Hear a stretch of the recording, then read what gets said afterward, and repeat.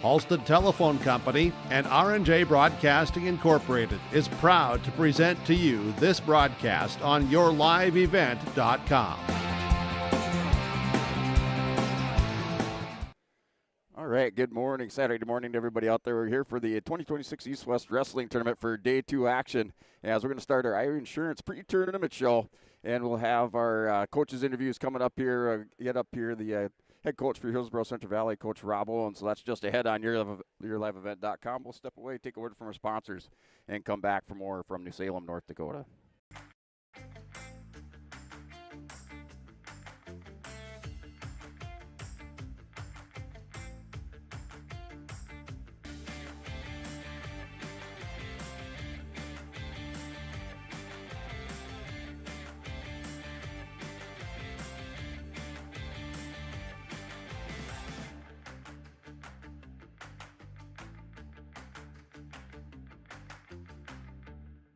At Abra Auto Body and Glass in Grand Forks, they make sure your vehicle gets the best standard of care to get it back on the road as quickly as possible. Lonnie and his team are some of the most highly trained in the industry. With state-of-the-art technology and superior products, your vehicle will leave in great condition. With their drive-in claims area, the process is smooth and easy. Let Abra Auto Body and Glass in Grand Forks provide you and your vehicle with premium care and attention. Open 8 to 5:30 Monday through Friday. Abra Auto Body and Glass of Grand Forks.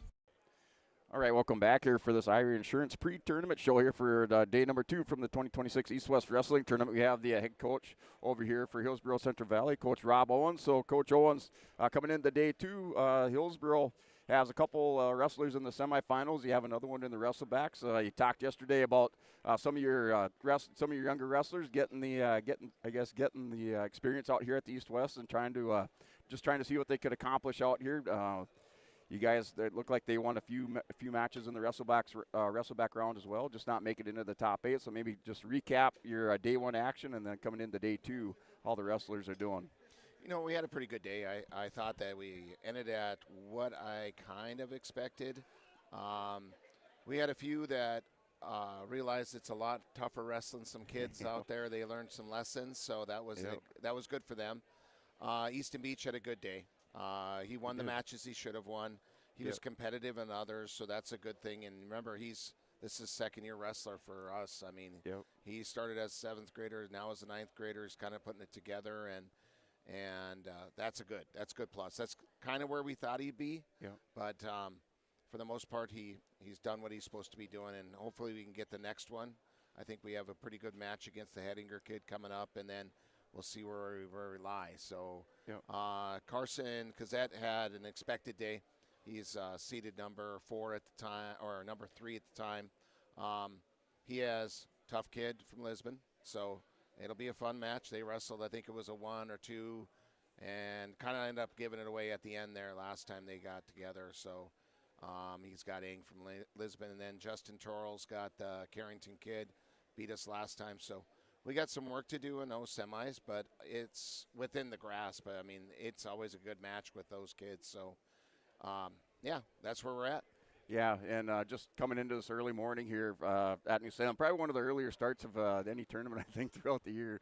So I guess just, kind of the experience for the wrestlers, and I guess it's one of those things where you're kind of gearing up for the state tournament, getting this experience in and getting the early morning, the early weigh-ins for them. So, how does this kind of play into that experience for the wrestlers coming out here, not only wrestling in this gymnasium and then in the back room, but just the overall experience for your wrestlers? It's a team building thing. They get to stay overnight a couple nights in a hotel. We talk about, making business trips and not a pleasure trip. This is all about business. We also, for the kids who were out today, we had practice. We had a 30-minute practice for those kids. It's not like you're just coming here and sitting on your phone and it's I'm done, so therefore everything disappears. Nope. We need to watch wrestling. We talked to the boys about look at who you're going to have coming up. Watch what they do. Document. Figure things out. Look at your matches. Everything we do is on Matt Boss, so we watch our matches back and we really analyze and try to figure out where are we making mistakes and so that's the benefit of being out is you do get to see matches that if you're still in it, you probably don't get to see those opponents. But you know, like I said to the boys at the end, this is not where we want to be. We want to be still wrestling, but there's always benefits if you take them. I mean, we got to make sure that we're still pushing this idea and this agenda that we're here. This is practice every day. Yep. So we got a couple days coming up that are really the live show. So. Yep. All right, just any final thoughts there as you guys head into day 2 and then as you head into the postseason here for Hillsborough Central Valley. I really appreciate what you guys do, and thank you so much. And no, other than that, we just keep on plugging and see where we end up. Yeah, awesome. All right, everybody, that's the head coach for Hillsborough Central Valley, Coach Rob Owens. Coach, thanks for stopping by as always, and just appreciate all the support that you give us for coming up here, talking to us, and letting the fans and everybody back in Hillsborough know what's going on with your team. No problem. Thank you. All right, we're going to step away. We'll come back for more from the 2026 East-West Wrestling Tournament on your live event. If you're thinking about updating your bathroom or kitchen, don't wait until the last minute. Planning is key. At Ada Building Center LLC on Highway 200 East Edge in Ada, you can check out the brand new displays with the latest in cabinets, countertops, and floor coverings. The Ada Building Center LLC team will guide you through designs and help you secure trusted contractors for the job. Stop today and start planning your remodel. 218-784-3661 or visit adabuildingcenter.com. Ada Building Center, your project starts here. All right, welcome back here to the 2026 East-West Wrestling Tournament here for our Irie Insurance pre-tournament show. And we're continuing on with our coaches' interviews as we head into day number 2 for the Lisbon Broncos. We have the head coach for Lisbon, Coach Rich Cena here. So, Coach, Lisbon looking pretty good. You guys had a good day yesterday. You put, I think it was 7 into the semifinals, and you have 3 more in the wrestlebacks.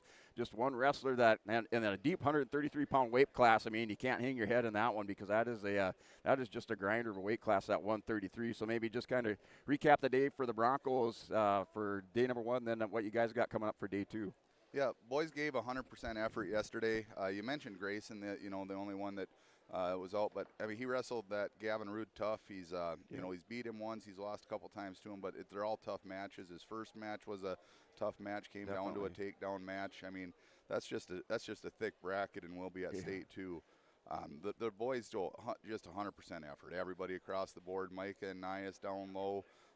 We had Noah out this week. We're kind of resting him for his knee. We know how important next week is, so it's kind of stinks that he's not wrestling, but it's what we got to do. But yeah, he was seven in the semis, and hope we get all 7 in. They're wrestling. I mean, tough up top at heavyweight. Okason's kind of a different breed, but we'll give her heck up there, So yeah. I guess I wouldn't expect anything less out of the Broncos. You guys always seem to come out here and give 110% every time you come out here and wrestle at New Salem. So. You guys are up in the team point race. It's a type, team point race, I guess, as expected. You got a number of teams up there, Lisbon, Velva, Kindred. Oaks is also up there along with Hettinger, Scranton. So just, you talked yesterday of just getting these head-to-head matchups as you, as you kind of look back, as you guys kind of accomplished some of those goals that you wanted to coming out here to wrestle at the East-West. For sure. The boys, when they matched up, we got some important wins yesterday that should help when it gets to state seeding. It'll make things a lot easier just to clear things up for state seeding. Right. The seeding meeting, like I said yesterday, was really kind of tough with this one. Yeah. So those head-to-head matchups will be key. And the boys, they're not done yet. If you go and talk to them right now, they're pretty focused on getting through today. We came out wanting to make sure we left a mark and made a statement here. Hopefully we keep doing it today. So. Yeah, and just any final thoughts that as you guys close out your weekend here in New Salem, and then you're going to head into that postseason next week with the dual tournament, and then the individual region tournament, and then you head into state. So just any final thoughts as you head into that? Our region duels is going to be tough. It's as thick, if not thicker, than the state dual tournament. Things went kind of hinky here this week. Edgeway-Ellendale beat Oaks. South Border beat Edgeway-Ellendale. So I don't know if we're going to be 2 or 3. I'm not sure how the seeds will fall through, but we know no matter what, we're going to have to pack a lunch and we're going to have to wrestle our butts off to get that team to state. And that's just our goal next week, is just going to focus on the team and fight for every inch. Get pins, don't get pinned. You know how that goes. Yep. And we got some veteran leaders that'll make sure this team's ready to rock and roll. So. All right. Thanks, Coach. Thanks for stopping up here, everybody. That's head coach for Lisbon Broncos, Coach Rich Cena. And we're going to step away. We'll come back for more from the 2026 East-West Wrestling Tournament. I've got a planter in the shop, and I had the guys from Agassi Precision Ag come over and do an inspection. You upgrading systems, or are you working on maintenance? Both, actually. We walked some fields last summer and found areas where we can improve, so we are installing Delta Force and some new opening discs. Yeah, I bet we're in the same boat. I should give them a call. Yep, they will come out and look over the planter with you and put a plan together. They are the guys I go to for answers. Agassi Precision Ag, your local precision planting dealer. Give us a call at 701-636-2119 or planterdoc.com. Farming today doesn't always feel the same way it used to. Then again, some of it feels all the same. Maybe it isn't so much the jobs that changed, but how they get done. Now that's a different story. Everything got bigger and smaller at the same time. Insurance, accounting, and taxes can get complicated, so you need someone who's looking to keep every dollar possible in your pocket. Ag Country. People often ask me, why are Hillsborough Central Valley athletes so successful? Have you seen our fitness center? The weightlifting doesn't stop with our athletics. At Hillsborough Public School, we strive to do difficult things all the time. We help struggling readers read. Our MTSS process makes sure all students are improving. Hillsborough students are challenged to do difficult tasks each day. Please come and check out our school. And if you need a place to exercise, check out our fitness center. What if we said a bank isn't a place to lock up money? It's a place to set it free. What if the point of banking wasn't to bank at all, but to put your ideas to work? What if your bank asked, what if, a little more? Well, what if we told you we do? We're American Bank and Trust, where what if meets why not? If you're ready to change what you get out of banking, start a relationship with us. What if you made the move today? Treat yourself to a great career at American Crystal Sugar Company. Team up with quality people making quality products. Full-time and year-round in a stable business. With great pay and benefits including time off available from day one. American Crystal Sugar Company invests in you to promote your continued growth and career advancement. Grow your career doing your best work within the world's best beet sugar company. Apply online today at AmericanCrystalCareers.com. At Dickey Marion Insurance Agency, they offer high-quality products and services to their customers with a wide range of coverages from home and auto, farm and crop, and various types of commercial policies. Dickey Marion Insurance Agency is locally owned and operated and has been in business since 1974. Get in contact with Jesse Mastenbrook or Abby Hansen for the small-town service you deserve by going online to DickeyMarionINS.com or call 701-669-2330. All right, welcome back here to the 2026 East-West Wrestling Tournament as we're back for Day 2 coverage. And tuning on with the Iron Insurance pre-tournament show as we just had a couple coaches interviews with the head coach for Hillsborough Central Valley, Coach Rob Owens, and for Lisbon Broncos, Coach Rich Cena. As you can see, the mat's starting to fill up here. Mats 1 and 2 out in front of us as mat number 1 is the white mat with the black circle in the center, and the mat number 2, the all-black mat, and then mat number 3 in the back room, as we do have a little bit of coverage as they've upgraded the main gym here. So we have a couple big screens in here where we can at least watch the match in the on mat number 3. It's hard to make out what wrestlers or which wrestlers are which back there, but a little bit better than just watching track wrestling. So there's probably about a 15 to 20 second delay between the match in the back room and what you see on track wrestling. So we'll be able to keep you mostly with some real-time updates when you do have wrestlers back there. As we'll look at your Tim Kazed seed sales scoreboard coming into Day 2, looking at those team scores as we closed out the day yesterday after our blood round, wrestleback round. And your top 5 teams in the tournament heading into Day 2. Hettinger Scranton in 5th place with 61.5 points. In 4th place is Oaks with 63. 3rd place, Kindred with 69 points. 2nd place is Velva with 72. And 1st place is Lisbon with 83.5 points. And then Hillsborough Central Valley currently in 14th place with 32.5 points for Lisbon. Lisbon placed 7 wrestlers into the semifinals today. They have 3 that will come up here in this first round for the wrestlebacks. And that'll start at 114 pounds with Micah Fromke, 121 with Nias Lyons, and then 139 we'll have Ian Anderson of Lisbon. And then for Kindred has 5 wrestlers into the into the semifinals. They have 4 wrestlers up in this first round for the wrestleback round for Kindred. As I'm just trying to take a look here. So the wrestlers coming up here in the 4 wrestlers coming up in this wrestleback round for Kindred. You have Gavin Rood at 133, Gavin Rood at 133. Cole Richard at 215, 285. Casey Nudell. And I think they have one more here, trying to find. Oh, and then at 107 pounds. Oh.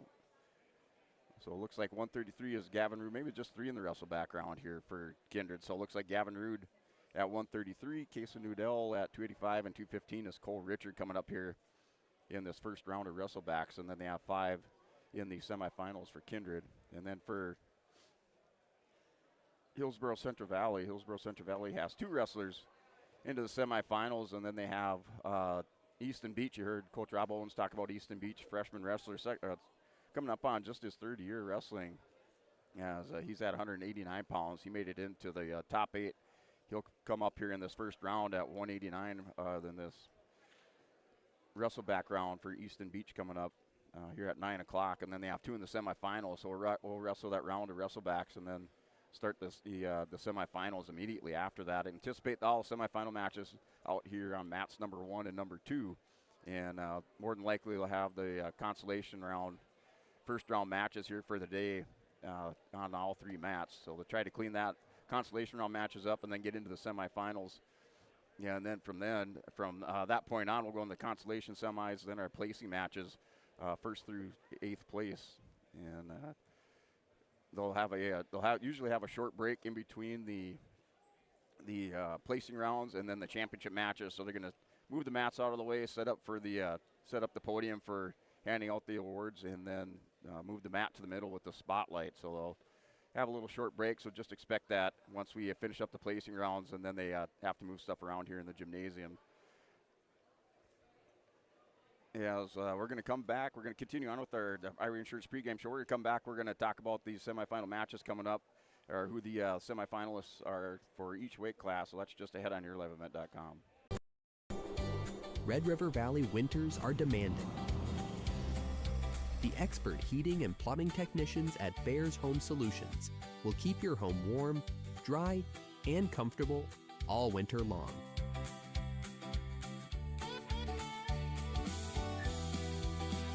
When winter's chill is in the air, you need a bear in there. Check out bearshomesolutions.com. There's a new inventory of trailers at Bloomfield Enterprises of Hillsborough. You can see the latest inventory online at bloomfieldtrailers.com. Bloomfield Enterprises has a full line of Big Tex trailers. Big Tex has affordable and versatile utility trailers for all your jobs. Big Tex has a full line of products from ATV trailers to gooseneck to dump trailers and more. Call Larry at 218-368-7989 or Tim at 701-430-0877. Bloomfield Enterprises in Hillsborough. Central Valley Bean Cooperative Hey, welcome back here, 2026 East-West Wrestling Tournament on yourliveevent.com for Day 2 coverage. As you continue on with the Ira Insurance pre-tournament show here for Day 2, get the insurance protection you want with the customer service you deserve at Ira Insurance. They cover it all from home, auto, crop, commercial, and benefits insurance. Go to irainsurance.com to get a free quote. As we'll turn to the semifinal matchups, as they'll run the consolation round matches and then head into the semifinals. So your semifinalists coming up here, that should be right around 10 o'clock, 10:30. They'll start the 10:30. They'll start the semifinals. Your semifinals at 107 pounds. We have Alberto Verdeen of Hettinger taking on Jaden Rood of Kindred, and then you have Chase Beaker of New Salem Almont, the number 3 seed, taking on the number 2 seed Gabe English of Carrington. Semifinals at 107. 114 pound semifinalist is Jace Boynton of Bowman County Beach, as he'll take on Alex Lyer, the number 4 seed of Velva. And then Mason Cook, the number 3 seed, will take on the number 2 seed, John Lowering of Lemoore Litchfield Marion at 114 semifinals. 121 pound semifinalist Ben Wagner of Oaks, the number 1 seed, taking on Justin Terrell of Hillsborough Central Valley, the number 3 seed. And then you have the number 3 seed Connor Mellon of Kemerer Bull Bells Brick Central takes on Bristol Swanson, the number 2 seed from Kindred. And going on to 127 pounds. 127 pounds semifinalists. Gavin Swinson of Kindred, the number 1 seed, takes on the number 4 seed Josh Turnus of Beulah Hazen. And then you have Joey Hyde, the number 3 seed of Lamore Litchfield Marion, wrestles number 2 seed Trig Dahlstrom of Oaks, 133-pound semifinalist. Hayes Weinberger of New Salem Almont, the number 1 seed, takes on the number 4 seed Logan Potts of Lamore. And then at the Burke Vanderpool of Hettinger, the number 3 seed, takes on the number 2 seed Keen Bell of Stanley. And rolling into 139-pound semifinals, or 139-pound semifinalist is Bodie Henderson from Northern Lights. The number 1 seed takes on the number 4 seed Cody Gerhardt of New Salem Almont.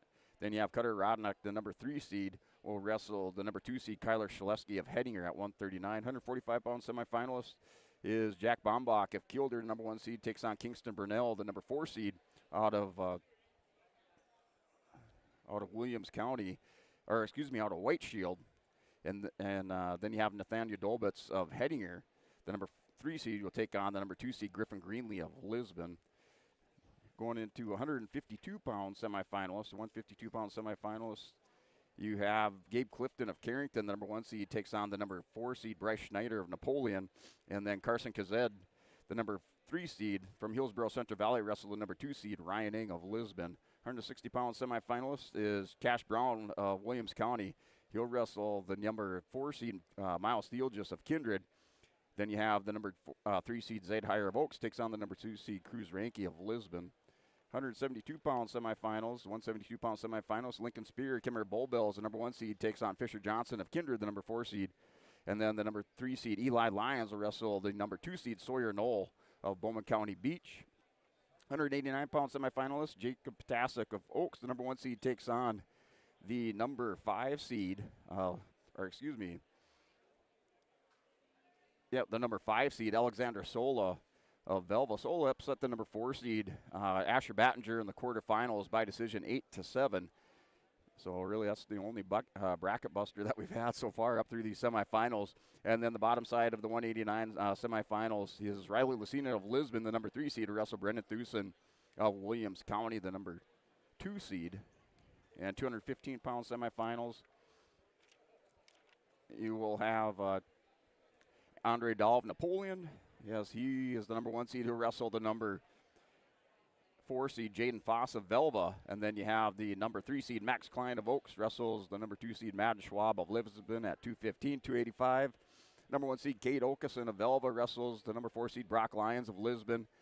And then you have Delaney Feldman of Kemmer Bullbills Burke Central.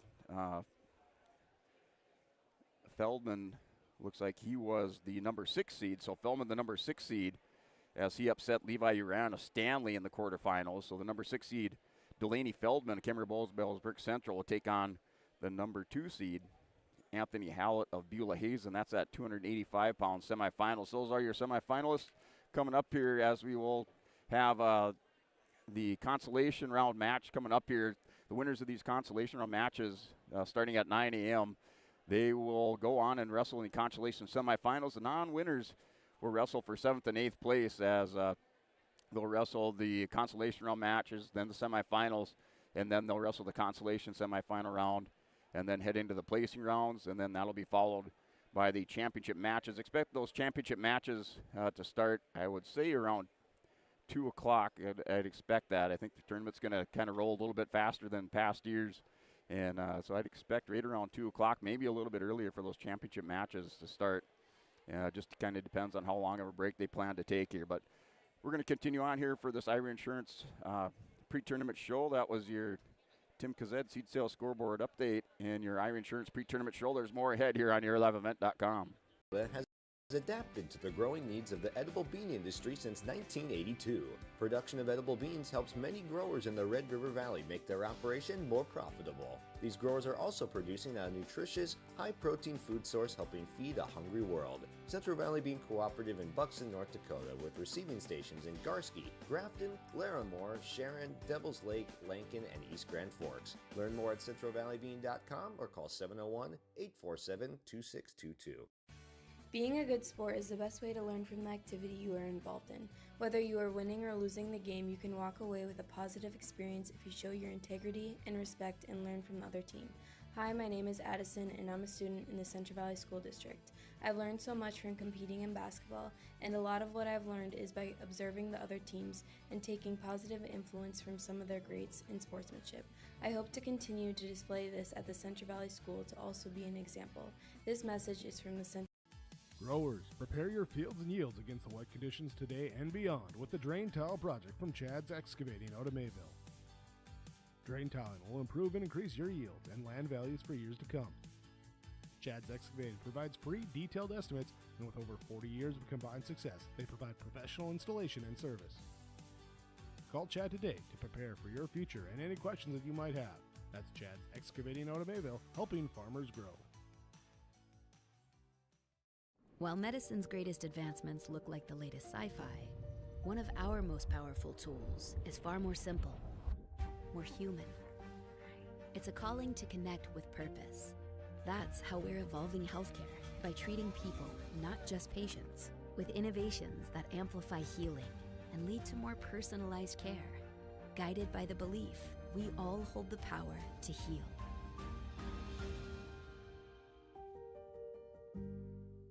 The City of Hillsborough encourages customers to use electricity wisely through its Bright Energy Solutions rebate program. These rebates help customers save energy and money, improve their comfort, and protect the environment. You can get rebates on Energy Star appliances and lighting, as well as high-efficiency heat pumps and air conditioners. They even have rebates for home electric vehicle chargers. Business customers can receive rebates too. Call the City of Hillsborough for more information or visit brightenergysolutions.com. Hey, welcome back here. More action here from this 2026 East-West Wrestling Tournament as we'll continue on with this Irie Insurance pre-tournament show as we have those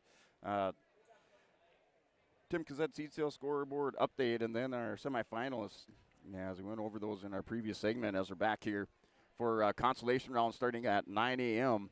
And the consolation round matches, the winners of these matches will advance into the consolation semifinals. They'll place in the top 6. The non-winners will wrestle for 7th and 8th place.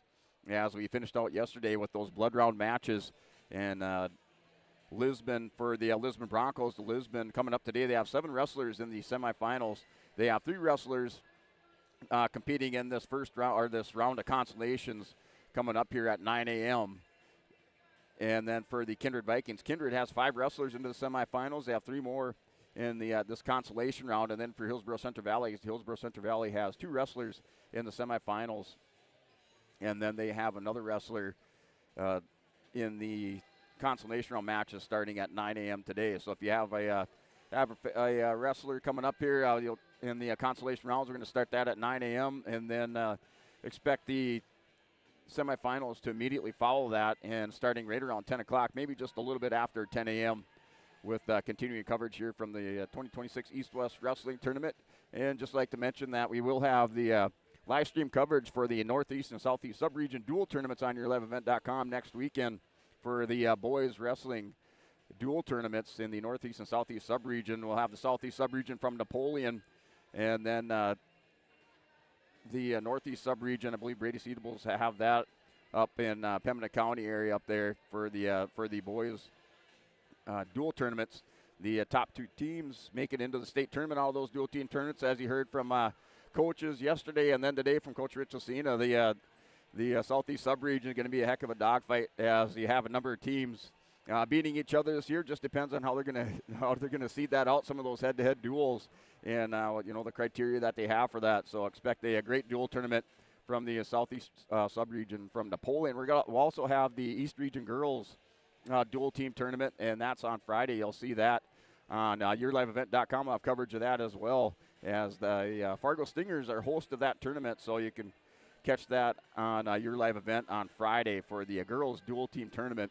And then we'll have the boys dual team tournaments, the sub-region Northeast and Southeast dual tournaments on yourliveevent.com. And then the following weekend, you'll be able to find us again as we'll cover the East Region boys and girls tournaments.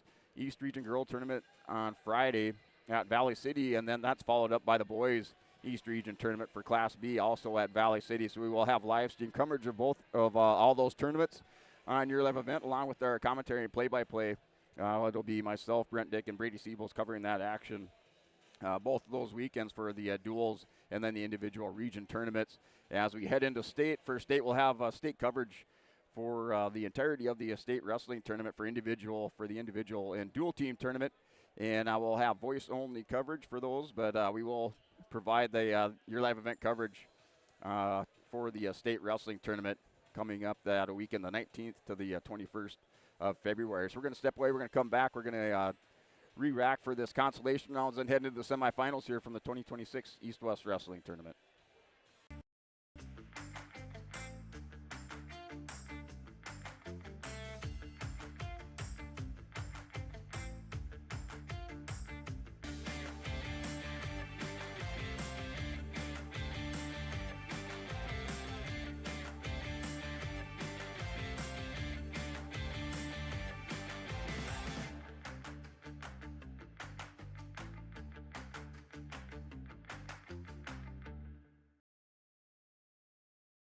At Abra Auto Body and Glass in Grand Forks, they make sure your vehicle gets the best standard of care to get it back on the road as quickly as possible. Lonnie and his team are some of the most highly trained in the industry. With state-of-the-art technology and superior products, your vehicle will leave in great condition. With their drive-in claims area, the process is smooth and easy. Let Abra Auto Body and Glass in Grand Forks provide you and your vehicle with premium care and attention. Open 8 to 5:30 Monday through Friday. Abra Auto Body and Glass of Grand Forks.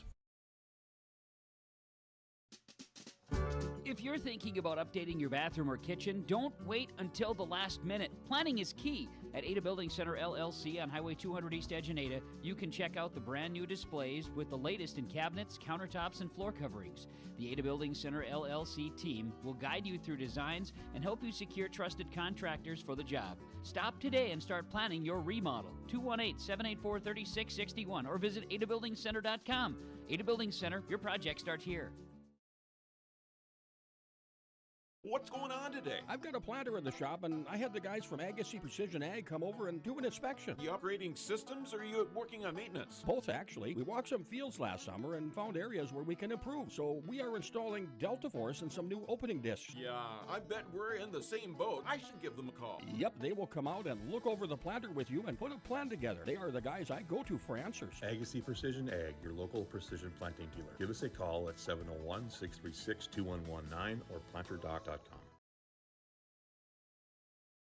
Farming today doesn't always feel the same way it used to. Then again, some of it feels all the same.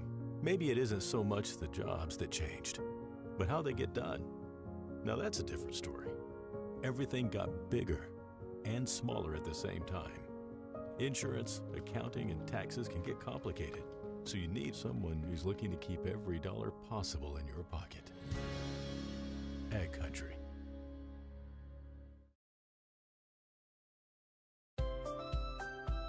People often ask me, why are Hillsborough Central Valley athletes so successful? Have you seen our fitness center? The weightlifting doesn't stop with our athletics. At Hillsborough Public School, we strive to do difficult things all the time. We help struggling readers read. Our MTSS process makes sure all students are improving. Hillsborough students are challenged to do difficult tasks each day. Please come and check out our school. And if you need a place to exercise, check out our fitness center. Hey, welcome back here to the 2026 East-West Wrestling Tournament, continuing coverage here for day two as we're heading into the another consolation round. The winners of these rounds will advance into the consolation semifinals. Non-winners will wrestle for 7th and 8th place later on today, and that's followed up by our semifinal matches. And we have these mats out here, mats number 1, mats number 2. Mat number 1 is the white mat with the black center circle, and then mat number 2 is the all-black mat. We have mat number 3, that's in the back room, as more than likely they'll have consolation round matches on mat 3 in the back room, and then move for the semifinals. Semifinals, expect those just to be on mats number 1 and 2 here in the main gymnasium. And then that'll, once we finish up with the semifinals, they'll head into these consolation semis, and then head into the placing rounds, and then the finals. Expect the finals to start around 2:30, and expecting an early day here at the 2026 East-West Wrestling Tournament. I see the weather outside, not sure where you're at, but right now the weather outside coming into town. Started out with a little bit of mist in Bismarck, and then pretty heavy snow once we got to New Salem here in the central part of North Dakota. So expecting a little inclement weather throughout the day. Good day to spend it inside the barn here at New Salem High School. And now we're going to go step away. We got the national anthem coming up. We'll be back for more from New Salem. What if we said a bank isn't a place to lock up money? It's a place to set it free. What if the point of banking wasn't to bank at all, but to put your ideas to work? What if your bank asked, what if, a little more? Well, what if we told you we do? We're American Bank and Trust, where what if meets why not? If you're ready to change what you get out of banking, start a relationship with us. What if you made the move today?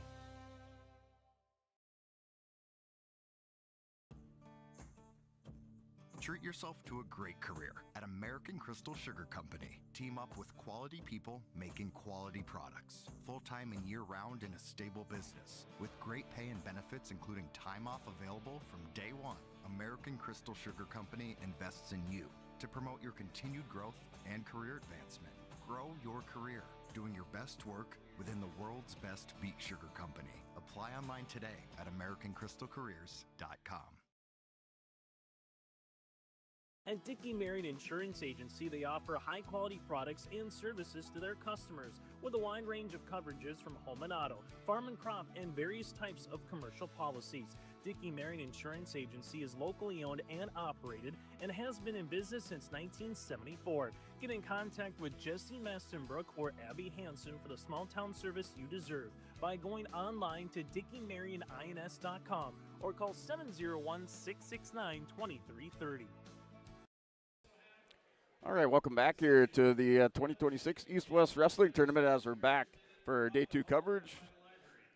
And starting the Consolation semifinals as we wrap up our Ira Insurance pre-tournament show for Day 2. We had those coaches interviews to start out the day, and then we're going to go ahead and head into these Consolation rounds. We'll give that Tim Kazed seat sales scoreboard update one more time before we get into Day 2. As we'll look at the top 5 teams, as they're calling wrestlers to the mat, so expect action to start here any second now. But your top 5 teams heading into Day 2 is Headinger's Scranton in 5th place with 61.5 points. 4th place, Oaks, 61.5. Fifth place, Headinger's Scranton, 61.5 points. 4th place, Oaks with 63. 3rd place, Kindred with 69. 2nd place, Belleville with 72. And leading the tournament going into Day 2 is Lisbon with 83.5 points. Hillsborough Central Valley in 14th place with 32.5 points.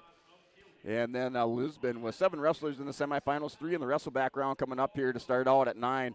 Kindred with 5 wrestlers in the semifinals and then 3 in the wrestleback round.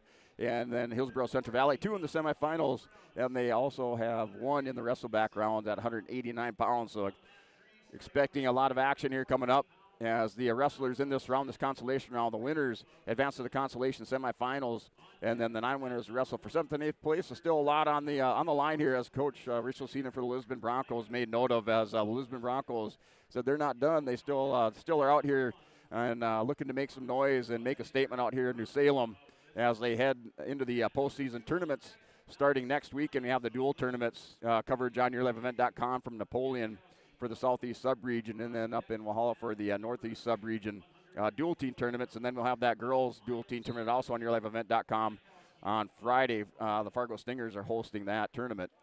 And you'll also be able to find coverage for the Bell of the Brawl tournament this week on YourLiveEvent.com, as Brady Seabolds will have that coverage. That starts at 9:30 a.m., and we're back into wrestling action here at the 2026 East-West Wrestling Tournament, as the first match is underway over on mat number 1.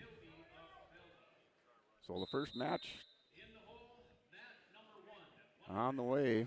Still waiting for the wrestlers for mat 2 to check in. So wrestlers on the mat. That's a 3-0 lead over here on mat 1 in this consolation round match. And they are starting at 107 pounds for this. So we're at 107, first round matchup, or consolation round matchup. Yeah, as we have mat number 1, Elijah Mark, Bowman County Beach, taking on Arian Fod of Beulah Hazen, this consolation round match. And then mat 207 pounds, Carter Wald of Oaks, the freshman, taking on Hank Bombach from Killdeer, a 7th grader. As these wrestlers advanced from the blood round yesterday into the top 8. and looking to make it into the Consolation semifinals for a top 6 finish. And right now, here at 107, we have Carter Wald and Bombach. That's a 3-0 lead over there on mat 2 for Wald of Oaks. He's in the top position on the restart. And then Elijah Mark and Aaron Fault. That's 3-2 score in the first period with a minute remaining. And Aaron Fault of Beal-Hazen, a 7th grader, has the 3-2 lead. He is in the top position. They're sporting some new singlets out there for Bowman County Beach on mat 1, 107-pound action as wrestlers will roll around. And back to the center for a restart over on mat 1. That's in the first period with 25 seconds remaining. So Fault able to get the takedown on mat 1, and then Mark with a reversal. And the pin over here on mat 2 for Carter Wald of Oaks. So Carter Wald at 107 pounds, he is into the Consolation semis for the Oaks Tornadoes. And he'll await the winner, or the non-winner between Alberta Verdine and Jaden Rude at 107 in that Consolation semifinals.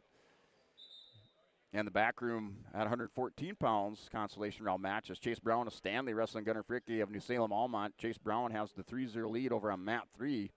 In the back room, wrestlers are on the mat, referee position. Looks like they're in a kind of scramble on that far edge of the mat over there on mat 3. Right now, Chase Brown of Stanley leads that 3-0. And our matchup here, mat 2, Nice Lions of Lisbon, E.J. Janikowski of Bowman County Beach. Lions in on a high crotch shot on Janikowski. Janikowski has Lions flattened out. Lions still working the high crotch on him. Lions for Lisbon here at 114 pounds.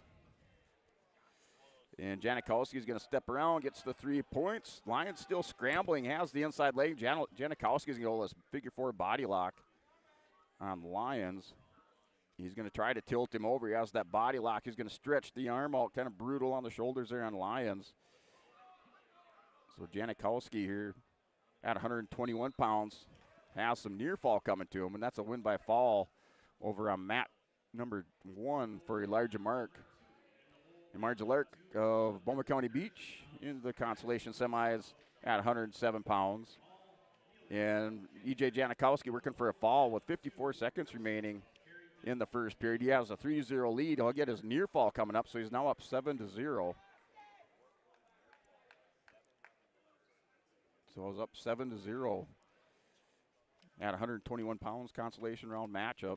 And in the back room at 114, they're tied up. Chase Brown, Gunnar Frick at 3 apiece. Wrestlers up on their feet in the neutral position in that match on mat number 3 at 114 pounds. Wrestlers holding the center of the mat. And then on mat 1, Austin Ormanson, Micah Fromke of Lisbon. So teammates out here for the Broncos with Fromke and Nias Lions. Fromke wrestling Austin Ormanson at 114 pounds. Micah yesterday in that blood round, he defeated Brody Pelton of Hillsborough Central Valley by fall in 59 seconds. In Ormanson, he was a tech fall over Brandon Grunike of Napoleon to make it into this round, Consolation round. Right now, Ormanson in the forklift position, waterfall by Fromke over the back on Ormanson. We're going to second period. 7-1 lead as Lions with the escape over on mat 2. Reminder, winner of these matches advance to the Consolation semis. Ormanson's going to catch Fromke on his hip in this scramble. Still no takedown awarded, but Ormanson has a crossface and the leg turked on Fromke. He's going to now signal a takedown. 3-0 lead over here at 114 pounds for Austin Ormanson of Hettinger Scranton. He's up 3-0. Mat 2 between Lions and Janikowski at Bowman County Beach. Janikowski's running a screwdriver, and it gives him the 2 reversal. So it's 9-0. 9-0 over here on mat 2 as Janikowski still out in front, has the screwdriver locked up. The official gave him the 2-point reversal. Lions still hanging on the leg. Now Janikowski's looking for an inside cradle. Lions still has the leg on Janikowski over here on mat 2.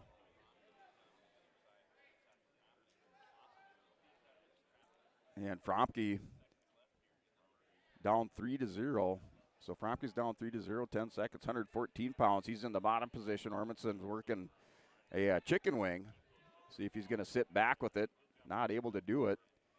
And there's Janikowski. Janikowski has a head and arm locked up on Nias Lyons with 44 seconds remaining. Lyons tries to roll through. Janikowski's going to bring him back as E.J. Janikowski has the 9-0 lead. The pin there for E.J. Janikowski at 121 pounds. And Janikowski for Bowman County Beach. Wrestling in the Consolation semifinals. He wins by fall over Nias Lyons. So Lions in wrestling for 7th and 8th place. Janikowski into the Consolation semis. 114 pounds. It started the second period, and Fromke down by a 3-0 score. He's in the bottom position. Ormondson in the top, spirals the near wrist. Fromke able to scoot the hips back underneath him. He scoots back around.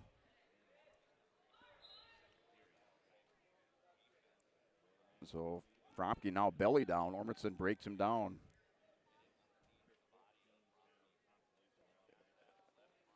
So there's Ormandson's going to hit the chicken wing tilt, rolls through. Fromke able to get back to his base. Ormondson has that chicken wing pretty tight. Fromke's trying to stretch the arm out. They go rolling back over, back belly down there for Fromke. Now Ormandson's going to try to punch the arm through in an arm bar position with that chicken wing.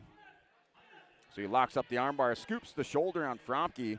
Fromke still trying to stay belly down and counter. He has this left leg punched out or posted out. And Ormondson working that arm bar on Fromke. Still 3-0 score, second period, 44 seconds remaining. Out here, Mat 2, 127 pounds. Isaiah Hackman from Velva wrestling Loudenhaugen from Stanley. And that's scoreless in the first period. So good matchup here, this consolation round match between Hackman at 127 and Loudenhaugen of Stanley.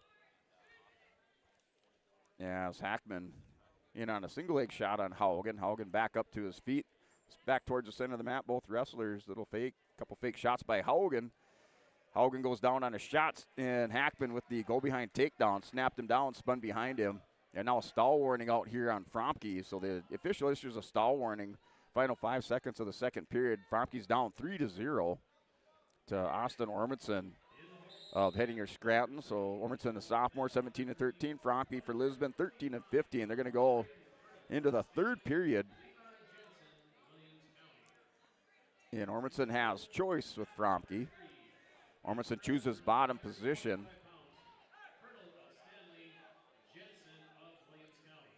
So Ormondson in the bottom position, Fromke in the top to start the third. Off the whistle, stand up. Fromke's going to go to the leg ride. Ormondson trying to switch on Fromke, and he's going to hit it off the whistle. So Ormondson working a switch. Fromke trying to get the stalemate. As they're doing a little bit of hand fighting, Fromke's down on the hip. Ormondson's coming over the top, trying to hip ice through on Fromke. Fromke's going to grab the arm. Ormondson's still trying to switch. So still in the scramble, Austin Ormondson. Now he's going to rotate over the top for the 2-point reversal for Austin Ormondson. Ormondson up by a score of 5-0. Mat 227 pounds. Isaiah Hackman, Loudenhaugen right now. Hackman up 3-1. Second period. Wrestlers back to their feet. Haugen working an underhook on the right side. And Hackman's going to go underneath. Going to try to reverse this. Hip ice through. Rolls back around and no takedown on Mat 2. So they go back to the middle. Hackman has his fingers taped up. He's kind of trying to work that out, but his right hand, he has a couple fingers taped up out here, and looked like it's bothering him just a little bit. Here's Hackman, little snap down. Haugen gets back up, and still 3-1 score. Minute 22 remaining second period. And over here, Fromke still belly down. Fromke warned for stalling again, and 1 point to Ormondson. So Ormondson with another point, up 6-0 with that stall point. He's going to roll Fromke over now with the chicken wing tilt. Fromke able to get back up. Now base is up. Going to pressure back into Ormondson. Ormondson follows him around. Rodeo rides around on him. Still working on the far side over there is Austin Ormondson with that chicken wing. Down the final 15 seconds, he has the 6-0 lead on Micah Fromke. Fromke still working underneath. Ormondson has him cradled up. Fromke just kind of rolled into that. In the final 5 seconds, 6-0 is the score. Armidson's going to roll Fromke over, and no near fall. Fromke fights off the back, but he's going to drop this match to Austin Armidson, Henninger Scranton by a score of 6-0 at 114 pounds. So Armidson wrestling in the consolation semis. Fromke bumps to the seventh place match for Lisbon at 114 pounds. And they have a little injury timeout, as looks like Hackman over there kind of tended to those fingers over there on Hackman. As new matchup over here on mat number 1. As Logan Hyde, New Salem Almont, sophomore, 10-13. James Jesperson for Williams County at 127 pounds. And Logan Hyde makes it into this consolation round as he defeated Sam Haverstock of Minot Bishop Ryan by fall in a minute 31, and then James Jesperson from Williams County, he defeated Leighton Savage of Carrington by fall in 35 seconds. Yeah, that's your matchup over on mat 1, and that's a 3-0 score. James Jesperson of Williams County in the top position on Logan Hyde of New Salem Almont. Jesperson has a cradle locked up, kind of up over the top with a leg in, as the official at some point more than likely will stalemate him down under a minute remaining. So we're 3-0 the score on mat number 1 for James Jesperson from Williams County.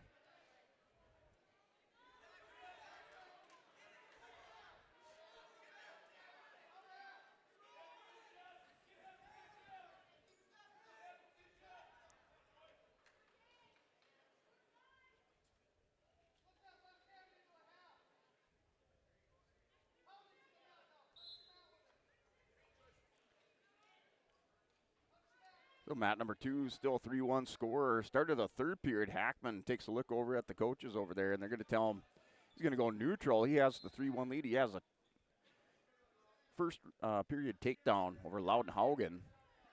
And since then, it's been on their feet, back and forth battle between Hackman and Haugen.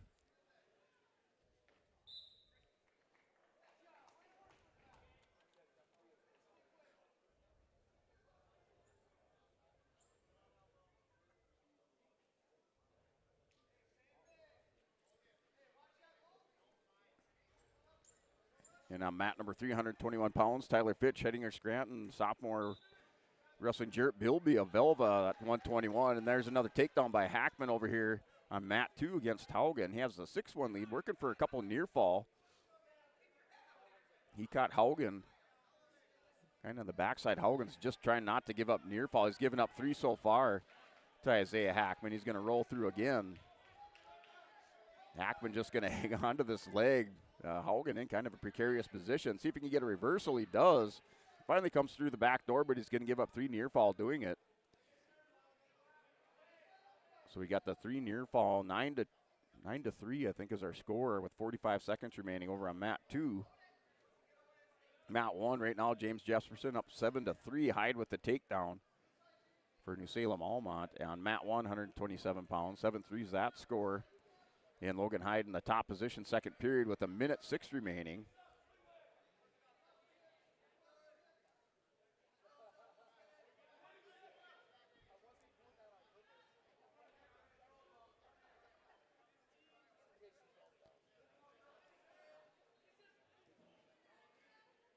So a minute now under 45 seconds over on mat number 1 for Logan Hyde. James Jesperson in the second period. And lat drop, but Jesperson's going to fall on Hyde, edge of the mat. He's going to pick up some near fall as Logan Hyde tried to lat drop Jesperson. Jesperson falls right on top of him. He's going to get a reversal and now a near fall. And that's a win over here. Mat number 2, Isaiah Hackman, your winner over Loudenhaugen at 127 pounds. So Hackman goes into the consolation semis by a decision 9-3. And Haugen wrestling for seventh place for Stanley. and mat 3. That's 9-10 score. And looks like that one final back there at 121 pounds between Jarrett Bilby of Elva and Tyler Fitch heading her Scranton. Bilby had the 10-9 lead. We'll have to wait for that one to come across the ticker on the top.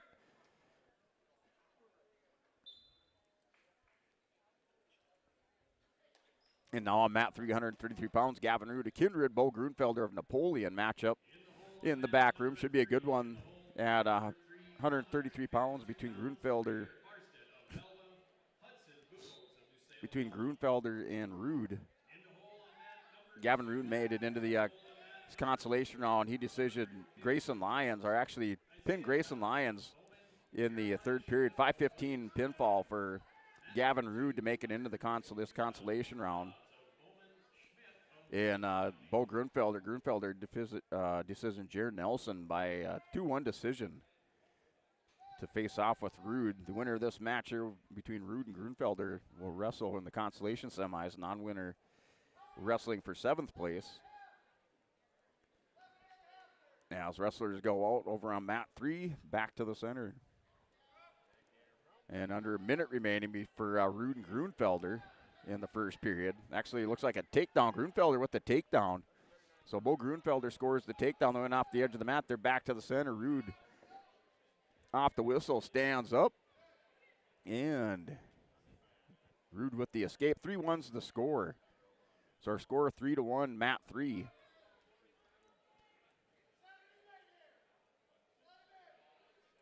That's over on mat 333 pounds. That's first period. As under a minute, Bo Grunfelder up 3-1. He scores the first takedown. Rude with the escape. And mat number 1 out here, 127 pounds. James Jesperson, Williams County, putting the squeeze on Logan Hyatt, New Salem Almont. As the official down there, the left shoulder up just a little bit on mat 1. The pin over there for James Jesperson, an 8th grader from Williams County. Here at 127 pounds. Jesperson into the consolation semis.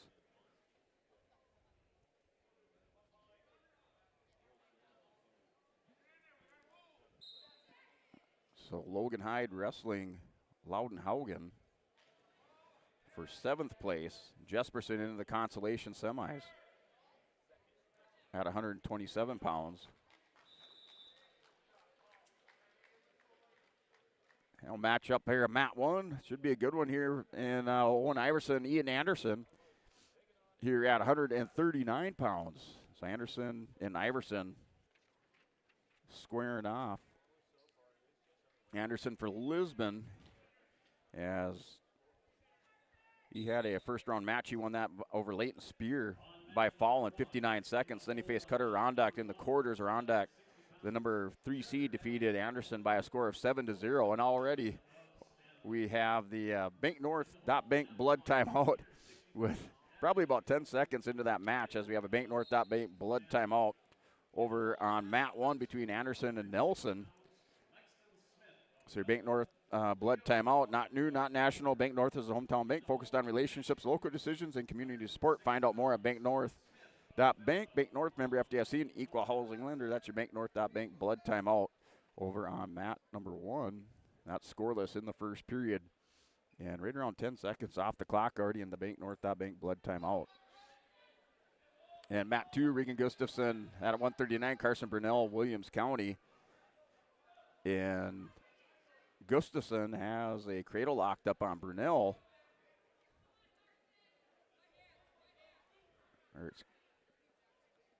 So Gustafson with the inside cradle. He has the 3-0 lead. That's first period with 1:10 remaining.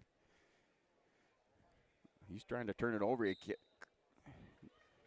walks over the inside leg. And Brunel doing a good job fighting, doing a little bit of hand fighting underneath, keeping Gustafson from turning him over, but Gustafson with that inside cradle still working it on the edge of the mat. We're back to action, and Anderson for Lisbon with the 3-point takedown on mat 1. He's in the top position, works an inside cradle on Iverson. Iverson trying to spin around, hip ice through. Anderson over the top, back off the mat, and back to the center for a restart. Anderson up 3-0 early on, first period, 1:23 remaining here for Ian Anderson in the top position on Owen Iverson. Iverson off the whistle, stands up. Mat return by Anderson, locks the heels, pulls him down. Anderson with the crossface has Iverson going over. See if he can Turk the leg. Anderson just missing it. as Owen Iverson did a good job fighting off his hip, gets back belly down there on that near fall or pinning combination attack by Anderson. Now Anderson with the trip takes Iverson down to the mat. Anderson up right away, working a half Nelson on Owen Iverson. Just off the center edge, or on the center edge of the mat. And Anderson up 3-0, trying to chop on the left side. Iverson stands up. Anderson has a cradle locked up edge of the mat. Here's Ian Anderson with the cradle. He's going to belly out down on the mat. He has shoulders on. Iverson not up by much. Pin there on the Agassi Egg Precision move of the day there for Ian Anderson with the cradle. And Anderson picking up the Agassi Egg Precision move of the day with that pin of Owen Iverson here, and Anderson into the consolation semifinals for Lisbon. So Lisbon getting one out of the 3 through into the consolation semis. Anderson has a chance to place in the top 6 now. So that's your Agassi Egg Precision move of the day. Your local precision planning dealer, Agassi Precision Egg in Hillsborough. Call 701-636-2119 or visit plannerdoc.com for Agassi Egg Precision move of the day, going with that cradle from Ian Anderson, as we do like some cradle action here out at New Salem East-West Wrestling Tournament. And that's your result at 139.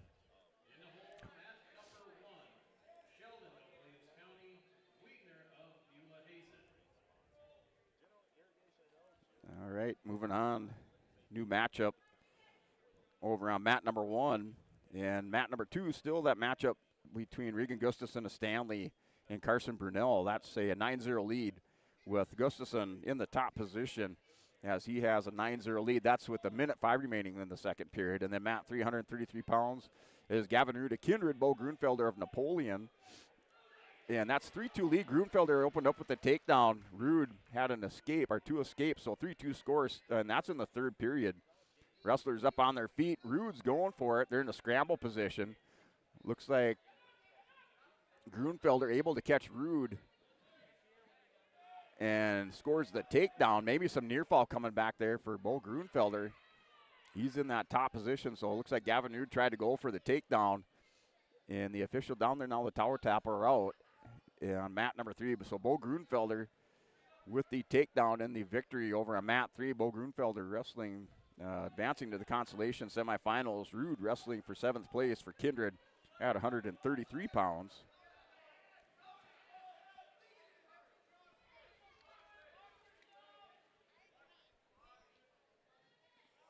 So that's your result there. Bo Grunfelder wins by decision 6-3 over Gavin Rude at 133.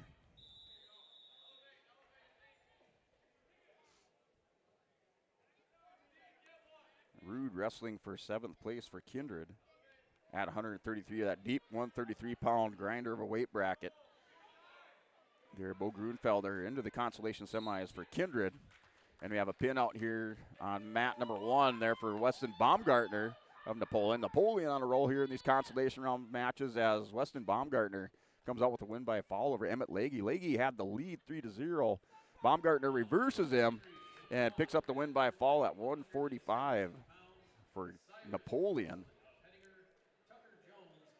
So a bunch of good-looking young wrestlers out here for Napoleon there. Weston Baumgartner with the reversal and the win by a fall. He's into the consolation semis for the Imperials.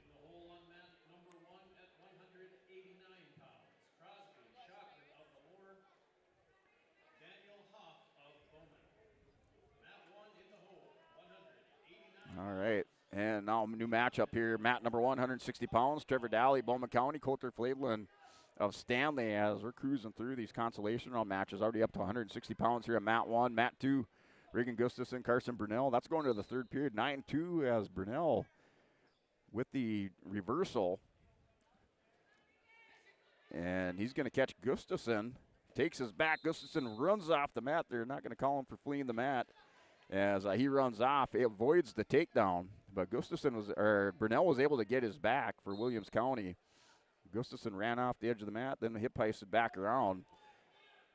Now Gustafson, smart thing, goes down underneath, scores the takedown right away, so no doubt about it. Now a 12-2 score on mat 2 there for Regan Gustafson of Stanley at 139 pounds. And then in the back room, Matt 345 is Braden Fertel, Stanley Jr., 23 and 15. Levi Jensen, Williams County. That's a 3-1 score in the back room. That's in the first period here. And the pin over here for Regan Gustafson of Stanley as he rolled over Carson Brunel, Williams County, with a half Nelson, and he's into the consolation semifinals at 145.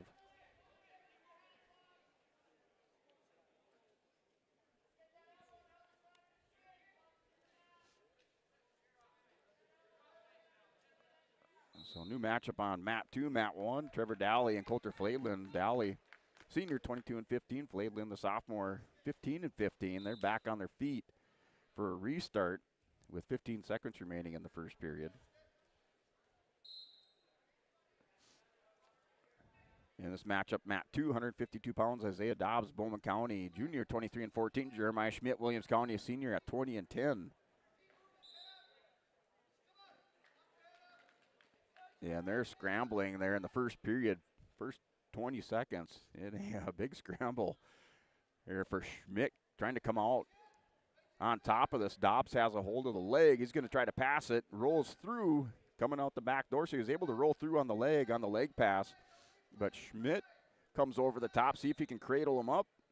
Still scrambling. Schmidt's going to go kind of Merkel. If he hits that Merkel position, I think he'll get the takedown. He's going to run in the crossface, and he gets now 3 points for the takedown there for Jeremiah Schmidt. So Schmidt up 3-0. First period goes into a crossface, see if he can hit the screwdriver. Dobbs is going to counter out on that.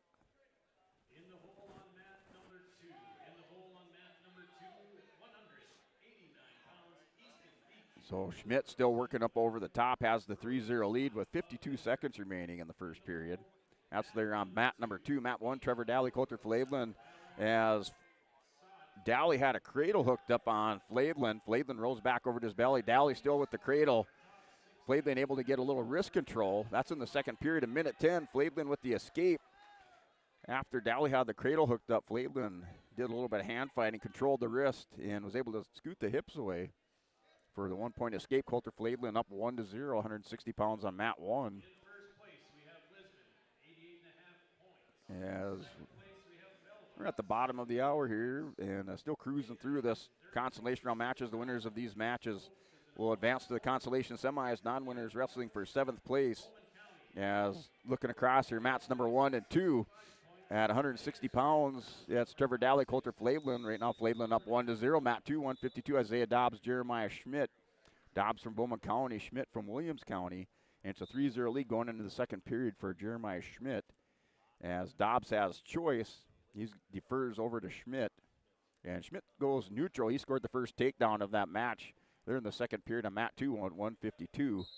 And then mat 3, they got a good one going on in the back room between Braden Fertrell of Stanley and Levi Jensen of Williams County. Has it 6-5 score in the back room. That's in the second period. And it looks like Fertel and Jensen up on their feet, neutral position. So 9-5's that score. Mat 3, that's in the second period. They're back to the neutral position, center of the mat. And Fertel in on a takedown on Jensen. It looks like he's going to turn the corner, pick up the takedown. So Fertel with the takedown. I think he's going to tie that up in the back room on mat 3 at 145 pounds in the second period. Okay, they gave it to Jensen, excuse me. So Jensen with the takedown. Jensen up 12-6 after Fertel had the escape on mat 3. And that's in the second period. And Jensen in the top position has Fertel broke belly down, riding over the top. Fertel now is going to kind of bump Jensen up here, and they're going to call a stop in the action at the end of the period, it looks like. So there's a break in the action over on mat 3 right now. Levi Jensen leads that by a score of 12-6 in the back room. And working for a fall, a couple of pins coming here as both wrestlers here. Is Trevor Dowley working for a fall on Coulter Flaidlin. Flaidlin on his back trying to bridge out of it. Mat 2, Isaiah Dobbs and Jeremiah Schmidt with the pinning combination locked up on Dobbs of Bowman County. Schmidt has a half Nelson beat, and that's a pin there for Trevor Dowley, Bowman County Beach, as he's into the consolation semis at 160 pounds. Here, Mat 2, Dobbs and Schmidt. Schmidt still working for a fall. He has a half Nelson locked in here on the Bowman County Beach wrestler.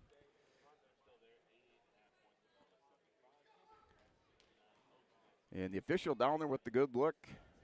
And the pin coming over there on mat number 2 for Jeremiah Schmidt at 152 pounds.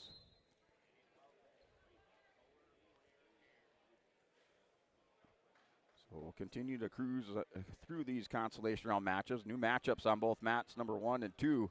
Still the 12-6 score there in the third period at 145 pounds between Levi Jensen, Williams County, and Braden Fertel.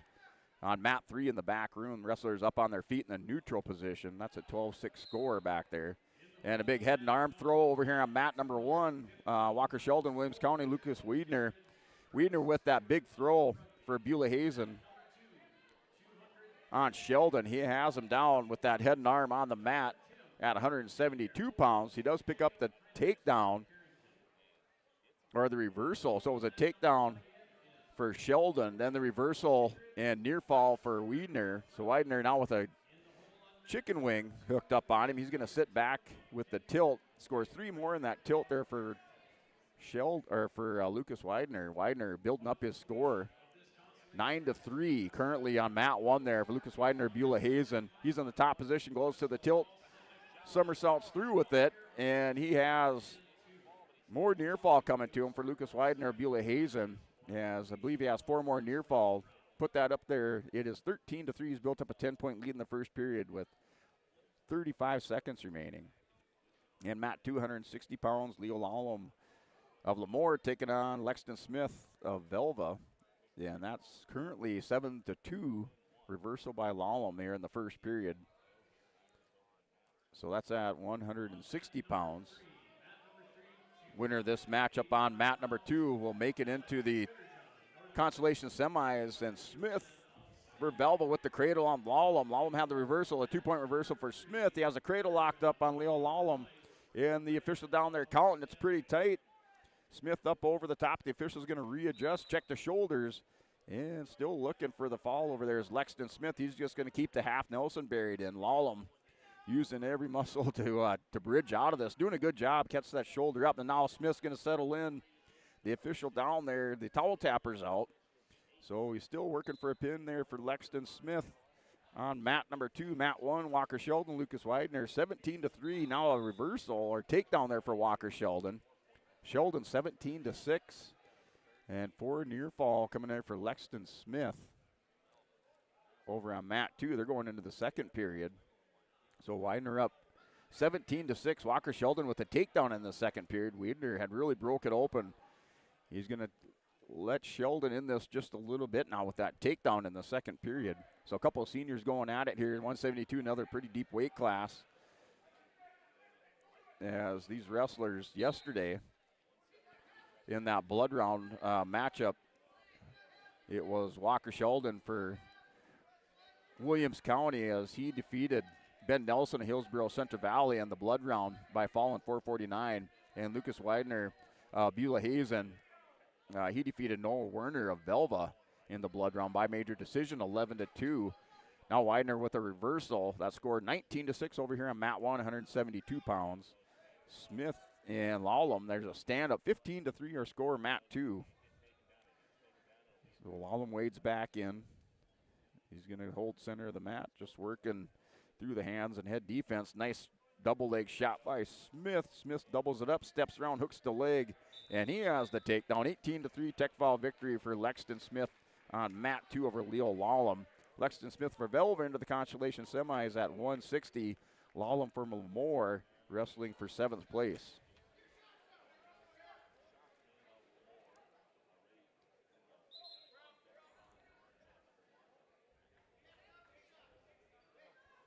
All right, brings us to new matchup on mat number 2. And this matchup, Lucas Wiedner and Sheldon, that's 19-7, the escape after the reversal by Sheldon. As Wiedner had broke it open in the first, now 19-7, end of the second period. Final 10 seconds, wrestlers back up to their feet with Sheldon having the escape. He scored 2 takedowns. He's back in on a single leg on Sheldon. Sheldon gives up his legs again. And now 19-10 at the end of the period as Wiedner giving up the legs again. Sheldon could probably let him up if he can get out of here. He's going to go neutral. he's going to go 19-10 score into the third period over here in mat 1. See if Sheldon puts together the game plan. I think he could probably let Widener up if he's able to get the escape, take Sheldon down again, and then let him up, as he's been closing the gap in that second period. Down at one time, I think that score was 17-3. Now the reversal by Sheldon.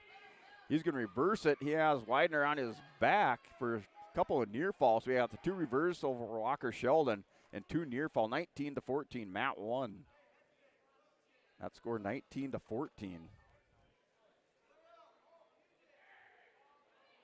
So 19-14 score.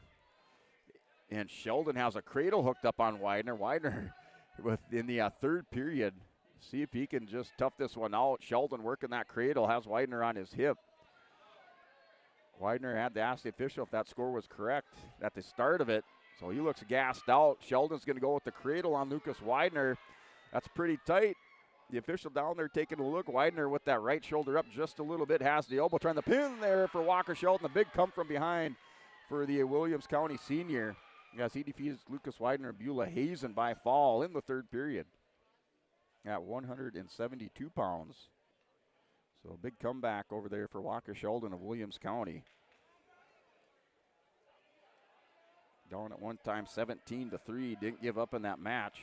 And he's wrestling the Consolation semis at 172 pounds. Widener for Beulah Hazen moves down into the 7th place match at 172. Mat number 289 pounds, Easton Beach, Hillsborough Central Valley taking on Brody Sod of Hettinger Scranton. So Beach for Hillsborough Central Valley here at 189 pounds. As he made it through the blood round, as he defeated Asher Battinger of Stanley. Battinger was the number 4 seed, and Beach defeats Battinger in the blood round by decision, 3-1 there for Hillsborough Central Valley. So he makes it through into this consolation round, wrestling Brody Sott of Hettinger. And this matchup, wrestlers on their feet, second period, and looks like Beach with the takedown. So he's going to score first in this 3-0 lead there for Easton Beach, Hillsborough Central Valley. He's going to let Brody Sott up. And 3-1's their score. Second period, first 15 seconds, Easton Beach with the takedown, and then the escape by Brody Sott over here on mat 2. Just a reminder, the winners of these matches advance to the consolation semifinal round. Non-winners will go into the 7th place match, as we'll keep the action going here as they're going to start in the semifinals. So those semifinal matches look like they're already posted up on the board, and just expect those semifinal matchups here inside the main gymnasium on mats number 1 and mat number 2 for the semifinals, starting up immediately after these consolation round matches. And now a 6-3 there for Brody Sott. Sott with the lead over Easton Beach, as Beach defeated the number 4 seeded wrestler to make it in the blood round, to make it into this consolation round match. Here, the winner into the consolation semis. Non-winner wrestling for 7th place. Mat return there by Brody Sott. Sott up 6-3 in this match with Easton Beach. Sott works a half Nelson on Beach, and the official's going to let it play out. Beach was standing up. The official let it go. You normally see that potentially dangerous. You stand up with a half Nelson, and Sott's going to throw Beach over. Beach is able to get up out of it. So we're going to have 4 near fall for Brody Sott. 10-3 is the score. Beach with the 1-point escape, 10-4 over here on mat 2. And then mat number 1, Crosby Shockman for Lemoore wrestling Danny Hoff, Bowman County Beach at 189 pounds. And yesterday for Shockman in that blood round, as he defeated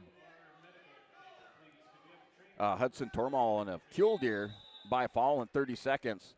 And Brody Hoff for Bowman County Beach, he defeated Kellen Ottenson of Kindred in the blood round by decision 8-2 here for this matchup, consolation round matchup at 189. And we're going to go into the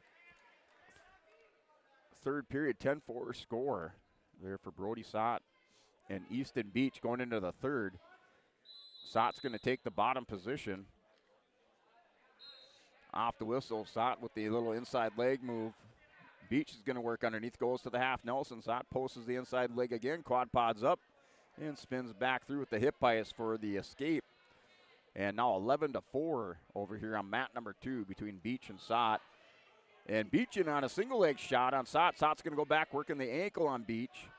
And he's going to spin around behind for the takedown. He's up with the takedown, 14-4, 10-point lead. He's built up now over Easton Beach with 1:29 remaining. Back up again with that half Nelson. Beach is to his feet. Sott's going to roll him over edge of the mat. They got the count and just one swipe of the hand. So 14-4 over there on mat 289 pounds. There, Brody Sott of Hinger Scranton has the lead over Easton Beach of Hillsborough Central Valley. That's with 1:20 remaining on the third period. I think Crosby Shockman over here on mat 1 and Daniel Hoff. That's still scoreless. That's in the second period.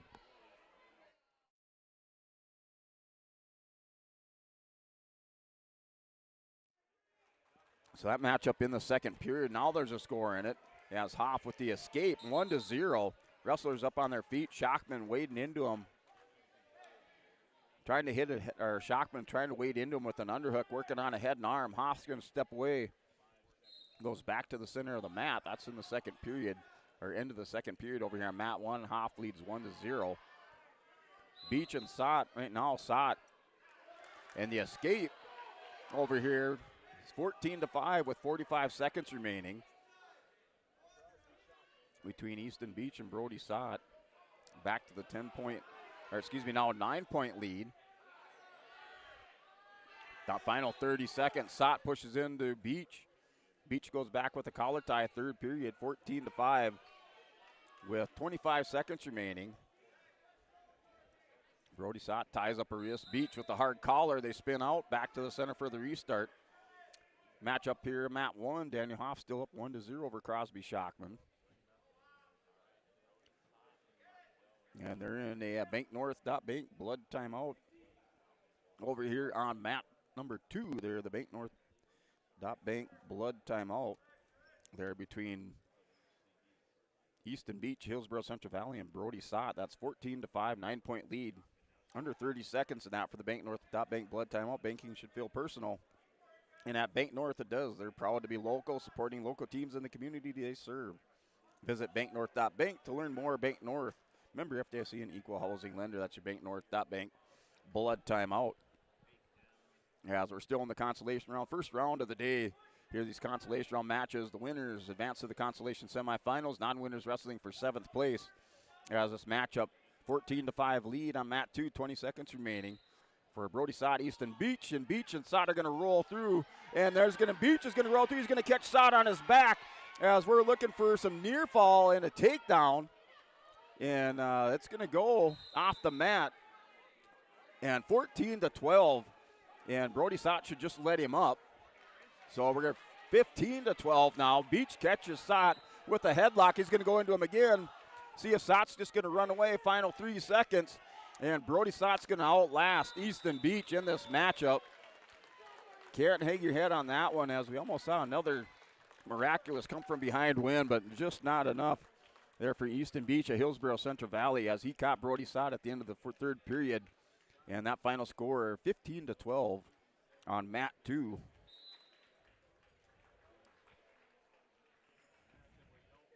So that'll do it for that matchup. Yeah, Sott from Hittinger Scranton into the consolation semi is at 189. 15-12 by decision. And Shockman and Hoff, that matchup going final. As Daniel Hoff, your winner. Shockman and Beach wrestling for 7th place at 189. And a big matchup here, 215 pounds. They're going at it. Tucker Tim of Kimmer Bowbells and Jacob Hendricks. Saw Hendricks yesterday. That kid has a lot of gas and doesn't give up in a match, as he picks up the takedown, up 3-0 here on mat 2, 215 pounds. With Tucker Tim, Kimmer Bowbells, Burke Central, Jacob Hendricks of Carrington. And in the back room, mat 372 pounds, Tucker Jones, Lamore, the senior. has the 6-0 lead over Cyrus Roseland of Hettinger Scranton, a sophomore. 14-13 record. That's in the back room in the third period right now. Jones leads that by a score of 6-0. Wrestlers down on the mat with Tucker Jones in the top position as he has Cyrus Roseland broke belly down just off the center edge of the mat over on mat 3 at 172. And in here on mat 2, Jacob Henricks up 3-0. He has an arm bar on Tim. Tim steps are able to build up to his base, got his chest up and the arm stretched out and back up to his feet. Now 3-1 lead with the escape for Tucker Tim, Kimmer Bowbells, Burke Central. And 215 pounds, mat 1, Bryce Stewart, Cole Richard. That is scoreless in the first period. Stewart, a junior from Rugby. Cole Richard for Kindred, the junior, 17-15 at 215 pounds.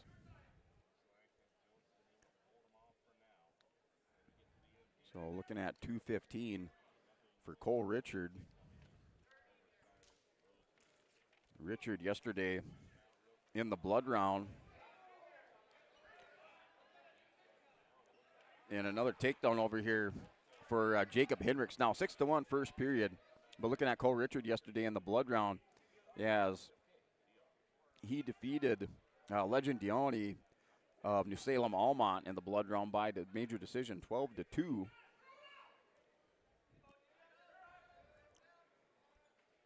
And then Bryce Stewart for Rugby. Bryce Stewart in the blood round defeated Tucker Turbeville, a senior from Bowman. Stewart won that by fall in 2 minutes and 51 seconds for this consolation round matchup over here. And a Bank blood timeout over on mat 1 between Cole Richard and Bryce Stewart. That's scoreless in the second period on mat 1, 215 pounds.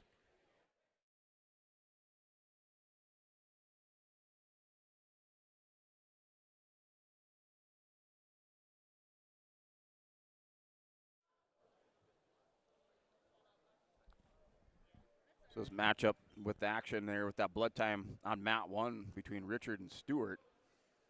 Here, mat 2, 215 pounds. Tucker Tim, Kimmer Bowbells, Burke Central, Jacob Hendricks. That score now 7-1. Hendricks up by 6 points, has the 7-1 lead. Here at 215 pounds. They go off the edge of the mat. Tucker Tim trying to work a head and arm on Hendricks, and he's going to back him up off the edge of the mat. As we're still second period. 7-1 score. And mat number 3, 285 pounds, Alex Gooderjohn, Northern Lights, the junior, taking on Levi Uriana Stanley. And that's scoreless in the first period. Wrestlers up on their feet, the big guys in the back room.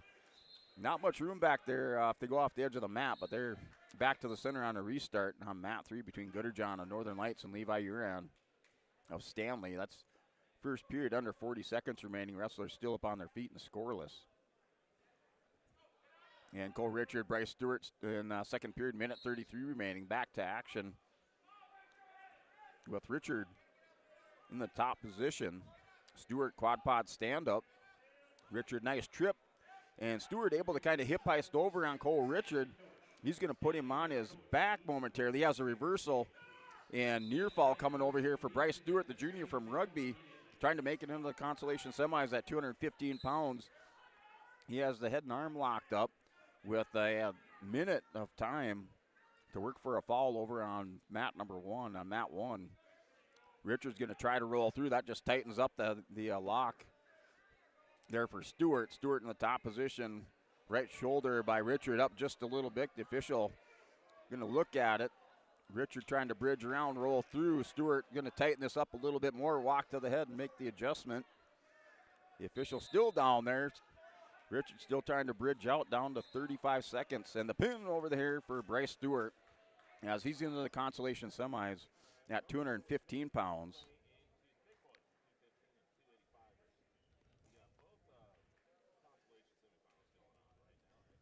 So Cole Richard for Kindred wrestling for 7th place. And now we're 7-4. Oh, dear, Tucker Tim with the takedown. So Tim with the takedown tightens this one up on mat 3 as they're going to the third period.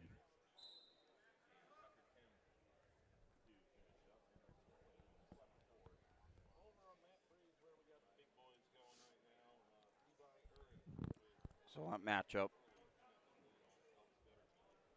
is Tucker Tim up 7, or Hendricks up 7-4. Hendricks a senior, 16-9 record. And Tucker Tim, the junior, 17-13 record. Tim's going to go into him, head and arm. We got body locks by each wrestler.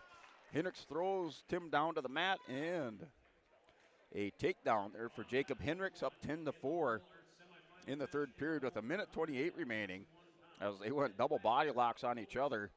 And Hendricks comes out on top with the takedown, up 10-4 over on mat 2. And the big boys in the back room, that matchup going final between Uran and Gooderjohn, and Levi Uran, a Stanley year winner over on mat number 3 at 285 pounds. And he's into the consolation semis at 285.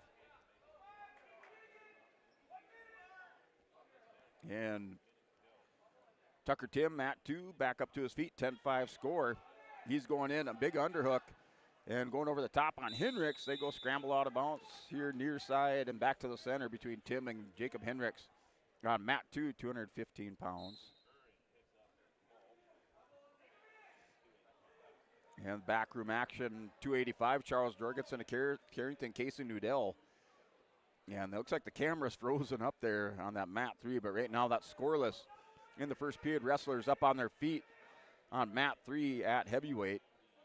That's in the back room as they have the semifinal matches racked up on the scoreboard. Just waiting to conclude this consolation round, and then we'll begin these 7 semifinal matchups. As it looks like they'll just run the 2 mats here in the main gym for our semifinals. And Tim's going to go into Hendricks, down with 15 seconds remaining. So he's in there with Tim. Tim has head and arm on Hendricks. He's going to pull, push, and pull. Hendricks pushes him away, and that's going to do it there. Final 4 seconds. 10-5 score there. Win by decision for Jacob Hendricks at Carrington over Tucker Tim of Kemmerer Bowbells Burke Central at 215 pounds. And Jacob Hendricks for Carrington into the consolation semifinals. So 10-5. Tim wrestling Cole Richard of Kindred for 7th place. As the semifinals out on the mat, as we're going to step away. We're going to come back, and we're going to step away real quick, come back for a semifinal round coming up here on YourLiveEvent.com. But we're going to take a quick break, come back for more on YourLiveEvent.com. Red River Valley winters are demanding. The expert heating and plumbing technicians at Bears Home Solutions will keep your home warm, dry, and comfortable all winter long.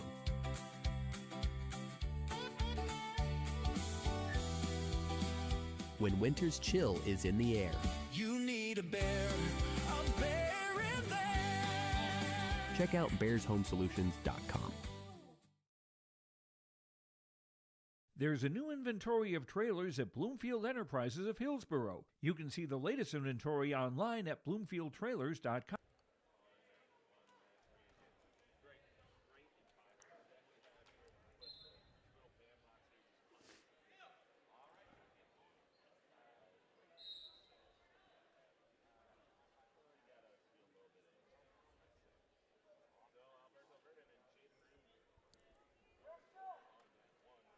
All right, back here for the 2026 East-West Wrestling Tournament as we're in these semifinal round matchups starting at 107 pounds.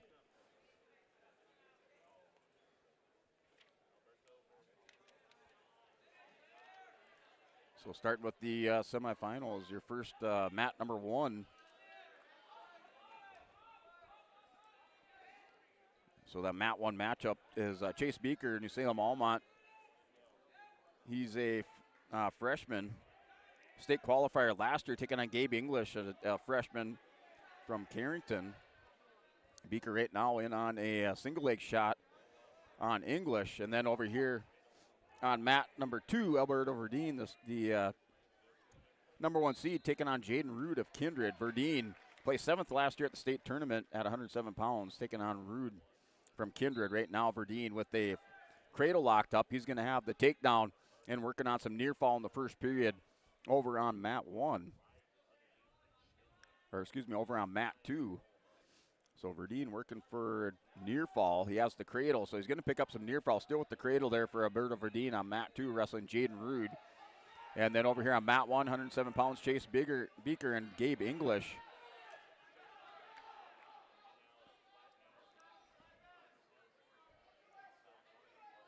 And they're still scrambling over on mat number 1 between Beaker and English. That's scoreless, 20 seconds remaining in the first period. Here for Jaden Rude. Rude in the bottom position, working a little bit of hand fighting. He's going to try to wing down on the elbow. He quad paws up, edge of the mat. Verdeen trying to pull him down, but he didn't get any near fall, so no near fall for Verdeen with that cradle locked up on Rude. Here's Beaker in on English, and the three-point takedown for Chase Beaker of New Salem Almont. He got in at the last second on Gabe English, and he's up 3-0 on mat 1, 107 pounds. Winner of these advanced to the championship round.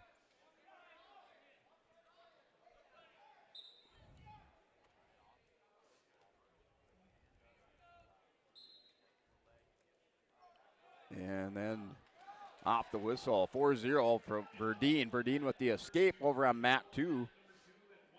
So Verdeen with the escape has the 4-0 lead over Jaden Rude on mat 2. Rude back to the center, holding center mat with Verdeen on mat 2. Mat 1, Chase Beaker up now 4-0 with the escape over Gabe English. And English, the number 2 seed, Beaker the number 3 seed. Beaker last year a state qualifier for New Salem Almont. And he has the 4-0 lead over Gabe English. 4-0 lead on mat number 2 for Alberta Verdeen over Jaden Rude. Verdeen the number 1 seed, Rude the number 4 seed. Verdeen last year a 7th place state finisher at 107 pounds. And he's working right now. Little snap by, slide by, drops down to an ankle pick. So a little misdirection and got Rude with a nice little ankle pick. And he picks up the takedown now. 7-0 lead for Alberta Verdeen of Hettinger. Verdeen, a sophomore for Hettinger Scranton. He's in the top position. Wearing the black singlet with the gold trim.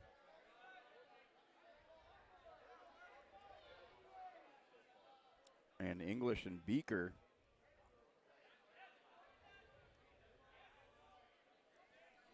That's still 4-0 with 40 seconds remaining.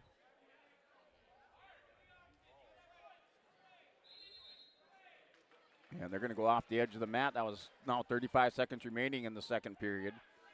Little scramble, Verdeen trying to roll Rude over at the end of the second period.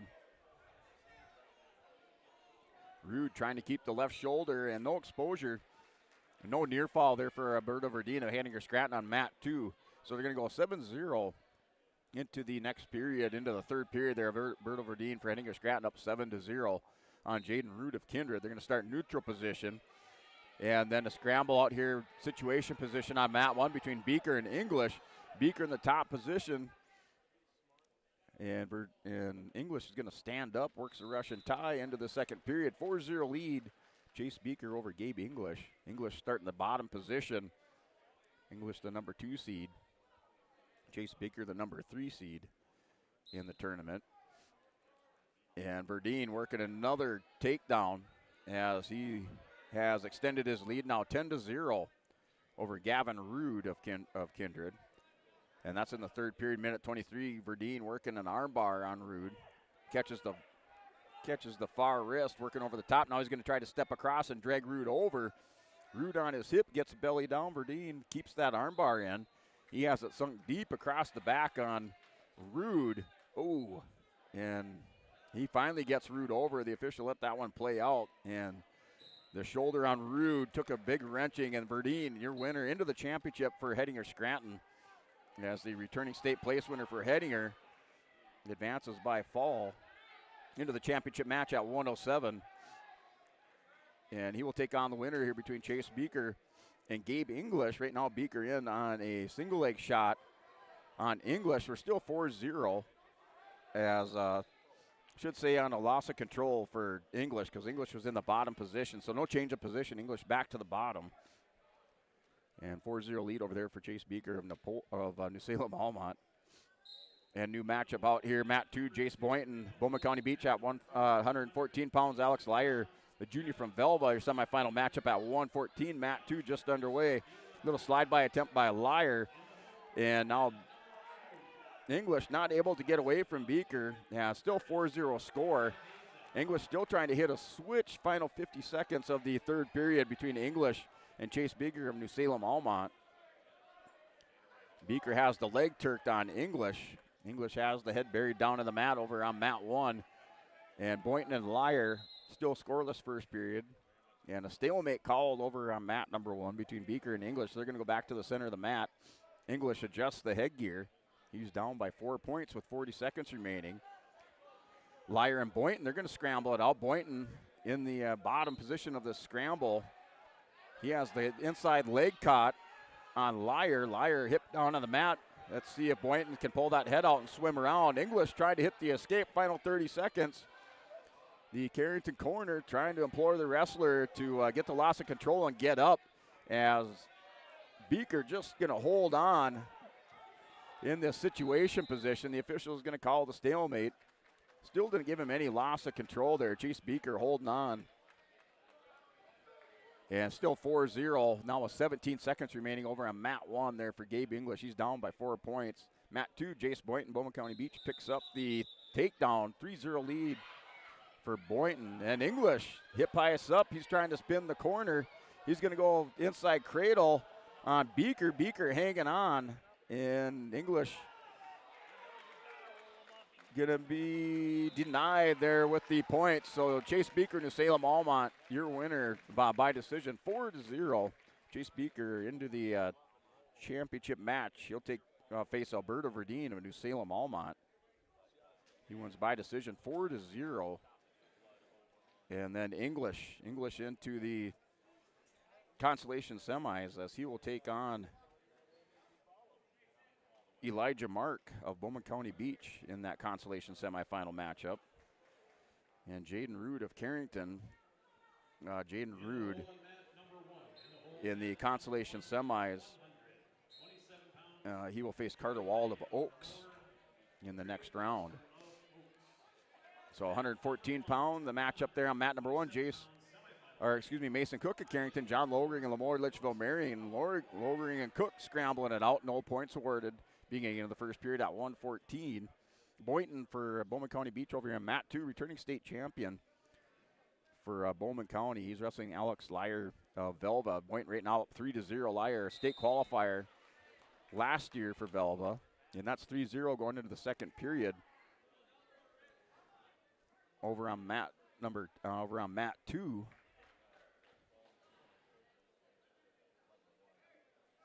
As this matchup here between Cook and Logering that's still scoreless in the first period, as we don't have any Wiley School wrestlers out there. We're going to take a break here at the top of the hour. We're going to come back in a couple minutes, and then we'll go over our Tim Kazet Seed Sales scoreboard update in our Olson County tournament update. As we're going to step away, take a word from our sponsors, come back for more here on yourliveevent.com. Bloomfield Enterprises has a full line of Big Tex trailers.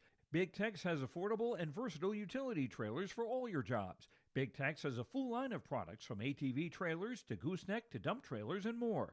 Call Larry at 218-368-7989 or Tim at 701-430-0877. Bloomfield Enterprises in Hillsboro. Central Valley Bean Cooperative in Buxton, North Dakota has adapted to the growing needs of the edible bean industry since 1982. Production of edible beans helps many growers in the Red River Valley make their operation more profitable. These growers are also producing a nutritious, high-protein food source helping feed a hungry world. Central Valley Bean Cooperative in Buxton, North Dakota, with receiving stations in Garsky, Grafton, Larimore, Sharon, Devils Lake, Lankin, and East Grand Forks. Learn more at centralvalleybean.com or call 701-847-2622. Being a good sport is the best way to learn from the activity you are involved in. Whether you are winning or losing the game, you can walk away with a positive experience if you show your integrity and respect and learn from the other team. Hi, my name is Addison, and I'm a student in the Central Valley School District. I've learned so much from competing in basketball, and a lot of what I've learned is by observing the other teams and taking positive influence from some of their greats in sportsmanship. I hope to continue to display this at the Central Valley School to also be an example. This message is from the Central. Growers, prepare your fields and yields against the wet conditions today and beyond with the Drain Tile project from Chad's Excavating out of Mayville. Drain tiling will improve and increase your yields and land values for years to come. Chad's Excavating provides free detailed estimates, and with over 40 years of combined success, they provide professional installation and service. Call Chad today to prepare for your future and any questions that you might have. That's Chad's Excavating out of Mayville, helping farmers grow.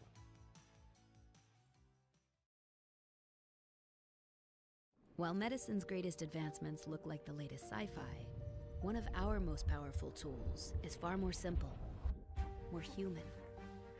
It's a calling to connect with purpose. That's how we're evolving healthcare, by treating people, not just patients, with innovations that amplify healing and lead to more personalized care, guided by the belief we all hold the power to heal.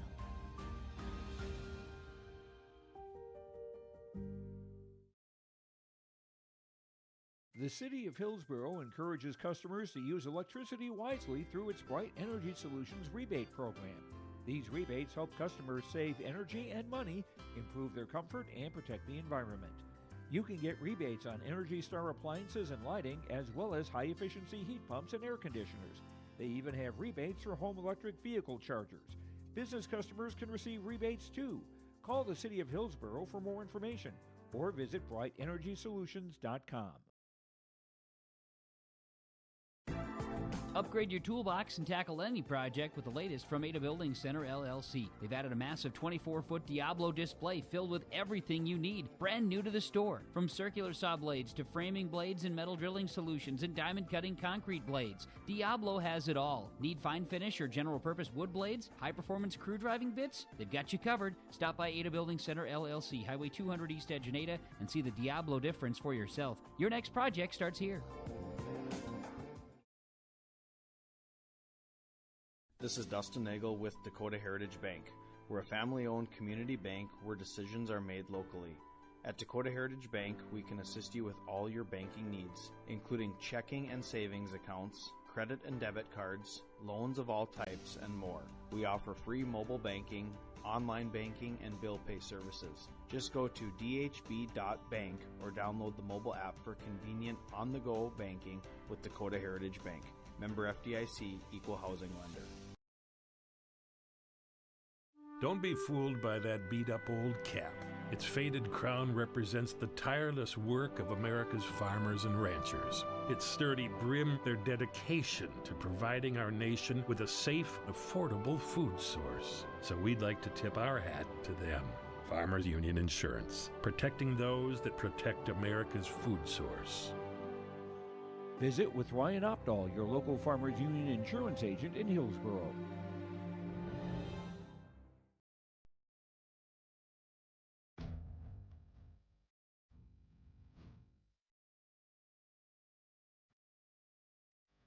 Every Sunday I'm ready to come to work Monday morning. Like, we laugh and we joke, but we get work done. But I've never had a bad day here. From day one, I felt like it's been a big family here at Degelman. I thoroughly like coming, walking through the door and seeing everybody. It's just a great place to work. We wouldn't be where we are at today without all of our great employees.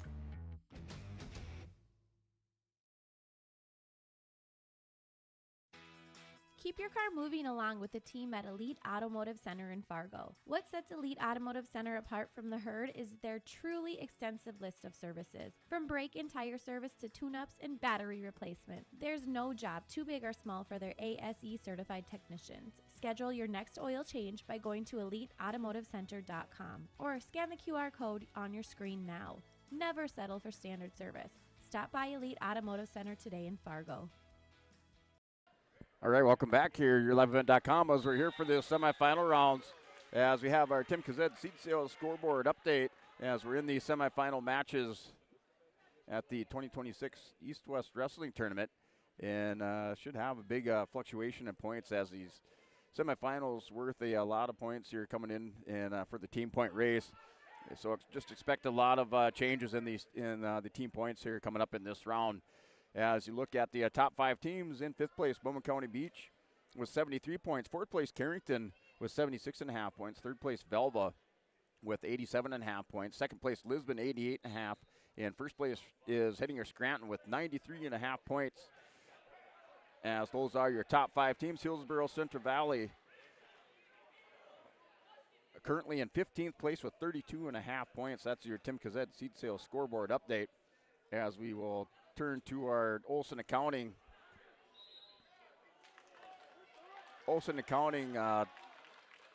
tournament update here for our Olson Accounting tournament update.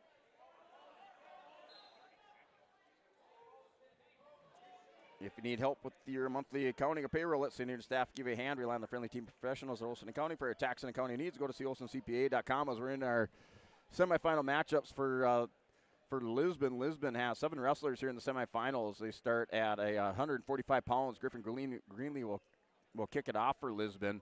In that consolation round match, Lisbon was able to get a victory for Ian Anderson. Anderson into the top 6 places here at 139 pounds. So Anderson with a win in that consolation round match over Owen Iverson of Oaks, and he's into the top 6 into the consolation semifinals as Micah Fromke and Nias Lyons both defeated.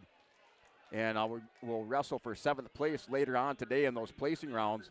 Also in the semifinals for Lisbon, after 145 is Ryan Ang at 152, Cruz Ranke at 160, Eli Lyons at 172, Riley Lucina at 189, 215, Madden Schwab, and 285 is Brock Lyons. Those matches coming up here in the semifinal matchup for Lisbon. And then for Kindred with the wrestlers here in the semifinals, it was Jaden Rude as he was defeated by Alberta Verdeen in the semifinals. Jaden Rude down into the consolation semifinals. Rude in that semifinal match was defeated by Alberta Verdeen. Going through the wrestlebacks, Bristol Swanson into the top 6. Gavin Swenson into the semifinals for Kindred. And his match coming up here shortly as they're at 121 pounds on both mats. And at 133 pounds, Gavin Rude wrestling for 7th place as he dropped his consolation round match this morning in that first round of the consolations that we ran today at 133 pounds as Rude faced Bo Grunfelder, and Grunfelder won that by a 6-3 decision over Gavin Rude. So Gavin Rude wrestling for 7th place at 133 pounds for Kindred. Then at 160 pounds, they have semifinalists Miles Steele, just 172, Fisher Johnson. And then both Cole Richard and Casey Nudell, both of those wrestlers wrestling for 7th place as they lost their consolation round matches earlier this morning. They're at 215 and 285 pounds for Kindred at 215. For Cole Richard, it was Stewart of Rugby as he won by fall over Cole Richard. So Richard wrestling for 7th place. And then at 285 for Kaysen Nudell, it was Charles Jurgensen, your winner over Kaysen Nudell in that consolation round match. So Nudell wrestling for 7th place for Kindred. And then for Hillsborough Central Valley with 2 in this round in the semifinals as Justin Terrell out here wrestling. As Terrell right now here at 121 pounds in the 3rd period, down 12-6. And that'll do it for the period and the match between Terrell and Ben Wagner. And Ben Wagner, your winner by a score of 12-6 over here at 121 pounds. So now Justin Terrell down into the consolation semifinals as Ben Wagner wins by the 12-6 decision over Justin Terrell. And then coming up at 152 in the semifinals, Carson Kazed for Hillsborough Central Valley. And then at 189, Easton Beach dropped that consolation round match this morning to Tucker Tim of Kenmare Bullbells Burke Central. So Easton Beach wrestling for 7th place for Hillsborough Central Valley later today in the placing rounds. So let's get you up to speed with our Olson Accounting tournament recap as we're here in these semifinal matches at 127 pounds on both mats here inside the main gymnasium. So we're back here, 127 pounds. Joey Hyde of Lemoore taking on Trick Dahlstrom of Oaks. And then Gavin Swenson of Kindred taking on Josh Turnus of Beulah Hazen. So that's matchups right now here at 127 pounds. And we're scoreless in both. They go off the edge of the mat on mat 1 here for Hyde and Dahlstrom. And looks like our score 3-0 over on mat 2 between Swenson and Turnus. Swenson in the top position on Josh Turnus at 133 at 127 pounds. Swenson last year placed 8th at the state tournament. He's the number 1 seed in the tournament in the East-West this year at 127. Josh Turnus placed 7th last year at the state tournament and a state runner-up the year before. And he is the number 4 seed, Swenson the number 1 seed. Right now, Gavin Swenson up by a score of 3-0. And Joey Hyde of Lemoore over on mat number 1 with a headlock there for Dahlstrom. Dahlstrom has a headlock. Hyde's going to roll through on Dahlstrom. So still scrambling with 40 seconds remaining between Dahlstrom and Hyde. Hyde with the chin whip throws Dahlstrom over. He's going to try to catch him and settle in, and they go off the edge of the mat. And no takedown awarded as they're off the edge between Dahlstrom and Hyde. And almost there, Joey Hyde just had to settle in. His foot, tip of his toe went off the edge of the mat, and they go back to the center of a restart for a restart. Great scramble there between Hyde and Dahlstrom. Yeah, it was Trick Dahlstrom last year placed 6th at the state tournament at 107 pounds. Joey Hyde for Lemoore. State qualifier last year placed 8th the year before. So that's your matchup, semifinal matchups at 127 pounds here on mat 1 and mat 2. As wrestlers back to the center of the mat there, Turnus for Beulah Hazen in the bottom position. A big slam there for Dahlstrom. Hyde's down on the mat as it was a huge slam in the takedown as Dahlstrom with the big double leg. Shoulder went into the stomach on Joey Hyde, so Hyde with some recovery time. And they're going to call it a slam, so an illegal slam on Joey Hyde. 3-1's the score as the Dahlstrom didn't do it intentional, just a lot of power in that. And he's going to call it with the slam, so 3-1's your score, I think, or no takedown. So they signal the takedown, 1-0 right now up on the scoreboard. 2 seconds remaining in the first period. They've had a great scramble, great matchup so far at 127 pounds over on mat 1, so keep an eye on that. And then Swenson and Turnus right now. Gavin Swenson in the bottom position to start the second period as he has the 3-0 lead. Josh Turnus has the arm chop. Looks like he's trying to punch that wrist through here with the chicken wing. Winged up here, working a bar half. No, Swenson's going to roll through, and Turnus trying to catch him in an iron cross, not able to get it. Now in that Merkel position on Swenson. Swenson goes, rolls, tries the Peterson roll through here with Turnus. He's going to catch him on his back. They're still scrambling. Turnus getting high. Swenson grabs the head. He's going to try to pull out the back door there. Turnus still doing a good job tying up Swenson. Swenson now with the escape, the two-point reversal, and has a half Nelson locked in on Josh Turnus. And he's going to roll him over with the minute 13 remaining second period. Gavin Swenson trying to make it to the finals here at the East-West Wrestling Tournament as he has a half Nelson in the 5-0 lead with the penny combination locked up. In good position and command of this match now with a minute remaining. Dahlstrom and Hyde. Dahlstrom fired up, takes Hyde off the edge of the mat, still 1-0. No takedown awarded after the slam or with that slam. So no takedown awarded here at 127 pounds on mat 1 between Hyde and Dahlstrom. And Swenson up over the top now on Turnus, has the chest on chest with 35 seconds remaining. And he's going to readjust, try to get this left shoulder down on Josh Turnus. And Hyde with the takedown and a crate on the pin over here for Gavin Swenson. He's in the championship for Kindred at 127 pounds. He wins by fall for the Vikings. And Joey Hyde takes the lead. He's up 8-0 as it's been barnyard wrestling back and forth between Dahlstrom and Hyde. Hyde comes out in the scramble as he now has an 8-0 lead on Trig Dahlstrom. Dahlstrom kind of with the mad minute first period, and Hyde was able to weather that. Dahlstrom kept the pressure on, but now Joey Hyde coming out on top of the scramble up 8-0. So he has a big 8-0 lead. Going to go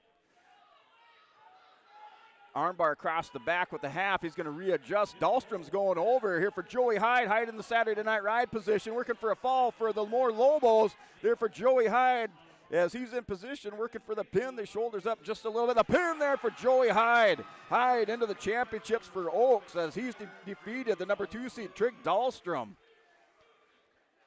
So Hyde coming up big as he'll face Gavin Swenson at 127 pounds for the championship. Dahlstrom going against Jesperson in the Consolation semifinals. And Turnus will face Hackman, Isaiah Hackman of Velva in the Consolation semifinals. So a big win there for Joey Hyde over Trig Dahlstrom at 127 pounds, sending a few ripples through that 127-pound weight class there. Joey Hyde of Lemoore, 133. Matches out here now on mat 1 and mat number 2 as we have Keen Bell of Stanley on mat number 2. Bell, 3-time state runner-up for the Stanley Blue Jays. He's a senior with a 25-run record, taking on Bert Vanderpool for Hettinger Scranton. Vanderpool last year placed 8th at the state tournament and is a sophomore with a 28-8 record. That's your matchup over on mat 2. That's 3-0 lead on mat 2 for Bell of Stanley. So Bell with the 3-0 lead, first period, 50 seconds remaining. And then over on mat 1, Hayes Weinberger, New Salem Almont, a junior, 23-8 record. Last year, state runner-up, placed 3rd. Last year, state runner-up at 121 pounds, placed 3rd the previous year at the state tournament for Weinberger. Number 1 seed here, taking on Logan Potts. Potts always dangerous, as Potts, a 2-time state place winner for Lemoore, placed 8th last year in the 5th place the year before. Potts, the number 4 seed. And he's in a scramble right now with Weinberger. Potts trying to pass the leg. He's able to pass it over the head. Weinberger and Potts kind of north-south, and they get potentially dangerous and still scoreless in the first period here with Potts and Weinberger with 58 seconds remaining as the noise in the gym has picked up considerably from that first round. A lot of hooting and hollering here in these semifinal matches as Lemoore picking up a big win there from Joey Hyde at 127, trying to carry that momentum through here with Logan Potts at 133. Weinberger in on a high crotch shot on Potts with 35 seconds remaining in the first period. Potts in the top of the situation, trying to keep those hips down. And Weinberger keep that head buried in the mat. Weinberger, now Potts is trying to work up cow catcher position. They're going to get stalemate back to the center for a restart. 26 seconds remaining first period. And they're at the end of the first period. And 3-1's the score. So no takedown at the end there for Bell and Vanderpool. Vanderpool's for Hettinger Scranton. He's down by 2 points. 3-1 lead there for Keem Bell of Stanley, the 3-time state runner-up for the Stanley Blue Jays. Bell made it into the semifinals as he defeated Gavin Root of Kindred by major decision, 10-0. Bert Vanderpool over here on mat 2 in the quarters. He defeated Bo Grundefelder of Napoleon by decision, 10-4. Vanderpool, the number 3 seed. Bell, the number 2 seed. Currently Bell in the top position in the start of the second period. A minute 45 remaining on the clock. Or I should say, sorry, Vanderpool in the top position. As Vanderpool working up underneath, working on the near wrist, and Bell stands up. Hip ice away for the 1-point escape. Now our score 4-1. The 1-point escape, 4-1 score on mat 2. And then mat number 1 between Weinberger and Potts. That's in the second period. Potts in the top position. Weinberger's going to try to shake him off. Gets Potts caught a little bit high. Potts be able to scoot the hips back. Goes double leg ride. Heavy up over the hips. He's going to plant Weinberger in the mat as Logan Potts digs in the legs on Hayes Weinberger. Now going power half. Tried to stick that forearm in the back of the net, in the back of the head on Weinberger. Weinberger keeping that head buried down in the mat. He doesn't want to come up with that chin because Potts is going to take it once he does. Yes, now Weinberger able to work out the legs. Potts just up over the hips, spirals the wrist over on mat 1. As there's still scoreless. Potts has the half Nelson. Going to try to drag up and over Hayes Weinberger. Weinberger still down on the mat. Potts is going to go with a spladle. As he's got it hooked up. He has Weinberger over on his back. That right shoulder up just a little bit here for Logan Potts. Potts working for another pin. Weinberger scrambles through. Potts is going to pick up near fall. So 4 near fall for Logan Potts, 4-2 score. The 2-point reversal for Hayes Weinberger. Don't think that's going to be enough there for Logan Potts, as Potts is going to have to keep wrestling here through the second period. Weinberger, sense of urgency. He's working on Potts. He's got the hand up behind the head, really wrenching on the shoulder on Logan Potts. Has the half Nelson buried on the near side. Potts in some trouble. 4-2 score, 18 seconds remaining for Hayes Weinberger to try to get a turn here in the second period. As Potts buried down on the mat, now building his base. Hayes Weinberger not able to get Potts over. Potts is going to take this 4-2 lead into the third period.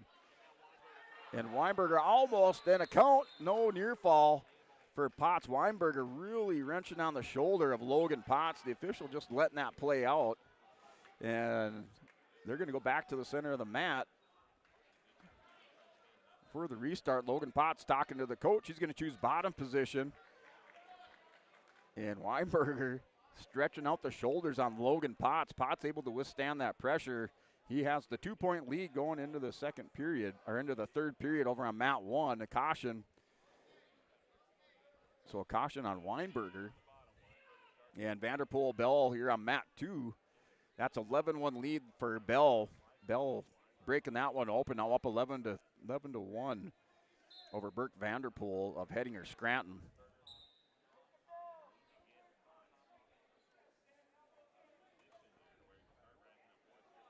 So big matchup.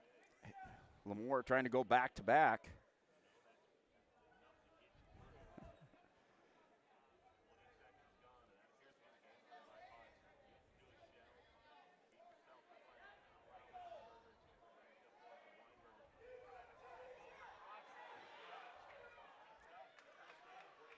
And still 4-2 score, minute 26 remaining over on mat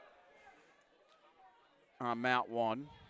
And Weinberger back working that arm and that shoulder on Logan Potts. He's really putting a lot of pressure of it. He grabs that wrist and tries to put that shoulder into the ear of Potts. Potts doing all he can, as it's not an armbar position. More of kind of like a hammer lock. Now going at the with the spiral on the wrist. The official just going to let him crank on that shoulder. And now Potts with the headgear. Weinberger's going to go back. Potts has to adjust the headgear with a minute 33 remaining. He has the 2-point lead there for Logan Potts over Hayes Weinberger of New Salem. And we're going to have a Bank North, not Bank blood timeout over here for Logan Potts. Potts catching a breather, going to be able to rest that shoulder a little bit. Yeah, as Hayes Weinberger has been just hammering on it for Logan Potts there with this Bank North, Bank blood timeout. Not new, not national. Bank North is a hometown bank focused on relationships, local decision, and community support. Find out more at banknorth.bank. Bank North, member FDIC, and equal housing lender. It's on mat number 1, and your winner is Cone Bell for Stanley into the championship match. Yes, he'll face the winner. He'll face the winner between Potts and Weinberger. Bell, the number 2 seed on mat number 2. He's into the championship at 133 pounds. And Burke Vanderpool will wrestle Bo Grunfelder in the Consolation semifinals. As Vanderpool defeated Grunfelder in the quarterfinals by a score of decision 10-4, so it should be a good matchup there. Those second time around matchups usually come out a little bit different there. So looking for a good one in that Consolation semis between Vanderpool and Grunfelder.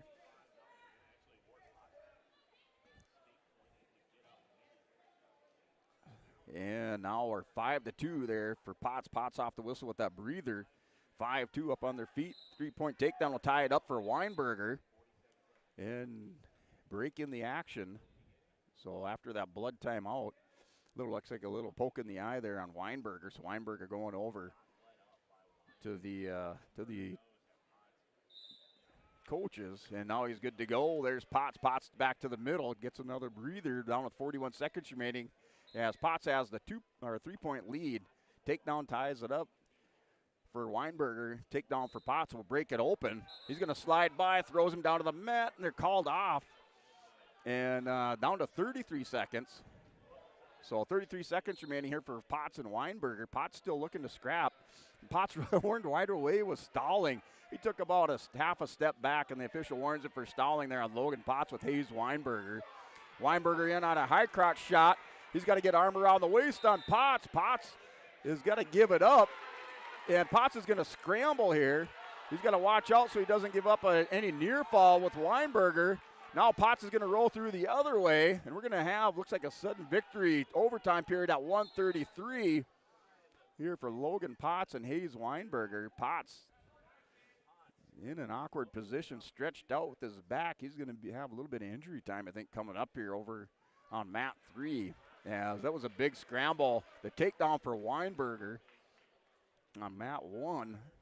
And they got 2 seconds, have 2 seconds remaining here for this restart. Let's see if he can do it in 2. Potts is just going to ride it out, and they're going to go into this overtime period. Sudden victory here. Hayes Weinberger, Logan Potts, number 1 versus the number 4 seed. Weinberger, the number 1 seed. And Jack Bombach, Kingston Brunel. Right now, Bombach for Killdeer at 145 pounds has the 3-0 lead. So score 3-0 over on mat 2 for Jack Bombach at Killdeer at 145. Here's sudden victory, 44 seconds remaining in first period. Front headlock, and he's going to try to spin the corner. Potts is going to go high crotch fireman's. Potts is coming through. He's got Weinberger down on the mat. Weinberger and Potts. Potts up on top, the takedown, and he can work for a fall here for Logan Potts. Potts, sudden victory and into the championship for Lemoore. He didn't give up on the high crotch, and he's into the championship as he defeats Hayes Weinberger by a score of 8-5. So Potts will take on Bell of Stanley. Sudden victory win. And Weinberger will take on Mellon. Paul Mellon of Kimmer Bowbells Burke Central in the Consolation semifinals. So a big victory over there for Logan Potts. Lemoore goes back-to-back at 127 and then 133. Joey Hyde into the championship match, and now Logan Potts at 133. And Bombach, Jack Bombach over here with the head and arm working for a fall at 145 pounds. As he has his opponent down on the mat, their shoulders exposed for Bombach. Bombach's going to put the squeeze on. He's the number 1 seed for Killdeer. So Bombach, a 3-time state place winner, has placed 3rd at the state tournament 3 times. So 3-time state place winner. And he's going to pick up the fall there for Jack Bombach. So Bombach into the championship at 145. And Brunel White Shield. Brunel drops down, and he's going to wrestle Weston Baumgartner in the Consolation semifinals. Baumgartner and Brunel, they met up in the quarterfinals. Brunel pulled out a win there by decision, 3-1. So another good matchup there for Napoleon, as Weston Baumgartner in the Consolation semifinals will wrestle Kingston Brunel. Brunel, the number 4 seed. He was just pinned by Jack Bombach. Bombach into the championship at 145. And now we have Griffin Greenlee coming out here for Lisbon, 3-time state place winner for Lisbon. A senior taking on the 8th grader, Nathaniel Dobitz from Hettinger for the Nighthawks.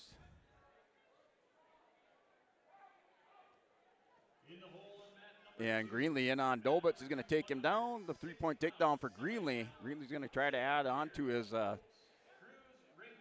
takedown total. He has a pile of them this year for Lisbon. And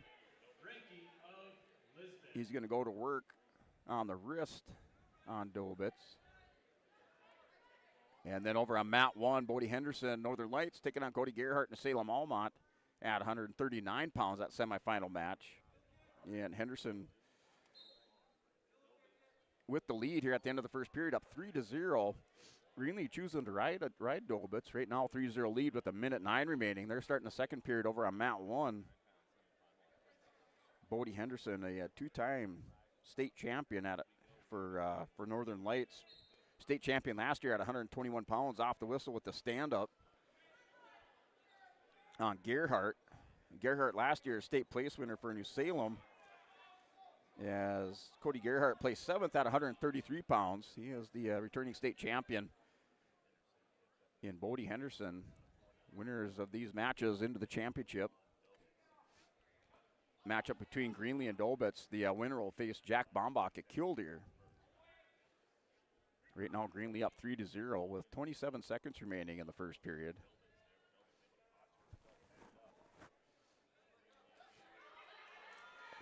Yeah, now Gerhardt. Gerhardt gets a reversal on Henderson. So 4-2 score over on mat 1 between Henderson and Gerhardt. Henderson's going to stand up. Gerhardt cuts him loose. 5-2's the score over on mat 1. That's in the second period with 1:07 remaining. And Greenlee is just going to ride out the first period. So 3-0 lead over there for Griffin Greenlee and against Nathaniel Dolbitz, the 8th grader from Hettinger Scranton. And Dolbitz is going to go ahead and defer. Greenlee says, I want the bottom, and he's going to take the bottom position. So Greenlee up 3-0. And he's in the bottom position. Nice little duck under, super duck by Henderson. Now Cody Gerhardt. Gerhardt didn't give up on that as Henderson was about to take his back with that super duck. Gerhardt hit pipes back around. 8-2's that score over there on mat 1. Henderson is able to grab the leg on Gerhardt, but Gerhardt now kind of cracked down. Henderson's going to step over. So right now, 8-2's the score. Second period, end of the second period. Bodie Henderson has the 6-point lead. He scores another takedown, 11-2 there. Bodie Henderson leads on mat 1. And Dolbitz in Greenlee. Dolbitz really trying to work the arm and has a arm bar locked in on Greenlee. Greenlee's going to get up to his knees. Dolbitz trying to drag Greenlee on. Greenlee's trying to get off the edge of the mat for the restart. And he's going to pull him off. So Greenlee drags Dolbitz off. Dolbitz running back to the center of the mat. Trying to work on the senior here. Dolbitz, an 8th grader, has the senior here, Griffin Greenlee. Greenlee back to the center of the mat. 1:21 remaining in the period, in the second period. Greenlee with the first takedown. Gerhardt taking it to Henderson. Hits the blast double on Henderson. They go out, still 11-2 score. Henderson has the big lead in the third period, but Cody Gerhardt not giving up in that match. Had the big blast double. They just landed off the edge of the mat. And he's going into him again there. Henderson, another super duck into a single leg shot over on mat 1. He's got Gerhardt cracked down on the mat. And Henderson just trying to pull out the arm. He gets Gerhardt down. Pick up the takedown over on mat 1. Now 14-2 is the score.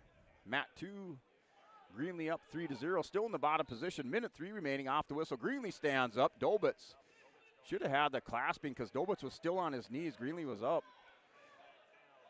with the clasp. Greenlee trying to get away. Dolbitz going to drag him out. And so Dolbitz dragged Greenlee down on the edge of the mat.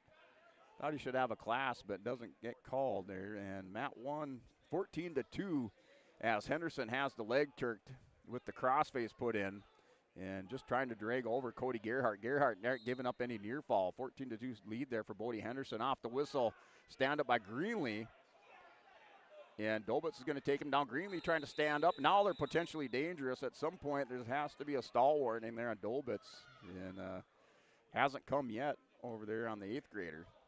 As he just wraps up the leg and gets the potentially dangerous called with Greenlee. So still 3-0 score, 41 seconds remaining. Greenlee off the whistle, hits the switch. Now he's going to try to take the back. And Dolbitz and Greenlee scrambling. Dolbitz had Greenlee held in there for a second on the kind of on the sit out and roll through by Greenlee. Dolbitz puts a leg right in on Greenlee. Greenlee's going to take the wrist. 25 seconds remaining. Greenlee hip pipes back around. Dolbitz grabs the back ankle. Still scrambling. Greenlee's going to catch Dolbitz on his hip. And Greenlee has Dolbitz on the hip. See if he can get a reversal or an escape. Greenlee still working. Dolbitz able to hang on to the ankle on Greenlee. Final 7 seconds of the period. Greenlee not able to score yet. Greenlee's going to hip heist over the top on Dolbitz. Dolbitz and Greenlee still scrambling. And time runs out in the period. So Dolbitz going to choose bottom here with Greenlee.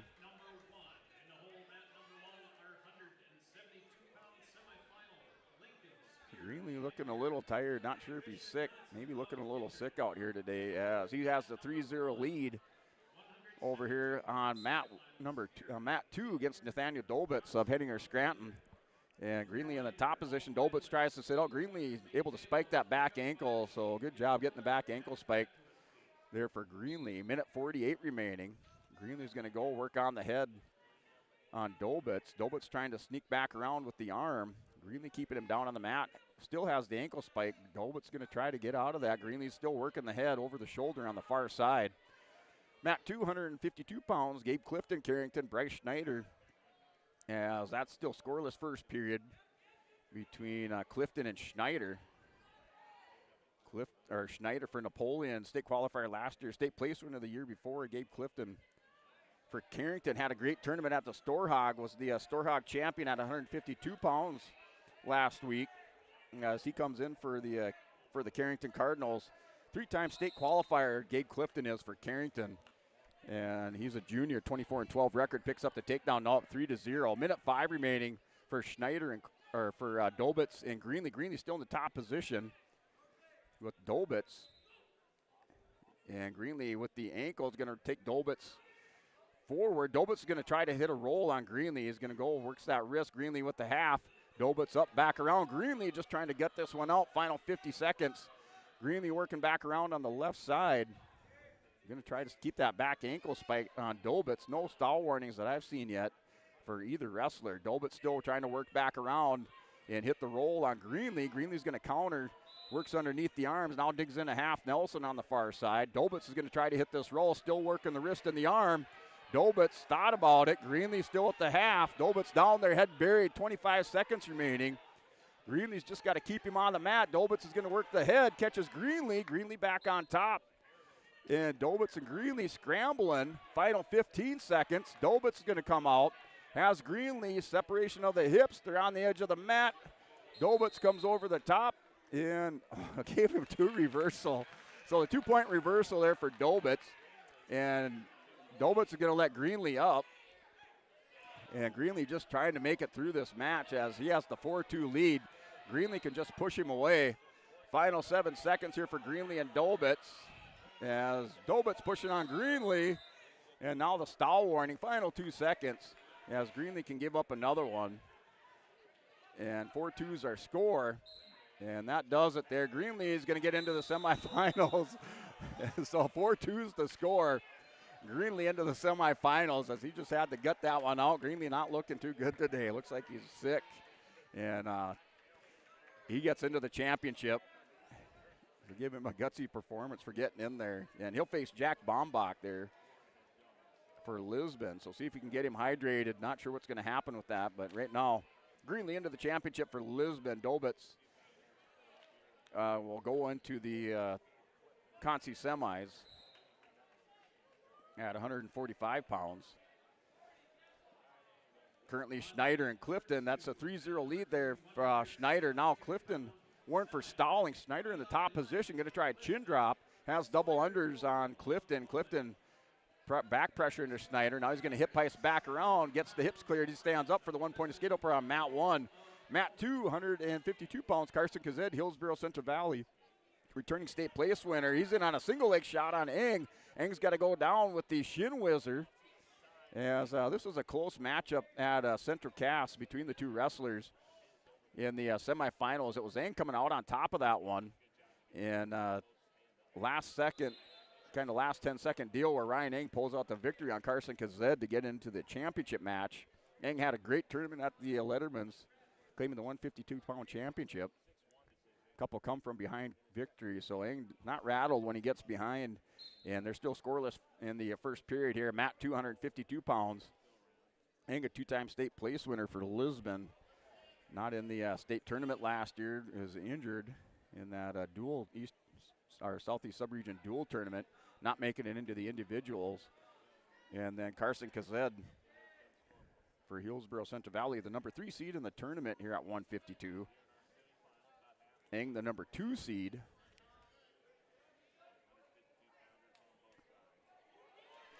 And there's Kazed. Eng and scrambling. The 3-point takedown, Carson Kazed on Ryan Eng. And Kazed's going to go work on the back ankle on Eng. And down final 20 seconds of the first period. And Kazed going to work on top, has Eng belly down. Eng builds back up to his base. Kazed keeping that toll in, and he's going to go out in final 7 seconds. And Eng's going to get a restart. See if he's able to score at the end of this period. And Kazed last year placed 5th at the state tournament, 127 pounds, placed 5th. The year before placed 7th for Hillsborough Central Valley. As off the whistle, thigh ride there for Kazed, final second, and that'll be a 3-0 lead for Carson Kazed going into the second period against Ryan Eng. Eng with choice, he's going to defer over to Kazed. Kazed chooses bottom position.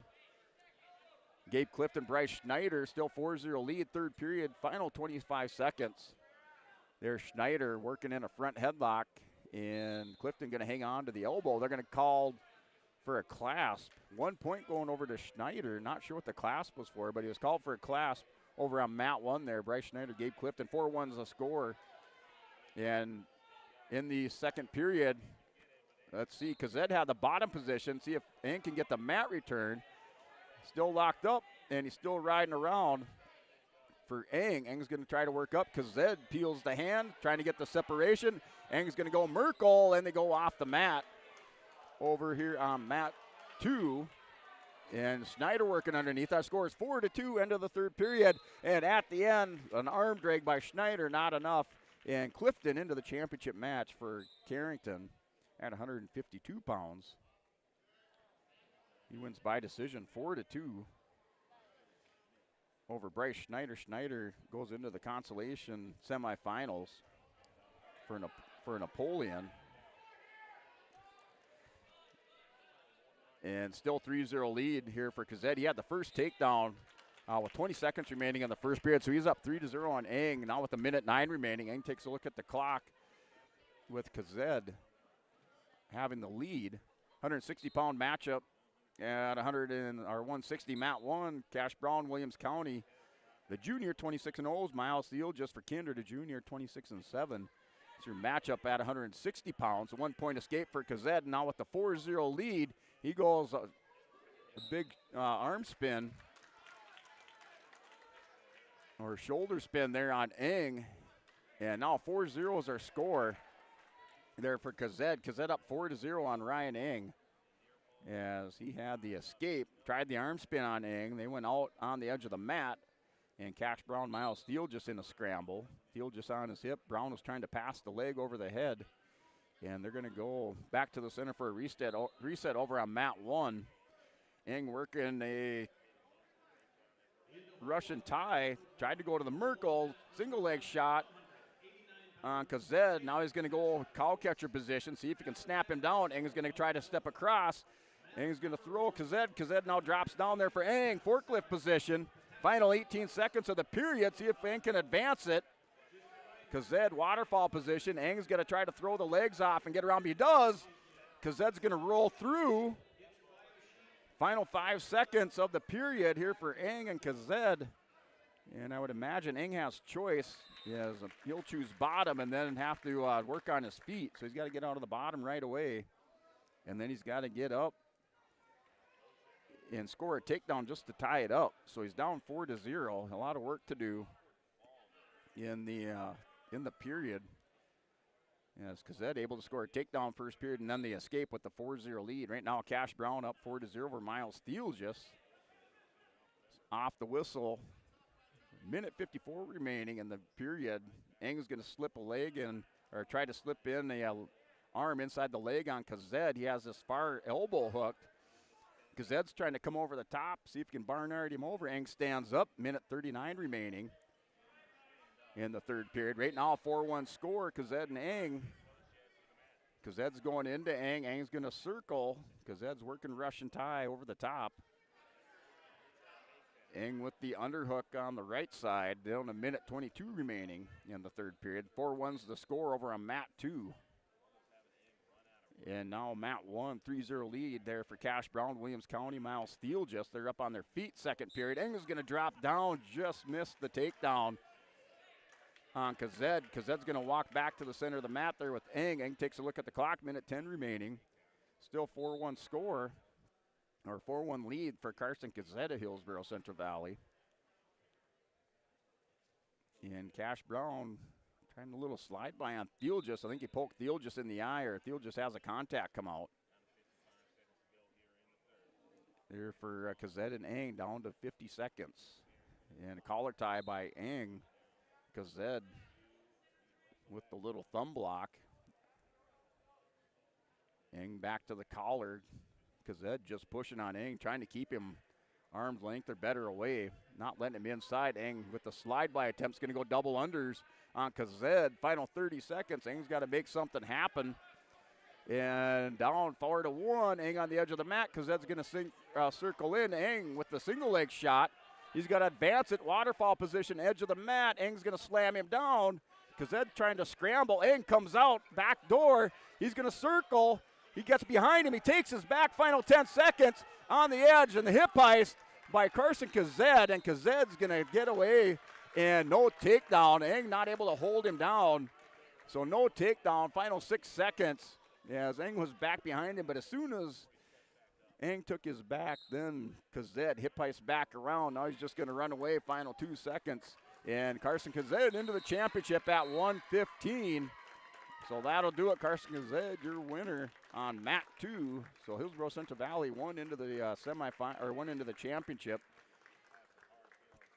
So that's going to even the series between those two wrestlers.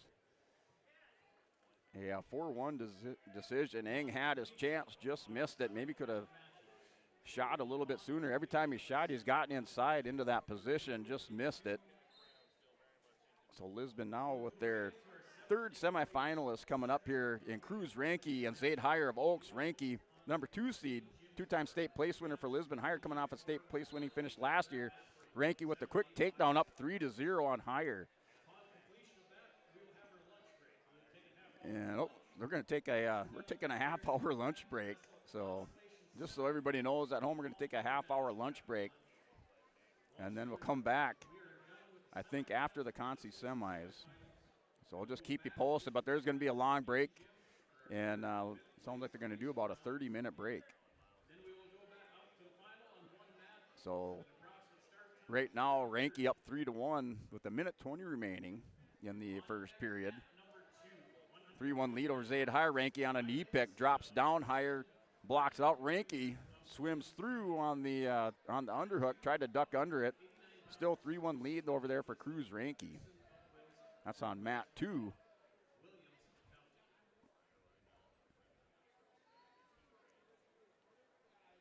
And then mat 1, Cash Brown has a big lead right at 9-0 over Miles Theoljus at 160.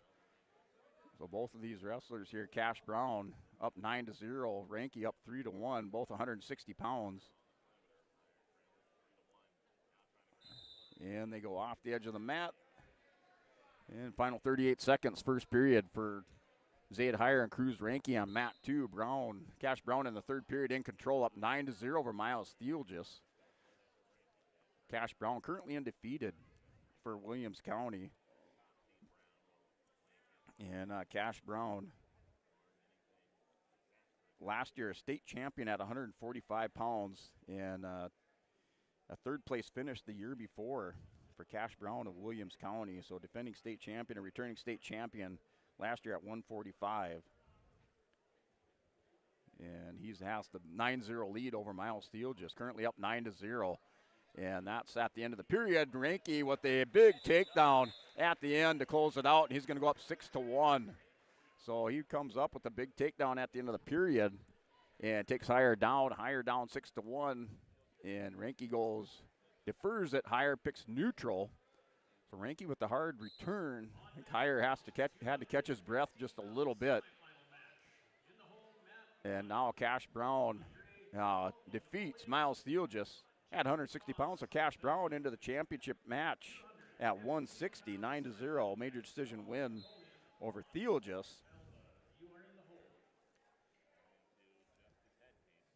And let's see. Lexton Smith and Theoljus in the consolation semis. So Theoljus will face Lexton Smith of Velva in the consolation semifinals.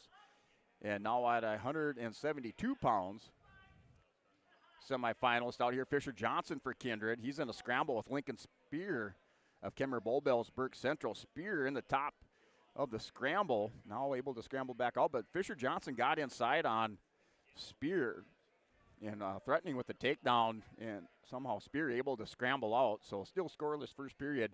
Ranky on another shot, and 3 more points for Cruz Ranky, up 9-1. Right now, Matt 260 pounds, 9-1 lead for Cruz Ranky over Zaid Heyer. That's with 51 seconds remaining in the second period. So there is a restart back to the center. Matt still no score. Matt 172 pounds between Spear and Johnson.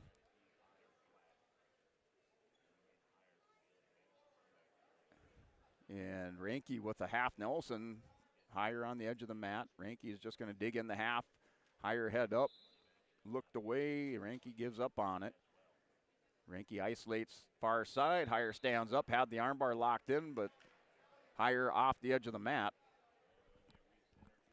Here on mat 2, 160 pounds. Ranky up now 9-1. Final 15 seconds, second period. Heyer posts the outside leg, trying to hit that outside leg stand up. Ranky chops the arm, keeping Heyer down on the mat. Spear and Johnson over on mat 1. That's still scoreless. Johnson working a front headlock on Lincoln Spear. Spear's just pushing in on Johnson. Now he's going to hit high crotch fireman, still working on the fireman's. Johnson does a good job defending. Final 13 seconds. Spear still underneath, working, keeping the pressure on Johnson. They're going to go off the edge of the mat. Spear trying to cover. Johnson realized Spear had still the toes in. He didn't give up on it. Got the hips back underneath him. So no score. Scoreless. 5 seconds remaining first period on mat 1 between Lincoln Spear and Fisher Johnson at Kindred. And then mat 2, 160 semifinal. Cruz Ranky up 9-1. Neutral position here with Zaid Heyer.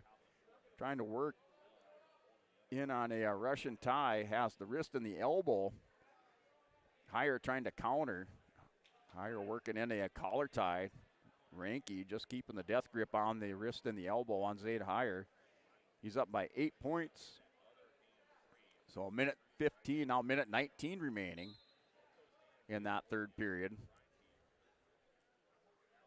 Here at 160 pounds, 172. Johnson and Spear still scoreless. That's the number 1 and the number 4 seed over there. Fisher Johnson, the number 4 seed. Spear now with the 1-point escape. Up by a score of 1-0 over on mat 1 there, Lincoln Spear. That's in the second period, minute 34. Green warned for stalling, and Zaid Heyer warned for stalling. And Ranky back to the circle, back to the middle of the mat, center of the mat for Cruz Ranky. Ranky goes collar tie. Heyer's going to pass the wrist. Ranky's going to snap down off the shot. And the takedown there for Cruz Ranky with the go behind. As Ranky up now 12-1. And Spear catches Johnson on his back, has him going over. He has the takedown working for near fall over on mat 1 there. Lincoln Spear just putting a squeeze on the pin. Lincoln Spear into the championship match at 172 pounds. He wins by fall over Fisher Johnson.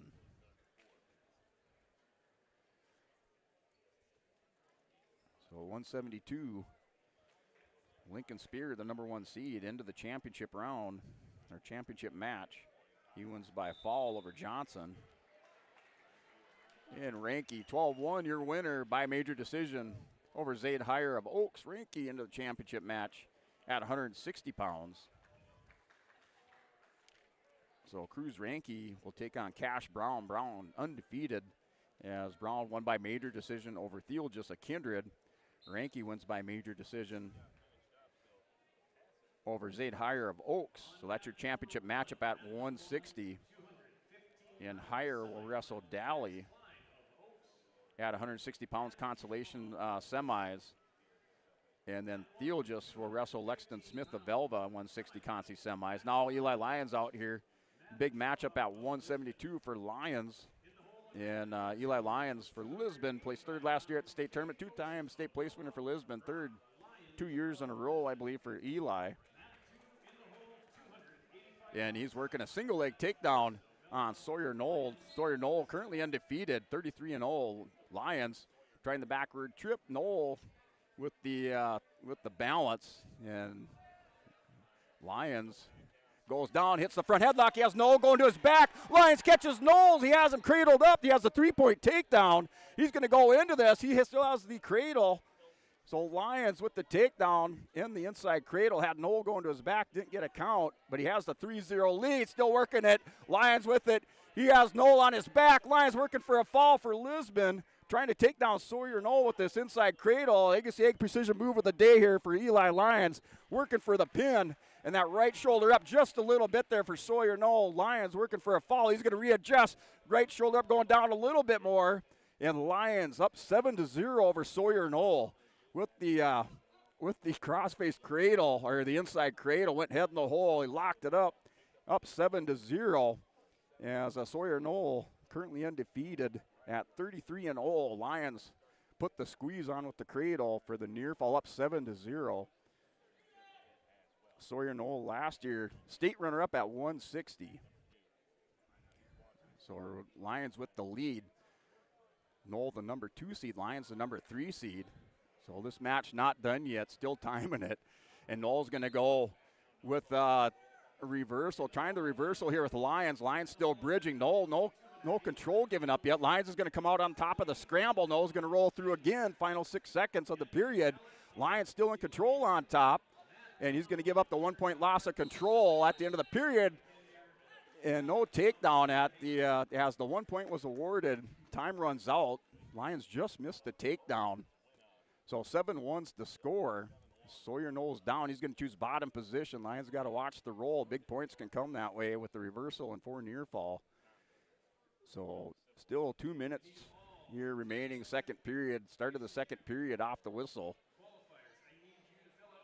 172 pounds here for Eli Lions and Sawyer Noel. Noel trying to come out the back door. He's going to hit the reversal on Lions.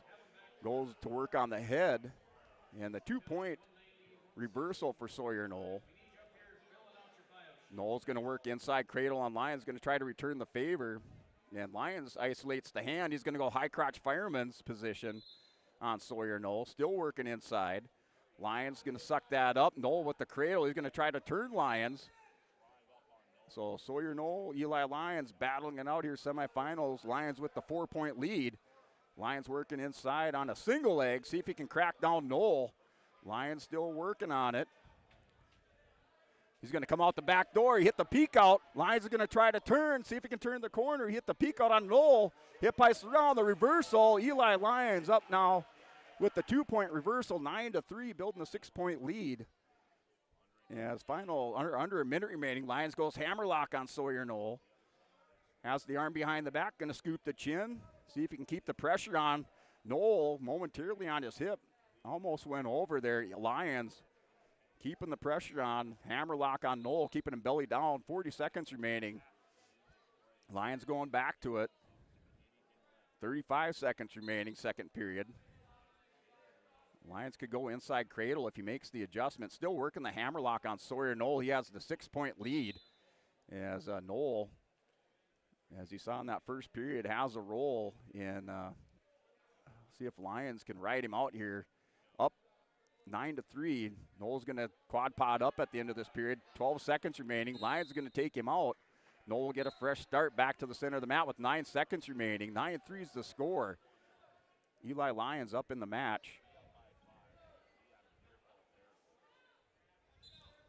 Noel with the sit-out. Lions going to try to ride him out for the period. Going to go hammerlock right away. Lions not going to give up as 2 seconds remaining. Goes bar half on Noel, and they're going to go into the next period. Lions with the lead. Lions chooses bottom position. He has a 6-point lead here with Sawyer Noel. And off the whistle, Noel's going to go leg ride on Lions. See if he can get him broke down. Lions kicks it back out, counters it. Noel's going to chop underneath on Lions. Lions hand fight and see if he can crawl up, build his base. Minute 40 remaining over here on mat 1, mat 2. Or I should say on mat 2, mat 1, Andre Dahl here at 215 pounds. Jaden Foss of Velva. That's scoreless in the first period.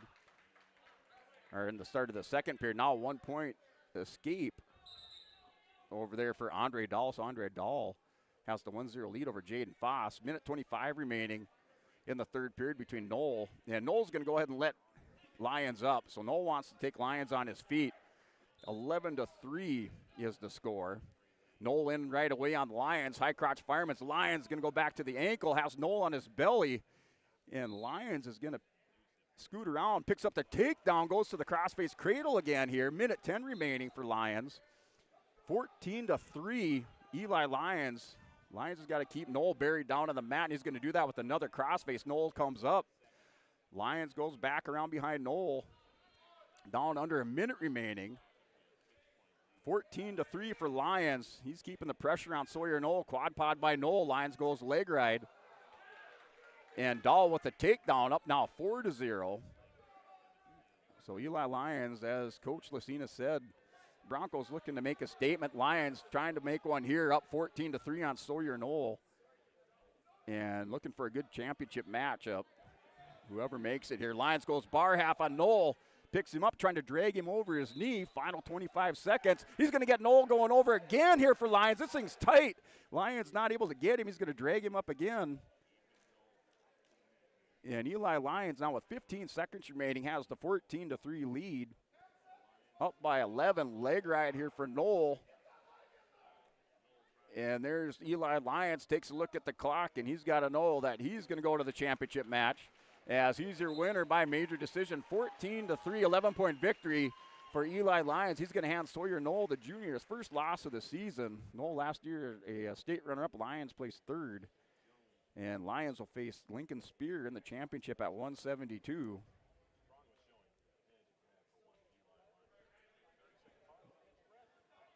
So Lyons into the championship at 172, brings up 189 here for Riley Lucina from Lisbon. Lucina matching up with Brendan Thusen, the senior from Williams County. And Thusen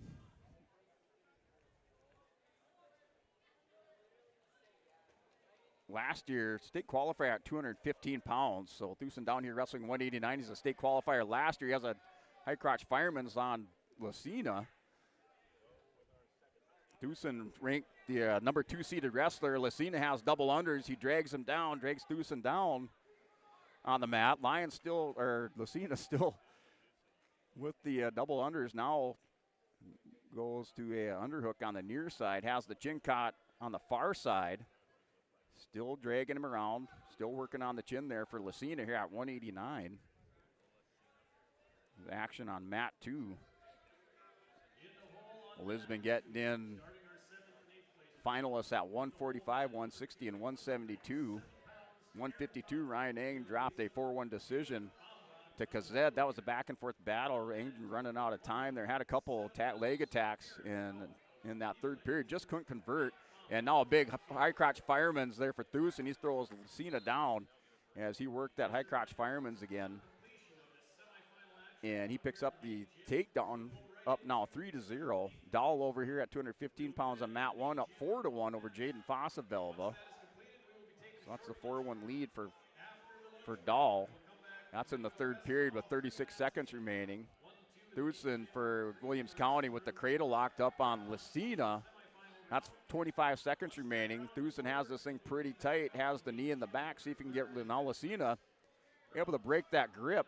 Grabs the wrist, doing some hand fighting underneath for Lucina. Final 15 seconds of the period. Lucina, outside leg stand up, not able to get anything going on the bottom yet. Final 5 seconds. Another takedown over here for Andre Dahl. Dahl up now 7-1, and Andre Dahl into the championship at 215 pounds for Napoleon. So Andre Dahl for Napoleon into the championship, 215 pounds. Dahl, the number 1 seed at the East-West. Wins by decision, 7-1 over Jaden Foss. Foss, the number 4 seed. Foss will drop down and wrestle Jacob Hendricks in the Consolation semifinals. Max Klein and Mad Schwab coming up. Should be a good matchup. I don't think these two have met since the duel in Lisbon, and it was Schwab winner by fall, but Klein looking pretty mean here for the Oaks Tornadoes as it's a matchup at 215. They're back up after the scramble. No takedown awarded. So Lucina and Thusen, they go scramble out. Minute 38 remaining. Thusen for Williams County up 3-0 at 189. Schwab and Klein just starting out. Klein last year state place winner. for Oaks. And then Schwab for Lisbon State qualifier. Thusen in on another high crotch on Lucina, but Lucina's going to try to step around behind him. Not a takedown yet. Lucina's still got to get around, see if he can hook an ankle. He's going to go cradle, cross-face cradle. He's got it locked up. And the three-point takedown. Lucina with the cradle. He rolls Thusen over. This is pretty tight. Here's for Lucina. Lucina pins Lucina into the championship for Lisbon as he comes from behind with the takedown and the cradle. At a minute 3 remaining, Lucina 189 into the championship. He defeats the number 2 seed. So Riley Lucina into the championship at 189. Broncos with another one into the finals. Here's Klein and Schwab. This was a big matchup in that duel after at the beginning of the season. Schwab got the double unders on Klein. And imagine Klein's not looking forward or not looking to get into that position again. Now we have Kate Okeson and Brock Lyons out here, 285. Okeson for Minot Bishop Ryan, now wrestling for Velva this season. Yes, he's going to go straight into to Lyons, push him out. Okeson, a two-time state champion at 285. Takes a shot on Lyons. Lyons has a headlock, and they're going to go out as Lyons threw the headlock over there. And just ran out of space, but it was a great rip of the headlock there by Brock Lyons. Over here on mat 2, 285 pounds. Klein and Schwab. Little of a attack there by Schwab, resulting in no points in that period. So going scoreless. Schwab with choice. He's going to choose bottom position. Okeson and Lyons. Thank you. It's even cold. Man. All right, Lyons over the top. We're still working on Okeson.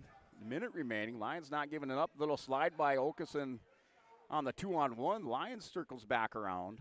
So still scoreless first period, under a minute remaining. As Schwab's going in with the escape. He has the double unders on Klein. Schwab's going to trip him down, edge of the mat. He keeps the feet in, working on some near fall. And Klein's going to touch the floor, but there should be near fall coming for Schwab.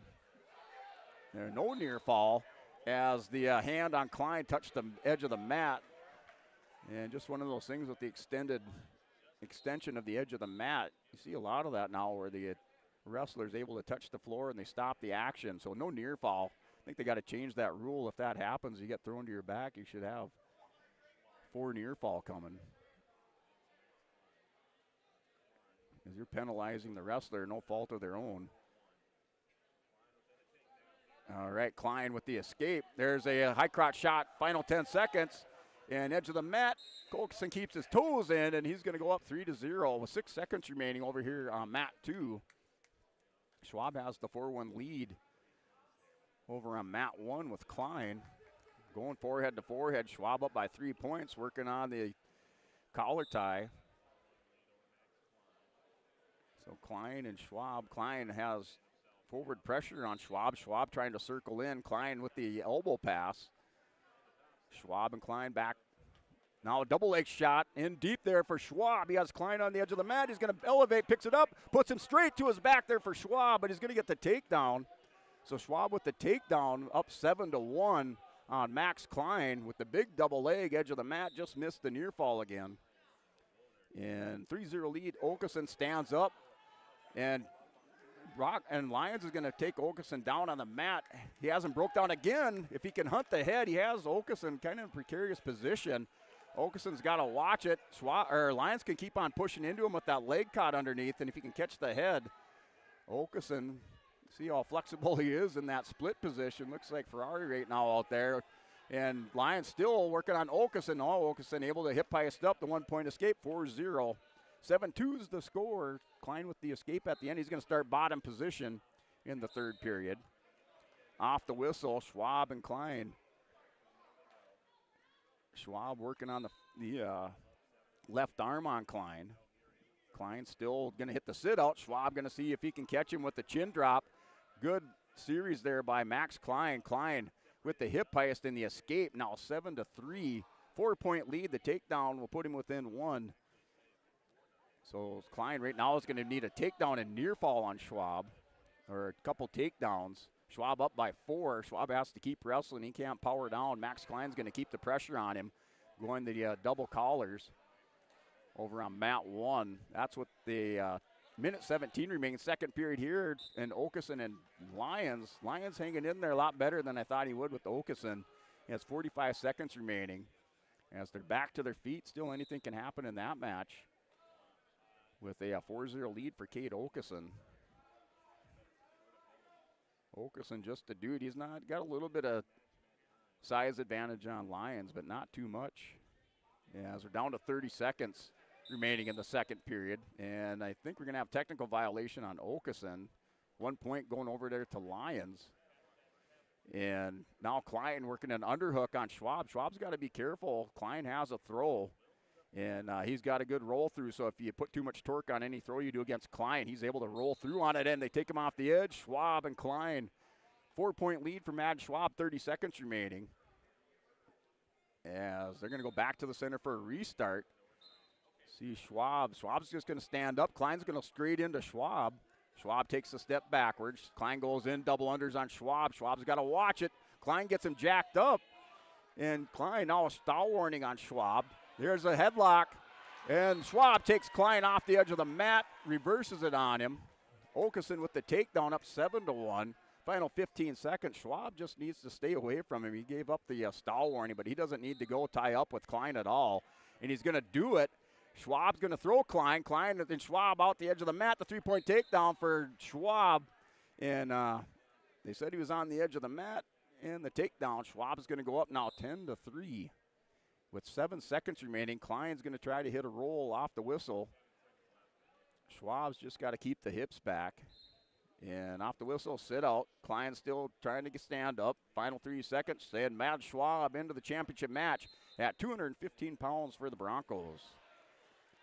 And Okeson's going to take mat return on Lyons. Final minute 35 remaining. Half Nelson put in by Okeson. Lyons is going to counter out. He's still fighting on the bottom. Armbar here by Cade Okeson. So Schwab into the championship match.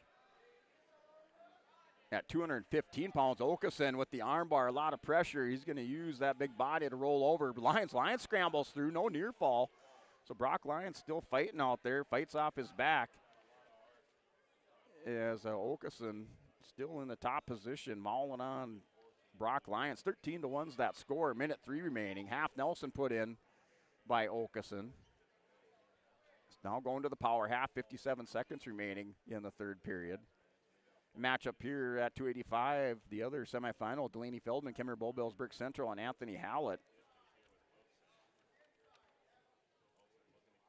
So that is your matchup, 285. Okeson, 13-1, has the half Nelson now on Lyons. Wears him down, rolls him over, and Lyons able to roll through again. So I think he's got maybe an escape and 2 near fall. So 15-1, now 15-2. They're up on their feet. Final 25 seconds. Lyons might as well go for it. See if he's got any tricks up his sleeve here for Brock Lyons. Final 18 seconds with Cade Okeson. Okeson's going to drop down. Lyons, see if he can stick up an elevator. And the takedown, that'll do it for the match. 18-2 tech fall victory for Cade Okeson. And Okeson into the championship at 285 for the Velvet Aggies. So there it goes, 285. Cade Okeson over Brock Lyons of the Lisbon Broncos. And he's into the championship. Lyons into the wrestle background. So Lyons will drop down into the Consolation semifinals at 285 pounds. Okeson into the championship as he'll take on the winner here between Delaney Feldman and Anthony Hallett, and they're coming up with these 7th place matches in the Consolation semifinals. So those matches coming up. We're going to go and step away, take a word from our sponsors, and come back for our Tim Kazed Seed Sales Scoreboard and our Olsen Accounting Tournament Recap, hourly recap. So we're going to go and step away, come back for more here from the 2026 East-West Wrestling Tournament from New Salem, North Dakota. At Enbridge, we're focused on relationships. 23 Canadian First Nation and Métis communities now own an equity stake in Enbridge Athabasca Pipelines. In Minnesota, Enbridge has spent $450 million and counting, with Native-owned companies and in wages to tribal members working on Line 3. Every day brings new collaborations, partnerships, and possibilities. Learn more at Enbridge.com.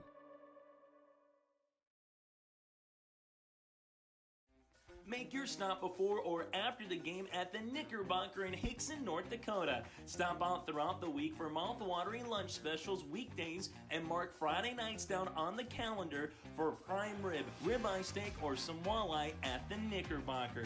For more information or to find out about daily specials, give the Knickerbocker a like on Facebook by searching the Knickerbocker. Great food and good people. You can find it all at the Knickerbocker in Hickson, North Dakota.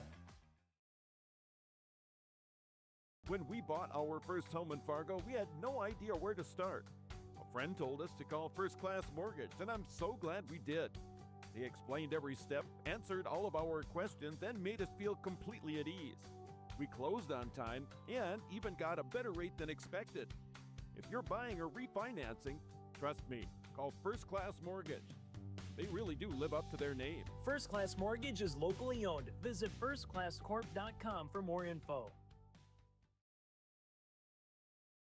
Great Plains Fireworks and Sports Collectibles, Hillsboro. Fireworks and sports stuff in the same store? That's right. Great Plains Fireworks and Sports Collectibles, Hillsboro. Come in and browse the sports cards and memorabilia and fireworks at the same time. Unopened packs and boxes of sports cards, plus pre-owned cards as well. Jersey, Swatch, autograph cards, lots of Twins, Vikings, Wolves, Wild, Lynx, and North Stars memorabilia, bobbleheads, caps, and more. Call anytime, 701-436-6140. Great Plains Fireworks and Sports Collectibles, Hillsboro.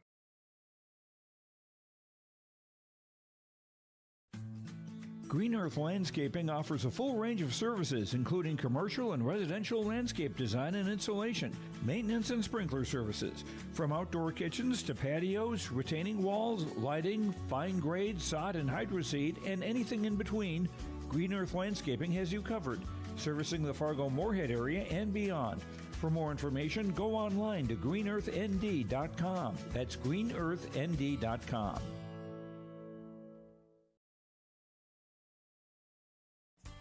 The Hillsboro Central Valley Booster Club is made up of parents, fans, and community members who work together to build team and community spirit. The Hillsboro Central Valley Booster Club supports Hillsboro and Central Valley students in their school activities and encourages all students to be involved in the activities at your school. The Hillsboro Central Valley Booster Club takes great pride in uniting the communities to support the boroughs, encouraging everyone to promote school spirit, sportsmanship, and to support the Hillsboro Central Valley students. It's the Hillsboro Central Valley Booster Club. When you choose Farmers Union Insurance, you're backed by an insurance policy provider that meets your specific requirements. At Farmers Union Insurance Gullis & Olson Agency, they offer reliable insurance policies from homeowners, farm and ranch, contractors, small businesses, and more. Let Lance, Shelby, and the staff at Gullis & Olson Agency take care of you today. For more information, stop into their office on Main Street in Lisbon for Farmers Union Insurance Gullis & Olson Agency. Goose River Bank is here for the communities we serve, building relationships that last a lifetime, serving the strong Red River Valley and beyond. We are your neighbors, friends, and family, committed to providing everything from everyday personal banking to loans for your farm or business. Visit one of our locations in Mayville, Hillsboro, or Hatton, or reach out and we'll happily come to you, because it's the neighborly thing to do. Goose River Bank. Strong bank, strong communities. At the Hillsboro Body Shop, Ben brings years of experience and friendly service to every repair, big or small. It happens. Vehicles get damaged, unfortunate crashes, scratches, windshields broken. Ben will take care of it with honest professional service that you can rely on. 701-636-4981, Hillsboro Body Shop. 701-636-4981. Ben says, thank you for your business. Hillsboro Dairy, with delivery of fresh dairy products and more to your home door. I've had Hillsboro Dairy delivering cold, fresh dairy products and other items to my door for years. 3 main reasons why. It's the convenience, the products are fresh, and the delivery service from the Udder Guy. Nobody does it like the Udder Guy. Every week, we get the C-Teak. Please call him at 701-436-5877. Delivery right to your door from Hillsboro Dairy. Imagine your life in Hillsboro, a place where neighbors know your name and opportunities are real. Here, you'll find affordable home lots and grants to help you build your future. In Hillsboro, safety, affordability, and community aren't just promises, they're our way of life. With a 24-hour fitness center, a strong school system, a trusted hospital, and a thriving business district, Hillsboro has everything you need to live well. Here, your family is our family, and your future shines bright. Discover Hillsboro, where small-town living means big opportunities.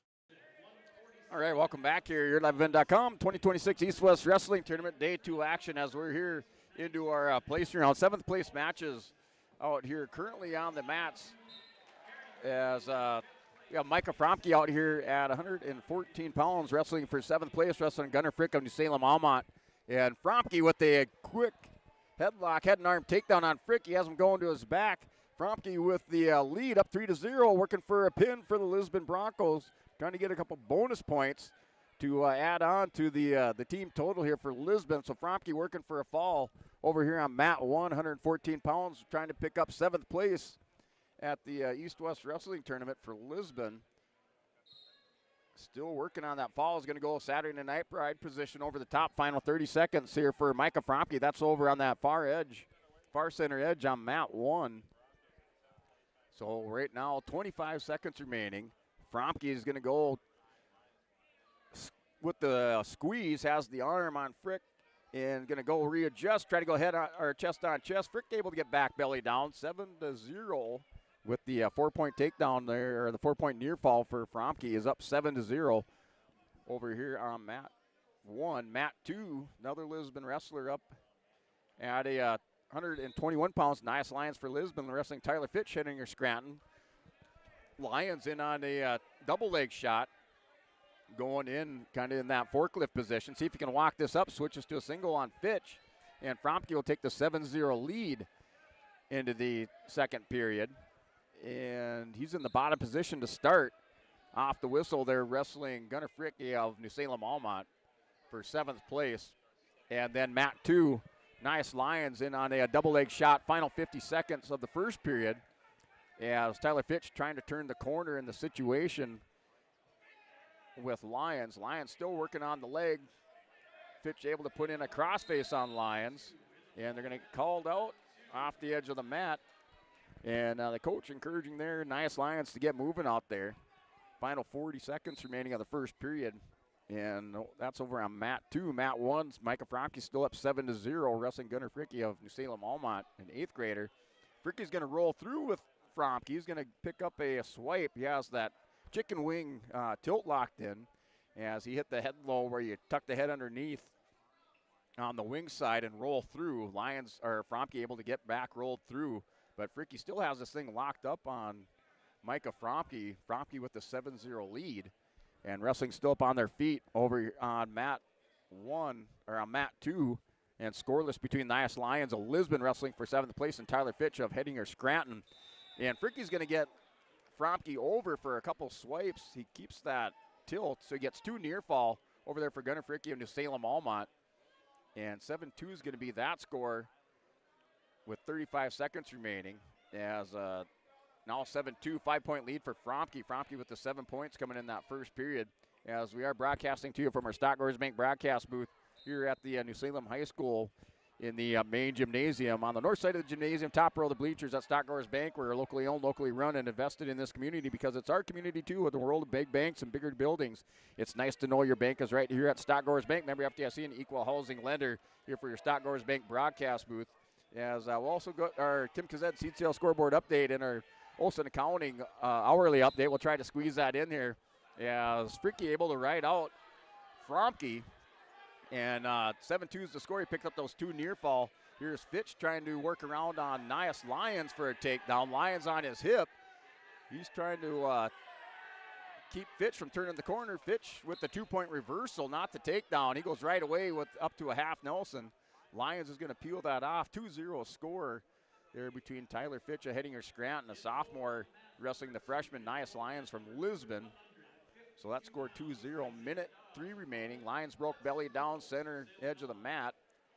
And then Fromke over on mat 2, or on mat 1 in the top position. He chose top to start the second period, or to start the third period. He's still in the top position. He was working a cradle on Fricke and now has him broke belly down. Has the leg in on the near side. See if he's able to hit that crossface or a power half off of it and drag over Gunnar Fricke. Fromke with the big points in that first period with the head and arm and the near fall for the 7-2 lead here. Mat 1, 114 pounds for 7th place. And then Mat 2, 121 pounds for 7th place. Nias Lyons and Tyler Fitch. Fitch up 2-0 on Lyons with 30 seconds remaining. As Fitch working on an armbar on Lyons. Lyons broke belly down just off the center edge of the mat.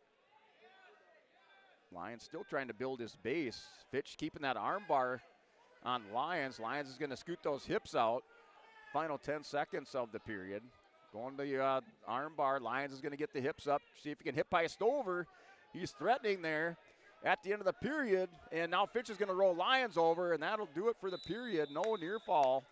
As Lyons was trying to hip over. No near fall for Fitch as he kind of caught Lyons on the second attempt. Lyons is going to go neutral.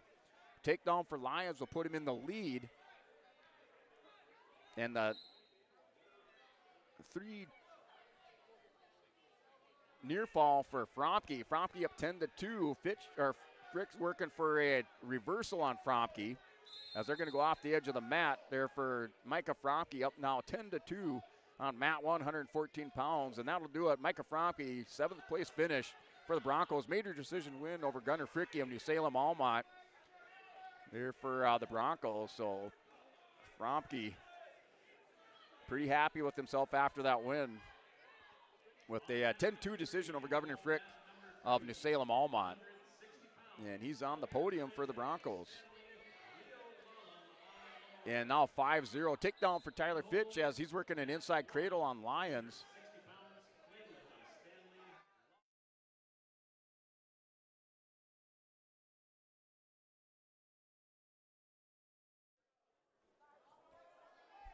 So Fitch has had the crossface cradle hooked up. Now quad pod by Lyons. Lyons is going to try to stand up. Fitch is going to throw him back. Caught him kind of head the knee, crunched down over the top with the cradle. Final 50 seconds there for Tyler Fitch. Yeah, so we'll get that Tim Kazed seed sale scoreboard update and the Olson Accounting recap after we finish up with this match here for Lyons. Yeah, his final 30 seconds. Lyons still belly down. He's down 5-0 to Tyler Fitch. And Fitch just working on the far side, content to ride. He's going to chop the arm on Lyons. Lyons keeping that arm posted out, doing a little hand fighting underneath. Final 15 seconds.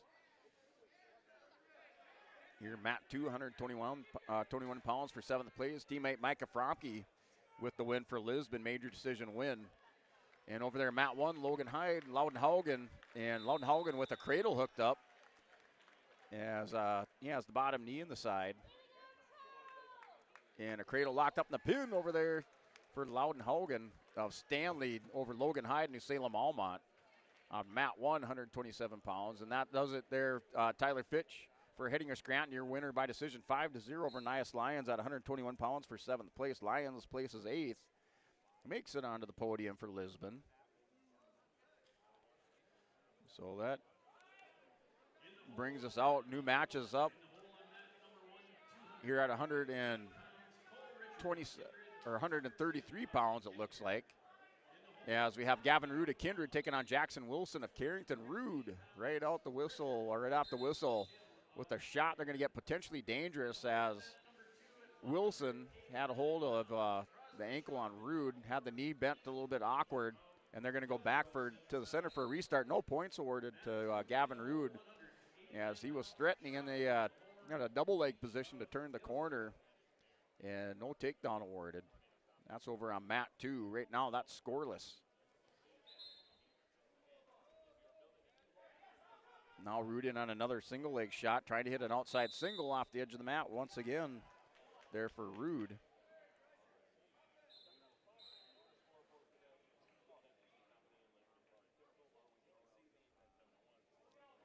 So that is a restart back to the center of the mat. Rude's going to take the back of Wilson.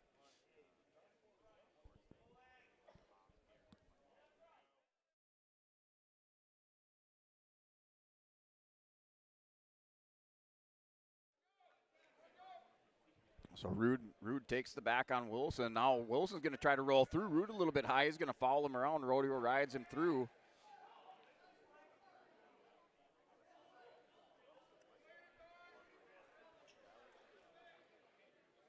Rude in the top position, sticks in a leg. Over on the left side has Jackson Wilson broke down, belly down in the mat there for Rude. You're the 133, deep 133-pound weight class there for the East-West Wrestling Tournament. Looking at the top 8 or 10 wrestlers in the state out here in that weight class. And this is for 7th place at 133. Scramble, 3-0 lead for Rude in this match on mat 2. Rude has choice. He'll defer it over to Wilson. Wilson chooses neutral. In mat 1, 139, Iverson and Brunel. That's 3-0 score there for Iverson. That's in the first period. That's for 7th place. Now with 13 seconds remaining, 5-0 lead. Looks like Iverson up 5-0. That's in the first period. Must have picked up a takedown and a couple near fall. Brunel working for a reversal at the end of the period. Little scramble, some barnyard wrestling. Brunel with the 2 reversal, and he hit by a surround on the edge of the mat. And 5-0, now the 5-2 score. So Brunel with the 2-point reversal over on mat 1 at 139 for 7th place. 5-2 is our score on mat 1. Owen Iverson has the 3-point lead. And then mat 2, 133 pounds for 7th place. Gavin Rude still up 3-0 on Jackson Wilson of Carrington.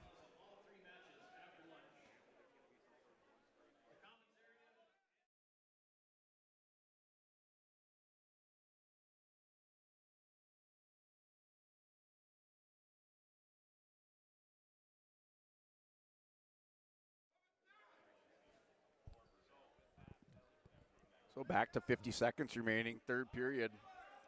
Over on mat 2, in the second period, Rude up 3-0, 133 pounds.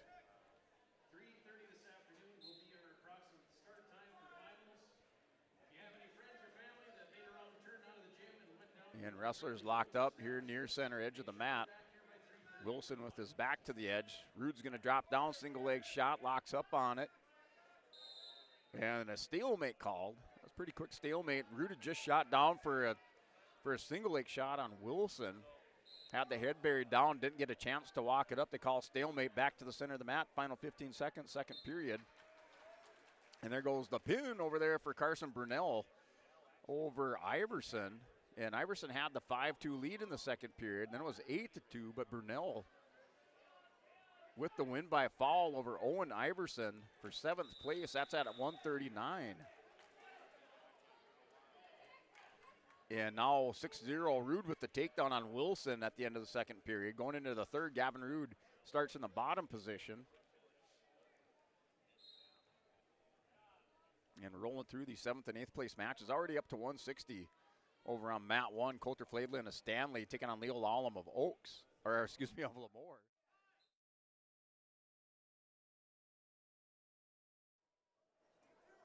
So Lallam from Lemoore, sophomore 11-14 record. They'll probably banish me from Lemoore for saying that. But Lallam from Lemoore taking on Coulter Flavelin, the sophomore from Stanley. That's for 7th place over on mat 1. That's scoreless first period. Mat 2, 133 pounds, 7th place. Gavin Rude up 7-0. Now a takedown by Wilson. So 7-3 is the score. Wilson's down by 4. He's trying to run an inside cradle. He has the head scooped and the leg caught with the with Rude on his hip. Wilson with the cradle. See if he can walk this around. He's going to scoop the leg on the backside. And this is a pretty tight cradle as now he's kind of walking the head tighter up or closer up to the knee closer up to the head there for Jackson Wilson. Rude has a minute to try to fight out of this. He has the 4-point lead. Wilson has the under a minute to get the turn. Still 7-3 score there for Jackson Wilson and Gavin Rude.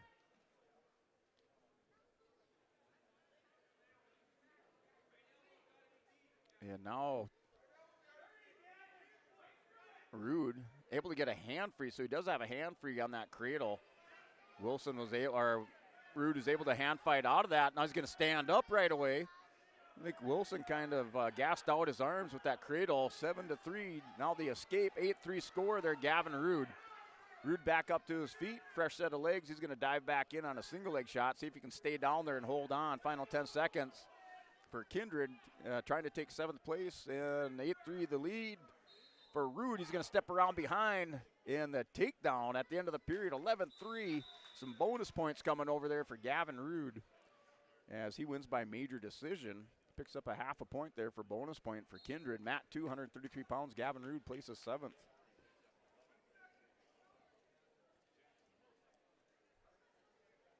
So Rude into 7th place for the Kindred Vikings. As we're going to continue on with our Tim Kazed seat sales scoreboard update. As big points there in that semifinal round. And we're going to give you the Tim Kazed seat sales scoreboard update here in a minute. Looking at those top 5 teams. In 5th place, Carrington, 87.5 points. 4th place, Oaks with 92. 3rd place, Henninger Scranton with 97.5 points. 2nd place, Velva with 103. And 1st place, Lisbon with 149.5 points for the Broncos as they've extended that lead. Had a big semifinal round for Lisbon as I believe they placed 5 into the semifinals. Or 5 into the championship out of the 7 they had in the semifinals for Lisbon.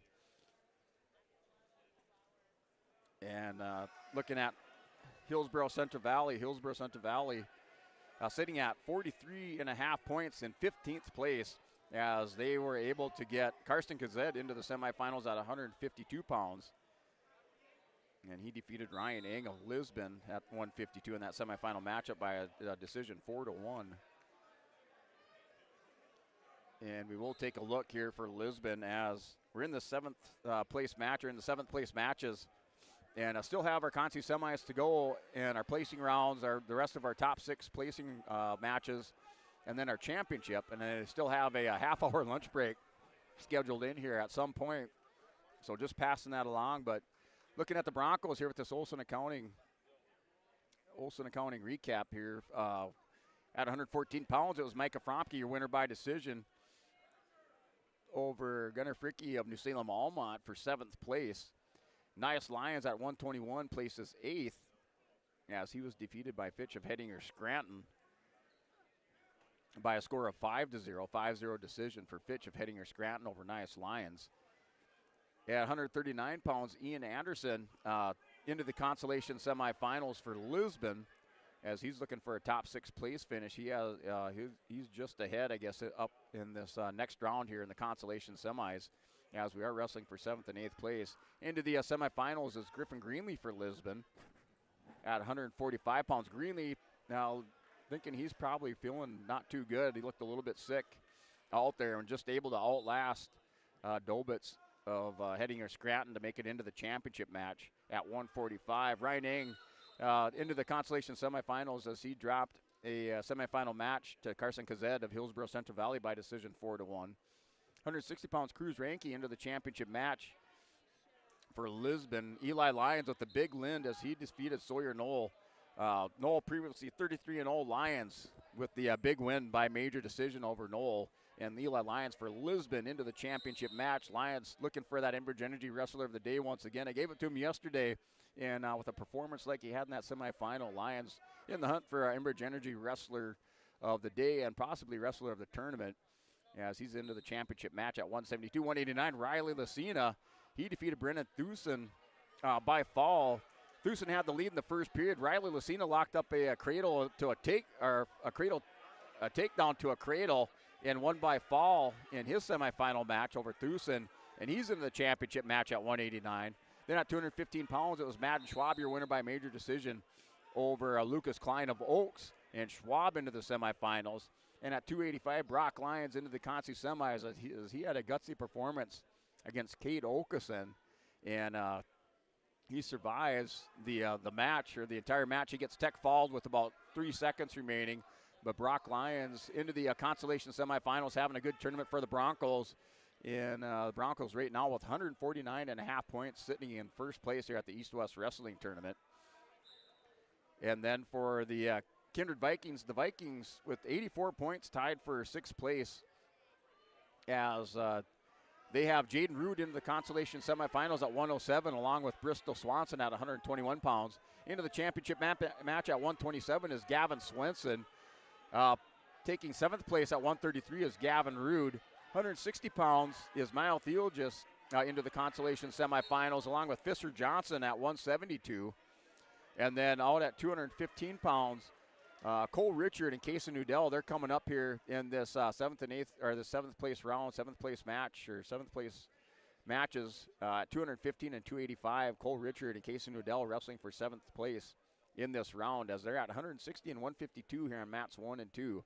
So if you're a Kindred Viking fan, just stay tuned, as they have a couple wrestlers coming up here at 215 and 285 wrestling for 7th place for Kindred. And then for Hillsborough Central Valley in the last round of the semifinals, Justin Terrell drops down into the Consolation semifinals as he was defeated at 121 pounds by Ben Wagner of Oaks by decision. So Terrell into the Consolation semifinals. And then Carson Kazed into the championship match at 152. He wins by decision over Ryan Engel Lisbon, 4-1 score, or 4-1 decision over Ang. And then at 189 for Hillsborough Central Valley, wrestling for 7th place is Easton Beach. So Hillsborough Central Valley fans, you have a wrestler coming up here at 189 in Easton Beach, wrestling for 7th place. As that is our Olson Accounting tournament update here, and matches currently out there on in the main gymnasium, mats 1 and 2, as they've retired mat 3, that back room mat, as they've retired that, I believe, for the tournament. And we're just going to run off the 2 mats here in the main gymnasium. And this is your 7th place matches out here on mats 1 and 2. Upcoming yet are the Consolation semifinals, your placing rounds, top 6 placing rounds, and then your championship matches here at the New Salem East-West Wrestling Tournament. I thought the championship matches would start right around 2:30. Maybe not, because we're going to take a half-hour lunch break at some point today. So just stay tuned here, yourliveevent.com. I'll keep you updated on the schedule today. And then for the remainder of the season, as we'll have continuing coverage of North Dakota High School Class B boys wrestling, as we will cover the Southeast sub-region dual tournament in Napoleon next week and next Saturday, and then also the Northeast sub-region dual tournament next Saturday with Brady Siebels with the call on that. I'll have the call in Napoleon, and then we'll cover the girls East Region dual tournament in Fargo, hosted by the Fargo Stingers on Friday. And then our coverage continues on yourliveevent.com. More live stream coverage for the individual girls and boys East Region tournaments, the North Dakota Class B East Region tournament in Valley City, along with the girls East Region tournament in Valley City the following week after the dual tournaments, the Southeast and Northeast sub-region dual tournaments. So have a lot of coverage, a lot of wrestling coverage, live stream coverage with play-by-play call here for you as we're after this weekend. We're into the postseason. I know Region 2 still has a few duels to finish up, but I'm pretty sure Southeast sub-region has finished up their duels as of yesterday. And I'd look for the Southeast sub-region bracket to come out. If it doesn't come out this weekend, likely to come out at the beginning of the week. And I'm pretty sure region, or the Northeast sub-region, still has a couple duels scheduled for next week that will determine their region seedings for their dual tournament. But Cole Richard out here wrestling for 7th place, 215 pounds for Kindred. And that's scoreless in the first period, 30 seconds remaining. Right now, that's Tucker Tim, Kemmer Bowbills, Burke Central, as he was working over the top on Cole Richard.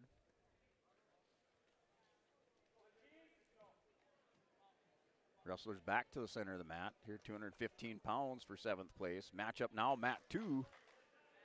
Beach out here for Easton Beach out here for Hillsborough Central Valley and Crosby Shockman of Lemoore at 189 for 7th place. And Tim's going to go kind of barnyard cow catcher on Richard, and they're going to scramble final 5 seconds, and no points awarded over on mat 1 between Cole Richard and Tucker Tim. And here's Easton Beach with the takedown on Crosby Shockman of Lemoore. Edge of the mat, 3 points awarded. Beach is going to take the 3-0 lead. So Easton Beach up 3-0 over Crosby Shockman for 7th place early on. Minute 38 remaining in the first period. Mat 1, 2:15. Cole Richard, Tucker Tim. Tim off the whistle.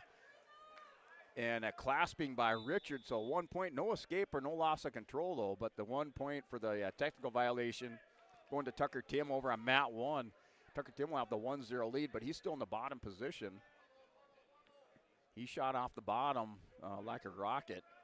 Tried to hit biased away from Richard. Richard able to follow him up. He had momentarily lost control, but jumped back on, but he's going to be called ding for a clasping violation. And now takes a wild shot at the legs of Tucker Tim. Tim warded the escape, and now a takedown. Takes the 5-0 lead over here on mat 1, 2:15. So maybe just a little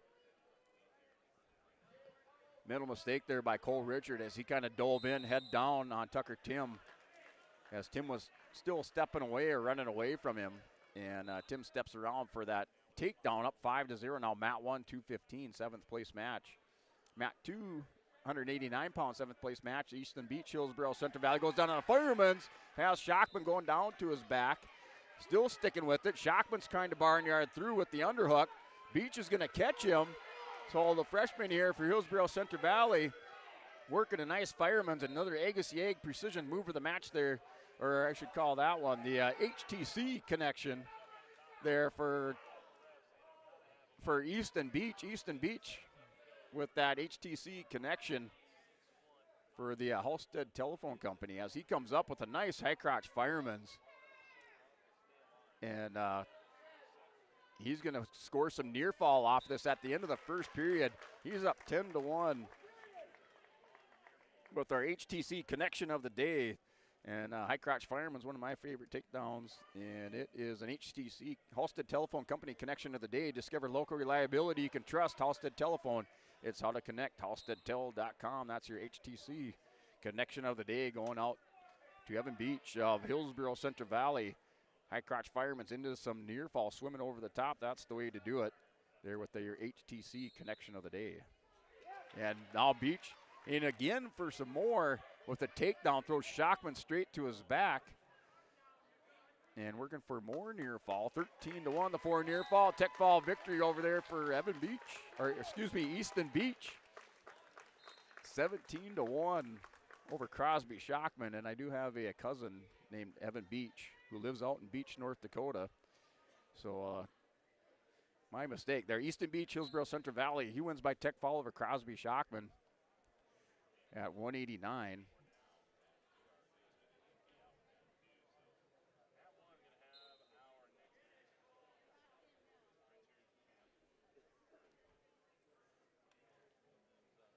And Easton Beach, Hillsborough Central Valley takes 7th place. Result on mat 2. And looks like this might be our lunch break coming up here. About 30-minute lunch break. So we'll take a break after these matches conclude, or after this match concludes. Over here at 215 pounds, looks like they're going to have a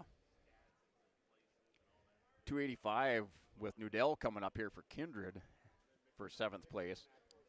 So right now, Cole Richard, Tucker Tim up 9-0, keeps building his lead.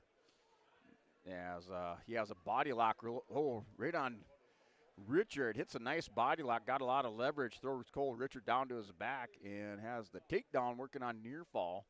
And it will be a tech fall victory if he doesn't work to the pin here. He goes north-south over the top on Richard. And a squeeze and push down the pin over there for Tucker Tim. 7th place finisher, Kemmer Bowbells, Burke Central on mat 1, 215 pounds. And should be 285 now with Case and Nudell.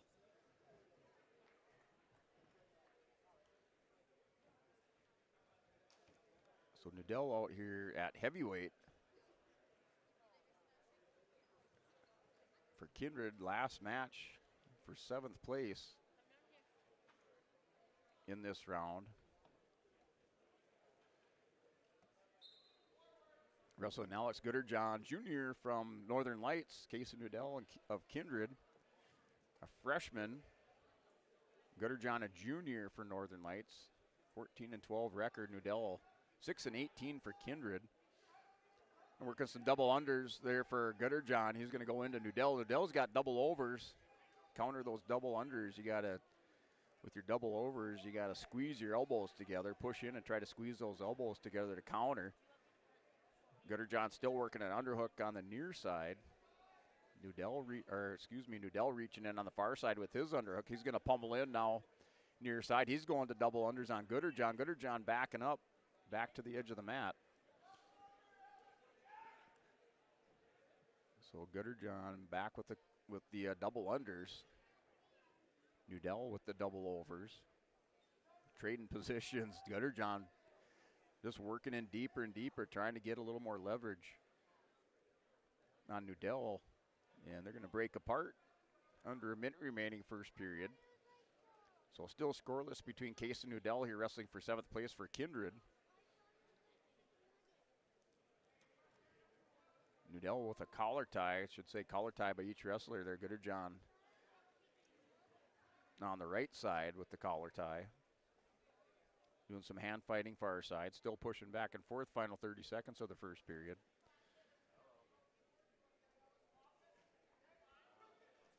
And there's Gooderjohn. Gooderjohn with the big throw, takes Nudell down to his back. He's working for a fall. He has a takedown and near fall. He's going to make the adjustment, jumps across, has Nudell over that shoulder. Momentarily, both shoulders on the mat. Nudell back to bridging. Gooderjohn makes the adjustment, end of the period, final 5 seconds, and he's going to put some pressure on the left or on the right shoulder. Goes back to the half, final second. The pin has double zeros or triple zeros on the clock. They're going to give him the pin there for Alex Gooderjohn. Northern Lights takes 7th place. He wins by a fall over Casey Nudell of Kindred.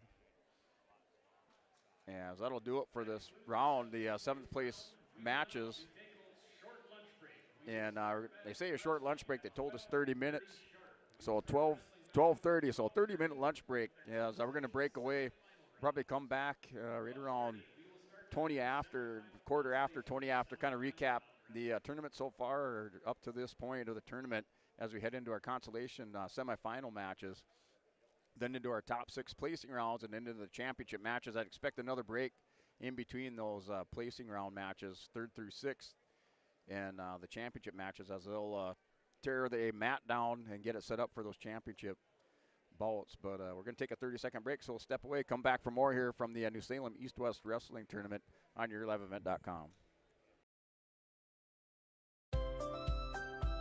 People often ask me, why are Hillsboro's Central Valley athletes so successful? Have you seen our fitness center? The weightlifting doesn't stop with our athletics. At Hillsboro Public School, we strive to do difficult things all the time. We help struggling readers read. Our MTSS process makes sure all students are improving. Hillsboro students are challenged to do difficult tasks each day. Please come and check out our school. And if you need a place to exercise, check out our fitness center. The Hillsboro Vets Club thanks you for your support of their activities and events. Stop in and to check out their new menu. Enjoy the Vets Club appetizers every Wednesday from 5 till 7. And as I've said many times, they have the best roasted chicken around. Enjoy roasted chicken every Saturday from 5:30 till 7:30. Get there early because sometimes it's gone early because it is the best roasted chicken. Fries and coleslaw also available with this meal every Saturday. Dine in or take out. The Hillsboro Vets Club. Buying, selling, or leasing commercial real estate or farmland in the Fargo-Moorhead and surrounding area? From office to retail, industrial to multifamily, commercial land to farmland. As the #1 commercial sales and leasing brokerage in the FM region, Goldmark Commercial has the experience and skills to handle all of your commercial real estate and farmland needs with the highest levels of customer service and marketing around. Trust the experts at Goldmark Commercial Real Estate to lead your team to success. Hi, we're Jim and Bernie Berkemeyer, and we're inviting you on a holiday vacations tour. Join us on a Montreal, Quebec City, and the Canadian Maritimes tour, July 30th to August 9th. Experience picturesque small towns, as well as the historic cities along the Atlantic coast, as we use roads and rails on this Canadian adventure. Visit holidayvacations.com, keyword RJ, to request a brochure, to watch a travel show, and to book this tour.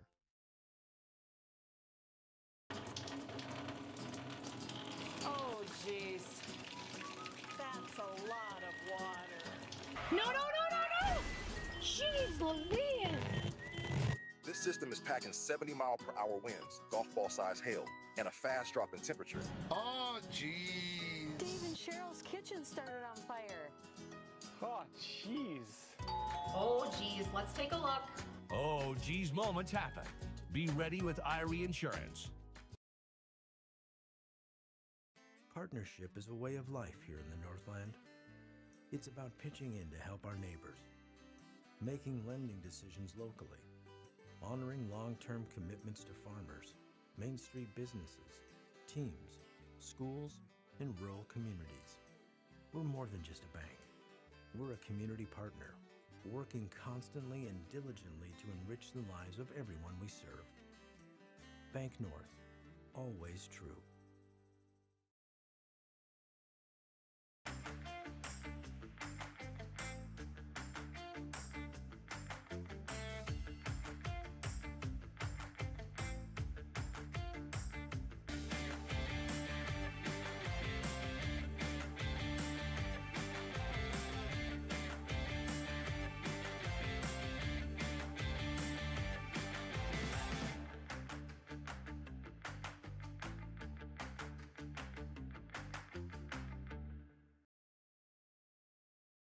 The Kindred Public School District looks to collaboratively cultivate an environment that challenges learners to reach their full potential in a student-centered, community-supported environment while building authentic relationships that promotes active engagement in learning, literacy, and life. Kindred Public Schools' mission is to educate, prepare, and maximize student potential. Kindred Public School District, student-centered, community-supported. For more info about upcoming school events and news, go online to kindred.k12.us.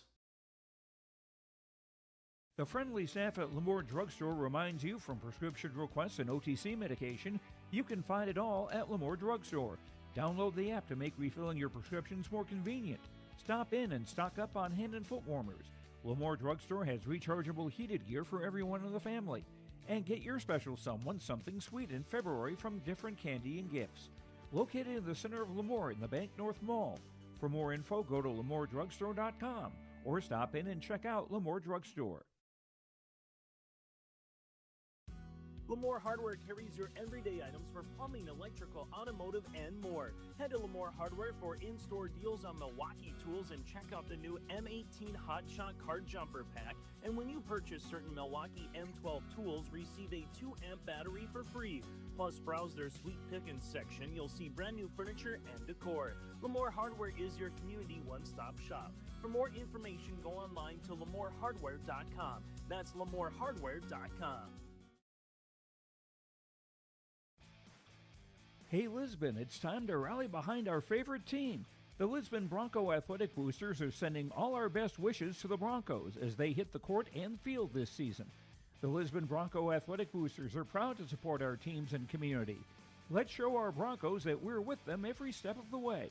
Go Broncos! Your dedication and spirit makes us all proud. From all of us at the Lisbon Bronco Athletic Boosters, we're cheering for you.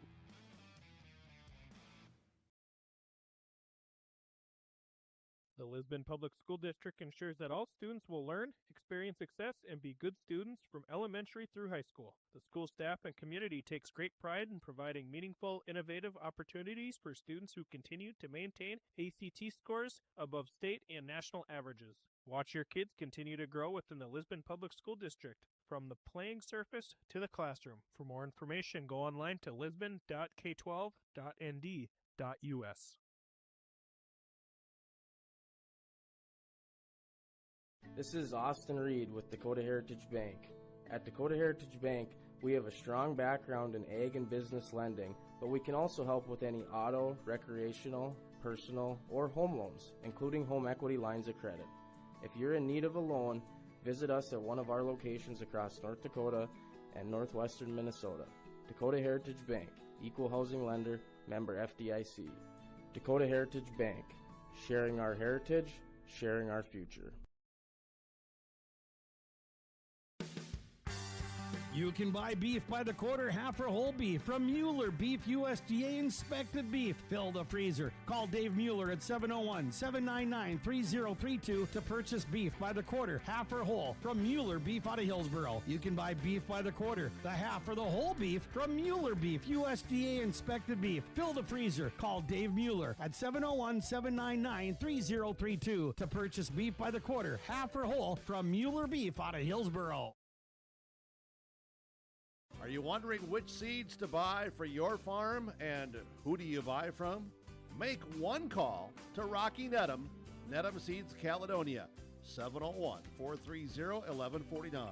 Pioneer corn and soybean seed, sunflower and canola seed, AgriPro and Lima Grain wheat seed, plus SeedX sugar beet seed, all proven to deliver results. Call Rocky Nedham Seeds Caledonia, 701-430-1149. Your farm, your future, your seed partner. Common doesn't do the extra reps. Common doesn't push the limits. And Common doesn't do all of that before the sun is up.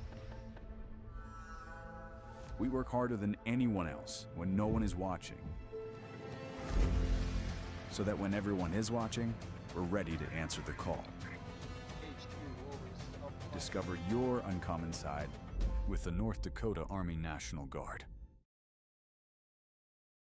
Running a business is tough, but your accounting doesn't have to be. Let Olson Accounting check all the boxes. From taxes, payroll, business services, and professionalized financial guidance, all tailored to fit your requests. Whether you're a small business owner or just need help at tax time, trust Olson Accounting for professional, reliable service every time. Visit colsoncpa.com or call 701-683-2700. Olson Accounting of Lisbon. Our Savior's Lutheran Church in Hillsboro, North Dakota invites you to experience the love of God. Our Savior supports all youth with academics, athletics, music, art, dance, and drama, and offer meaningful opportunities for people of all ages. Join us for worship at 8:30 or 10:30 each Sunday morning, in person or watch on television, HTC Channel 34, or online, Facebook, Twitter, YouTube, or at oslchillsboro.com. Buying and selling heavy equipment at purplewave.com saves time and money. We handle all of the details, including pictures, videos, marketing, titles, and payments. It was almost immediately over the top with the customer service. I've just never ever experienced that before with any other auction service. They're constantly working for me as the seller, and I really like that. Purple Wave Auction is straight, simple, sold. You finally found the perfect car in racing blue. You even got them to throw in the LED fog lights for free. Auto Owners insures your car because some people never learn to parallel park. That's simple human sense. River's Edge Insurance Agency, Halstead, 218-456-2172. Keep going, more. Riverside Building Center in Lisbon is the premier building supply headquarters in southeastern North Dakota. They have it from the basic home improvements to complete pre-built homes. Their staff is knowledgeable in every product they sell. With their large inventory and a fleet of 6 delivery vehicles, Riverside Building Center in Lisbon can bring the products to your job site. From a hammer all the way to a home, they have you covered. Visit rbclisbon.com today. That's rbclisbon.com, Riverside Building Center in Lisbon. Stock Growers Bank is proud to celebrate 125 years of service, and they built a legacy of trust and commitment to the local communities. Loan Officer Wyatt Smith can help achieve your goals and grow your business with confidence. Here's Zach Maralt on his experience. We tried a few different lenders before purchasing our building, and we eventually ended up going to see Wyatt, who I already personally knew anyways. He made the purchasing process easy. We pretty much had an answer that day, pushed all our accounts there, and it's a great experience. The Ringneck is a perfect stop for lunch or dinner in Leonard, North Dakota. The Ringneck has a wide variety menu from burgers, wraps, steak, chicken, and seafood. For that small-town family-owned dining experience, check out the Ringneck today. To place an order ahead of time for takeout, call 701-645-2465. That's 645-2465. And stop by every other Friday this winter for meat raffles. For more info and daily specials, search the Ringneck on Facebook. If you have concern or questions about the mental health of yourself or a loved one, Trail District Health Unit's Credible Mind platform offers convenient and confidential resources to help inform you about mental well-being. Credible Mind offers 21 different assessments to guide you in your mental health journey, from sleep quality and burnout to anxiety and depression. To get started today and learn about your mental, emotional, physical, and spiritual health, visit traildistricthealthunit.crediblemindcom.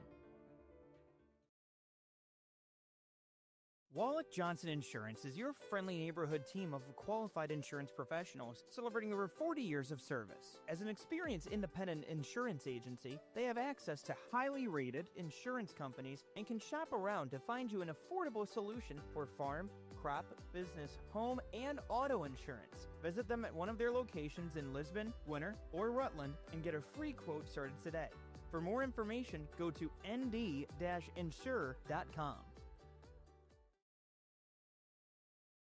From on-site farm repairs to maintaining the condition of your vehicle, trust the staff at Welton's Tire Service. They've served the Lisbon area since 1972, guaranteeing customer satisfaction and workmanship from farm equipment, tire services, and preventative vehicle maintenance. You'll find it all from affordable prices, free estimates, to their knowledgeable technicians answering any question. Welton's Tire Service is locally owned and located on Main Street in Lisbon. For information, go online to weltonstire.net or call 701-683-5136. West Main Pizza is serving you from Ada and the Rail District location in Dilworth. The tradition of West Main Pizza continues. Pizza, calzones, wings, subs, salads, and more. Lunch, dinner, family meals, and business meeting orders. When you're in town or driving through, visit West Main Pizza. For daily specials, visit West Main Pizza Ada and Rail District Dilworth Facebook pages. Order by phone or westmainpizza.net. Both locations open daily at 11 a.m., serving the delicious West Main Pizza menu items you enjoy. West Main Pizza, Ada and the Rail District Dilworth. Right Implement in Hillsboro, 701-636-5692 for shop and field service, farm equipment sales, repair on all equipment, in the field, on the farm, and in the shop with Right Implement in Hillsboro, 701-636-5692. Check out Right Implement for farm equipment, repair and service of equipment and all trucks on Caledonia Avenue in Hillsboro. Right Implement, 701-636-5692. Here's a message from Tim Cassette, Golden Harvest Seed Sales in the Hillsboro area. When it comes to your operations needs, they want to hear from you, which is why they're committed to listening first. From farmer-focused R&D teams to their Gold Series soybeans and game-changing corn products to the insights shared through the Illuminate digital platform, everything offered is an answer to what they learned from you. For Golden Harvest corn and soybean seed, visit with Tim Cassette Seed Sales Hillsboro, 701-430-0877.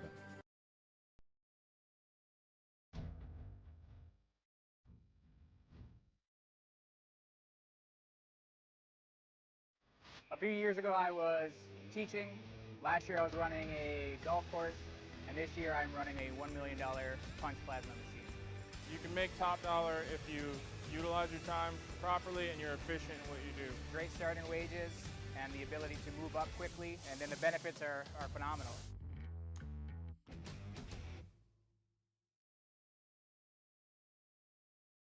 While medicine's greatest advancements look like the latest sci-fi, one of our most powerful tools is far more simple, more human. It's a calling to connect with purpose. That's how we're evolving healthcare, by treating people, not just patients, with innovations that amplify healing and lead to more personalized care, guided by the belief we all hold the power to heal.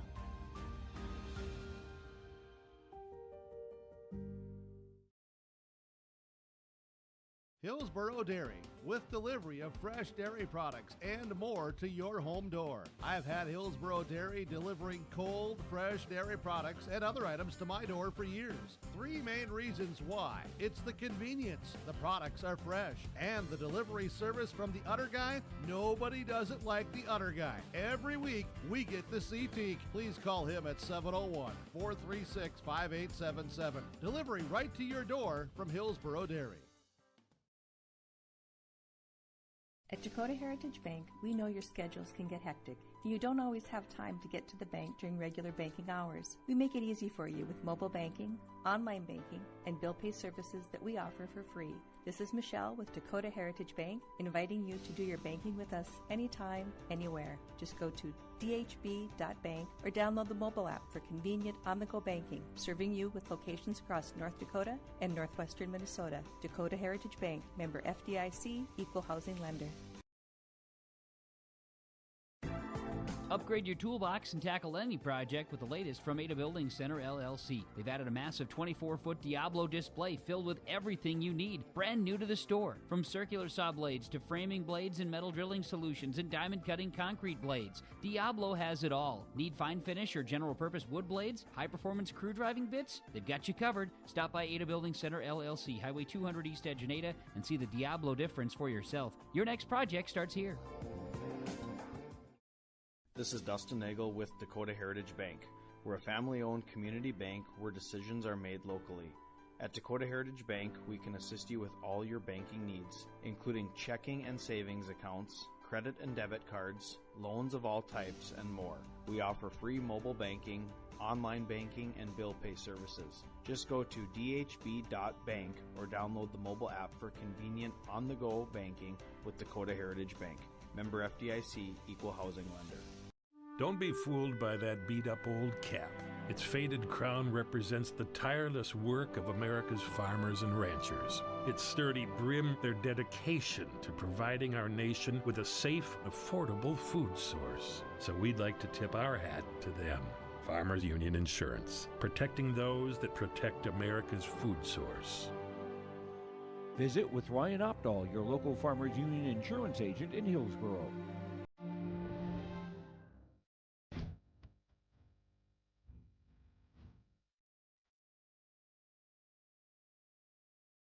Every Sunday I'm ready to come to work Monday morning.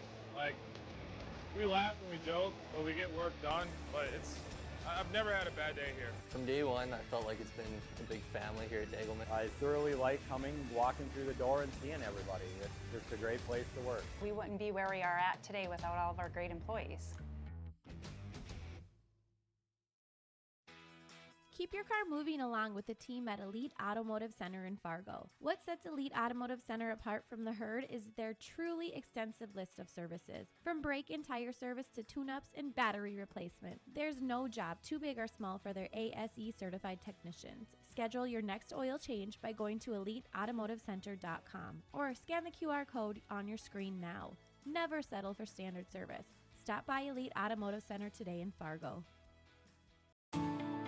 At Enbridge, we're focused on relationships. 23 Canadian First Nation and Métis communities now own an equity stake in Enbridge Athabasca Pipelines. In Minnesota, Enbridge has spent $450 million and counting with Native-owned companies and in wages to tribal members working on Line 3. Every day brings new collaborations, partnerships, and possibilities. Learn more at Enbridge.com. Make your stop before or after the game at the Knickerbocker in Hickson, North Dakota. Stop out throughout the week for mouth-watering lunch specials weekdays and mark Friday nights down on the calendar for prime rib, ribeye steak, or some walleye at the Knickerbocker. For more information or to find out about daily specials, give the Knickerbocker a like on Facebook by searching the Knickerbocker. Great food and good people. You can find it all at the Knickerbocker in Hickson, North Dakota. When we bought our... All right, welcome back here to the 2026 New Salem East-West Wrestling Tournament as we are moments away from our start of our Consolation semifinal matches here for the East-West Wrestling Tournament. The winners of these matches will wrestle for third place, non-winners wrestling for fifth place as we just completed up our seventh place matches in our semifinal round. So we're broadcasting to you live from our Stock Growers Bank broadcast booth here for the Stock Growers Bank broadcast booth. Here we're locally owned, locally run, and invested in this community because it's our community too. In a world of big banks and bigger building, it's nice to know your bank is right here at home with Stock Growers Bank, member FDIC and equal housing lender.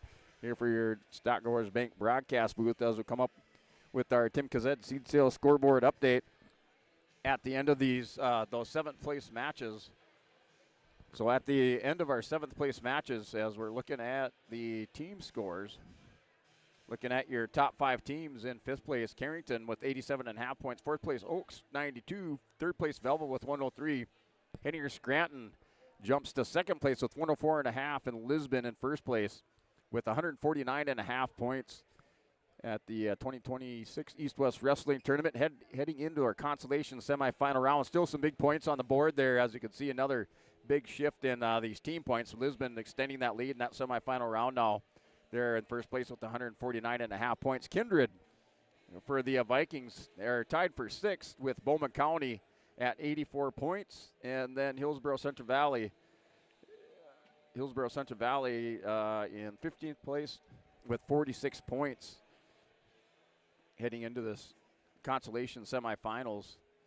And for Lisbon, there after that Tim Kazed seed sales scoreboard update with your Olson Accounting tournament update for Lisbon. Lisbon now with a couple wrestlers in this round as they will have Ian Anderson at 139 pounds wrestling in the consolation semifinals. Ryan Eng at 152 pounds, and also Brock Lyons in this consolation semifinal round for Lisbon.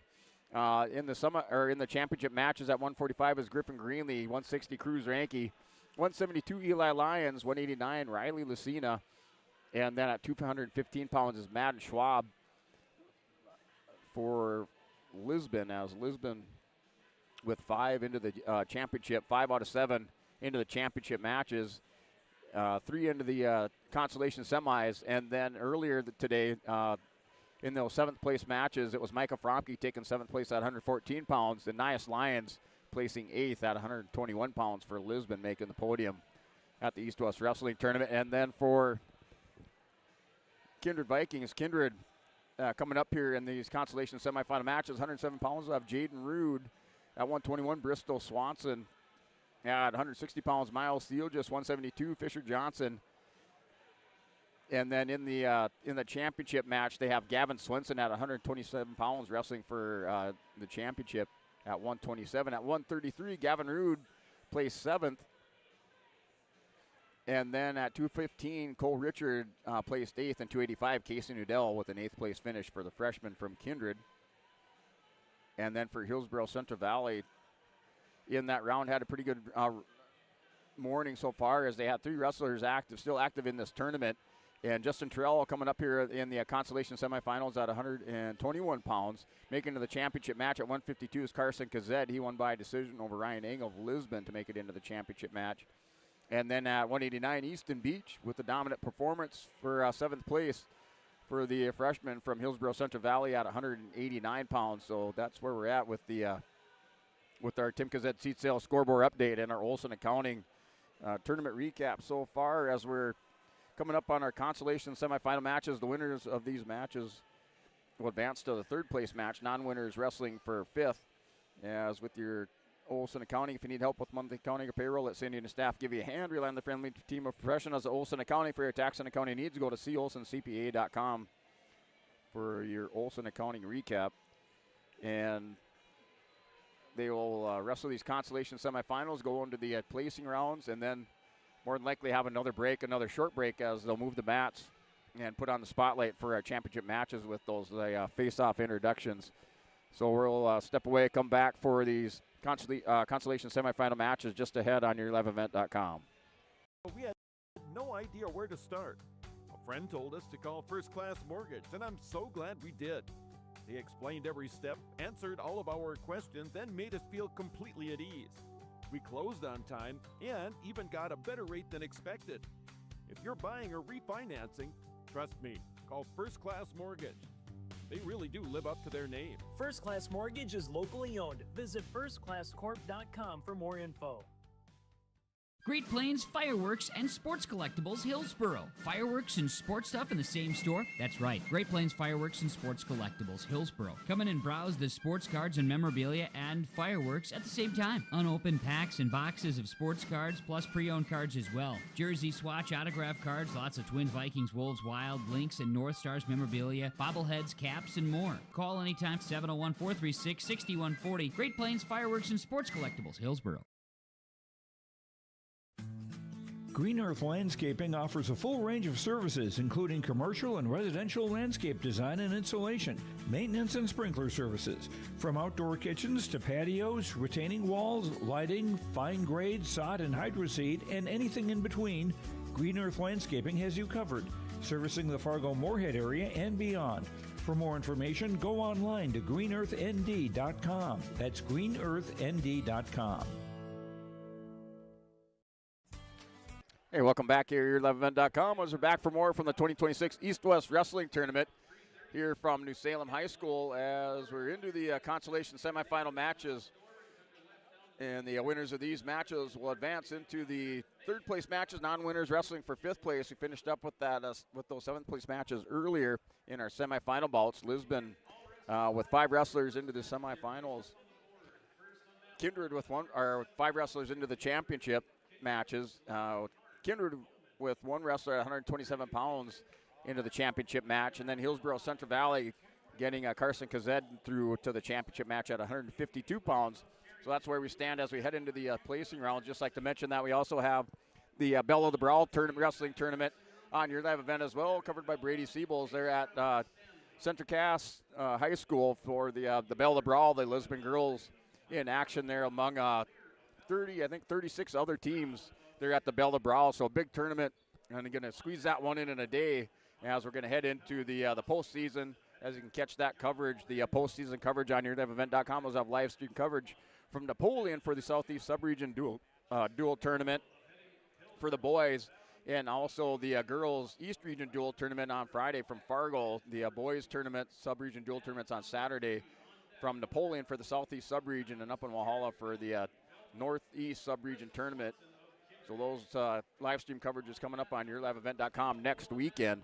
And then we'll follow that up with the individual girls East Region tournament from Valley City on Friday, and then the boys individual East Region tournament for Class B on Saturday, also from Valley City. Live stream coverage on yourliveevent.com as we're back here now for the 107-pound consolation semifinal match over Mats 1 and Mat 2 as they're back in action. On Mat 2, Carter Wald of Oaks taking on Gabe English of Carrington. Well, that's your number 2 seed, Gabe English, taking on the number 7, or the, the number 2 seed, Gabe English, taking on the number 5 seed, Carter Wald from Oaks. And that's out here, that match underway between Wald and Gabe English. And a big head tap by Wald. English just going to hold center of the mat. Little level change by English. Wald, after English comes back up, he's going to shoot in. English with a front headlock, going head in the hole. See if he can chase that back ankle. Now he's going to arm drag around for the 2-point takedown. Good series there by Gabe English, the freshman for Carrington, the number 2 seed in the tournament, as he has the takedown up 3-0. In that semifinal match, English was defeated by Chase Beaker, the number 3 seed, by a decision 4-0. English trying to come back here in the consolation semis, wrestling Carter Wald of Oaks. Wald The number 5 seed was defeated in the quarterfinals by Gavin Rood of Kindred. Then he dropped down into the wrestlebacks where he picked up a wrestleback consolation round win over Hank Baumbach at Killdeer by fall for Wald to make it in here to this consolation semifinal match. He's currently in the bottom position, down 3-0 with 4 seconds remaining over there on mat 2. And then mat 1. They are running, so they're running 3 rounds, or all 3 mats for the consolation semifinals. So mat 3, Alex Lear, Chase Brown, Alex Lear, Velva, junior from Velva, at 114 pounds. He's wrestling Chase Brown from Stanley, a freshman, 23 and 13. Chase Brown, the number 7 seed for Stanley, wrestling the number 4 seed here in the consolation semifinals, Alex Lear of Velva. Lear last year, state qualifier, that matchup over on mat number 3, Alex Lear Velva, state qualifier last year. That match currently 3-0 lead for Alex Lear here at 114 pounds. Mat 3, wrestlers down center of the mat in the referee's position. And then mat 2, 107 pounds, Carter Wald from Oaks, Gabe English in a scramble. English down on a single leg shot on Wald. He's going to try to turn the corner. He's got him cracked down on the mat, see if he can chase that far hip and leg. And he's going to elevate the single leg, has him on that far edge of the mat, going to hammer down on it. And a takedown for Gabe English, now up 6-0 at 107 pounds. Mat 1, 107, Jaden Rude, Elijah Mark. And Rude scoreless in the first period with 1:15 remaining. You're wrestling Elijah Mark from Bowman County here at 107 pounds.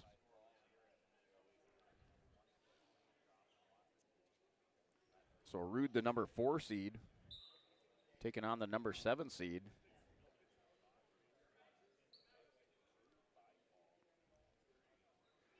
Here for Jaden Rude in a scramble position with Elijah Mark. Still trying to scramble through. No takedown awarded yet. Elijah Mark down there working on the arm on Rude. Rude still scrambling, trying to hip heist over the top. Has Mark in a hip down position, still working for the 3.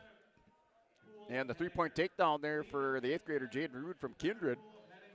So our score, 3-0. Jaden Rude has the lead with 25 seconds remaining in the first period. So Rude up on top now, 3-0 over Elijah Mark.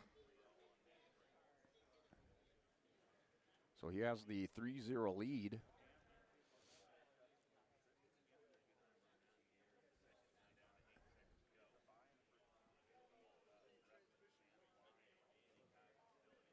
And now on mat 2, Gabe English up 6-0.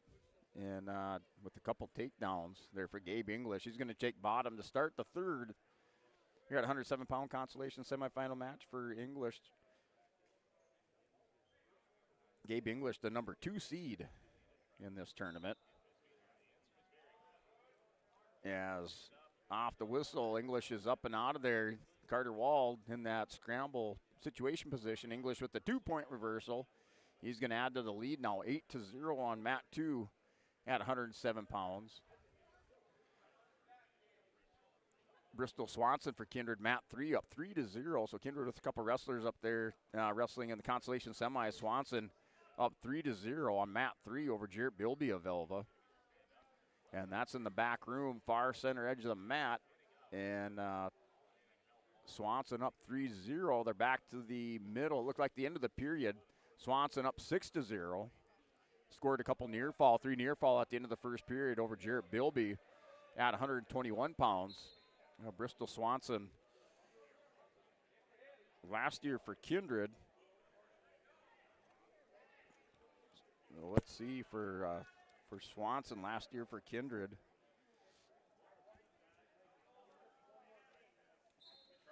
Placed 8th at the state tournament. He currently, in this consolation semifinal match, is up 6-0 over Jarrett Bilby of Velva.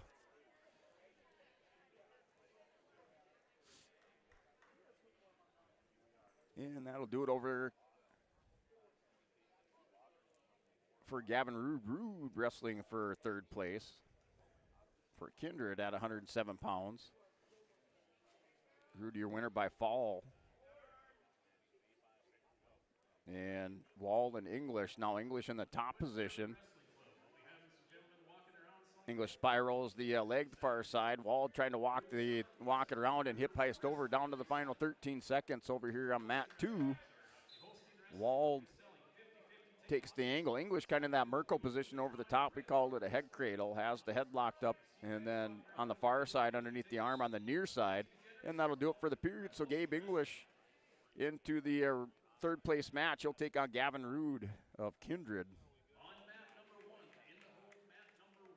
So English, your winner by decision over Carter Wald of Oaks. And looking as we move along with those 3 mats going, this round's going to go pretty quick. As now we have Bristol Swenson up 7-0 at 121 pounds for Kindred over Jarrett Bilby. That's in the second period. And they're in the back room. Looks like they're off the edge of the mat, back to the center for a restart. And over here, Justin Terrell, Hillsborough Central Valley with the takedown, trying to get into this third place match at 121 pounds.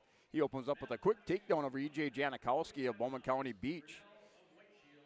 And Terrell for Hillsborough Central Valley, a state qualifier last year, placed 8th the year before. And he was the number 4 seed coming into this tournament. He's got E.J. Janikowski and now some near fall, or I should say another takedown, a takedown and escape. And now another takedown for Terrell as he's in on the legs again. 6-2 lead, now up 9. He's going to go for a pinning combination. He has the head caught on Janikowski for Justin Terrell, Hillsborough Central Valley. He's going to go cow catcher, puts the underhook in on the far side, scoops the head and the chin. Janikowski trying to bridge out of it. Over here on mat 2, Justin Terrell with the big lead, 9-2, first period, 1 minute remaining, trying to pick up a pin and make it into the Consi semis. He's going to pick up 4 near fall. Yeah, 13-2 lead over here. Justin Terrell for Hillsborough Central Valley on mat 2. And then mat 3, Bristol Swanson and Jarrett Bilby. That's 7-0 lead there for Swanson. Wrestlers back up to their feet. And a single leg shot switches to a double over on mat 3. Takes him down to the mat. And a takedown with points coming up. And now a hip heist to Brown, working on a reversal in the back room. And still working on the center edge of the mat. Looks like some points coming in the back room. They're on mat 3. As they're on the just on the edge, action still going. And Terrell with some more near fall, up 18-3. That'll be a tech foul victory in the first period. So a big tech foul victory, Justin Terrell, as he'll advance to wrestle for third place for Hillsborough Central Valley. As he was all over Janikowski, and he wins by tech fall. So the number 4 seed wrestling for the wrestling for third place as he picks up a quick first period tech fall victory for Hillsborough Central Valley. Mat 3, Bristol Swanson with that reversal, now up 9-0 on mat 3 at 121 pounds. That's in the back room. He's on the far center edge. And looks like that is towards the end of the third period. And they're still letting him wrestle. Some near fall coming back there for Bristol Swanson for Kindred. He has the 9-0 lead over on mat 3. And he has the near fall coming his way. So we'll wait to see what that signal was for the near fall. But it looked like he had 4 counts on the back swipes there for Swanson. He has a big lead there. Mat 3, 121 pounds for the Kindred Vikings. And they're the final seconds. Getting that match with the towel tapper out there over on mat 3, and that'll do it. Bristol Swanson into the third place match at 121 pounds. He's going to take on Justin Terrell. So Swanson last year placed at the state tournament, placed 8th at 107 pounds. He's here wrestling for third place against Justin Terrell of Hillsborough Central Valley at 121 pounds. So this is your consolation semifinal matches. After this, we'll have our placing rounds for 3rd through 6th place. And mat 114 pounds, Austin Ormondson and John Lowering going at it. That's 3-1 score between Ormondson and Lowering. Lowering trying to cut the hands in the 1-point escape with the loss of control. 3-2 over here on mat 1, 114 pounds. Lowering wrestling for Lamar de Litchville Marion, as he was the number 2 seed. And Lowering the number 2 seed in the pin for Logering. Comes back around on top on Ormondson. So the number 2 seed, John Logering, with the win by fall. He's wrestling for third place for Lemoore.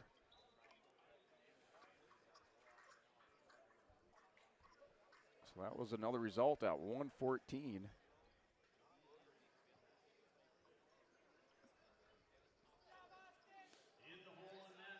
See another matchup out here with some injury time between Hackman and Dahlstrom. That 6-1 lead, Isaiah Hackman for Velva. Actually, that was a final. Missed that one. Quick pin as Hackman on mat 2. That match was over with. And that was Swanson for Kindred at 121 pounds. Major decision victory over Bilby of Velva. 13-0 for Kindred, so he's wrestling for that third place 121-pound match. And in the back room, Hayes Weinberger and New Salem Almont. That was a wild match there at 133 pounds. He's wrestling in the semifinals, but he's wrestling Bo Grunfelder right now. Weinberger up 3-0. They're at 133. That's in the back room in the first period. Weinberger up 3-0 over Bo Grunfelder, an 8th grader from Napoleon in the consolation semis. Remember, these winners of these matches wrestling for third. Non-winners will wrestle for 5th place. And Mat 1, 127 consi semis. Josh Turnus is up 7-0 at 127 pounds. So Turnus for Beulah Hazen at 127. He was the number 4 seeded wrestler. He's a 2-time state place winner for Beulah Hazen. Right now up 7-0 over James Jesperson of Williams County. Turnus has a half Nelson on Jesperson. He's going to roll him over, gets him on his hip, working for a fall, and gets the exposure, and he'll take an 11-0 lead. Had the 4 near fall, so now 11-0. He has a cradle locked up, going to roll him over, working for more near fall. He'll pick up that 4 near fall, and we're looking at another first period tech fall victory for Josh Turnus. Turnus at 127 pounds, wrestling for third place. Number 4 seed wrestling for third for Beulah Hazen. And that was, so Isaiah Hackman had an injury default over Trig Dahlstrom. Hackman wrestling for third place. Dahlstrom had a physical match, semifinal match at 127 against Joey Hyde of Lemoore. That was just a back and forth battle for the 8th grader, so pretty physical match. And he comes injury default as he would wrestle for 5th place for Dahlstrom at 127. Hackman wrestling for third. He's going to take on Josh Turnus. So Velva Beulah Hazen matchup. Hackman the number 5 seed, so the number 5 wrestling the number 4 seed for third place. And Dahlstrom would wrestle Jesperson at 127.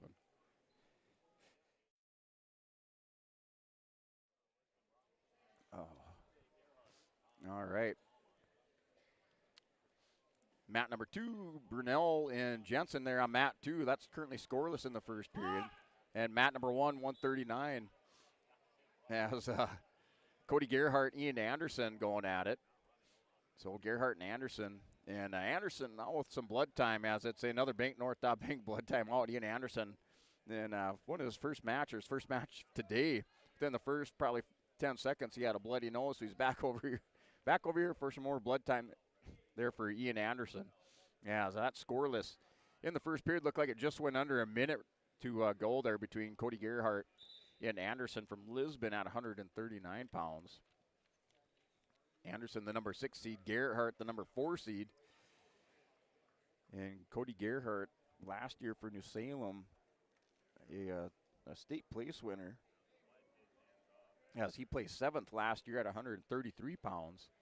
He's the number 4 seed. Anderson, the number 6 seed. They're back to action here at 139 in the Consolation semifinals.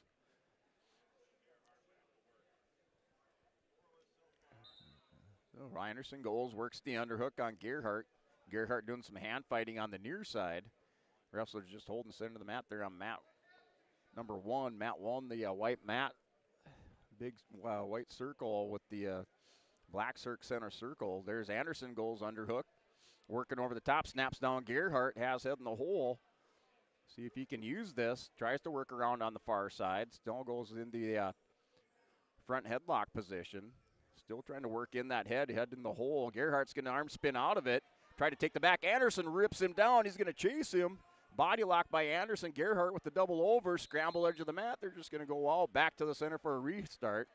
And back to the Bank North, Bank blood timeout over here with Ian Anderson over on mat 1. So that's still scoreless. Anderson and Gerhardt on mat 1. Mat 2, Brunel and Jensen in Williams County. Brunel from White Shield. He was the number 4 seed at 145. He has the 3-0 lead in lone entrant there for White Shield. Up now 6-1 on mat 2 with the clock still not starting over there. So I'm not sure the clock must be broke maybe. But they have it on track wrestling. So we'll 6-1 score. Blood time over here. Bank North Bank blood time out on mat number 1. And 6-1, they're off the edge of the mat. And the 3-point takedown as Brunel was able to keep just a barely a toe in and on the line, and he will score the takedown. 9-1's the score. So 9-1's your score over here. Mat 245 pounds there for Kingston Brunel. We're back to action after the Bank North Bank blood timeout at 139 between Anderson and Gerhardt. And into the period, going into the second, Anderson chooses bottom position. Gerhardt and New Salem, they're tough wrestlers on top. So if you're going to pick bottom, you better have a plan to get out of there because they're going to throw in some legs on you and work over your shoulders. So Anderson off the whistle, inside leg stand up. Gerhardt going to circle back around, tries to crunch down with the cradle on Anderson. Has the cradle, has the hands locked up. Anderson's quad podding. And he's going to take the wrist. He's passing it over the head. He loses it now. Gerhardt's going to go back to the leg, spikes the back ankle. Anderson holding center of the mat. Gerhardt with the cradle locked up.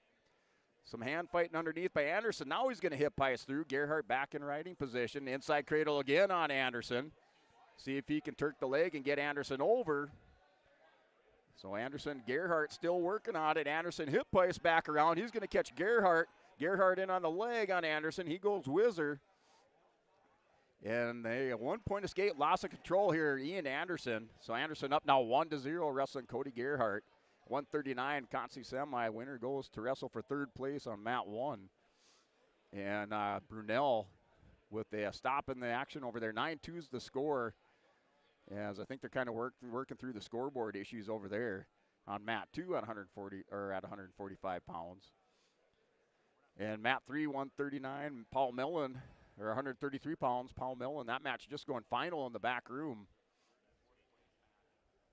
At 133, we'll have to wait for that to come up. 152 in the back room, Bryce Schneider, Jeremiah Schmidt. That matchup just underway on mat 3. And Anderson working the underhook on Gerhardt. Working circle in the edge of the mat. Anderson is going to go in, back over the top. Still working that underhook on Gerhardt. Final 25 seconds, Anderson and Gerhardt break apart. Anderson kind of dancing around and back to the edge of the mat. Gerhardt's going to shoot in, big double. Anderson's going to catch him, double unders. Good down block by Anderson.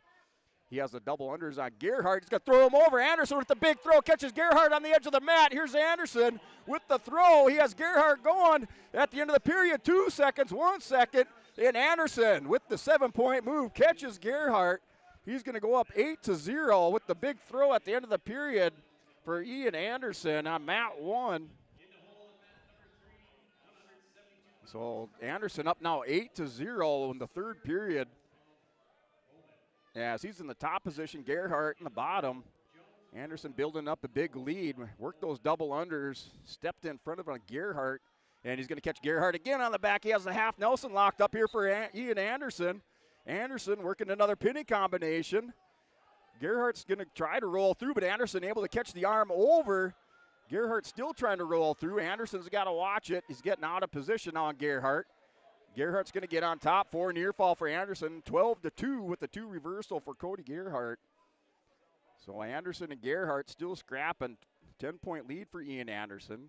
Gerhardt returning state place winner here at 139 pounds. So the Broncos, as Coach said, trying to make a statement out here. And Gerhardt, the number 4 seed. Anderson for Lisbon. I think he was the number 6 seed in the tournament. Right now trying to tie up the wrist on Cody Gerhardt with 1:05 remaining. He's going to hip heist away as Gerhardt going to his hip. Anderson working reversal, see if he can scoop the head. It's there, it's close. Anderson just not able to get it, but he has the 2-point reversal on Gerhardt. He's going to go arm across the chest, see if he can get Gerhardt over. And now 14-2 for Anderson. Anderson's going to go on the far side. Here for Ian Anderson. Anderson up 14-2, 40 seconds remaining. Going power half on Gerhardt, keeping him broke, set belly down to the mat. Anderson goes to work. Head lever. Takes the wrist, tries to straighten it out, puts the forward and back of the tricep. Now going to the opposite side. Gerhardt going to try to post up. Chin drop. Anderson's going to rip it. Gerhardt's going to catch Anderson. He has a half Nelson on Anderson. Final 15 seconds. Anderson's going to walk down, but Anderson tried to rip the chin drop. Went a little bit too hard on Gerhardt. Gerhardt was able to grab the head on Anderson. Final 8 seconds, and Ian Anderson into the third place match. A big win over Cody Gerhardt and Salem Almont, and a major decision win for Ian Anderson, wrestling for third place at the East-West Wrestling Tournament here at 139 pounds.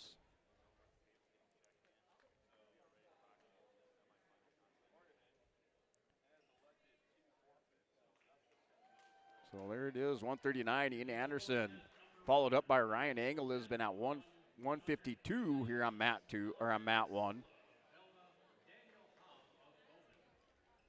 Bryce Schneider, Napoleon, Jeremiah Schmidt, back room. That's still the first period. If that's correct, the end of the first period, Schneider has the 3-0 lead, 152. Here, mat 1, Raider Barstead and Ryan Eng. First time these two have met up right away. Eng poked in the eye by Barstead.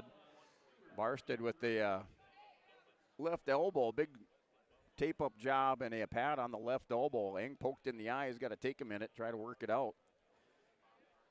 And then mat 2, 145, Weston Baumgartner and Nathaniel Dobitz of Hettinger. A couple of 8th graders going at it here at 145. And looking at a lot of this young talent out here in the Class B, Baumgartner and Dobitz. A couple of 8th graders here, 145, Consolation semifinal matchup. That scoreless first period.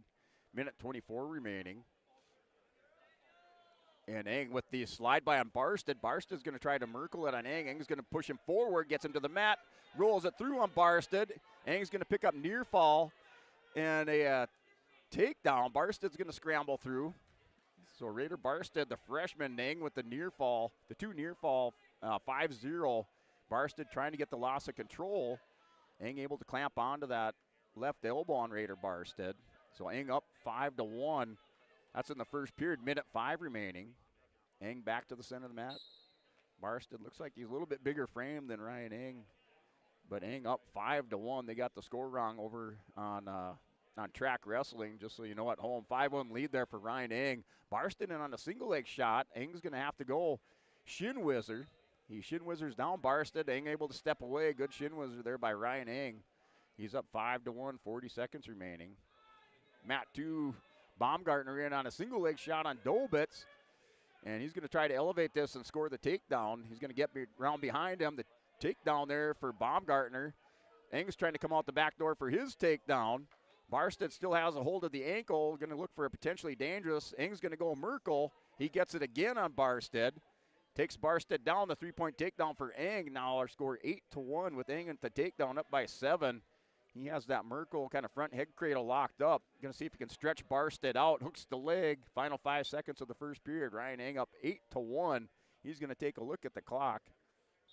And we're going to the second period. Eng up by 7 points over Raider Barstead of Velva. So that's Ryan Eng, the number 2 seed at 152. He was defeated in the semifinals by Carson Kazed, Hillsborough Central Valley, a 4-1 decision.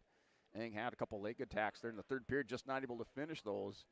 And he's wrestling the number 5 seed here in the Consolation semis, Raider Barstead of Velva. Barstead made his way into the Consi semis. He won by fall over Buckles Casson of New Salem Almont in the with a 3-minute and 40-second pin.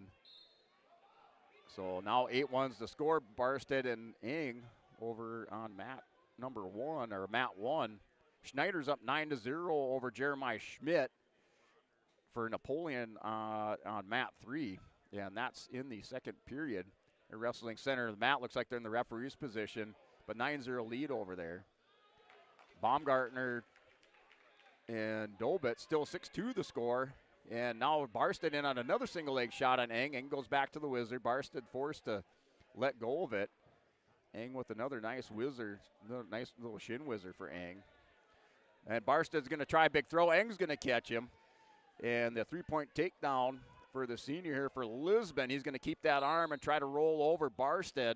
Has Barstead on the edge of the mat. Barstead went bigger, go home kind of move there early on in the second period. And Eng's going to just put the squeeze on. Yeah, so he'll have the 4 near fall, and he'll have a tech fall victory. If Barstead's able to roll back over, Eng will have a tech fall victory. But right now, our score 12-1. Eng goes to a half Nelson. And that'll probably do it with this match. If the 4 near fall, once he signals the 4 near fall, he still doesn't give it to Eng. Eng still with the half Nelson locked in.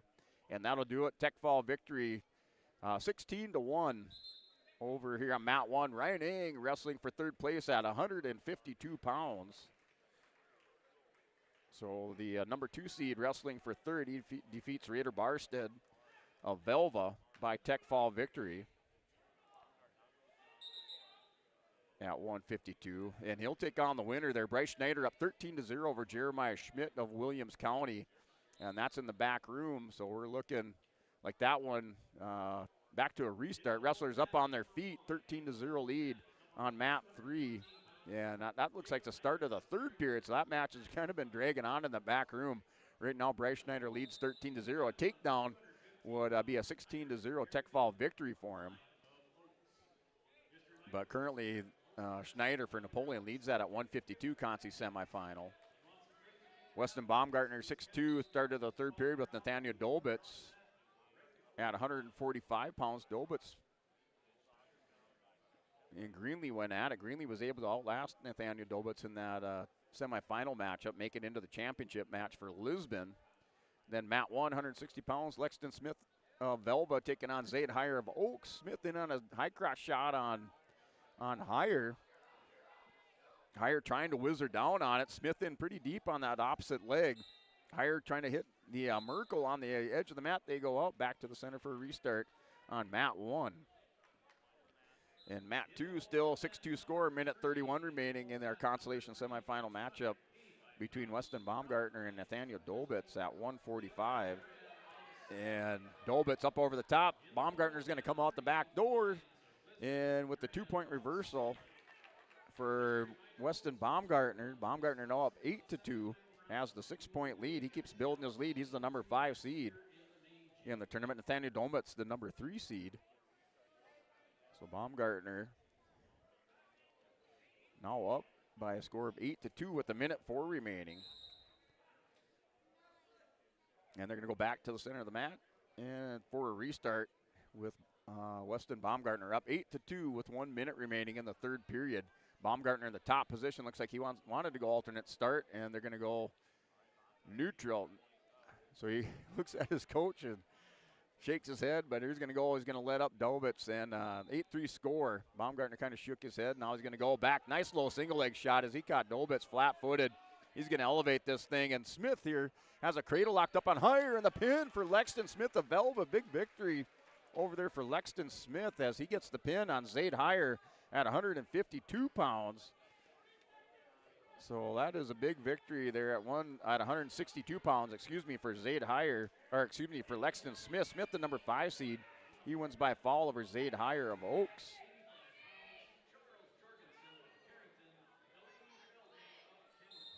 That was at 160. So Lexington Smith of Velva into the third place match at 160 pounds. Baumgartner up 11-4 now after the takedown, then the escape by Dolbitz. As Dolbitz going in with an underhook, final 15 seconds of this match at 145 pounds on mat 2. Dolbitz with an underhook looking for like an inside trip. And Baumgartner's just going to go high crotch. He's going to just hang on to this thing, final 5 seconds. He spins around another takedown. I like it, 14-4. He wins by 10 points in a major decision victory for Weston Baumgartner into the third place match at 145 for Napoleon. Baumgartner, the number 5 seed, wrestling for third.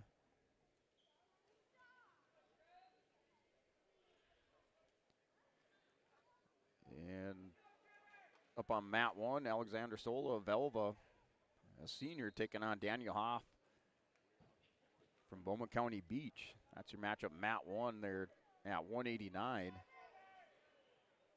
Mat 2 matchup, Miles Thiel just for Kindred, wrestling Trevor Dowley, Bowman County Beach, a senior for Bowman County.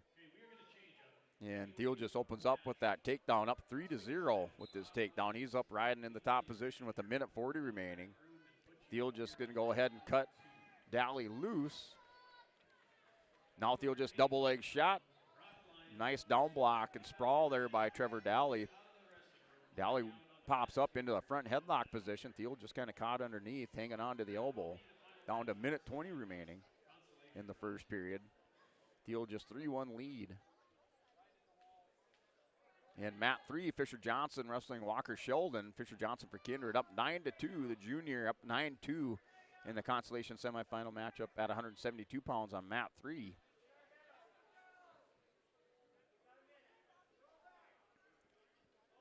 So still working that front headlock there, Trevor Dowley on Thiel just hanging on to the elbow. Not comfortable in that position. Final 50 seconds first period. He's going to run him off the mat, back to the center for a restart on mat 2. Matchup on mat 1 with Alexander Sola of Velva and Daniel Hoff for Bowman County Beach. That's scoreless going into the second period for 189. Thiel just in on another single or double leg shot, cracks down Dowley on his hip, trying to pull the head out. He has the arm around the waist in the takedown. 6-1 score on mat 2 for Thiel just. Thiel just goes right away to half Nelson, worked up, had the leg split, gets near fall exposure. Has a half Nelson and see if he can adjust, get around to the front side. He will pick up 4 near fall for Miles Thiel, just now up 10-1. On mat 2 has the 9-point lead. Final seconds of the first period. Thiel just up 10-1. Mat 2, 160 pounds.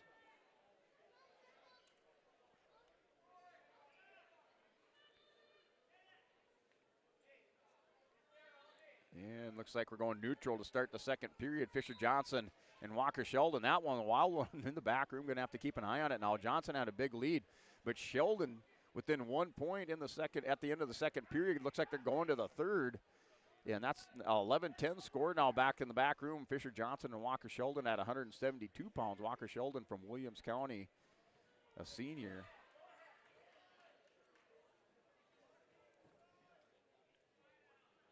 So Miles Thiel, just the number 4 seed, taking on the number 7 seed here in Dowley. He has a 13-1 lead in the second period. Now with 1:26 remaining, he's in the top position. Wrestlers center of the mat, referee's position, and Thiel just working underneath. And then in the back room, now a 1 point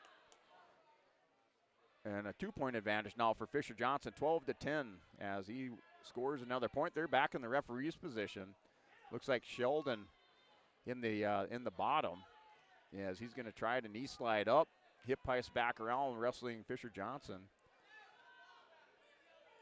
And looks like Johnson keeps him back down on the mat. Here's Thiel just in again on the legs of Dowley. So Trevor Dowley gives up another takedown to Thiel, just 16-2 and now 16-3. Thiel just looking for another takedown. 41 seconds remaining in the period here in the second period. And a gator roll there by Dowley. He's going to try to go big here early, or waning seconds of the second period. Thiel just with another takedown on Trevor Dowley. Tech fall victory here in the second period at 160 pounds. Thiel just wrestling for third place, and he'll take on Lexton Smith of Velva. So a tech fall for Thiel just. And then for Fisher Johnson in the back room, that's in the third period. 12-10's the score. They're still on the mat in the referee's position and just off the center edge. And looks like we have some near fall coming from the back room. So we'll see. More than likely Fisher Johnson picking up some near fall.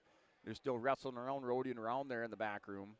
As the official gave a signal for 4 near fall for Fisher Johnson. Johnson build back up that lead. He's in command. 16-10. They go off the edge of the mat here for Fisher Johnson. Under 10 seconds remaining on the restart. The towel tapper's out there. And a caution in the back room there on mat 3. Johnson for Kindred up 16-10. Off the restart. Stand up by Sheldon. He's going to run him off the mat. Or should say run him off the mat into the wall there in the back room. Back to the center for another restart. Under 5 seconds remaining. Off the whistle, knee slide, switch by Sheldon. And they're going to roll through and the scramble, and that's it for the match there. Fisher Johnson wrestling for third place at 172 pounds for Kindred. So he's into the wrestling for the for third place for Kindred there. Fisher Johnson, the number 4 seed, defeats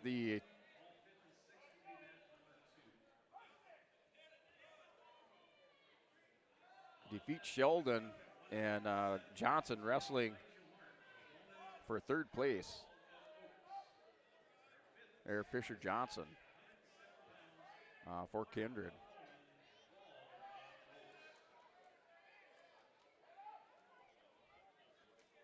All right, mat 1, Alexander Sola, Daniel Hoff, 7-2 lead for Sola. That's in the first period. 27 seconds remaining. Voss working on the right arm, or I should say Sola working on the right arm of Hoff. Over here on mat 1, 189. Mat 2, 215, Jaden Foss, Bryce Stewart. Foss up with a win by fall over Bryce Stewart of Rugby. So Jaden Foss for Velva wrestling for third place. He wins by fall over Bryce Stewart on that was Alexander Solar winning by fall on mat 1 over Daniel Hoff. So Alexander Sola for Velva at 189 wrestling for third place.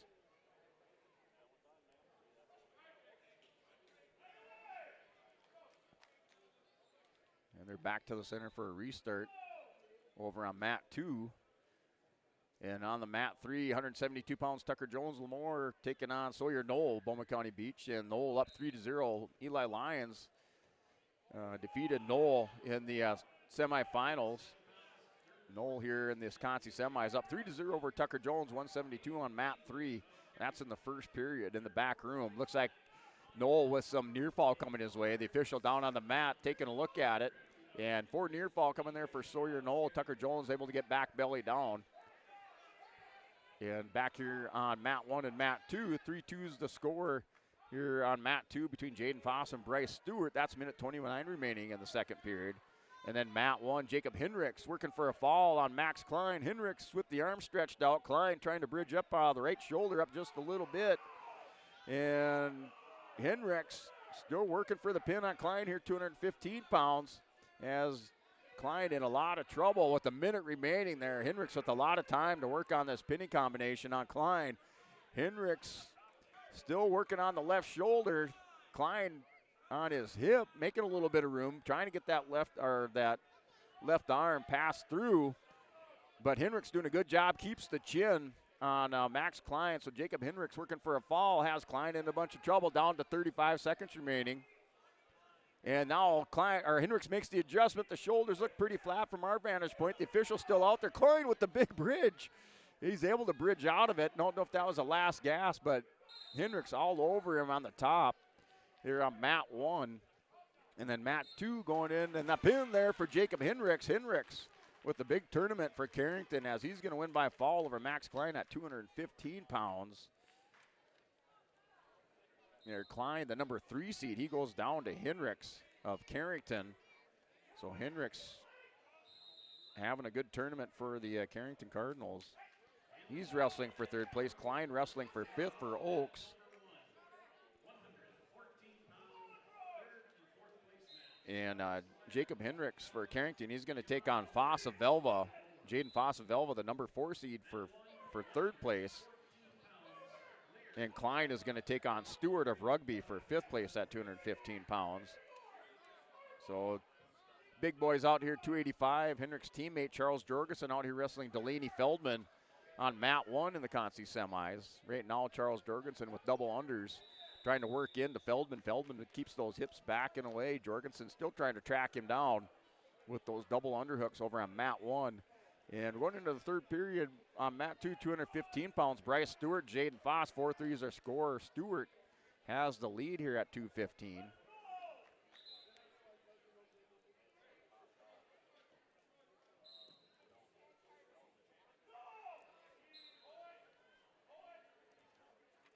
So a matchup there on mat 1. Big snap down by Henricks. Or excuse me, by Jorgensen.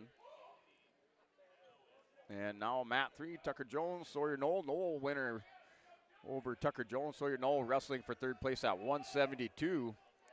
And he suffered his first defeat of the season at the hands of Eli Lyons. So now 34-1 there for Sawyer Knoll.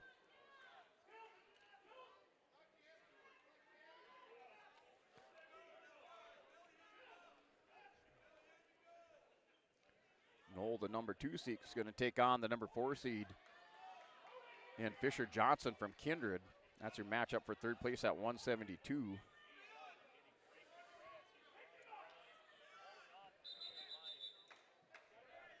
And then out here with Henricks, or excuse me, with Jorgensen on mat 1. So Charles Jorgensen, Delaney Feldman. That's still scoreless first period, 15 seconds remaining over here on mat 1. Wrestlers still up on their feet. Jorgensen had been trying to work in double unders on Feldman, and they're going to go, looks like they're going to go scoreless into the second period between Charles Jorgensen and Delaney Feldman at 285. Then mat 2, 215, Consi semi, Jaden Foss, Bryce Stewart. That's still 4-3 score, final 45 seconds remaining. And Stewart has the 1-point lead. Foss is trying to break the hands, hips away, and a stall warning. Now the 1-point escape for Jaden Foss. We're tied up at 4 with 30 seconds remaining, third period. And they're head-to-head center of the mat there for Jaden Foss and Bryce Stewart of rugby. This is 2:15. Consi semi as the winner wrestles for third place. And their opponent will be Jacob Henricks of Carrington, as Henricks defeated Max Klein of Oaks. And the big takedown there for Foss, as Foss with the takedown last seconds of the third period, and he's going to go wrestle. So Foss and Henricks matching up for third place at 215 pounds. So he wins by decision 7-4. No sudden victory going on there, as Jaden Foss making sure of that at 215.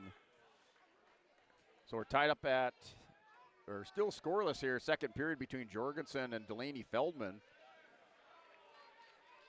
And now Brock Lyons coming out for Lisbon. And he's coming up here on mat 2. And he's got Levi Uran from Stanley.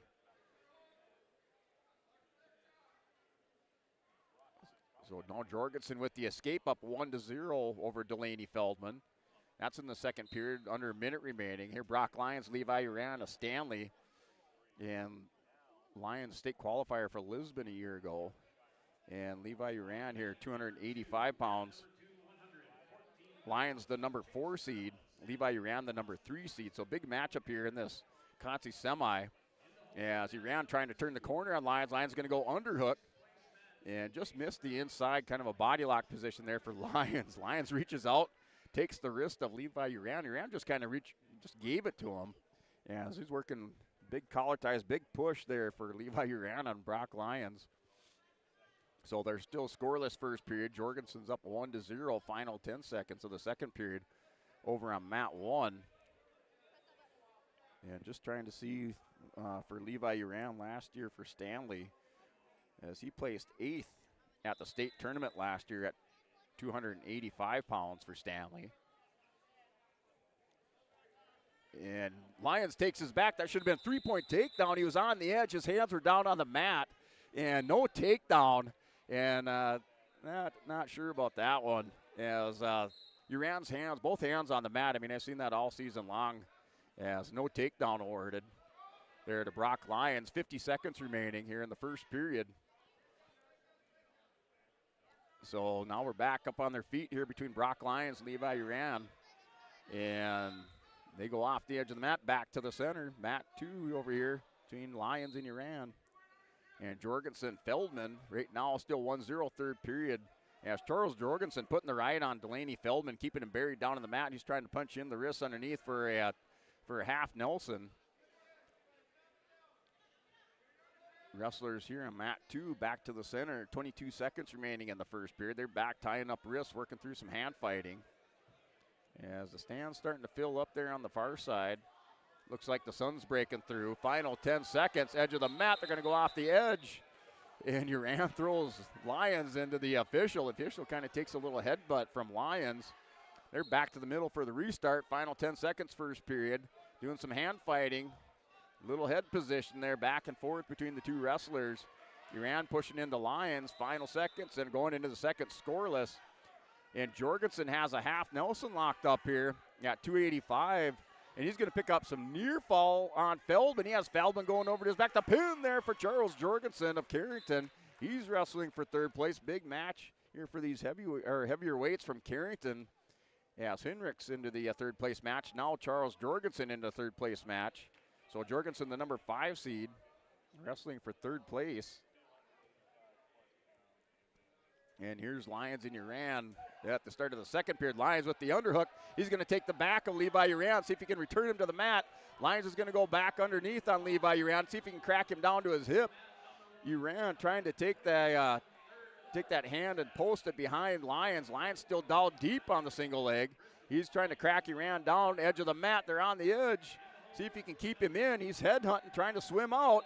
There's Lyons, has Uran in some trouble. He's going to pull him out, keeps the feet and toes in bounce. The three-point takedown. Brock Lyons on the giant there. Levi Uran of Stanley.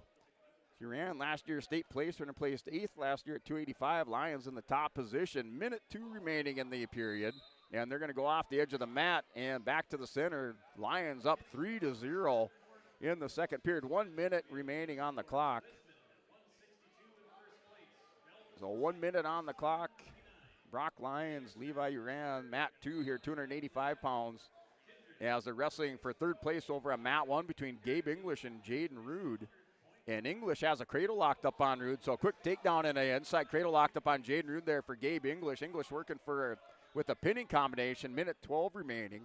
The second period, 40 seconds remaining. Brock Lyons working on the back ankle on Levi Uran, has him trying to just spike the back ankle, lace his ankle underneath the back ankle, ankle of Levi Uran. Uran's going to stand up, see if Lyons is going to run him out.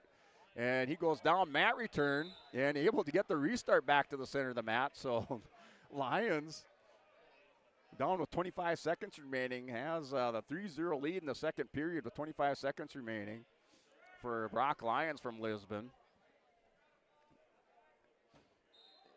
And here at 285 pounds, Levi Uran, the number 3 seed, Lyons, the number 4 seed. And that inside cradle over there locked up again by English. English has Rude back on his hips. Still no near fall coming out of that yet, but he's going to roll him over with 20 seconds remaining. Now he's going to pick up near fall. And Lyons is going to take Uran down. He's going to spin behind him at the end of this period. Not able to get him over, though. He's going back to the ankle. Didn't get any near fall. And we're going to go into the third period. And Lyons is going to have choice. He's going to choose bottom. And he's up 3-0. And the big guy, Levi Uran, will start in the top position here on Lyons. So a good matchup here at 285 pounds. A lot of action, not just pushing back and forth. We saw Charles Jorgensen at 285 with the win by fall. And Brock Lyons trying to pick up a reversal as he had the nice sit out there. Uran's going to go, has a big half Nelson. He's going to lock this thing up. Lyons is in some trouble, and Levi Uran's going to take Brock Lyons over as Lyons had the right on Uran that whole period. And Lyons on his back in some trouble. Levi Uran's just going to put the body weight on the shoulder. The pin there for Levi Uran over Brock Lyons. Lyons chose bottom to start the third, maybe in hindsight 2020 or whatever, but as Levi Uran winner by fall over Brock Lyons on mat 2. So that does it there for the consolation semis. Brock Lyons wrestling for 5th. Levi Uran, the number 3 seed. He's going to wrestle Charles Jorgensen for 3rd place. So there, Lyons wrestling for 5th. He's going to take on Delaney Feldman, the number 6 seed. All right, as we move on here to these 3rd place matches, 3rd and 5th place matches, as we're here on the mats 1 and 2, as Jaden Rude survives into the second period for Kindred. Gabe English is up 7-0. He had that cradle locked up, scored some near fall off of it. So Jaden Rude, Gabe English going at it here in this third place match. Rude in the top position, caught English. Had English going to his hip. Now in the situation position, Gabe English is going to step back up, circles in on Rude. 1 point loss of control given over here for Gabe English. So that's a 1 point loss of control, 8-0. Wrestlers back up on their feet. Second period, 40 seconds remaining. That's at 107 pounds for third place. And the fifth place match on mat 2, that's Elijah Mark at Elijah Mark, Bowman County, wrestling Carter Wald of Oaks for fifth place at 107.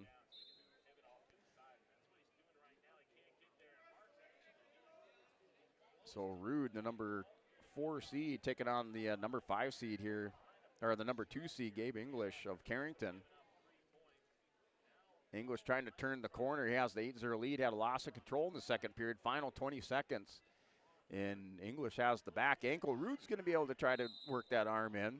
Had English going to his hip momentarily. Rude's still working on the high crotch. And they're going to go back to that situation position, down with 9 seconds remaining. Rude stands up. English with the head trap with that cross ankle or cross leg cradle. And he's got that head, the knee. He's just going to hold there with the takedown, up now 11-0 over on mat 1. Gabe English up 11-0 on mat 1 for third place at 107 pounds. And mat 2, 107. Wald and Mark is scoreless in the first period with 35 seconds remaining first period. So they're scoreless, and wrestlers up on their feet between Carter Wald and Elijah Mark of Bowman County. And they're going to go just head tap, working through head and hands in the head and hands defense. Wald's going to take a back step, then shoots in on Mark. Mark's going to back him up with a down block, runs him off the mat. Wald tried to turn the corner on an arm drag, not able to get it. So 14 seconds remaining in the first period. We're still scoreless. They go back to the center for a restart. They're with Carter Wald and Elijah Mark here for this fifth place match at 107 pounds. Mat 1, Jaden Rude and Gabe English. Rude in the top position with 1:21 remaining. He's trying to work on English and see if he can get a turn. English caught the leg on Rude as he kind of stood up and hip placed back around. So he catches Rude a little bit high. Rude kind of with that cross body ride with the leg. And English going to roll back around. He's going to try to scoot underneath as he's going to elevate. Now Rude's going to catch him. Hits the power half. He maintains control on top. Good job by Jaden Rude. Digs the leg back in on the near side. And he keeps English buried down to the mat. And English up 11-0 third period with 45 seconds remaining on mat 1. And then mat 2 still scoreless second period. Wrestlers up on their feet. Win at 40 remaining. Nice low single leg there by Elijah Mark. And he's going to blast through it. And the takedown over there for Elijah Mark on Carter Wald. And Mark will go up 3-0. So he had a nice low single leg takedown. He takes the 3-0 lead far center edge of the mat on mat 2. And they're going to get called off. Go back to the center with 1:26 remaining in the second period. So they go back to the center for the restart over on mat 1 as well, with Gabe English up 11-0. Rude's still in the top position, putting the right on this period. English had a little separation a couple times, but Rude able to maintain control on top off the whistle. And looks like we're going to have a clasp call. Rude's going to maintain position. No clasping yet. Thought maybe they're going to ding him with the clasp. Final 10 seconds. Hip ice by English. Rude maintains control. Rodeos around. 11-0, and a major decision win there for Gabe English. English to number 2 seed at 107, places third. Rude for Kindred places fourth at 107 pounds. So Gabe English, your third place finisher. Fifth place out here at 107 between Mark and Carter Wald. That 6-2 score with 45 seconds remaining.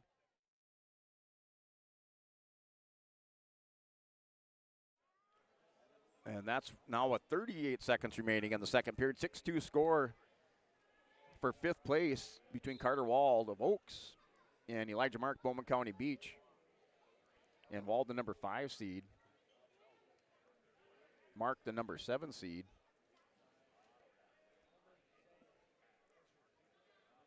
And matchup over on mat 1, and that's for third place at 114 pounds. Alex Lyer, Velva, John Logring, Lamore.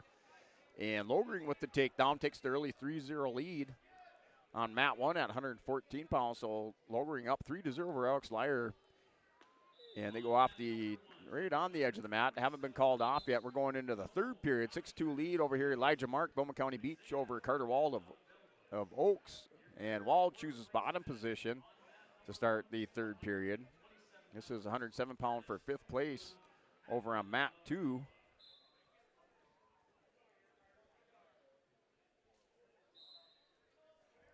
And Lyer working in has an overhook. Now ties up the wrist far side on Logring. Logring with the takedown and then the escape now to Lyer. 3-1's the score over on mat 1, 114 pounds.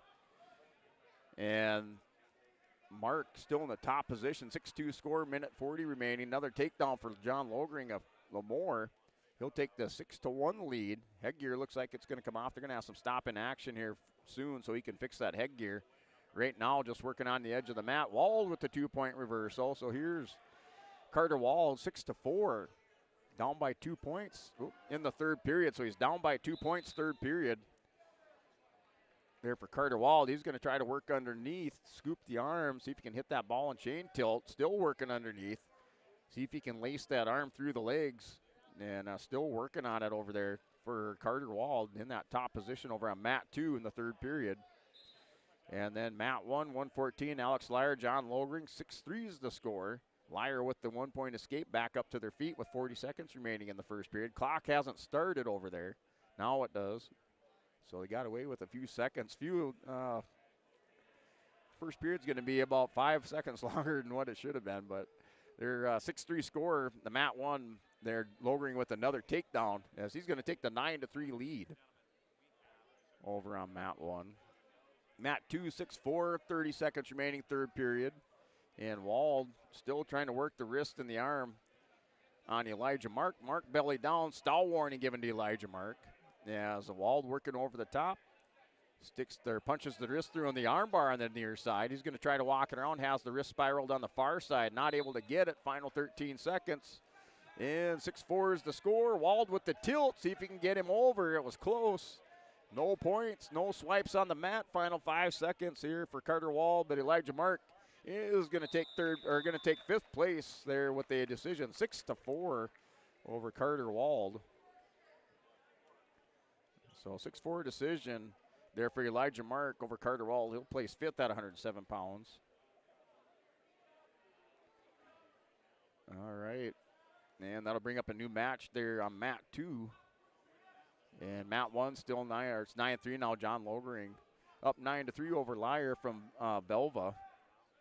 That's at 114 pounds. Wrestling for third place. And Lyer, the number 4 seed, Logring, the number 2 seed, wrestling for third.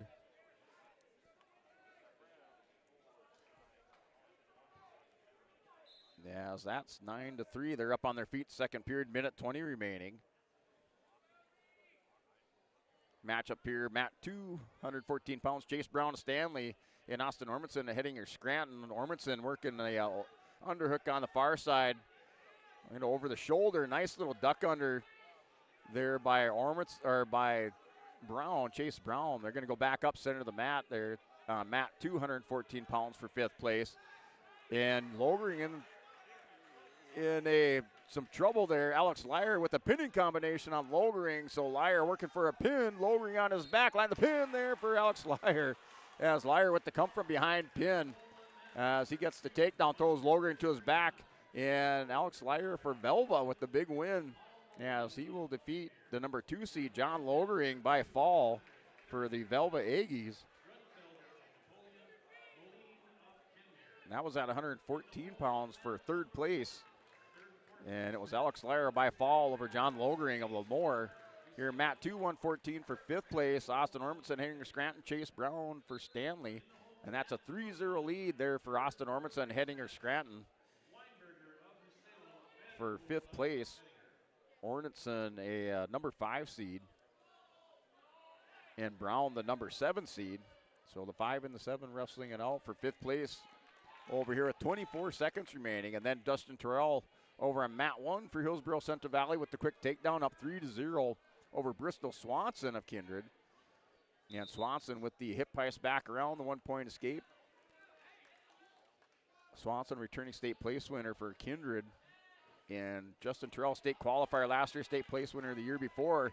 And there's Terrell. He laces the leg. He's going to pick up near fall on Swanson as Terrell is all over Bristol Swanson in the first period. He's going to pick up near fall, trying to work on some more. Yeah, 6-1, 4 more near fall, 10-1 is your score. Justin Terrell with the big lead in the first period on mat 1. So he goes through the mad minute. He scores 10 points to Swanson's 1 in the first period. And now Terrell in the top position, trying to go chin whip, has the double unders, pulled Swanson back, but not able to get him down.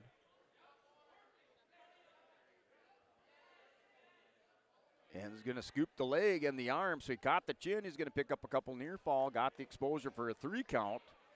Terrell adding on the points here, final 30 seconds to the first period. And he's going to roll a half Nelson as he's all over Bristol Swanson. Terrell digging in the pin there for Justin Terrell, Hillsborough Central Valley for the senior.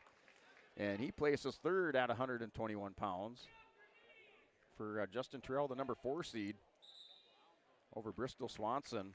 Of Kindred, Swanson was the number 2 seed. So there it is. Third place finisher, Justin Terrell, Hillsborough Central Valley. And there we have mat 2, 5th place matchup. Chase Brown here at 114, Austin Ormondson. That's 3-0, minute 10 remaining. New matchup over on mat 1 for third place. As in on a quick takedown and trying to hit a mat return. Looks like Josh Turnus out here wrestling for Beulah Hazen, wrestling Isaiah Hackman, the freshman for Velva. And looking for another mad minute. They're taking a page from Justin Terrell. They're Isaiah Hackman with the quick takedown, had a half Nelson locked up there, quad pie by Turnus. Turnus able to hip heist away. And Josh Turnus, a former state runner up there, and he's not going to have anything to do with that. He's back up to his feet, and he's wrestling for third place against Isaiah Hackman for Velva. Hackman for Velva, 2-time state place winner, state runner-up last year and placed 5th at 107 the year before. So a couple of 2-time state place winners here between Turnus and Hackman, both state runners-up. And they're going to go 3-1 with that score here at 121 pounds, and looks like we're going to have a little injury time. As mat 1 injury time here at 127 for third place between Josh Turnus, Beulah Hazen, and Isaiah Hackman of Velva. And then mat 2, 114 pounds for 5th place, Austin Ormondson. That's also, and looks like that's a Bank North Bank blood timeout. 3-0 lead there for Austin Ormondson, up 3-0. As he has a Bank North Bank blood timeout over on mat 2 for the Bank North Bank blood timeout. Banking should feel personal, and that Bank North it does. They're proud to be local, supporting local teams and communities they serve. Visit banknorth.bank to learn more. Bank North, member FDIC, and equal housing lender. And that is your Bank North.bank blood timeout. Back to action over on mat 2 between Chase Brown and Austin Ormondson. Yeah, minute 55 here in the third period, just the start of it. And Ormondson with the escape, up 4-0 third period. And they go back with Ormondson working a collar tie on Chase Brown of Stanley. And Brown hands on the kind of an outside tie or inside tie, and a snap down there for Austin Ormondson. Now goes double unders. High crotch shot by Brown. Brown's going to try to crack Ormondson down. Ormondson did a good job defending. Sprawls out, edge of the mat, going back to the center for a restart on mat 2. Mat 1 back in the action as I think Hackman, I was thinking he started the day with his fingers taped up, went back over to his coaches. They put another tape job on his hand. As that score 3-1 under a minute remaining in the first period. Isaiah Hackman opened up with the first takedown. Tried to hit Turnus with a half Nelson right away and kind of catch him and get a few more points, but Turnus able to quad pot up and escape. So 3-1's the score, 44 seconds remaining. Looks like we're back. Maybe some injury time over here on mat 2 for Austin Ormanson. And Chase Brown Ormanson with the injury time. So not blood time over on mat 2. And then mat 1, they're back to the center for a restart with Turnus and Hackman. Yes, Josh Turnus, just a sophomore. Isaiah Hackman, a freshman. Still 3-1 score. Back to the center of the mat. First period, 24 seconds remaining. The crew out there cleaning up the mat out here on mat 2. Back to action at 114 pounds for 5th place. There with minute 14 remaining in the third period. And Hackman with the takedown. He's going to score another one, up 6-1 over Josh Turnus at the end of the first period. Turnus was trying to score. Hackman is going to be able to take him out. Turnus takes a look at the scoreboard, and he sees he has 2 seconds remaining in the first period. He's going to get planted down on the mat. 6-1 lead for Isaiah Hackman of Velva. And off the whistle, little Granby roll there by Turnus. Hackman keeps him underneath. Josh Turnus not able to clear his hips on that Granby, and Hackman stays on top. And looks like Hackman will have choice third period. Turnus will choose bottom. Hackman deferred over to Josh Turnus. The 6-1 score in the second period, or start of the second period over on mat 1. Mat 2, Austin Ormanson still up 4-0. And Hackman's going to take Turnus over, expose the shoulders with this cradle. With a minute 49 remaining, a lot of time over here for Isaiah Hackman to work for a pin on Josh Turnus of Beulah Hazen. And he's going to put that bottom knee in the side, try to kick that leg out. The kickstand there that Turnus was trying to use to bridge there, Hackman. And they're going to go off the edge of the mat over on mat 2. But right now, Isaiah Hackman working for a fall, and Josh Turnus on mat 1 for third place at 127. Turnus back belly down. 4 near fall, 10-1 score it'll be over on mat 1. And that final there on mat number 2, Austin Ormanson, Hettinger Scranton takes 5th place at 114 pounds, wins by decision. 7-0 over Chase Brown for 5th place.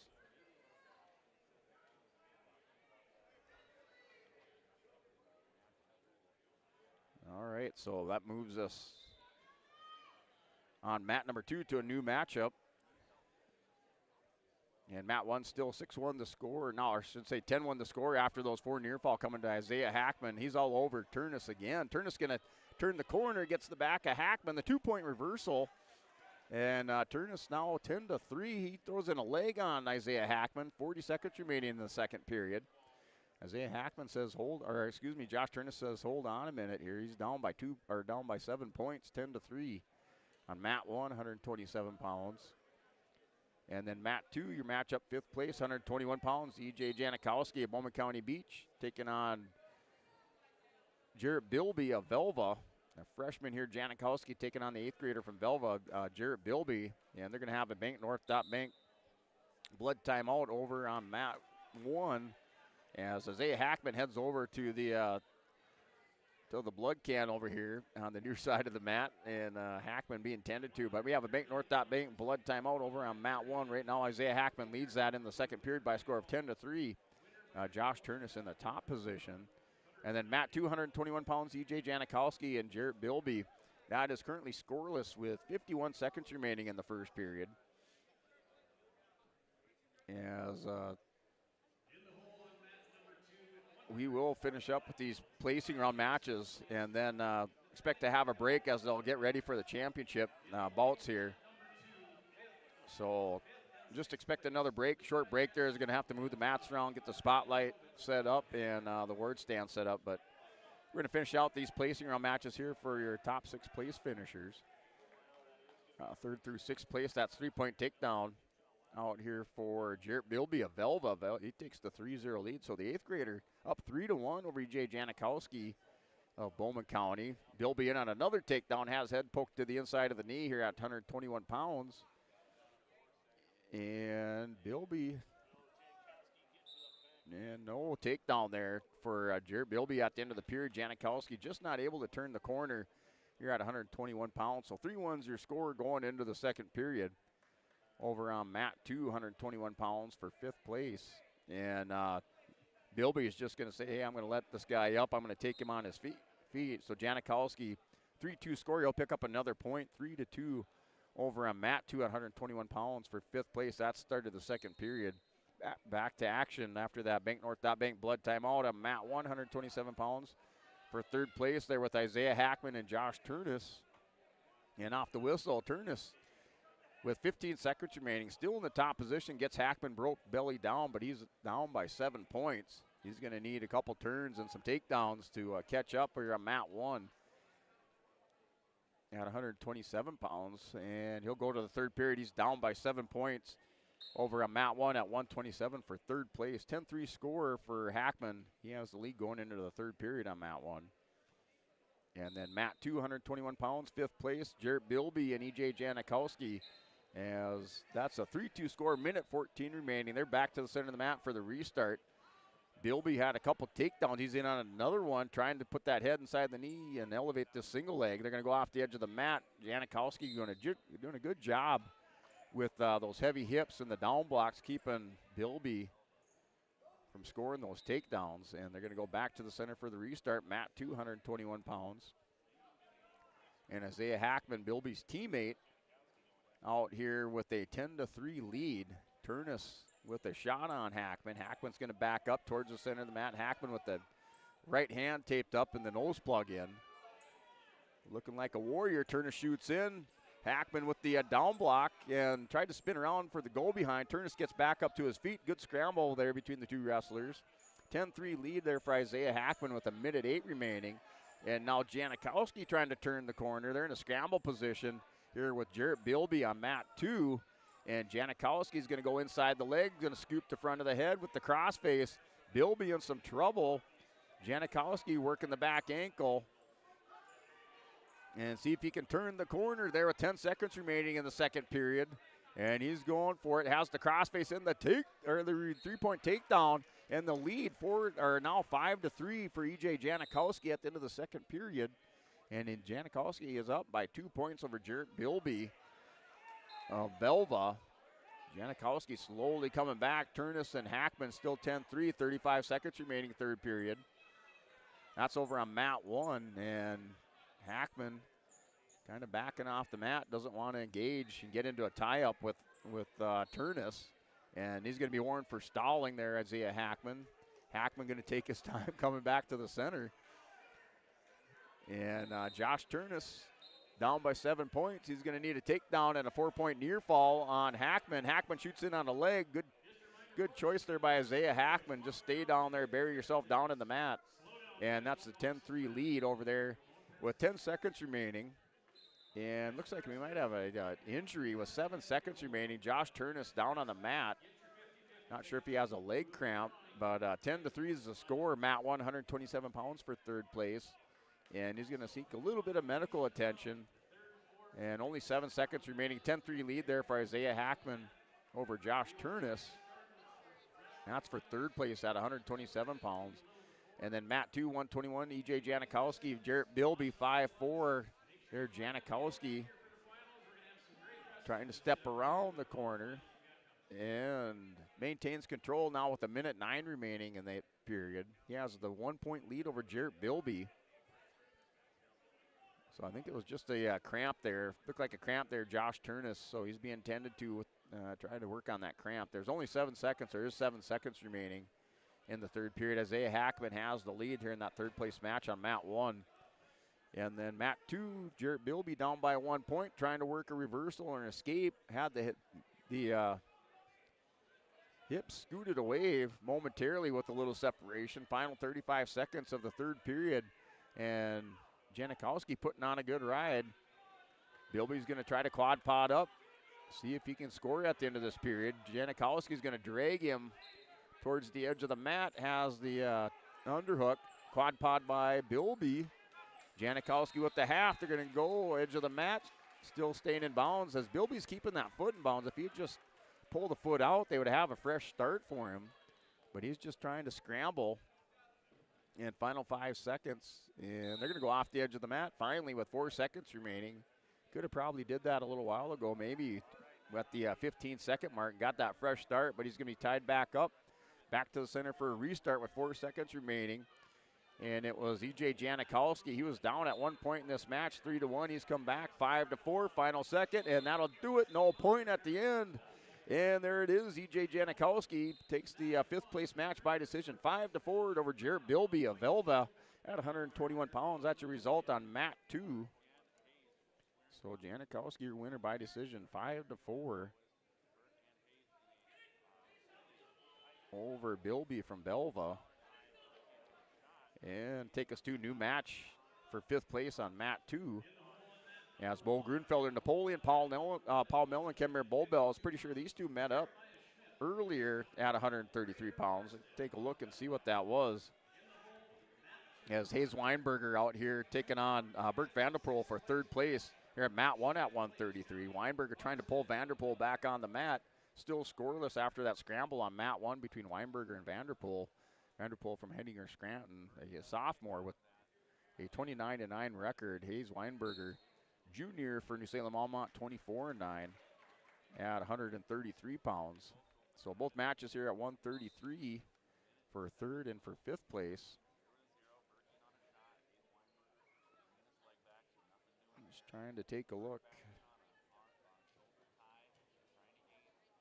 And no, don't look like it. I thought maybe Grunfelder and Mellon had met up previously, but it doesn't look like it. So Paul Mellon. Mellon is the, looks like he's the number 8 seed, and he's here wrestling the number 3, or the, let's see, Grunfelder. So Bo Grunfelder looks like he was the number 6 seed. So Grunfelder, the number 6 seed, wrestling the number 8 seed there for fifth place. And they're off the edge of the mat, 3-0 lead over here. Mat 2, 133 pounds. That's for third place between Hayes Weinberger and Bert Vanderpool. Right now, 3-0 lead over there for Bert Vanderpool, Henninger Scranton on Hayes Weinberger. Weinberger, the number 1 seed, he was defeated in a thrilling 133-pound semifinal match by Logan Potts of Lemoore Litchfield Marion. Sudden victory takedown there for Logan Potts after he kind of weathered a punishing ride by Hayes Weinberger. But Potts pulls it out 8-5. He's into the championship. Weinberger here wrestling for third place against Grunfelder of Napoleon. They're going to go with that 3-1 score into the second period. Or excuse me, with the 3-0 score as should say Weinberger wrestling Vanderpool. So number 1 versus the number 3 seed. Currently, Vanderpool with the lead, up 3-0. That's second period with 1:56 remaining. Weinberger in the bottom position, trying to stand up. Vanderpool takes him down. Vanderpool with the 3-point lead. Hip heist by Weinberger. Vanderpool in on the forklift position. Going to go 2-on-1 on the leg.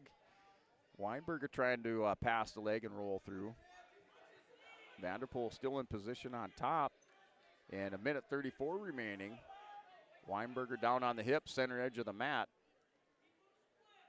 And still working over the top there, Bert Vanderpool. 3-0 lead for him, 1:24 remaining in the second period. There's Grunfelder and wrestling Paul Mellon. And Mellon with another takedown, up now 8-2 with 1:17 remaining. They're still scrambling over on mat 1 there between Bert Vanderpool and Hayes Weinberger, the number 3, number 1 seeds going at it. And let's see, Vanderpool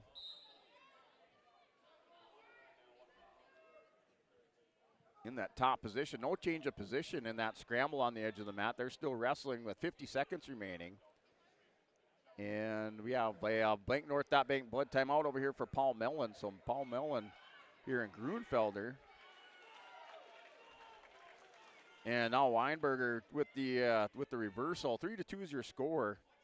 Here, Grunfelder and Mellon there out of Bank North Bank blood timeout over here on mat 2. And that score, 8-2 lead for Paul Mellon of Kimmer Bobel's Burke Central. And then Hayes Weinberger, Bert Vanderpool, 3-2 score, 133-pound second period, 20 seconds. And they roll through a swipe of the hands. Vanderpool trying to hit a couple grabbies. He's got the hip over the top on Weinberger on the edge of the mat. Final 10 seconds of our second period. Vanderpool with the arm over. They're going to give him the 2-point reversal. He has Weinberger broke belly down on the edge of the mat. And the 2 points for the reversal, and we're 5-2 now. Over here on mat 1, number 3, the number 1 seed going at it. Weinberger, the number 1 seed, he's down in this match by 3 points to Vanderpool. Burt Vanderpool heading her Scranton. As they're going to start this third period on their feet. Weinberger needs a takedown to tie it up with Vanderpool. He's Weinberger and Salem Almont. State runner-up last year at 121 pounds, placed third the year before. Vanderpool last year at the state tournament placed 8th. And he's the number 3 seed. Weinberger the number 1 seed in the tournament.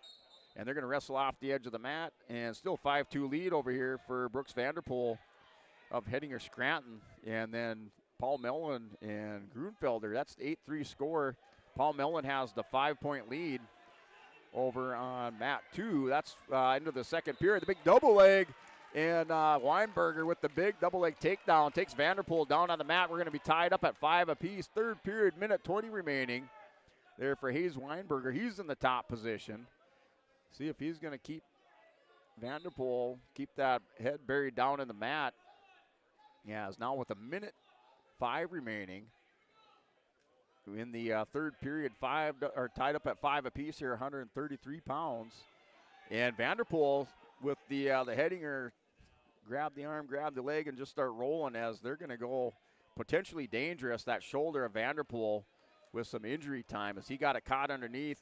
Weinberger kind of threw the hips around on it, and Vanderpool is going to need some injury time. With 57 seconds remaining third period, they're tied up at 5 apiece, wrestling for third place at 133. And then over here on mat 2, 8-4 score. Grunfelder down by 4 points. That's in the third period. He's going to need a takedown and some near fall or a couple takedowns to pull out the victory. And then Mellon warned for stalling. Off the shot by Grunfelder. Mellon takes the step back and then circles in, but he's warned for stalling as the whistle blows. So 8-4 scored, 4-point lead for Paul Mellon over here on mat 2, 133 pounds for third place. As Paul Mellon, the number 8 seed for Kimmer Bobel's Burke Central.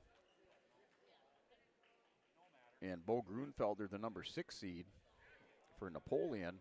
Grunfelder trying to hit the arm drag, not able to spin around, and a reshot right away by Paul Mellon. He drops down to the ankle on Grunfelder. Grunfelder hits the whizzer. He's going to be able to whizzer out of it. He's still down by 4 points with 36 seconds remaining. Weinberger and Ormanson going to helicopter around on Weinberger.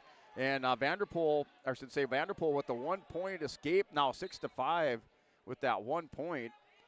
So 6-5 is the score. Mat 133 pounds. We're under a minute remaining, now under 40 seconds remaining with Vanderpool up by 1. He's going to try to block the shoulder and spin behind for the goal behind. Reshot Vanderpool. Weinberger back to the edge of the mat. Now circles in. He reshoots on Vanderpool. 6-5 score. Let's see if Weinberger can walk this up, and they're called out on the edge of the mat.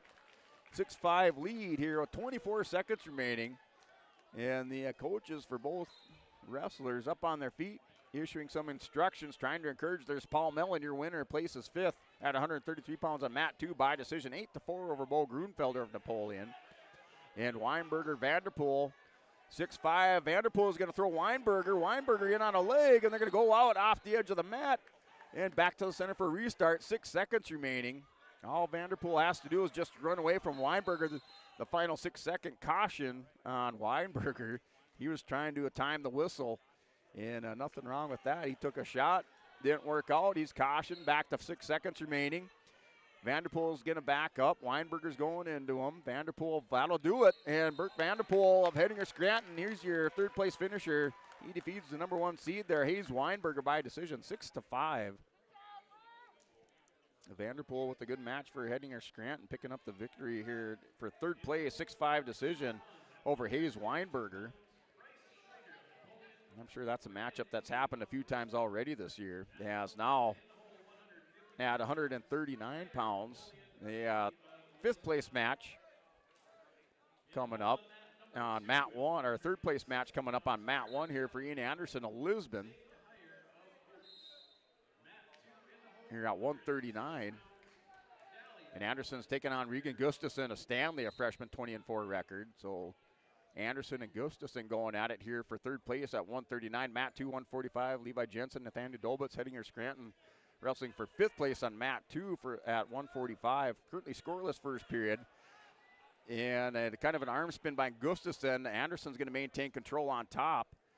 And he's going to try to spin around behind, and we're already bleeding. And this time it's not Anderson that's bleeding within the first 30 seconds. Looks like Regan Gustafson took a shot to the nose, and we have another Bank North Bank blood timeout at 139 pounds. Anderson wrestling for third place here with the Bank North Bank blood timeout for Regan Gustafson. Here at Bank North, not new, not national. Bank North is a hometown bank focused on relationships, local decisions, and community support. Find out more at banknorth.bank. Bank North, member FDIC and equal housing lender. It's your Bank North.bank blood timeout over here on mat 1. And that scramble resulting in no points for either wrestler between Anderson and Gustafson. We got a scramble over on mat 2. And a Peterson here for, looks like Dolbitz, as we got some points coming with the arm caught by Nathaniel Dolbitz. He's going to collect near fall off of it.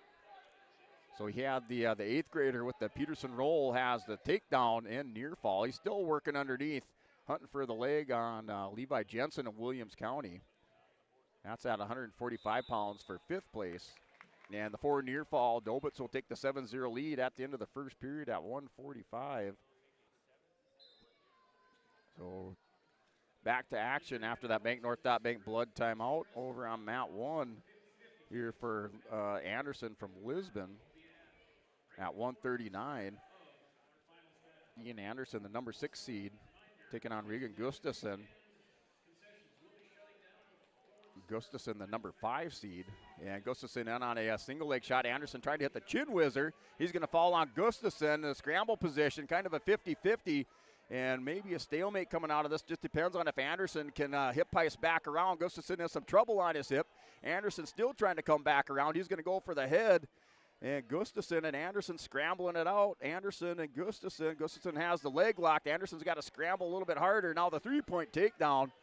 As Anderson's going to lose position, Gustafson's going to grab the arm and the wrist. And now the 3-0 lead. 35 seconds remaining first period. As Regan Gustafson, the freshman, has a 3-0 lead over Ian Anderson of Lisbon, wrestling for third place. 7-0 lead. Dolbitz still up in this match on mat 2 at 145 pounds for 5th place. He's in on a double leg shot. Goes to the forklift position on Jensen.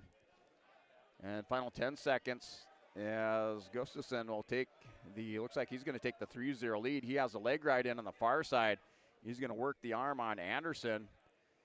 And down to the final second, Anderson and Gustafson are going to roll back over. Start the second period for Anderson. And he's down by 3 points. Choice to Regan Gustafson. He's going to look over at the coach, defers Anderson. See, he's going to go neutral. Coach says neutral. Anderson says, no, I'm going to take down. Oh, boy, sometimes, I tell you what. There for Anderson. So Anderson chooses bottom position. Gustafson has the 3-0 lead. And they start second period. Anderson's going to try to isolate the arm as he pulls Gustafson high up over the top. Gustafson's going to try to dig in the leg, and he gets them both dug in there. So Anderson's got a little bit of work to do. Gustafson in the top position, and he's up over the hips, double leg ride. And he goes power half on Anderson. And now mat 2, 145. Dolbitz up 9-0, second period with 26 seconds remaining. And Dolbitz in the top position, and he's just hammering on the legs. And looks like Jensen's going to be able to scoop a leg up, see if he can elevate this and catch Dolbitz. And we're going to go with some blood. So it looks like Anderson now with the Bank North Bank blood timeout over here on mat 1. Right now he's down 3-0 to Regan Gustafson, but the Bank North Bank blood timeout, mat 1, 139 pounds, wrestling for third place. Anderson down 3-0. Yeah, and we're going into the third period. 9-1 lead, Nathaniel Dolbitz. Jensen gets the loss of control, so 9-1 score. Jensen has choice. And at 145 for 5th place.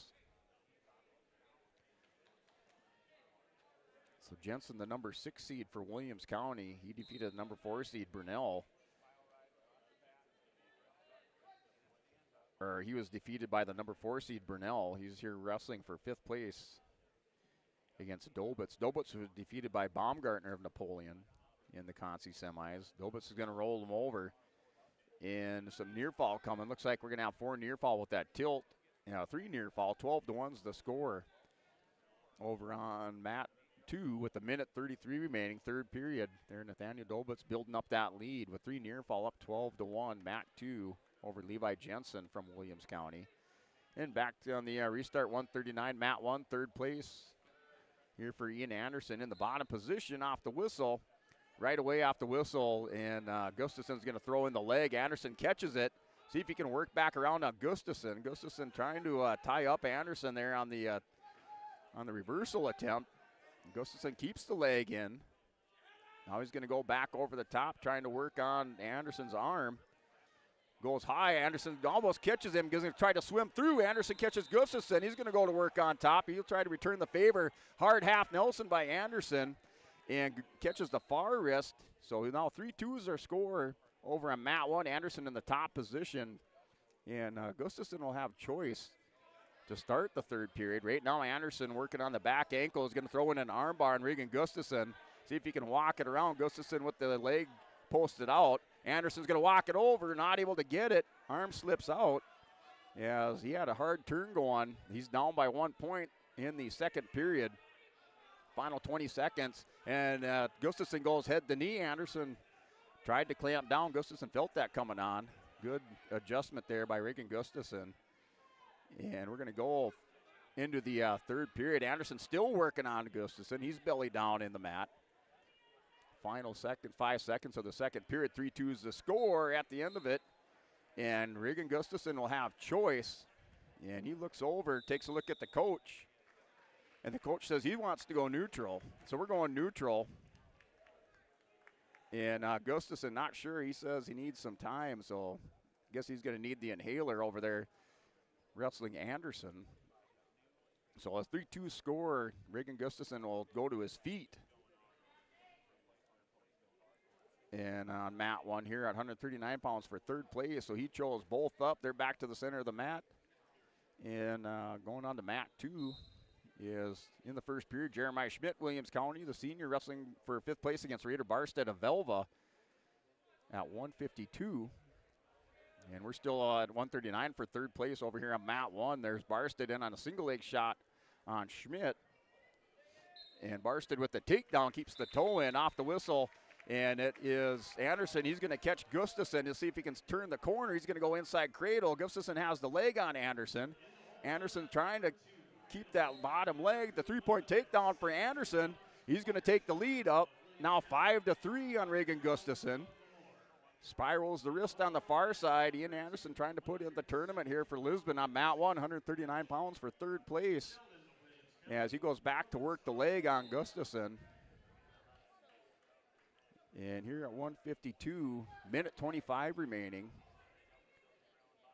Anderson going back to work the ankle. He's got to watch so he doesn't get called for stalling. Gustafson just working, holding his base, trying to get some hand control. They're playing cat and mouse with the hand. Now Gustafson warned for stalling. And he's kind of playing cat and mouse there with the hand on Anderson, just going back and forth playing patty cake. And he was warned for stalling because he's not advancing that position. And now a 5-3 score. Anderson has a 2-point lead under a minute remaining. So Anderson still in the top position with the 50 seconds remaining. Anderson working back underneath on Gustafson. Gustafson belly down to the mat. Anderson trying to work a hammerlock. Now hits the half Nelson again on the near side. Gustafson back up to his feet. Anderson did a good job. Spiked the back ankle. And trying to hit a cradle on Gustafson. He's got it locked up, going hip to hip here for Anderson. Comes over the top on Gustafson. Final 30 seconds. See if he can scoot Gustafson over here for Anderson. He still has it locked up. Final 24 seconds. He's got to keep that arm so Gustafson can't sneak that arm through. Final 15 seconds. Gustafson's going to stand up here with Anderson. Mat return by Anderson. He's going to roll him back around. Final 10 seconds. Anderson looking for the Enbridge Energy Wrestler of the tournament here for Lisbon as he's putting in a heck of a tournament. And he's going to have the 5-3 lead, and Ian Anderson with the chin drop at the end of the period, and he's going to place third for the Lisbon Broncos, and he's going to pick up your Enbridge Energy Wrestler of the Tournament, or at least one of them there for Ian Anderson, placing third for Lisbon at 139 pounds for the Broncos, and he will be your Enbridge Energy, one of your recipients for the Enbridge Energy Wrestler of the Tournament. There, Life takes energy from Enbridge, energy for life, enbridge.com for those career opportunities. Yeah, as Ian Anderson with the win there for third place. 5-3 for Lisbon at 139 pounds. So putting in a good tournament there, Ian Anderson.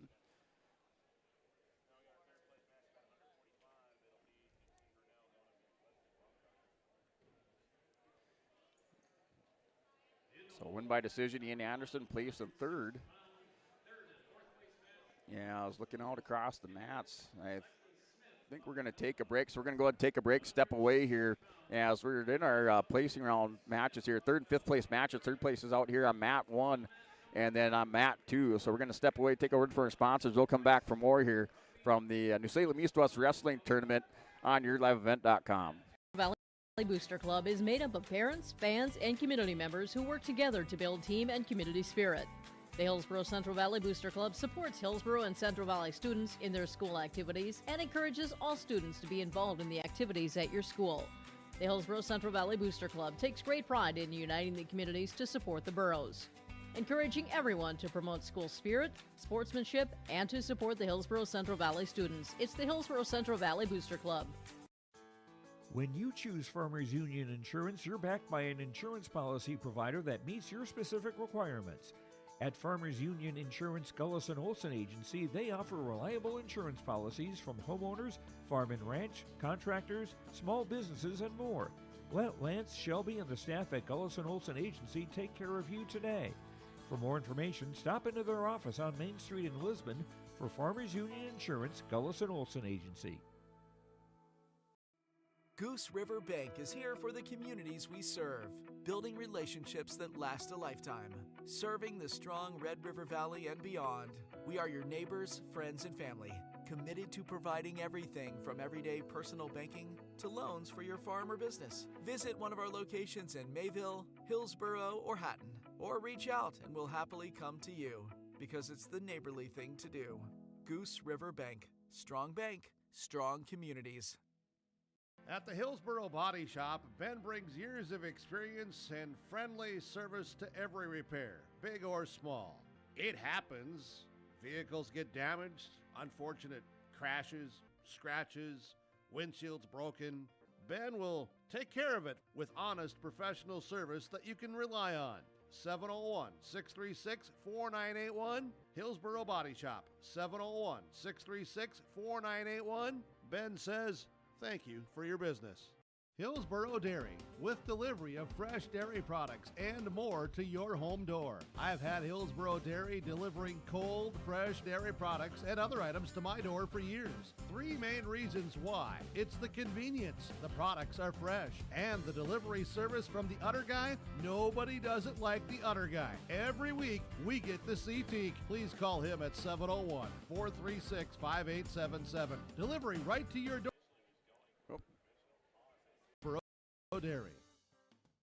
All right, welcome back here. YourLiveEvent.com. We're back here for this Tim Kazed Golden Harvest Seed Sales scoreboard for the Tim Kazed Seed Sales Golden Harvest scoreboard update here from the 2026 New Salem East-West Wrestling Tournament, as we have this new scoreboard update here in our top 6 or 3rd through 6th placing matches. As you look up at our scoreboard update, and in 5th place is Kindred. Kindred moving back up into 5th place. They have 108.5 points in 5th. Carrington in 4th place with 110.5. 3rd place, Hettinger Scranton with 124.5. 2nd place, Velva with 144. And in 1st place and holding 1st place is Lisbon with 164 points. Hillsborough Central Valley back up into 14th place with 56.5 points. And Lisbon picking up a win at 139 in this round. For 3rd place from Ian Anderson of Lisbon, as Anderson placing 3rd, picking up one of our Enbridge Energy Wrestlers of the Day as he picks up 3rd place with a win at 139-pound by decision, 5-3.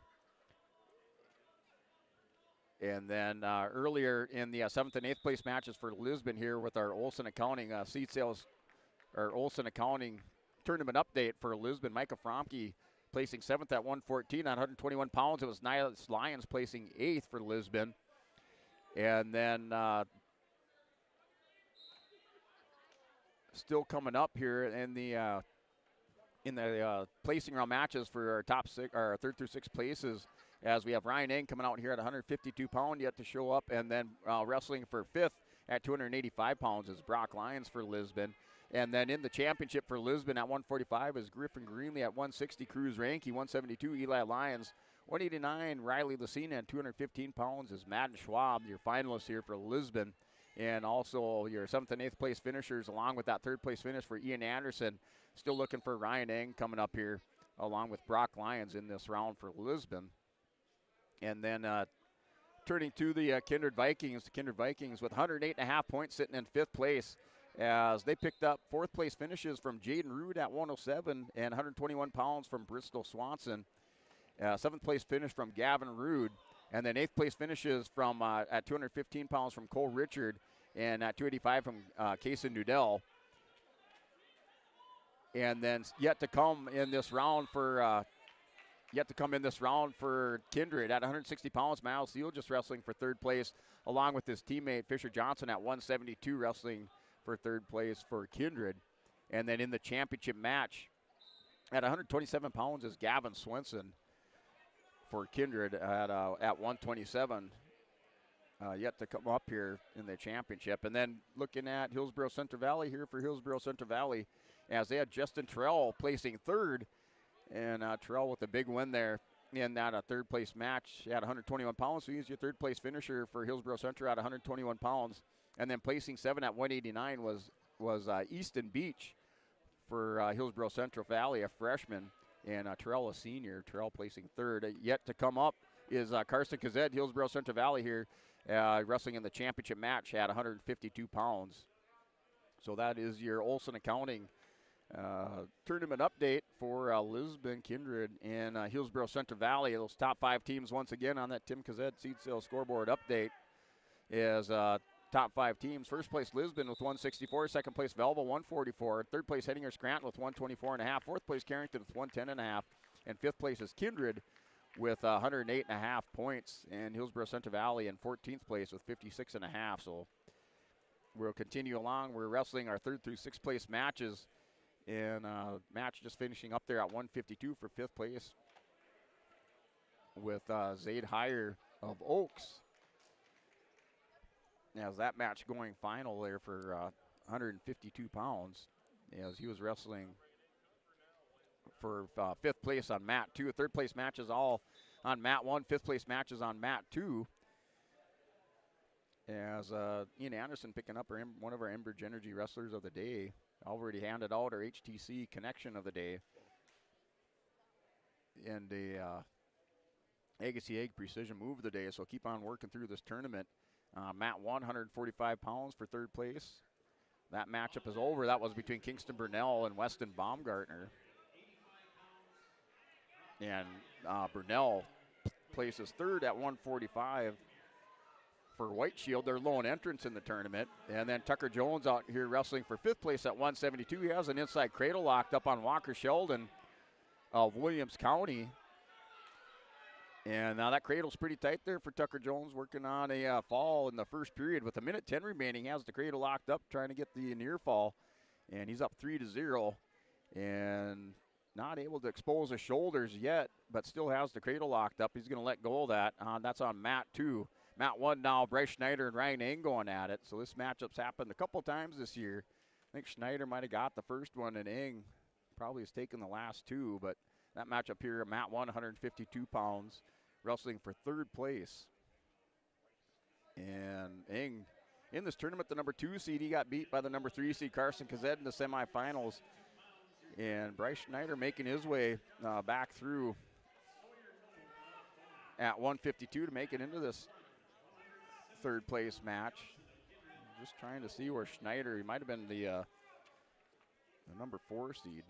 See where he shook out. Yeah, Schneider, the number 4 seed, as he was defeated by Gabe Clifton, 4-2 by decision in the semifinals.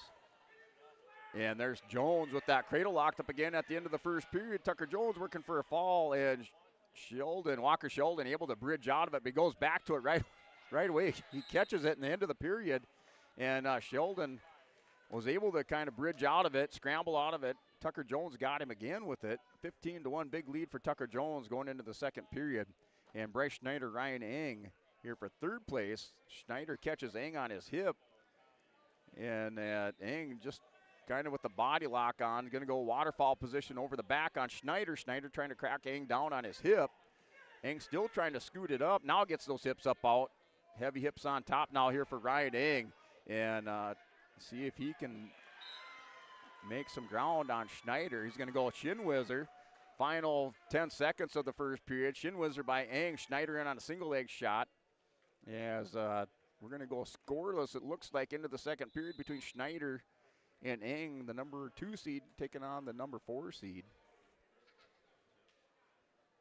And they're going to go into this next period. Yeah, as a state qualifier last year for Bryce Schneider, state place winner the year before. Ryan Eng for Lisbon, a 2-time state place winner. So they're going into this next period now scoreless. Eng in the bottom position, and he's going to go try to hip ice through, stands up. Schneider keeps him back down on the mat. Rides him back down there. Eng back up, inside leg stand up. Schneider going to try to trip him down. Eng going to work on the inside leg. Schneider trying the mat return. Takes Eng back down. Mat return there on mat 1 for Bryce Schneider.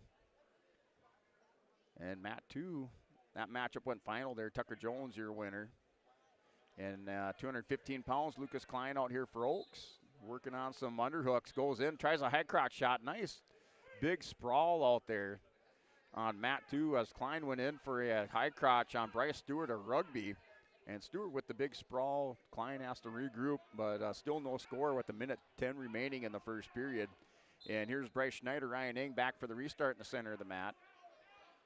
Eng's had a couple chances with some separation on the bottom. And Schneider's going to go ahead and chop the arm on Eng, keeps him back belly down. Eng's going to peel, try to peel, a little hand fighting underneath. Schneider keeping that wrist tied up. That's on the left side. And Eng now with the hand fight. Spiral of the leg by Schneider.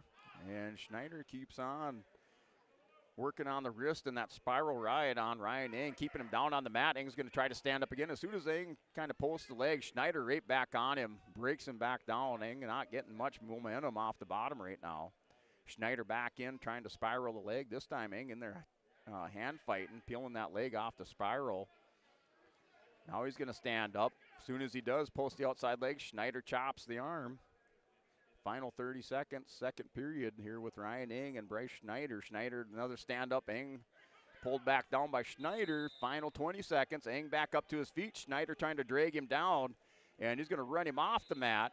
And no stall warning there by Schneider. Schneider hasn't done a whole lot. Just every time Eng is posting the leg, he's just chopping him down, not really working much more. Now Eng's down with an ankle on the edge of the mat, so a little injury time here for Ryan Eng. And he's down on the mat with the third place matchup here, 152 pounds. And that's scoreless in the second period. And that's with 14 seconds remaining, second period, still scoreless between Eng and Schneider. And then Matt 215 pounds, Klein up 3-1. That's with a minute 35 remaining, second period. Klein working a half, power half. And he's got that shoulder on Stewart. Kind of stretched out. Stewart's going to come out for the 2-point reversal. 3-2. Now we're tied up at 3 in the second period with a minute 21 remaining. So tied up. And Stewart's going to work on the leg on Klein. Klein takes a look at the clock. And Stewart's going back to work on the far leg, far knee, or far ankle, far knee. And Klein back up to his base. Stewart not able to get him broke down. So Matt 2, 215 pounds for fifth place. Or Matt 1, still in some injury time for Eng. Eng's going to take a look there. 14 seconds remaining in the second period. As they're going to go back to the center of the mat for the restart. with 152 pounds. Third place on the line in the second period on the restart. And off the whistle, and Schneider's going to go in, try to work on the ankle on Eng's, going to take the wrist. Eng's forced back to go back around. Final 5 seconds there, hammerlock by Schneider. And Schneider's just going to sit there. As I said, he hasn't done much as far as try to work any penny combination. He's just there kind of countering everything that Eng does, keeping the ride on him. Schneider in the bottom position, so Eng could probably just let him up. We're going to see if Eng can put on a ride and get a turn. Still scoreless in the going into the third period. So off the whistle, stand up there by Schneider. Eng's going to go Merkel position, see if he can hook the leg. Schneider's going to try to fight it. Eng's got it hooked up. He's going to get the inside leg, and he's got Schneider trying to stretch him out. Schneider's going to go to work underneath. Eng's still going to stretch him out. Schneider passes. Eng's going to stay on top. They're still in the Merkel. See if Eng's just going to throw this. If he can take Schneider back, he's going to roll him over. Schneider and Eng here are going to scramble it out. Here's Eng. See if he can get his hips over the top. Schneider's going to roll. Eng still has the head and the arm. And Eng not able to get it. Kind of out of position there on Schneider. Eng not able to get back around. Schneider's going to get some loss of control coming up here. Eng's going to go quarter Nelson. 2 near fall, so they get the Eng does get the 2 near fall. Head and arm on Schneider. Eng's going to try to throw it. Schneider's going to counter. Eng's got the head and arm. Schneider's going to get it, and the now 3-point takedown. As Eng went into a head and arm, 4-2 is your score. Eng's going to take a look at the scoreboard. So Schneider up by 2 points. And Schneider working underneath, chops the arm. Like I said, he put the ride on Eng in that second period. Eng didn't have much for him. So we're still 4-2. Eng broke down on his hip, final 40 seconds. See if he can work back around on Schneider. Schneider back up. Eng's just got to drag him out, see if he can get a fresh start. And they go out, back 32 seconds remaining here for Ryan Eng. And Klein's caught on his hip, and 6-4 is the score. And Stewart has Klein going to his back, working for a foul. There's Bryce Stewart on Max Klein. That's 6-4 there for Bryce Stewart. Klein in some trouble with minute 14 remaining. Stewart's going to go chest on chest. Klein shoulder the pin there for Bryce Stewart. And here off the whistle, Matt, 152 pounds. There's Schneider riding the ankle on Eng, and he's going to push him out. Final 23 seconds, edge of the mat. And Eng's going to try to wing down. Schneider counters with a half Nelson. He's just going to take a look at the clock there for Ryan Eng. Eng sees there's 12 seconds remaining. He has the 2-point lead.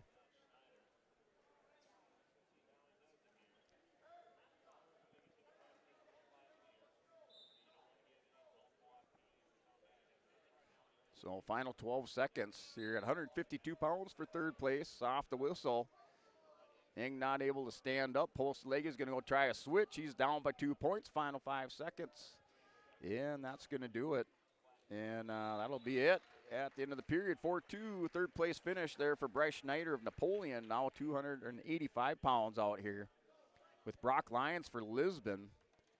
And Lyons wrestling Delaney Feldman, Kemper Bullbells, Burke Central for 5th place at 285 pounds. So 285. Feldman and Lyons, and they're going to roll out off the edge of the mat. Brock Lyons, the number 4 seed. And Delaney Feldman looks like he's the number 6 seed. So the number 4 and the number 6 going at it, wrestling for 5th place here with 1:06 remaining. And Lyons was in that semifinal match with Okeson earlier this morning. And he had a close match there with Levi Uran. He had the lead, and he chose bottom in the third period. And Levi Uran was able to get him over the half. Now, so throw over there by Lyons. Lyons has a penny combination hooked up. He's going to get the takedown. And with 44 seconds remaining first period, Lyons is going to go with the lead and the 3 near fall. Now 6-0. Throws in a hard crossface on Feldman. So Lyons up 6-0. 31 seconds remaining on the here for Brock Lyons, up 6-0. First period action. And we're 160 pounds wrestling over there for third place. That's Miles Steele just wrestling Lexton Smith. And there's Lyons, has the toes in, end of the period. He's working pin there for Brock Lyons, and he'll place fifth. He defeats Delaney Feldman by fall. For the big man from Lisbon, Brock Lyons places fifth, winner by fall for Lisbon at 285 pounds. So there is the final fifth place match at 285, and we're still wrestling for third place here at 160. And see if they move any of these other. It looks like they're just going to tear mats down and get set up there for this final. So they're going to tear this mat 2 down and then get set up for our final at 200, or excuse me, for our championship matches, as we're still here at 160 pounds with Miles Thielgis. He does have the lead. And he's up 3-0 over Lexton Smith on mat 1. So that's for third place. Thielgis up with 10 seconds remaining.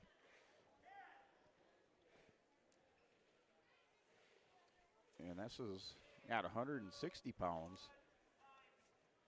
And they go into the second period. Thielgis up 3-0. As Thielgis, the number 4 seed in the tournament, Lexton Smith, had a big win against Zaid Heyer in the Consolation semifinals as he pinned Zaid Heyer. Heyer, the number 3 seed, Smith, the number 5 seed. So Smith making it his way in with a pin over Zaid Heyer of Oaks. Here's Thielgis with a tech fall in the Consi semis over Daly. And he has the 3-0 lead on Lexton Smith. So we're just going to wrestle out these third place matches. Wrestle them all out over here on mat 1. They're tearing down the mat 2. We'll get the one screen or the one camera set up for our championship matches. And I think we're going to have another Kindred wrestler coming up after this. So we'll keep it here and then probably break away for a quick break. I'm going to see if I can get that one camera shot set up as we'll continue on covering the third place matches. But we'll take a quick break and then we'll come back and finish it out for those third place matches and then bring you our championship and just have the one camera up. They've probably used that mat 2 camera since the mat 1 camera seems like it doesn't like the lighting in this building. So right now Thielgis is up 3-0. Smith takes a shot, little high crotch shot.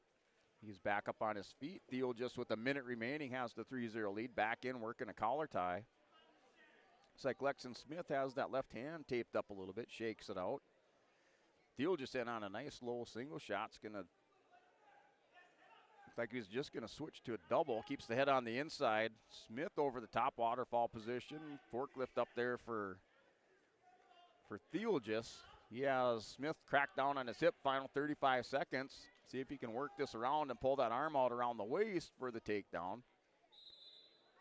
And doesn't do it. They call him out on the edge of the mat. So just when looked like Thielgis was going to get in position there to throw the arm around the waist, he's going to be called out. And they go back to the center of the mat. Restarts. Lexton Smith, reshot there by Thielgis. Smith with the double leg shot. Down blocked by Thielgis. Thielgis reshoots.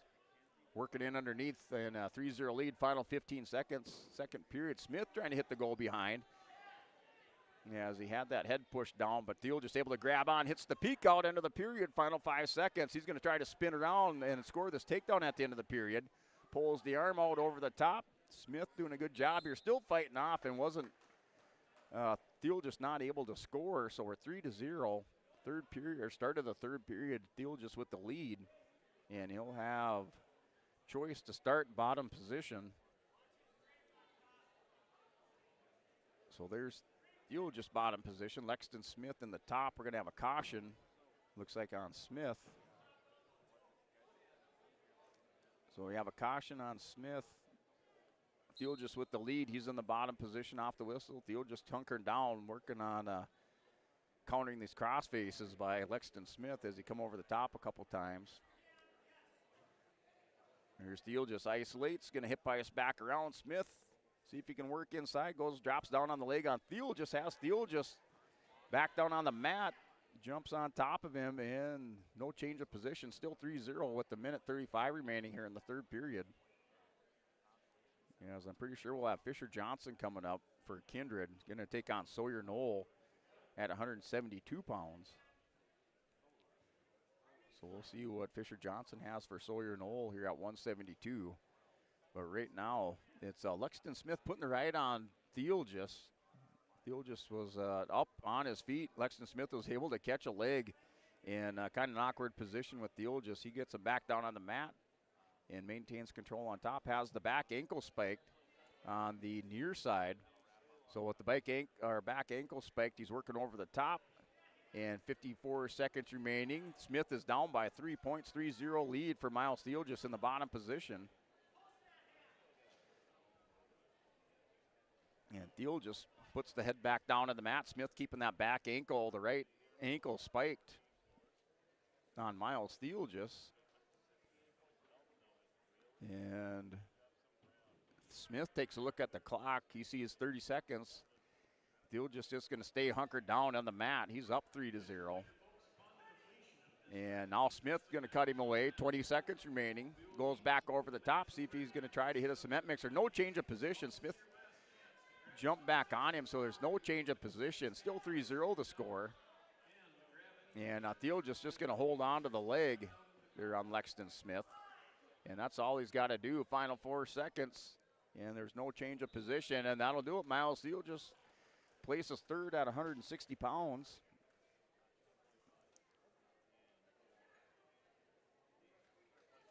So there's Miles Theolgis, your winner by decision, 3-0.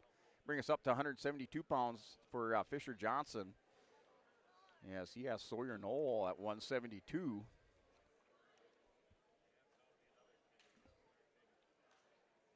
So match up 172 pounds for third place, Fisher Johnson, Sawyer Knoll.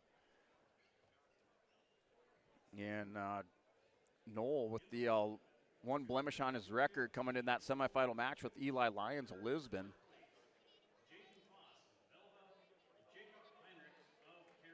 Yeah, Knoll defeated Tucker Jones by fall in the Consi semis. And it was Fisher Johnson, the number 4 seed. As Johnson defeated Walker Sheldon of Williams County in the Consi semis. So they're out here wrestling for third place.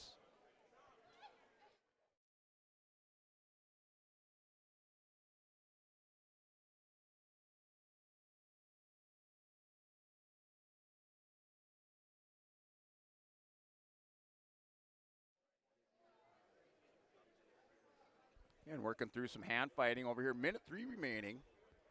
And Johnson in on a high crotch shot. Knoll's going to reshoot, so he reshoots on Johnson. Johnson going to try to turn the corner on him. Goes back down, working on the leg. Knoll back up on his feet. Johnson with the attack, the go-behind attack after the reshot by Sawyer Knoll. So they're back to working Kalatai center of the mat, now under 40 seconds remaining. As Knoll last year, pretty sure he was a state runner-up for Bowman County Beach. As he placed second last year at 160 pounds. And then Fisher Johnson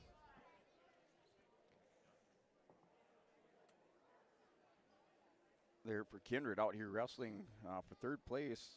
Not currently scoreless. Knoll with the little feint on the double leg shot. Brings out a big sprawl by Fisher Johnson. And final 10 seconds first period.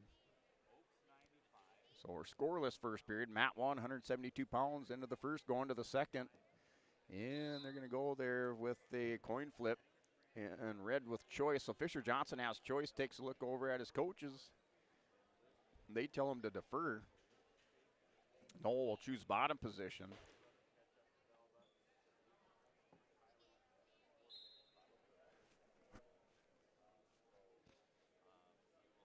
So Sawyer Knoll off the whistle. Hits a little hip ice back around, facing the opposite direction. Johnson in the top position. Knoll working on the elbow. And just trying to drag that underneath. Half Nelson attempt by Johnson. Johnson going back, going to work on the arm. Deep waist stride, big deep waist stride there by Fisher Johnson. As he goes back, works to lay on Knoll. He's going to drive him over. Puts him on his hip, back belly down. Fisher Johnson putting on a good ride here on Sawyer Knoll for third place in this period. Still scoreless in the second period. Minute 20 remaining. Knoll's going to hip ice back around, and just like that, the 1 point escape. Sawyer Knoll back up on his feet. And the big sprawl Off the shot, double leg shot by Knoll. See if he can finish this. Cracks down Johnson, turns the corner for the 3-point takedown. Sawyer Knoll up 3-0 over Fisher Johnson. Yeah, as you can see, we're all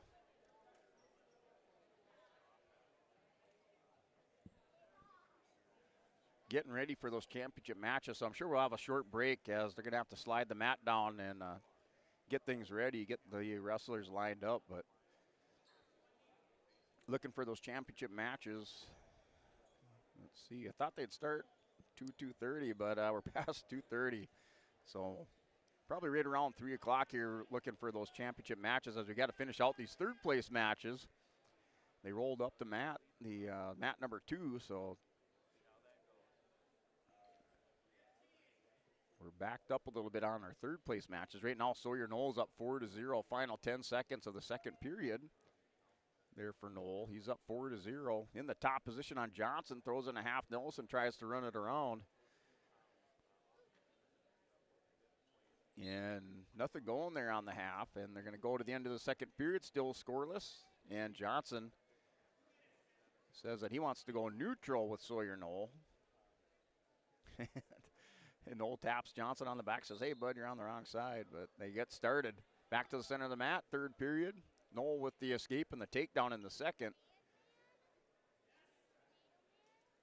And Johnson had a pretty good ride going on for about the first 40 seconds. And Knoll with the hip bias now on a nice high crotch fireman's. He's going to catch the arm on Johnson. He's going to throw him over his back.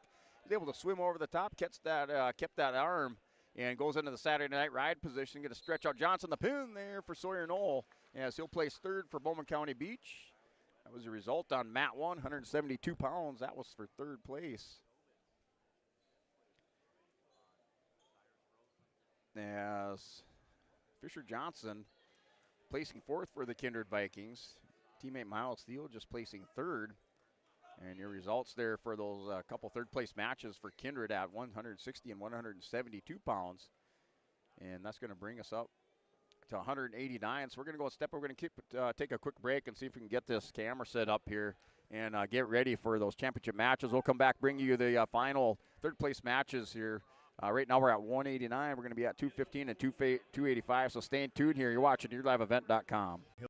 Hillsboro, a place where neighbors know your name and opportunities are real. Here, you'll find affordable home lots and grants to help you build your future. In Hillsboro, safety, affordability, and community aren't just promises, they're our way of life. With a 24-hour fitness center, a strong school system, a trusted hospital, and a thriving business district, Hillsboro has everything you need to live well. Here, your family is our family, and your future shines bright. Discover Hillsboro, where small-town living means big opportunities. People often ask me, why are Hillsboro's Central Valley athletes so successful? Have you seen our fitness center? The weightlifting doesn't stop with our athletics. At Hillsboro Public School, we strive to do difficult things all the time. We help struggling readers read. Our MTSS process makes sure all students are improving. Hillsboro students are challenged to do difficult tasks each day. Please come and check out our school. And if you need a place to exercise, check out our fitness center. The Hillsboro Vets Club thanks you for your support of their activities and events. Stop in and to check out their new menu. Enjoy the Vets Club appetizers every Wednesday from 5 till 7. And as I've said many times, they have the best roasted chicken around. Enjoy roasted chicken every Saturday from 5:30. Get there early because sometimes it's gone early because it is the best roasted chicken. Fries and coleslaw also available with this meal every Saturday. Dine in or take out. The Hillsboro Vets Club. Buying, selling, or leasing commercial real estate or farmland in the Fargo-Moorhead and surrounding area? From office to retail, industrial to multifamily, commercial land to farmland. As the #1 commercial, sales, and leasing brokerage in the FM region, Goldmark Commercial has the experience and skills to handle all of your commercial real estate and farmland needs with the highest levels of customer service and marketing around. Trust the experts at Goldmark Commercial Real Estate to lead your team to success. Hi, we're Jim and Bernie Berkemeyer, and we're inviting you on a holiday vacations tour. Join us on a Montreal, Quebec City, and the Canadian Maritimes tour, July 30th to August 9th. Experience picturesque small towns, as well as the historic cities along the Atlantic coast. as we use roads and rails on this Canadian adventure. Visit holidayvacations.com, keyword RJ, to request a brochure, to watch a travel show, and to book this tour. Oh, jeez. That's a lot of water. No! Jeez Louise! This system is packing 70-mile-per-hour winds, golf ball-sized hail, and a fast drop in temperature. Oh, jeez. Dave and Cheryl's kitchen started on fire. Oh, jeez. Oh, geez, let's take a look. Oh, geez, moments happen. Be ready with Irie Insurance. Partnership is a way of life here in the Northland. It's about pitching in to help our neighbors, making lending decisions locally, honoring long-term commitments to farmers, Main Street businesses, teams, schools, and rural communities. We're more than just a bank. We're a community partner, working constantly and diligently to enrich the lives of everyone we serve. Bank North, always true.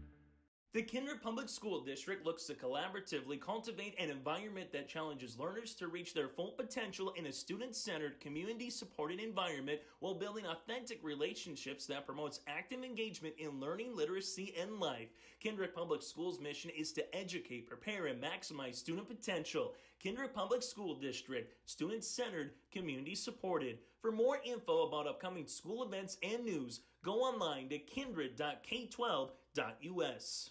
The friendly staff at Lemoore Drugstore reminds you from prescription requests and OTC medication, you can find it all at Lemoore Drugstore. Download the app to make refilling your prescriptions more convenient. Stop in and stock up on hand and foot warmers. Lemoore Drugstore has rechargeable heated gear for everyone in the family. And get your special someone something sweet in February from different candy and gifts. Located in the center of Lemoore in the Bank North Mall.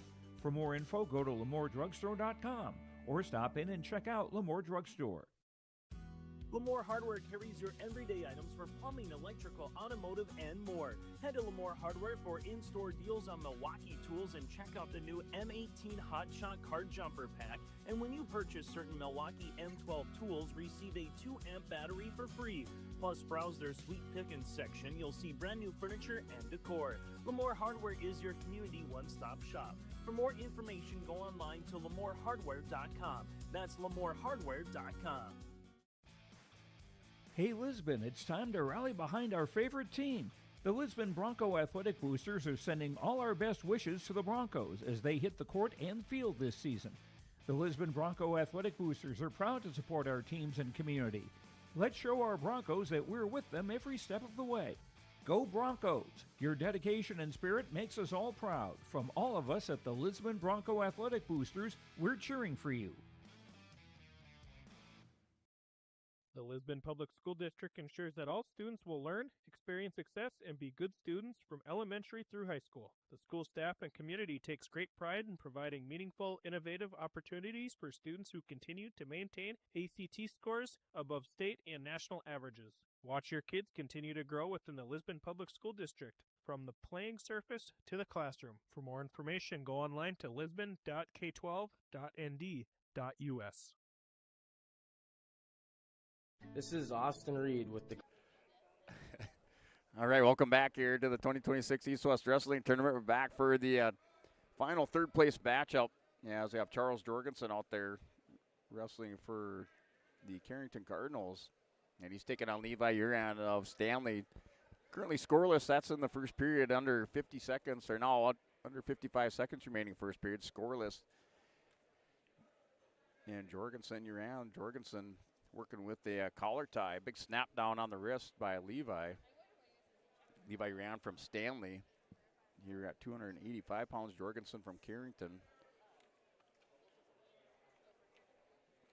And just try to see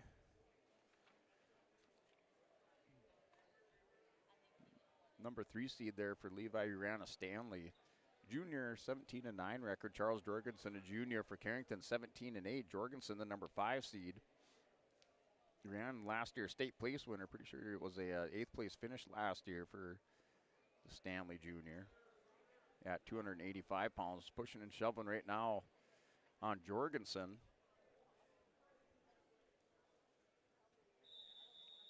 And Jorgensen should increase his stock in those heavyweight rankings and heading into the postseason. Putting in a good East-West tournament. Takes a look at the coach. The coach says, hey, we're going to go neutral. And Jorgensen says, no, we're going to go down. So Charles Jorgensen is going to start this period down position. We saw Brock Lyons kind of make that choice, and Levi Rand made him pay for it. Jorgensen a little bit heavier, a little bit bigger body there, but ran pretty powerful on top. Jorgensen's going to go ahead, quad pod up, see if he can spin around, hip heist it, tries the knee slide. Uran's going to take him down. Looks like a big cornfed boy there for Levi Uran as he takes Jorgensen back down. Jorgensen's going to go ahead, quad pod up. Now he stands up, see if he can hip heist away and peels the hands, and it works out there for Charles Jorgensen as he has the 1 point escape. Minute 30 remaining in the second period.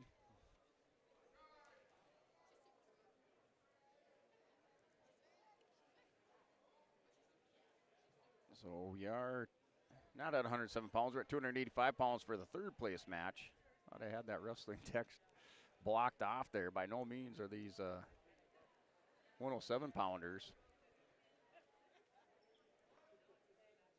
But Charles Jorgensen, he leads by a score of 1-0.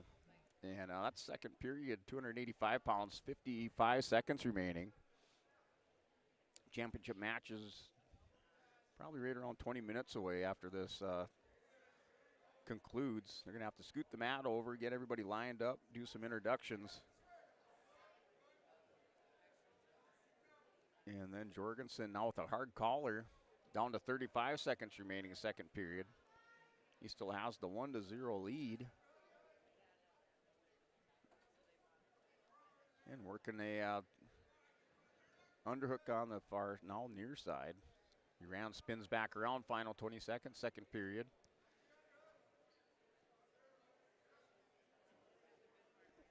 Still working hard collars. The only points in this so far are Charles Jorgensen with the escape. He chose bottom to start the second period, goes double unders. Final 5 seconds. See neither wrestler taking a shot here the last 10 seconds. And they're going to go into the third period. Levi Rand's down by 1-1-0. He chooses bottom. See if Jorgensen can keep Uran down on the mat there. And he has the 1 point lead, top position there, Charles Jorgensen. He's going to work on the bottom side underneath the arm, try to top Uran forward, see if he can get him broke down, spiraling on the wrist. Uran's going to quad pod. Now he hits the outside leg stand up and the escape. Now 1-1. We're tied up at 1 minute 43 remaining. Going to see who's going to take the shot, who's going to take the big move. Right now tied up at 1 between Jorgensen and Levi Uran here, heavyweight for third place. Brock Lyons for Lisbon with a win by fall over Delaney Feldman at Kimmer Bullbells Brick Central. So Lyons plays 5th for Lisbon. And we will probably break away. We'll come back before the championship matches and just run down who our finalists are. And then after each championship match, they'll go ahead and hand out the awards on the award stand. So we'll run down those other place winners in each of those weight classes after the championship match for that weight class concludes. Probably break away for a quick commercial break and then come back to bring you the next one. And right now we're tied up at 1 apiece, still wrestling for third place here with 40 seconds remaining. Now down to 36 seconds. And Jorgensen working in double unders on Levi Uran. Levi is going to try to pummel in. He's going to break apart. Still 26 seconds remaining. Levi Uran now pushing. Jorgensen holding back to the center of the mat. They're pummeling in back and forth, working inside. No stall warning that I've seen issued by the official. They're pummeling in back and forth. Levi Uran for the Blue Jays has his back to the edge of the mat. They're going to go back to the center for a restart. Final 10 seconds. here for Jorgensen and Levi Uran. Of Stanley, and Jorgensen with the underhook, working the head position, and we're going to go into sudden victory overtime. We're tied up at 1 apiece here for third place at 285 pounds. Levi Uran goes over, talks to the coach. I'm not sure what was said, but he kind of takes a look at the coach, and he's back in there, going to snap down on Jorgensen. Final 50 seconds, or I should say with the 1 minute with the sudden victory period. They're tied up at 1. Jorgensen goes collar tie. Levi Uran with the underhook. He goes big underhook. Tried to throw it by it, not able to turn the corner. Now Jorgensen working in, has double unders. Levi Uran with the double overs, trying to squeeze the elbows together and counter it. He's going to go edge of the mat. They're going to go off, and they're just pushing back and forth, working underhooks, over ties. Back to the center of the mat, now with 24 seconds remaining. Jorgensen pushing in. He looks a little fresher than Levi Uran at this point in this sudden victory period. Still pummeling in. And they're going to go final 5 seconds. Still tied up at 1. Levi Uran with the big double overs, and still pummeling in there is Jorgensen with the collar tie, and they're going to go into the next overtime period. Flip of the coin, and who has choice? And Jorgensen with choice. He's going to choose bottom. So he chooses bottom to start second period of overtime, second overtime. And 30 seconds to go. Still tied up at 1. And there's Levi Uran, gets Jorgensen broke belly down. Jorgensen able to get back up to his base. We'll see if the crowd can will Jorgensen on up to his feet. Levi Uran going to go work underneath, trying to work a power half. He's all over Jorgensen. Final 15 seconds of this period. Jorgensen trying to scoot the hips up. Uran's going to hit the half Nelson on him. He's going to roll Jorgensen over. Final 5 seconds. Levi Uran trying to get third place. He's up over the top. There's pin there for Levi Uran. Wins third place. Pin over Charles Jorgensen on mat 1, 285 pounds. So a big, exciting finish. A lot of pushing and shoving for 6 minutes, and they decide it in that second overtime period. And a win by fall there for Levi Uran of Stanley, and he'll place third. That was a result on mat 1, so we'll go and breakaway, come back. I would say maybe 10 minutes, right around 10 minutes, as they're going to have to get things adjusted in here. We'll adjust the camera and come back for more from the New Salem East-West Wrestling Tournament. Your championship match is just ahead on yourloveevent.com. At Dakota Heritage Bank, we have a strong background in ag and business lending, but we can also help with any auto, recreational, personal, or home loans, including home equity lines of credit. If you're in need of a loan, visit us at one of our locations across North Dakota and northwestern Minnesota. Dakota Heritage Bank, equal housing lender, member FDIC. Dakota Heritage Bank, sharing our heritage, sharing our future. You can buy beef by the quarter, half or whole beef from Mueller Beef, USDA inspected beef. Fill the freezer. Call Dave Mueller at 701-799-3032 to purchase beef by the quarter, half or whole from Mueller Beef out of Hillsboro. You can buy beef by the quarter, the half or the whole beef from Mueller Beef, USDA inspected beef. Fill the freezer. Call Dave Mueller at 701-799-3032 to purchase beef by the quarter, half or whole from Mueller Beef out of Hillsboro. Are you wondering which seeds to buy for your farm and who do you buy from? Make one call to Rocky Nedham, Nedham Seeds Caledonia, 701-430-1149. Pioneer Corn and Soybean Seed, Sunflower and Canola Seed, AgriPro and Lima Grain Wheat Seed, plus Seedex Sugar Beet Seed, all proven to deliver results. Call Rocky Nedham Seeds Caledonia, 701-430-1149. Your farm, your future, your seed partner. Common doesn't do the extra reps. Common doesn't push the limits. And Common doesn't do all of that before the sun is up. We work harder than anyone else when no one is watching, so that when everyone is watching, we're ready to answer the call. Discover your uncommon side with the North Dakota Army National Guard.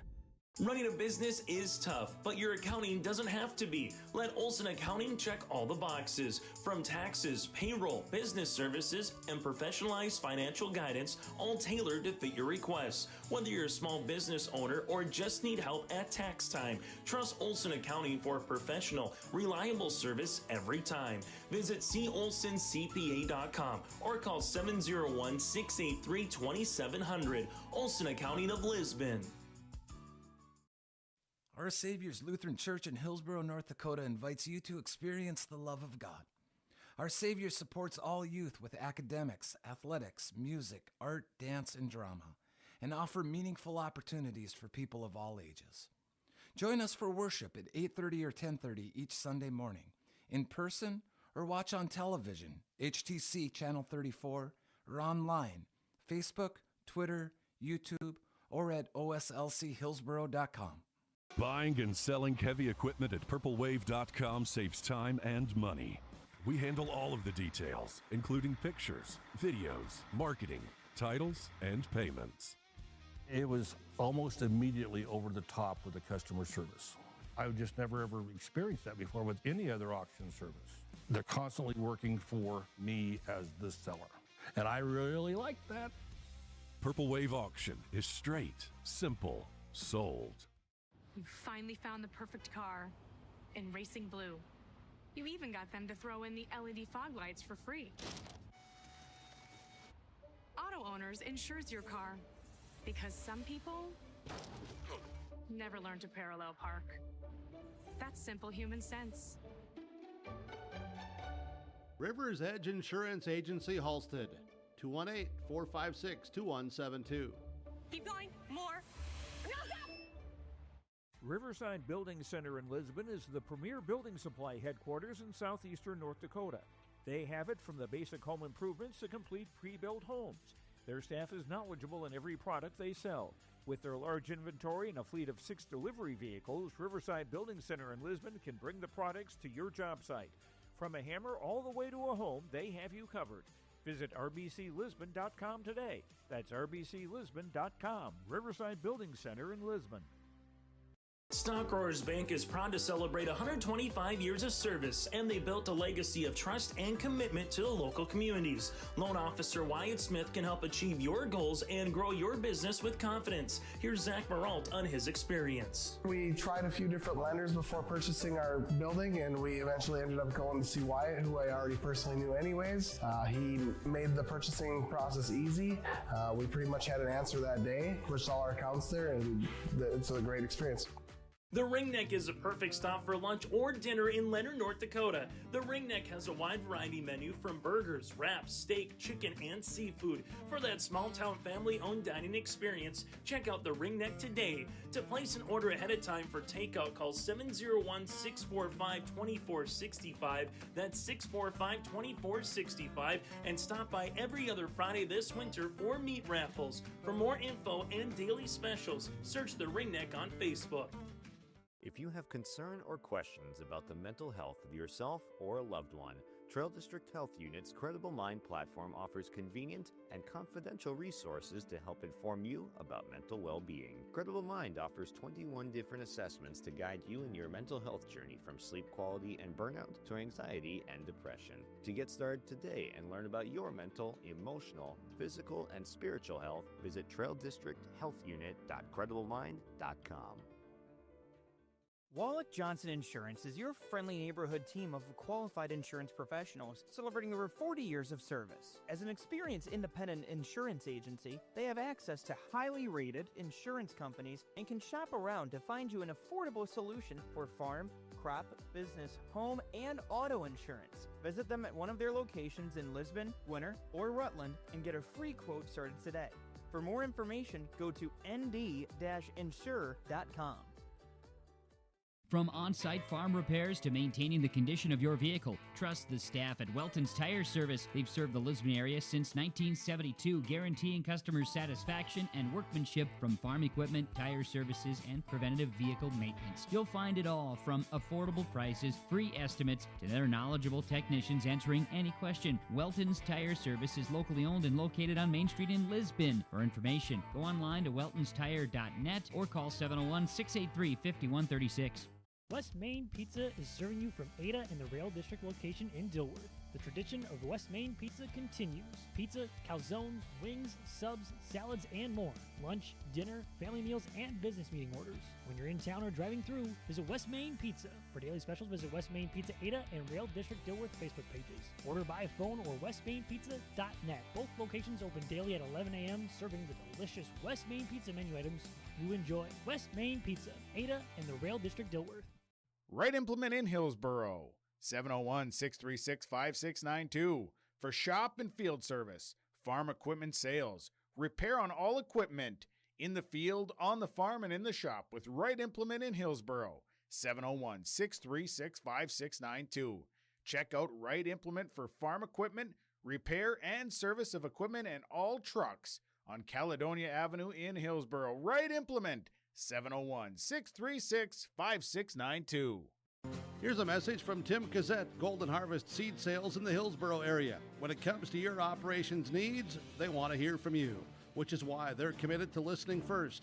From farmer-focused R&D teams to their Gold Series soybeans and game-changing corn products to the insights shared through the Illuminate digital platform, everything offered is an answer to what they learned from you. For Golden Harvest corn and soybean seed, visit with Tim Cassette Seed Sales Hillsboro, 701-430-0877. All right, welcome back here at YourLiveEvent.com as we're back for this 2026 East-West Wrestling Tournament Championship matches or championship round.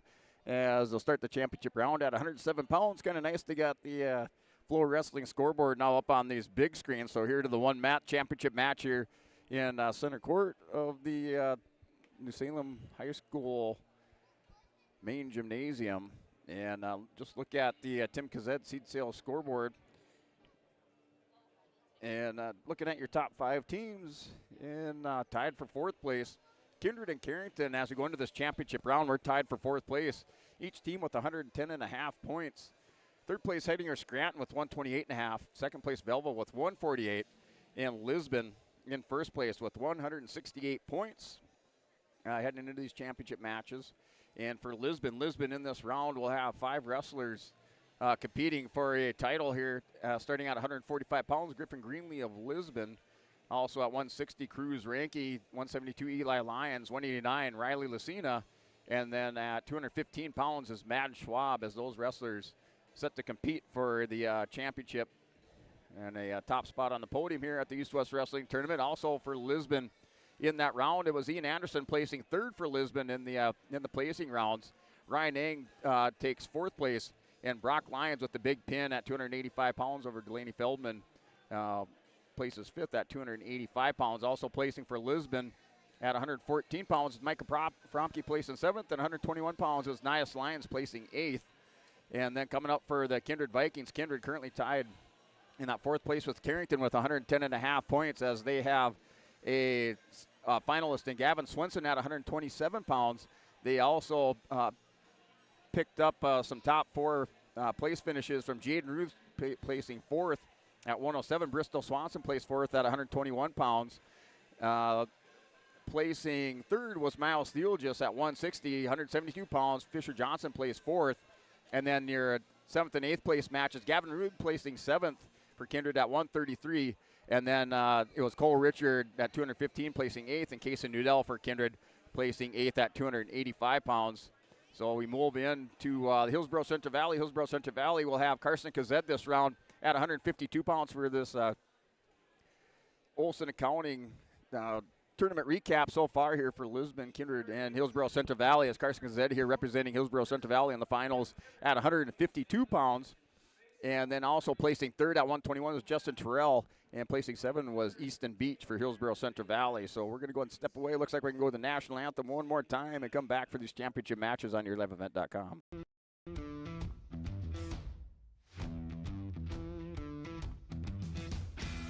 A few years ago I was teaching.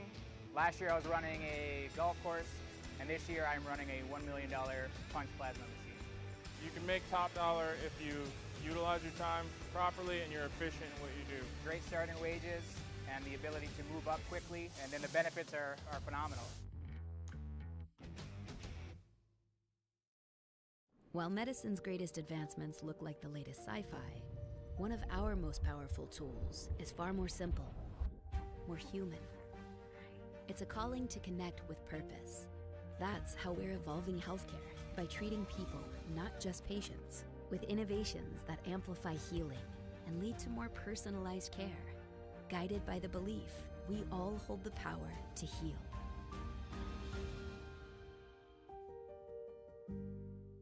Hillsboro Dairy, with delivery of fresh dairy products and more to your home door. I've had Hillsboro Dairy delivering cold, fresh dairy products and other items to my door for years. 3 main reasons why. It's the convenience, the products are fresh, and the delivery service from the Udder Guy. Nobody does it like the Udder Guy. Every week, we get the C-Teak. Please call him at 701-436-5877. Delivery right to your door from Hillsboro Dairy. At Dakota Heritage Bank, we know your schedules can get hectic, and you don't always have time to get to the bank during regular banking hours. We make it easy for you with mobile banking, online banking, and bill pay services that we offer for free. This is Michelle with Dakota Heritage Bank, inviting you to do your banking with us anytime, anywhere. Just go to dhb.bank or download the mobile app for convenient on-the-go banking, serving you with locations across North Dakota and northwestern Minnesota. Dakota Heritage Bank, member FDIC, equal housing lender. All right, welcome back here for the 2026 East-West Wrestling Tournament, our championship rounds here at 107 pounds as we'll start out.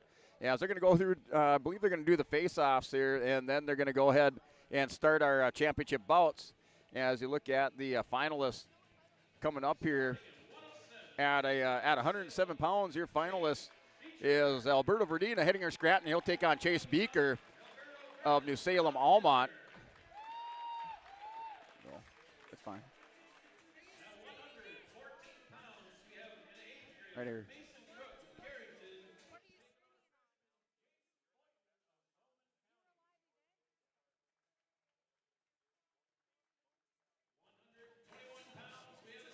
All right, your finalist at 114 pounds, Jace Boynton, returning state champion for Bowman County. He'll take on Mason Cook of Carrington. That's your final matchup at 114 pounds.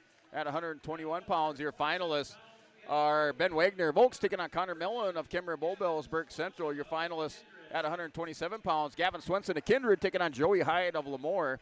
Finalists at 113 pounds is Logan Potts of Lemoore. Litchfield Marion taking on Combe Bell of Stanley at 133 for the championship. 139 pound, your finalist is Kyler Schlesky of Henninger Scranton as he will wrestle Bodie Henderson of Northern Lights. That's your championship match at 139. 145 pounds, your finalist Jack Bombach of Killdeer wrestling Griffin Greenlee of Lisbon. 152 pound match, Carson Kazed, Hillsborough Central Valley, as he'll take on Gabe Clifton of Carrington at 152 pounds. That's Carson Kazed taking on Gabe Clifton of Carrington. And then at 160 pounds, your finalist Cruz Ranke of Lisbon taking on Cash Brown of Williams County. 172 pounds, Eli Lyons of Lisbon will wrestle Lincoln Spear of Kenmare Bowbells, Burke Central. Championship match at 189, Riley Lucino Lisbon wrestling Jacob Potasic of Oaks. And 215 pounds, Matt Schwab of Lisbon wrestling Andre Dahl of Napoleon. And at 285 pounds, Anthony Hallett, Beulah Hazen will wrestle Cade Okeson of Velva. So those are your championship matches as we're wrapping things up here, and I should say gearing up for these final matches. So expect some great ones here. As that first match here with Alberto Verdine of Henninger Scranton, placed 7th last year at the state tournament.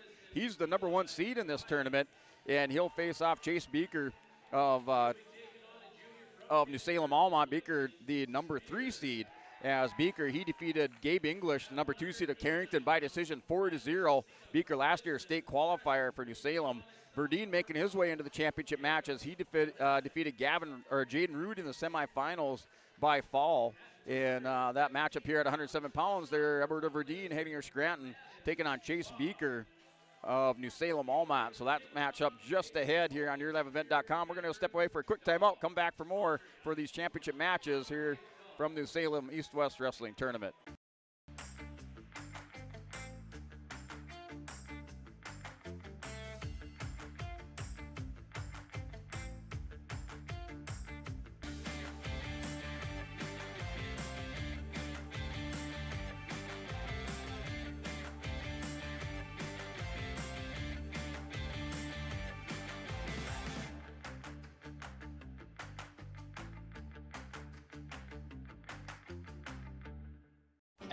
All right, welcome back here to YourLiveEvent.com. We're back for that championship match at 107 pounds.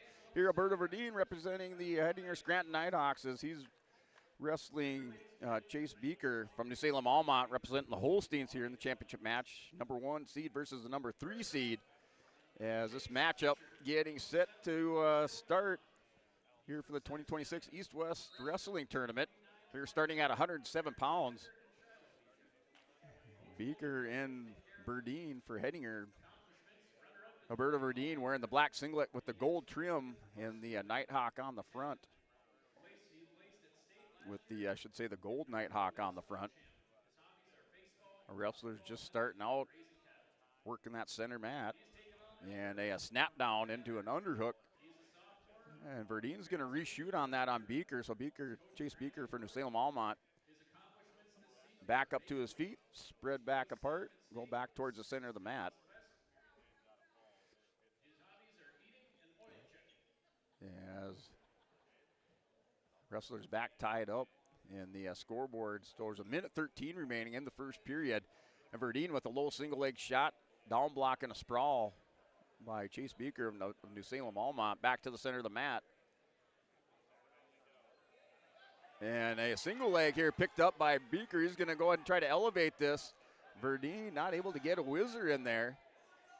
Let's see if Beaker's able to run the pipe on this and take down Verdeen. He gets him down on the mat, trying to turn the corner there. But on that mat return, Verdeen was able to hit a switch inside the leg, and he's going to scramble around here with Chase Beaker and grabs the arm, trying to pick up the takedown for 3 there. For Alberto Verdeen, up 3-0 with 29 seconds, now under 30 seconds remaining in the first period. He's riding that top position. Just working in on a wrist there on Chase Beaker. Beaker going to plant the outside leg. Verdeen still working back underneath. Final 15 seconds.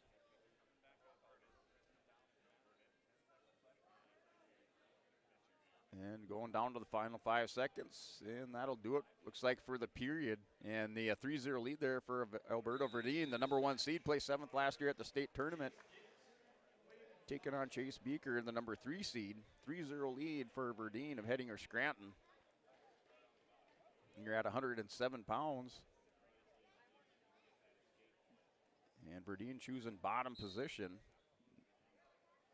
Off the whistle, Beaker trying to work underneath, grabs the arm, going to pull it across, seatbelt ride there. Now Verdeen able to get those hands stretched out in front of him.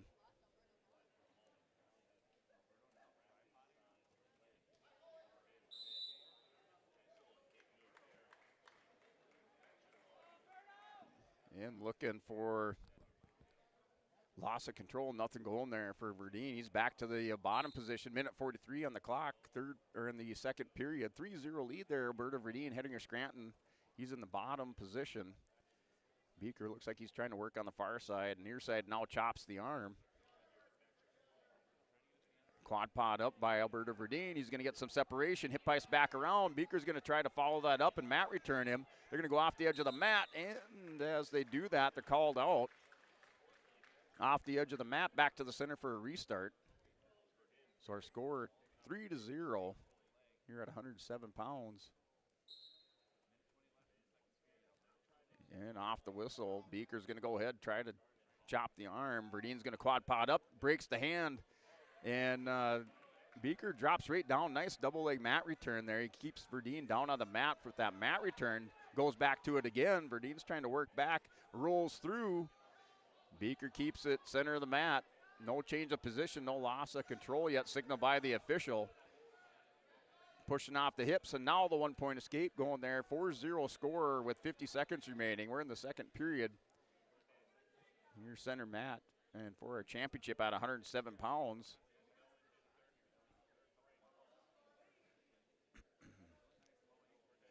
nice single leg shot. Down block, though, with that underhook and the down block by Verdeen. Keeps Beaker out from getting inside there. Now Verdeen's going to break him down, cracks down Beaker to his hip. He's going to try to run the corner. Has the ankle, turns it in. Arms around the waist. He has the takedown. 3 takedowns, 7-0. Had the takedown in the first period, the escape, and now a takedown in the second period. He has the 7-0 lead. And working for a near fall at the end of this period. Final 5 seconds. There, Alberto Verdeen trying to close this one out with some near fall and a pin, but there for Chase Beaker. Gets back belly down up to his base. And 11-0 is the score going into the third period with choice going to Chase Beaker. Beaker's going to go ahead and choose both up. And they get him situated on the mat, back to the center for the championship at 107 pounds here at the East-West Wrestling Tournament. And doing some hand fighting center of the mat. Chase Beaker for New Salem Almont down by 11 points. 11-0 is the score. And going back in, now a wrist tie, going 2-on-1. Trying to hit that Russian tie, going to bring that in closer to the body, closer to the chest. Verdeen doing a good job keeping the distance. And now with a reshot, Chase Beaker has to let go, sprawls out. And head tap, going back in, Verdeen reshoots again. Beaker with the nice hard sprawl, catches Verdeen on his belly, but Beaker's gonna try to walk this up, back up to his base. And they're gonna stalemate back to their feet for the restart, minute 13 remaining. It's 11-0 lead there, Alberto Verdeen here at 107 pounds. And looking, collar tie, a little high crotch shot, nothing going there, not able to get it the inside there for Chase Beaker. Verdeen's gonna pass the elbow. Beaker in on another outside single shot. Verdeen with the underhook on the left side. Trying to snap the head, working some head position. Good head position there by Verdeen. Has the underhook, keeping Chase Beaker away from his legs there. Beaker trying to walk it back up. Still 11-0, down 35 with 35 seconds remaining.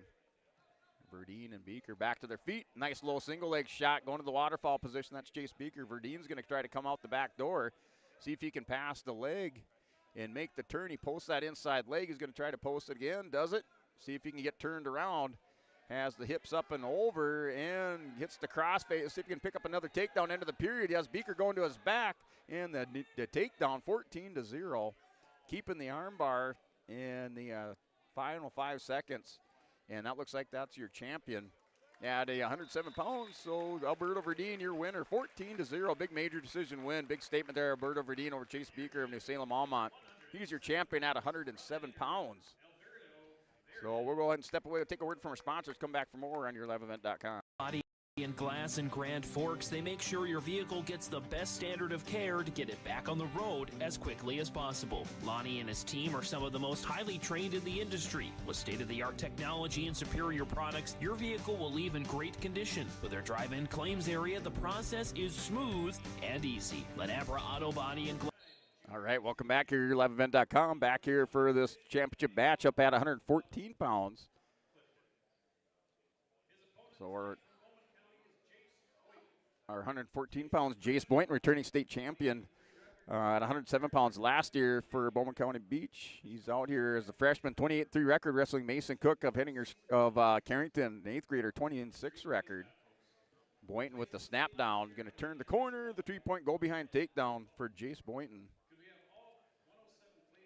Boynton up early in this one, now 3-0, minute 25 remaining in the first period. Boynton with the leg jerked on the backside. Tried to hit the crossface and drag over Mason Cook. And still working on it. Going to try to go ahead the knee. Has the hand crossfaced with Mason Cook tying up the wrist. Doing a good job. Hand fighting underneath. Trying to keep Boynton from locking up down that cradle on the crossface. Still hand fighting underneath. Now Boynton's going to go underneath. See if he can hit this tilt. Trying to pass the arm up through underneath, lace it underneath the leg and not able to get it. They're back to the center for a restart. Here, Mason Cook back to the center. Jace Boynton on the top position. 3-0 lead there for Jace Boynton of Bowman County Beach here at 114 pounds for the championship. As Boynton, the number 1 seed in the tournament, and Mason Cook, the number 3 seed. So Cook and the near fall coming over here for Jace Boynton. And Boynton has the double arm bars locked up on Mason Cook. Cook trying to keep that hand tucked underneath. Left shoulder up. Now Cook's forced to roll through. Boynton's going to readjust. Final 20 seconds. Boynton's going to scoop the head with the legs. He just can't figure for it. Cook comes back out, rolls through. We're going to have 4 near fall and an escape. We're 7-1. So Boynton up 7-1 with the escape now to Mason Cook. Cook making his way into this championship match as he defeated John Logering by fall in the semifinals. And then Jace Boynton for Bowman County Beach. And he was a winner by decision over Alex Lyer, the number 4 seed. Winner by decision there for Jace Boynton in the semifinal, 6-0. Make it into the championship match with Mason Cook. And looks like we're going to have us a Bank North, not Bank blood timeout over here as the officials tending over there to Jace Boynton, trying to get him cleaned up back out on the map. That's your Bank North, not Bank blood timeout. Banking should feel personal, and that Bank North it does. They're proud to be a local supporting team in the communities they serve. Visit banknorth.bank to learn more. Bank North, member FDIC and equal housing lender. That's your banknorth.bank blood timeout here in this championship match at 114 pounds. And the blood crew's still out there working on it. He has a glove on one hand, not on the other hand. They get him back off the mat, so we're back ready to go. In the second period, Boynton up 10-1, picks up the takedown at the end of the period, so he's up 10-1. And he's going to go try to whizzer down on Cook in a hip over, not able to get it off of that exchange.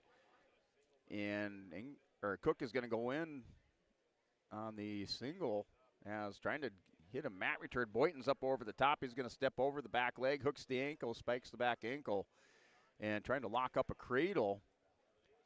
And still working over the top with the crossface. See Boynton trying to walk up the head down to the knee, not able to get it. He's going to go armbar on Cook. Now he's going to run it around. He's going to drive hard on this. Has Cook going over. And Cook just trying to keep those hips square, but Boynton put a lot of pressure on him. He gets him over, and looks like we're going to have a 4-point near fall. Now working for the pin over here at 114 pounds. Jace Boynton trying to pick up a championship at the East-West. And the winner by tech fall is Jace Boynton. He's your champion at 114 pound tech fall victory, 16-1 over Mason Cook of Carrington. So that does it there on a 114 pound championship match. We're going to go ahead and step away, take a word from our sponsors on yourliveevent.com. Works provide you and your vehicle with premium care and attention. Open 8 to 5:30 Monday through Friday. Abra Auto Body and Glass of Grand Forks. If you're thinking about updating your bathroom or kitchen, don't wait until the last minute. Planning is key. At Ada Building Center LLC on Highway 200 East Edge in Ada, you can check out the brand new displays with the latest in cabinets, countertops, and floor coverings. The Ada Building Center LLC team will guide you through designs and help you secure trusted contractors for the job. Stop today and start planning your remodel. 218-784-3661 or visit adabuildingcenter.com. Ada Building Center, your project starts here. All right, welcome back here. yourliveevent.com back for this championship matchup here between Ben Wagner of the Oaks Tornadoes here at 121 pounds and Connor Mellon of Kimmer Bowbells Burke Central. As you look at those place winners at 107 pounds, your top 8 place winners. In 8th place was Hank Bombach of Killdeer. 7th place, Aaron Fault of Beulah Hazen. 6th place, Carter Wald of Oaks. 5th place, Elijah Mark of Bowman County. 4th place, Jade Root of Kindred. 3rd place, Gabe English of Carrington. Your runner-up, Chase Beeker of New Salem Almont. Your champion at 107 pounds was Alberto Verdeen of Hettinger Scranton. At 107 pounds to back out here now. Ben Wagner of Oaks taking on Connor Mellon of Kenmore Bowbells Burke Central. Ben Wagner, the number 1 seed, placed 6th last year at the state tournament. And Mellon for Bowman County Beach, or Kenmore Bowbells Burke Central, as he was the number 3 seed. And he placed 7th last year at the state tournament, a state qualifier the year before. And currently scoreless with a minute 35 remaining. Wrestlers up on their feet. And Wagner for Oaks, kind of wearing that gray singlet back and with the white backing and the orange trim. And his back currently to the camera. Now he's going to spin around. And still no score here first period, minute 19 remaining. And Wagner made it into the championship match as he won by decision 12-6 over Justin Terrell of Hillsborough Central Valley in the semifinals. And then for Connor Mellon, out of the number 3 seed defeated the number 2 seed Bristol Swanson by fall in 3 minutes and 7 seconds there for Connor Mellon. So that's a championship matchup between Wagner and Mellon. Now under a minute remaining. Wagner in on a single leg shot on Mellon. He's going to try to elevate this, has it working, hopping on the center, towards the center edge of the mat as we're going to go head hunting there for Wagner. So Wagner's going to go head hunting a little bit. And they're going to go back to the edge of the mat. No change of position and no score. So we're back with 36 seconds remaining off of that single leg attacker by Ben Wagner. So that's on mat 1 here, 121 pounds for the championship. And Wagner down in the three-point stance. Mellon just kind of pacing around. And he's going to go back in, works the collar tie. So hard collar tie by Mellon. Going to go with the underhook. Has the hard collar and an underhook on Ben Wagner. Wagner countered down, trying to bring those elbows together across the top. And they're still circling back around. Final 5 seconds. No score in the first period. And that'll do it. And we're scoreless here for Ben Wagner, Connor Mellon. And looking like they need the blood crew out there. So a little bit of a blood crew cleanup, having to clean up the mat a little bit before we get back into action. Wagner's going to defer. So Wagner defers over to Mellon. Mellon looks like he's going to choose neutral to start the second period.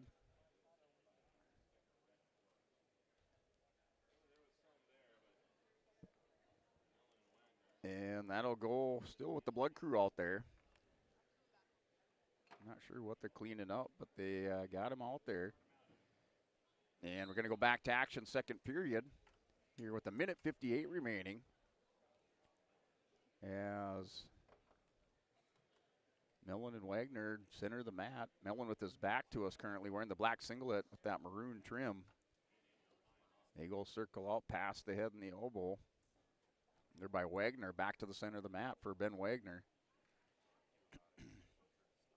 Down to a minute 35 remaining. And here, 121 pounds. Still no score. Hard collar tie by Wagner, working that far elbow. Has the hard collar and the big snap down. Mellon up over the top, has a little bit of a height advantage. Wagner underneath tries a high crotch shot, not able to clear the arm. Has to back out. Mellon's going to reshoot. And Wagner up over the top, kind of front headlock position, has the head down low, head in the hole. He's going to hunt for the ankle. Mellon feels that pressure coming. He's going to hip ice back around. So we're back situation position. Mellon, or I should say Wagner, back with the head down in the hole, still hunting the back leg. He's going to spin, keep on spinning. Mellon gets back down. Still working that bottom position, called for a stalemate. So they got the stalemate going there. And they're back to the center of the mat.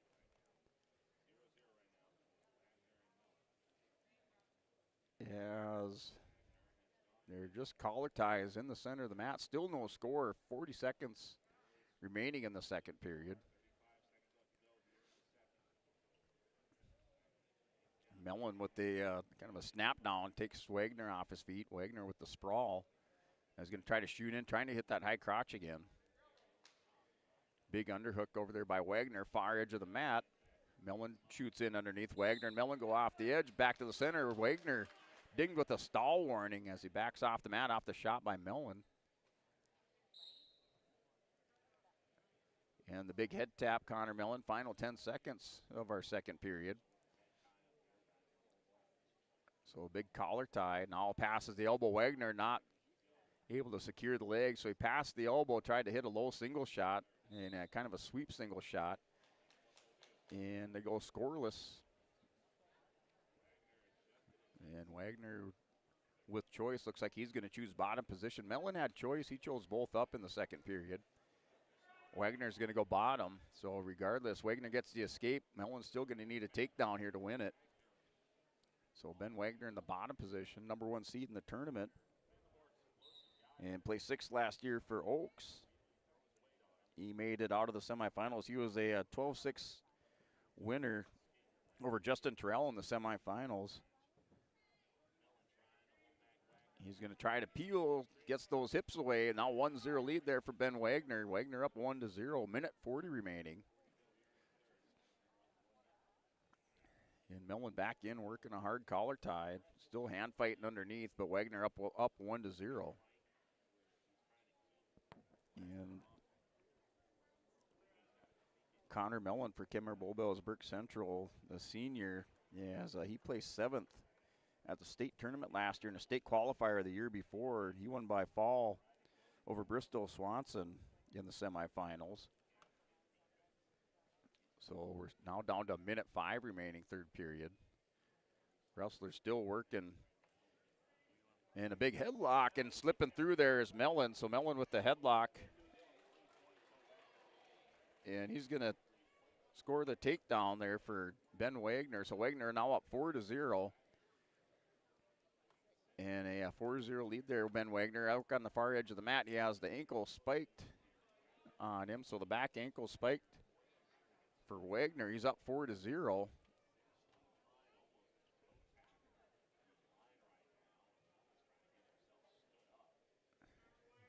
And down final 30 seconds, third period, 4-0 score.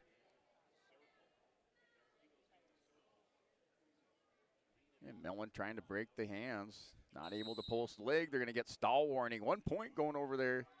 So Wagner warned for stalling again. And a 3-point lead now for Ben Wagner. And 4-1's the score.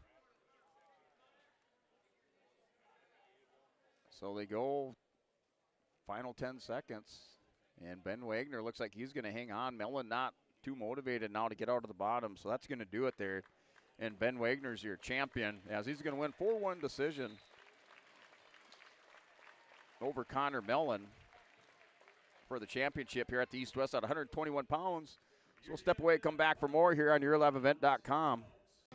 I've got a planter in the shop, and I had the guys from Agassi Precision Ag come over and do an inspection. You upgrading systems, or are you working on maintenance? Both, actually. We walked some fields last summer and found areas where we can improve. So we are installing Delta Force and some new opening discs. Yeah, I bet we're in the same boat. I should give them a call. Yep, they will come out and look over the planter with you and put a plan together. They are the guys I go to for answers. Agassi Precision Ag, your local precision planting dealer. Give us a call at 701-636-2119 or planterdoc.com.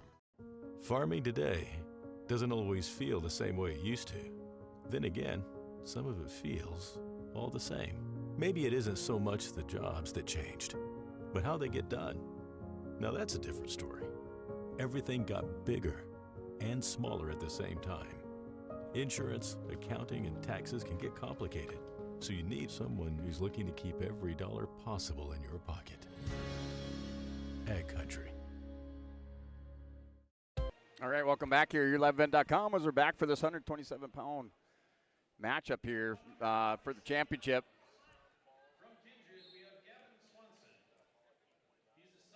So 127 pounds, Joey Hyde for Lemoore Litchfield Marion out here wrestling for the 127-pound championship, as he'll take on the number 1 seed here, Gavin Swenson of Kindred. Swenson, the number 1 seed, Hyde, the number 3 seed.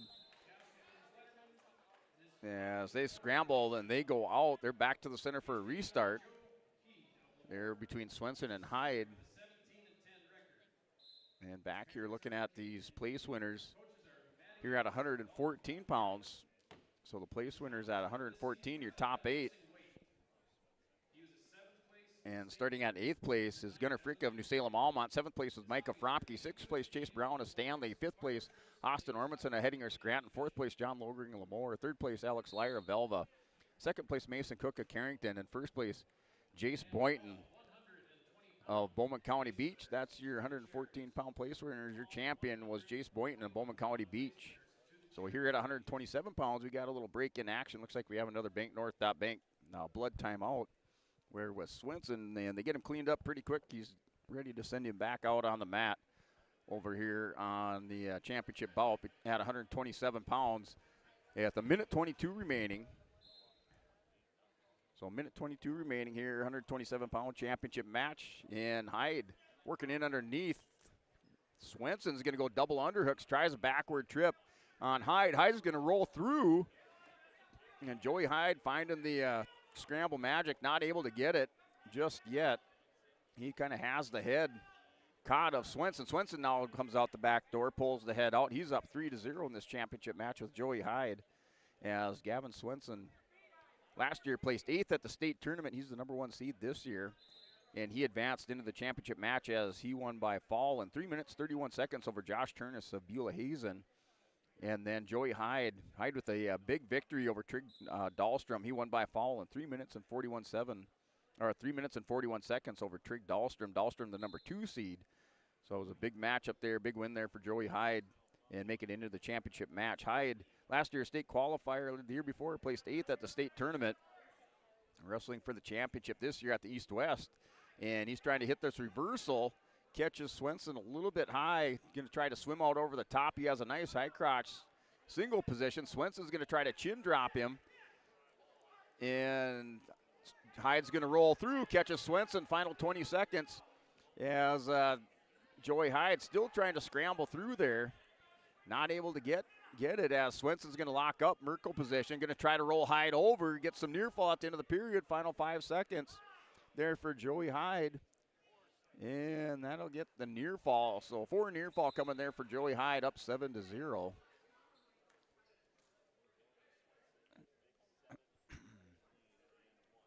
So Swenson, with choice, chooses bottom position here with Joey Hyde. They had some big scrambles there. Swenson coming out on top on each of those. He has the 7-0 lead there. Gavin Swenson does bottom position.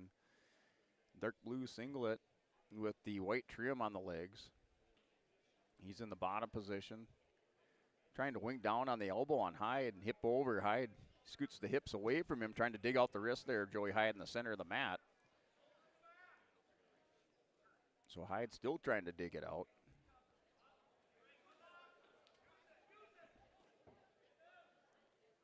Hyde's going to throw in a half Nelson. Goes to chin drop. He's got it locked up. He's going to jump across on Swenson. Here's Hyde. Hyde can pick up fall and some near fall. And he's working for a pin. Swenson's tried to bridge through. And Swenson gets back belly down, but not before Joey Hyde picks up some near fall. He's got 4 near fall coming here for Joey Hyde. He does a little bit of damage. Eats into the 7-0 lead now, or the 7-point lead now, up by 3 there for Gavin Swenson. So now 7-4 is your score, second period. Hyde going back in, working on the front headlock. And works back underneath the leg. Swenson's going to go in, see if he can get a reversal. Swenson had choice. He chose bottom. He's going to crack down Hyde. He felt it. And he's going to try to turn the corner. Now hunting for a head on Hyde. He feels it, hunts the head down. He's going to turn the corner, picks up the takedown, has the opposite leg cradle. And they're going to wrap this thing up pretty tight, up 9-4 now. There's Gavin Swenson. So Swenson puts forehead in the mat, has Hyde rolled over. See if he can pick up a win by fall here in this championship mat. That's pretty tight. The shoulders are down. Can't be up by much here. Maybe the left side a little bit as Hyde gets back belly down. Still 9-4. 5-point lead. Swenson's going to stack him back up. Final 10 seconds of the second period. Swenson still trying to squeeze that cradle together and not able to get it. Hyde in good position to counter now as he's going to roll back over. Final second of the second period. 4 near fall, 13-4. Yeah, Swenson with the reversal on 4 near fall. Locks up the cradle. Hyde's going to pick neutral.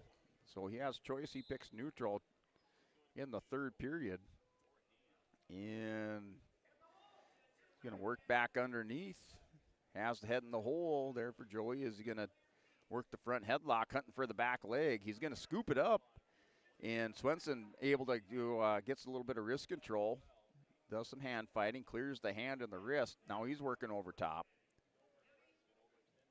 There for Gavin Swenson. And the big chin drop. He's going to roll over. And the pin there for Swenson, for Gavin Swenson. Swenson, the number 1 seed, your champion at 127 pounds. So that's your champion, 127 pounds. We'll step away and take a word from our sponsor on yourliveevent.com. People often ask me, why are Hillsborough Central Valley athletes so successful? Have you seen our fitness center? The weightlifting doesn't stop with our athletics. At Hillsborough Public School, we strive to do difficult things all the time. We help struggling readers read. Our MTSS process makes sure all students are improving. Hillsborough students are challenged to do difficult tasks each day. Please come and check out our school.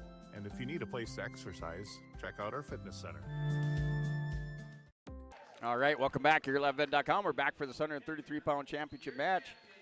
And just looking at your place winners here at 121 pounds. So your place winners at 121 pounds.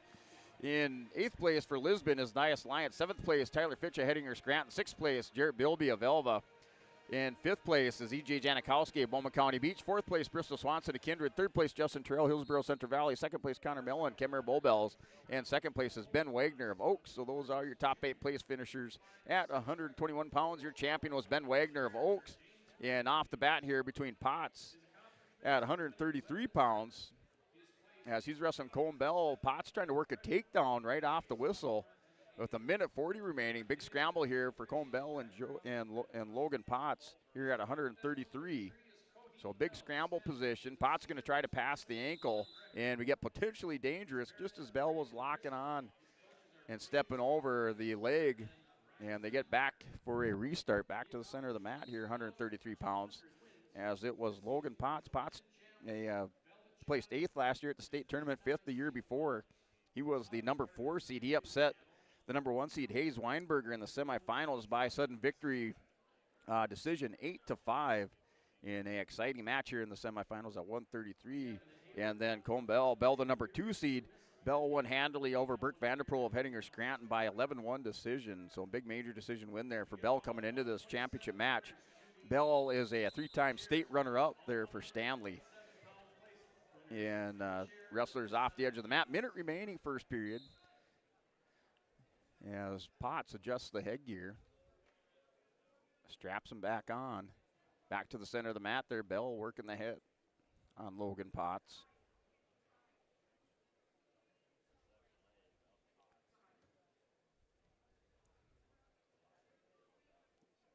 As wrestlers back there.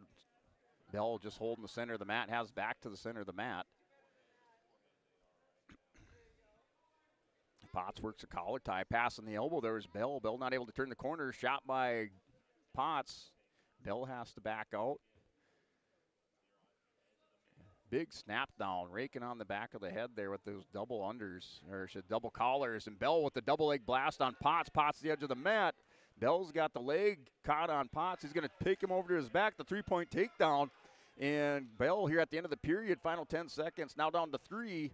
And he's going to have Potts on the takedown, but no near fall. So Potts able to hold off the near fall, but Bell strikes first with the 3-0 lead with that takedown. And you just saw him explode. 10 seconds left on the clock. He knew what was going on. And picks up the takedown on the edge of the mat, up 3-0 here at 133 pounds. And he has choice. He's going to be bottom position to start the second period. And off the whistle, stands up, gets Potts high. Kind of bumps him forward on that rodeo ride. Potts not able to maintain position. Bumped over the top. 2-point reversal. Now 5-0 lead for Bell from Stanley. And Bell working on just underneath, trying to dig the wrist out on Potts. Potts really had that shoulder worked over by Weinberger as in that semifinal match. In that semifinal match, and for about a period and a half there, and Bell back to working on it. On that left shoulder, he has an armbar dug in. He's going to scoop the right shoulder, has the wrist tied up, so the armbar, and now going to bar half. He sneaks in the half. Potts is going to go ahead and try to counter that. And Bell doing a good job, not able to convert with that. Potts able to fight out of it. So still 5-0 score with 55 seconds remaining in the second period. Bell has the arm chop, kind of that chicken wing ride position. See if he's able to punch the wrist through. He does have the wrist and the hand punch through with that chicken wing. And he's got the wrist kind of forward up over the shoulder blade. Now he's going to stick it back across the back, straight across the back. And has the shoulder caught, blocks the shoulder on Potts. Has Potts going over there for Bell. Bell's going to step across. Potts not giving up near fall yet. Bell's going to double up on the arms. And final 25 seconds, second period here for Colton Bell. And Potts is going to roll through. Gets the arm three, but 4 near fall. 9-0 is our score. 133 pounds. And down to 15. Now 12 seconds remaining. As Bell going to work on the arm again on Potts. Potts' headgear come forward across the eyes. And Bell back to working on the wrist.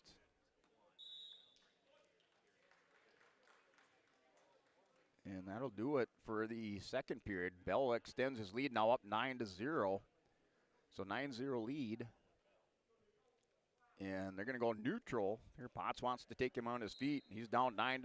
He's going to need to take down near fall and some more near fall. Or a pin there for Logan Potts. Beautiful thing about wrestling, you're down big, you can always come back and hit that fall. And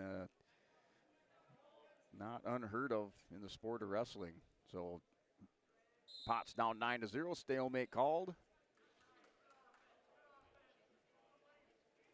And wrestlers back up to the feet, center of the mat there. Logan Potts down by 9 points to Colton Bell from the Stanley Blue Jays. Bell, 3-time state runner-up for Stanley. Potts, 2-time state place winner for Lemoore. Placed 8th last year and 5th the year before. Potts was the number 4 seed, defeated the number 1 seed, Hayes Weinberger, in the semifinals. Bell, the number 2 seed, he defeats the number 3 seed, Burke Vanderpool, by major decision. And Potts here hooking the inside leg on Bell. Bell's kind of over the top with the Merkle, but the official down there taking a look at it. He doesn't think that Bell has control. Now he probably does. There it is as Potts lets go of the ankle, and he's going to have a 12-0 lead with this takedown. He's got the leg hooked on the inside. And down to 40 seconds remaining, third period.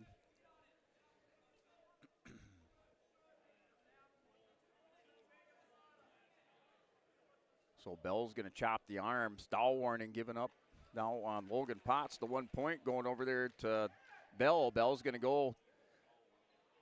And the big hip ice by Potts. So Potts felt the Bell getting a little bit high. Potts is going to get on the board on the scoreboard now. 13-2 is the score. Final 12 seconds. He has Bell down there. Potts is going to take a look at the clock. Final 5 seconds. But he does get on the scoreboard with that reversal. And that'll be your final score. 13-2 there. Bell for Stanley is your champion as he wins by major decision. 13-2 over Logan Potts of Lemoore. As we'll step away, take another timeout, come back for more on yourliveevent.com. A bank isn't a place to lock up money. It's a place to set it free. What if the point of banking wasn't to bank at all, but to put your ideas to work? What if your bank asked, what if, a little more? Well, what if we told you we do? We're American Bank and Trust, where what if meets why not? If you're ready to change what you get out of banking, start a relationship with us. What if you made the move today? Treat yourself to a great career at American Crystal Sugar Company. Team up with quality people making quality products. Full-time and year-round in a stable business. With great pay and benefits including time off available from day one. American Crystal Sugar Company invests in you to promote your continued growth and career advancement. Grow your career, doing your best work within the world's best beet sugar company. Apply online today at AmericanCrystalCareers.com. At Dickey Marion Insurance Agency, they offer high-quality products and services to their customers with a wide range of... All right, welcome back here as we're at 145 pounds for the championship match here at 145. So Jack Bombach, a Killdeer, taking on Griffin Greenlee of Lisbon. So I got to get this changed up here. So 145-pound championship match. Bombach wrestling Greenlee. Greenlee had a tough time in that semifinal match against Dobitz. I think he won that. The score was like 3-1. And just holding on there. Jack Bombach here at 149.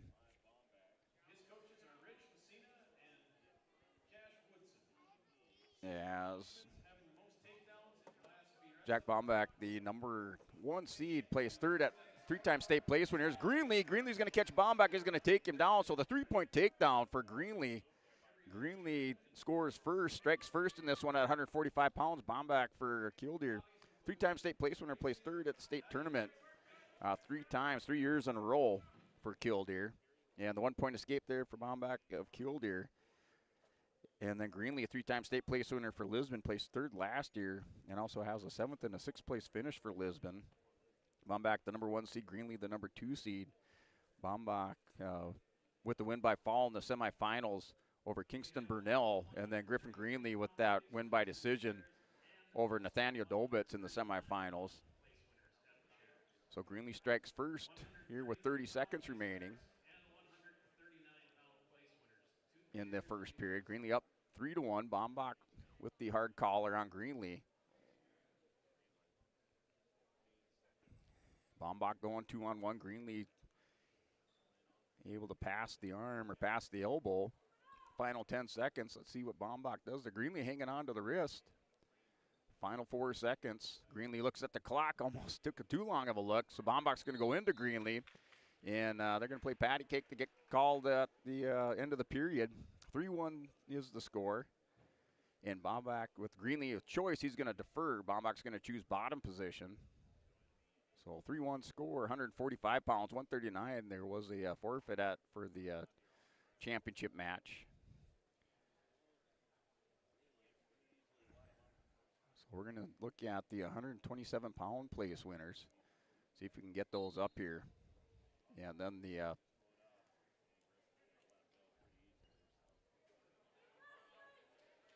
127 pounds place winners. In 8th place, Logan Hyde of New Salem, Almont.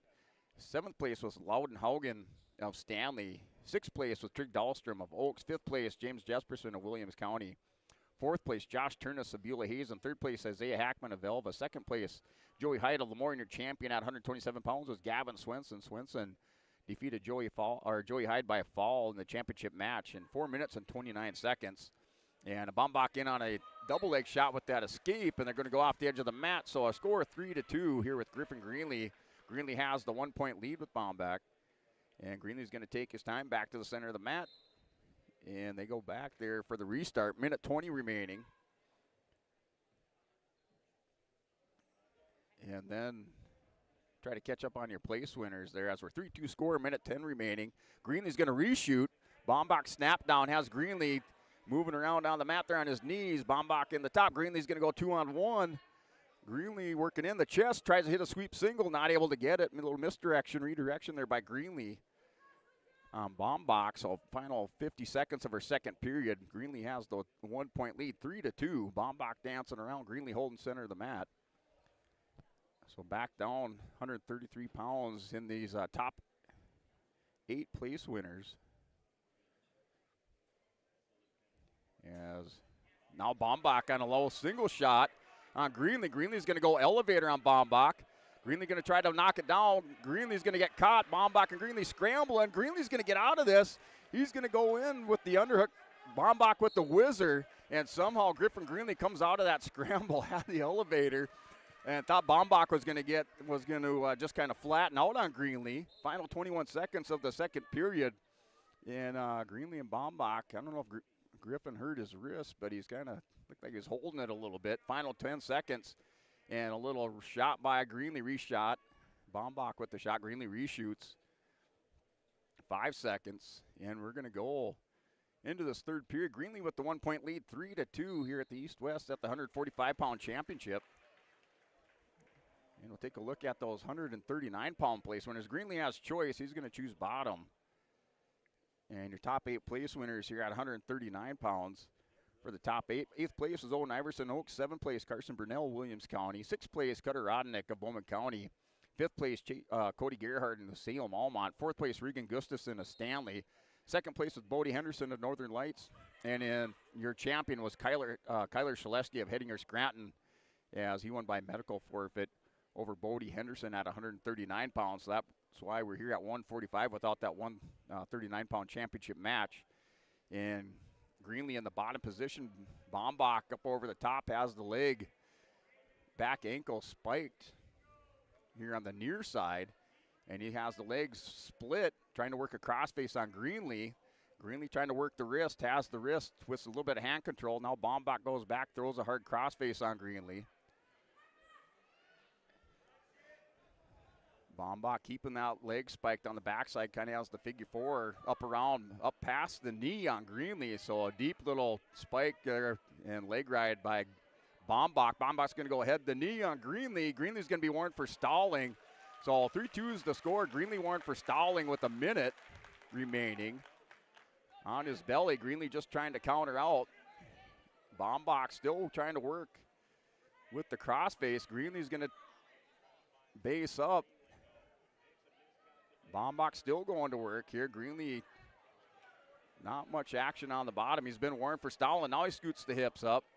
And we're going to go 3-2 here with 35 seconds remaining. Greenlee with some activity now. He's going to scoot the hips, see if he can knee slide out. Greenlee's got to get up. He's going to get dinged for stalling again. Final 30 seconds. Greenlee with the roll through. He's going to come out, and he stands up here with Baumbach. Greenlee with the whizzer, hard whizzer. He's going to cartwheel over the top, and the reversal. Greenlee keeps the toe in, and he scores the reversal. 15 seconds remaining. Greenlee up by 3 points, 5-2 for Greenlee as he whizzered down hard and has the 5-2 lead. 14 seconds remaining. Baumbach goes back to the center of the mat here. Baumbach, the number 1 seed. And Greenlee in the top position. Ooh, could have had a false start, so caution on Greenlee. Down to 13 seconds remaining. So here at 145 pounds, Baumbach, the number 1 seed. Greenlee for Lisbon, the number 2. Couple 3-time state place winners going at it off the whistle. Greenlee goes to the ankle, final 10 seconds. Greenlee's been warned for stalling, and they're going to go stall warning, 1 point for Baumbach. And final seconds, Greenlee's going to keep the foot in, and that'll do it. Greenlee is your champion here at the East-West at 145 pounds here for Griffin Greenlee. He defeats Jack Baumbach of Killdeer 5-4 by decision for Griffin Greenlee. So Greenlee comes back after that semifinal matchup. He looked kind of all out of sorts, and he comes back, wins the championship there for Griffin Greenlee, 5-4 at 145 pounds. As we'll step away, take a quick timeout, come back for more on your11event.com. Auto, farm and crop, and various types of commercial policies. Dickey Marion Insurance Agency is locally owned and operated and has been in business since 1974. Get in contact with Jesse Mastenbrook or Abby Hansen for the small town service you deserve by going online to dickeymarionins.com or call 701-669-2330. Red River Valley winters are demanding. The expert heating and plumbing technicians at Bears Home Solutions will keep your home warm, dry, and comfortable all winter long.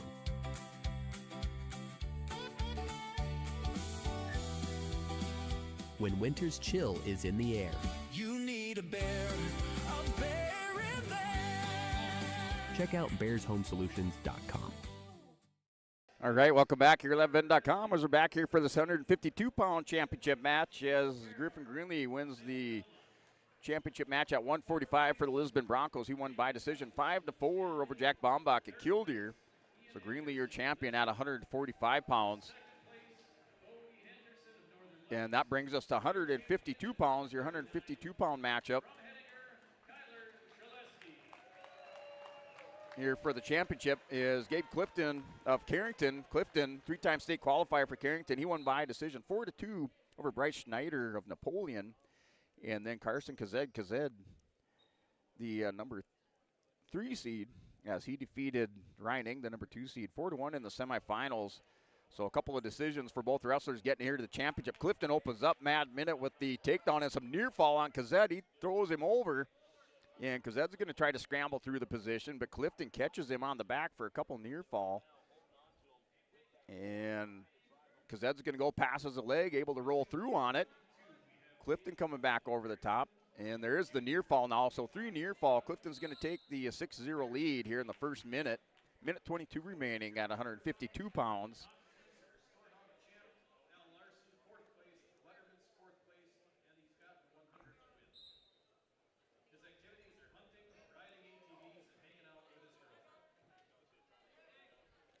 So off the whistle on our restart. Kazed's going to try to stand up. Clifton's going to go in deep with the mat return. Kazed's going to stop him, try to hip ice back around. And I think they're looking for a clasping, but no call there.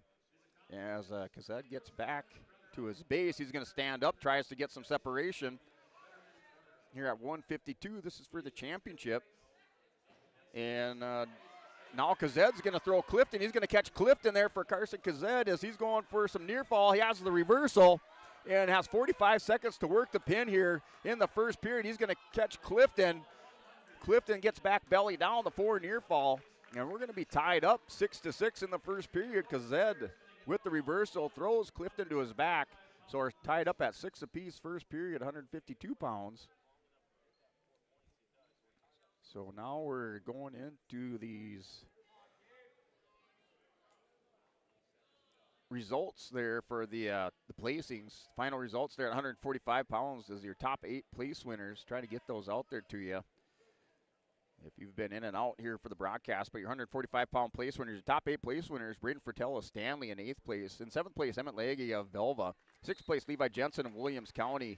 5th place, Nathaniel Dobetz of Henninger Scranton. 4th place was Weston Baumgarten of Napoleon. 3rd place, Kingston Brunel of White Shield. 2nd place, Jack Bombach of Killdeer. And your champion from Lisbon is Griffin Greenlee at 145 pounds. As Greenlee won by decision 5-4 over Jack Bombach of Killdeer. And we're 6-6, start of the second period here for the championship at 152 pounds.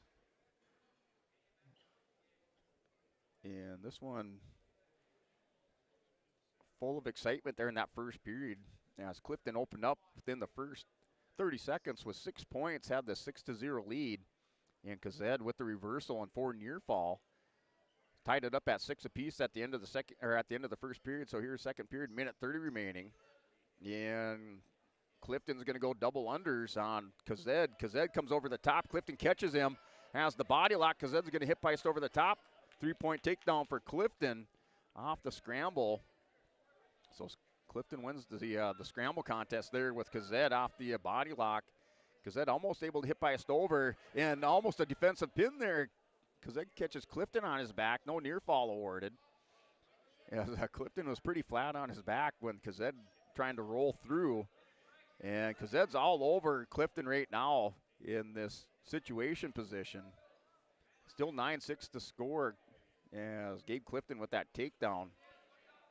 Final 45 seconds, second period. He has a 3-point lead.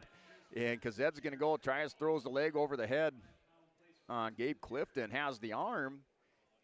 Kind of working a guillotine.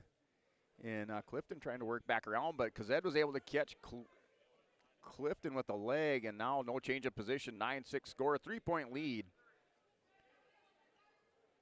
with 24 seconds remaining for Gabe Clifton. And Kazed in the bottom position. Clifton trying to throw in a half Nelson on the far side. Spirals the wrist, towel tapper out their final 10 seconds of our second period.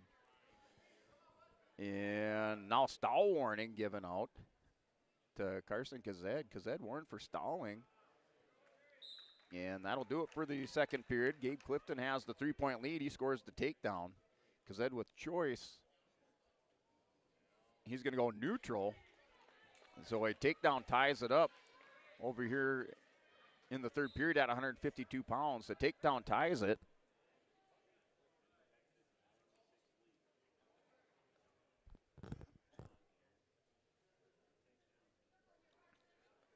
And Clifton just putting the forward pressure. He keeps backing up Kazed. Kazed back to the edge of the mat. Clifton keeps with the forward pressure. Kazed head to hand to the face. Now he's going to shoot back around, tries a sweep single. Down block and a sprawl there for Clifton back to the center of the mat. 30 seconds have expired in this third period. Wrestlers still up on their feet. Kazed had choice. He chose neutral.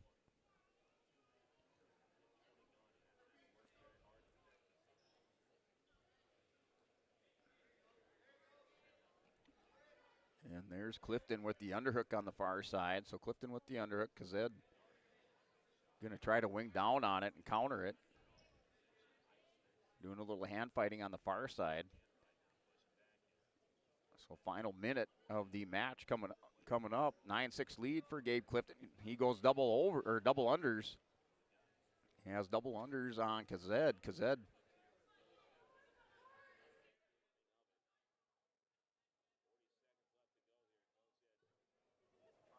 Here, Kazed trying to counter. He catches Clifton trying to hip toss him, not able to get it. Final 35 seconds.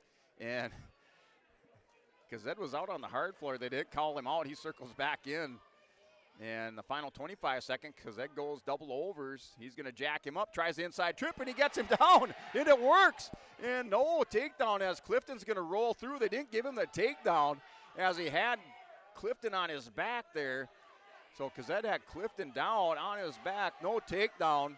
Could see no near fall. Clifton rolls through. Now they're scrambling, and they're going to roll out, edge of the mat, final 5 seconds. And 9-6 is the score. Final 5 seconds coming up in the third period. 152 pounds. And that'll do it. Your champion is Gabe Clifton. So Gabriel Clifton of Carrington wins by decision 9-6 over Carson Kazed of Hillsborough Central Valley at 152 pounds. As we're going to step away, take another word, and come back for that 160-pound championship match. That's just ahead on YourLiveEvent.com. There's a new inventory of trailers at Bloomfield Enterprises of Hillsborough. You can see the latest inventory online at bloomfieldtrailers.com. Bloomfield Enterprises has a full line of Big Tex trailers. Big Tex has affordable and versatile utility trailers for all your jobs. Big Tex has a full line of products from ATV trailers to gooseneck to dump trailers and more. Call Larry at 218-368-7989 or Tim at 701-430-0877. Bloomfield Enterprises in Hillsborough. All right, welcome back. YourLiveEvent.com, back for this 160-pound championship match.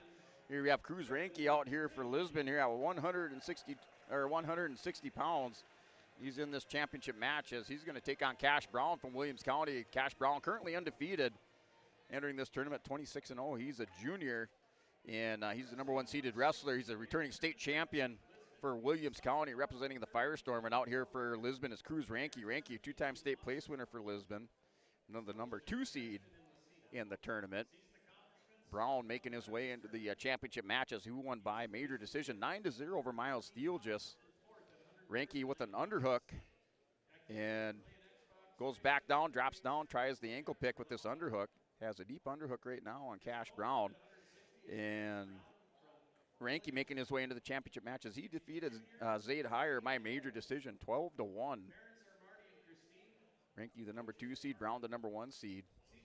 So still scoreless, minute 20 remaining here at 160 pounds.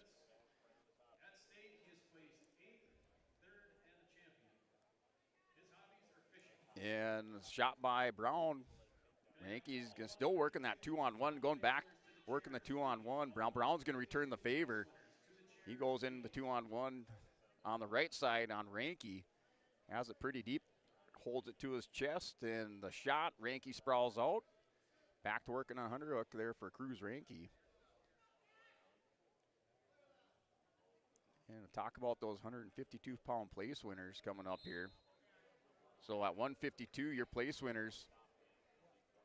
And 8th place at 152 pounds, Isaiah Dobbs of Bowman County. 7th place, Hudson Buckles-Casson of New Salem Almont. 6th place, Jeremiah Schmidt of Williams County. And there's Brown in on a shot, trying to come out the back door on Ranke. Ranke grabs the ankle, but it's not going to be enough as Cash Brown turns the corner for the takedown, and he'll take the 3-0 lead. So Brown up 3-0 in the top position with under 20 seconds remaining. Continuing on with those place winners. 5th place, Raider Barstead here at 152 pounds for Velva. 4th place was Ryan Engel, Lisbon. 3rd place, Brad Schneider of Napoleon. 2nd place, Carson Kazed of Hillsborough Central Valley. And your champion from Carrington was Gabe Clifton at 152 pounds. And right now the time expires out here, the 160-pound championship match. And Ranke will choose neutral here with Cash Brown.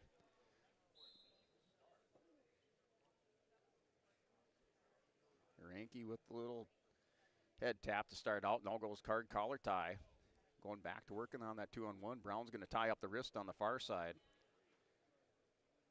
Ranke steps back. Brown holds the center of the mat. Ranke back to the edge. Now he's going to circle in center. Still hand fighting, working through collar ties. Ranky's going to break apart, come back to the center, forehead to forehead, working on hand fight and head position. And Ranky tries a little knee pick, cross knee pick, nothing going there with it. Wrestler's back around, just off center edge of the mat. Still working through some hand fighting with 1:10 remaining in the second period. And a shot, nice little single, and kind of blasting through that low single shot. He's going to caught Ranky flat-footed, dropped him right down to the mat. Turns the corner there for Cash Brown, now up 6-0. And Brown with the hammerlock on Ranky is going to go arm bar, keeps the wrist tied behind the back, catches it underneath, has the chicken wing with that wrist punch through. And has the far wrist caught, spiraled up there, trying to get Ranky over. And going to put a lot of pressure there on the shoulder of Cruz Ranky. Final 35 seconds of the second period. Ranky down 6-0. Brown's going to walk this thing over, not getting it. He has to reset. So back up over the top there for Cash Brown. Now he's going to sit back with it with the tilt and pulls the chicken wing over. He's going to pick up some near fall. Ranky's going to try to roll through. In the final 15 seconds, our score 6-0, 160 pounds with the near fall coming. So 3 near fall coming for Cash Brown at the end of this period. He still has that chicken wing locked up. Rolled through with the tilt. And 9-0 going into the next period, or going into that third period. So the same score that he won by in that semifinal matchup with Theologist, he has that going into the third period with Ranky. And they're up in the neutral position. So wrestlers starting up on their feet.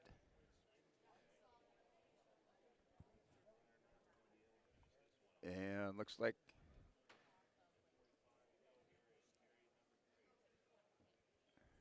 Ranky and Brown still 9-0. Little level change by Brown. They go back to the center of the mat.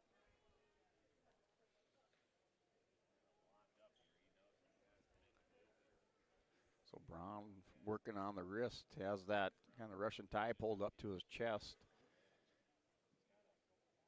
2-on-1 on the right arm, and just keeping that head buried down into the shoulder of Ranky. Now he's going to back up. Ranky pushes him off.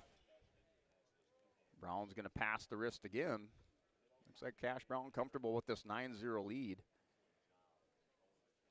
And Ranky a little level change. Just waiting. Looks like Cash Brown's just going to wait for Ranky to make a mistake and counter it. Now he's going to drop down, throws a single leg shot, sweep single. Ranky returns it. Brown reshoots it. Shot, reshot, and reshot. Exchange there. Past the elbow by Brown. Ranky sprawls down blocks it. 9-0 score. Ranky's going to go underhook. He has 30 seconds to try and make something happen now. He goes kind of that praying mantis with the arms up around the shoulders. Collar tie on the right side.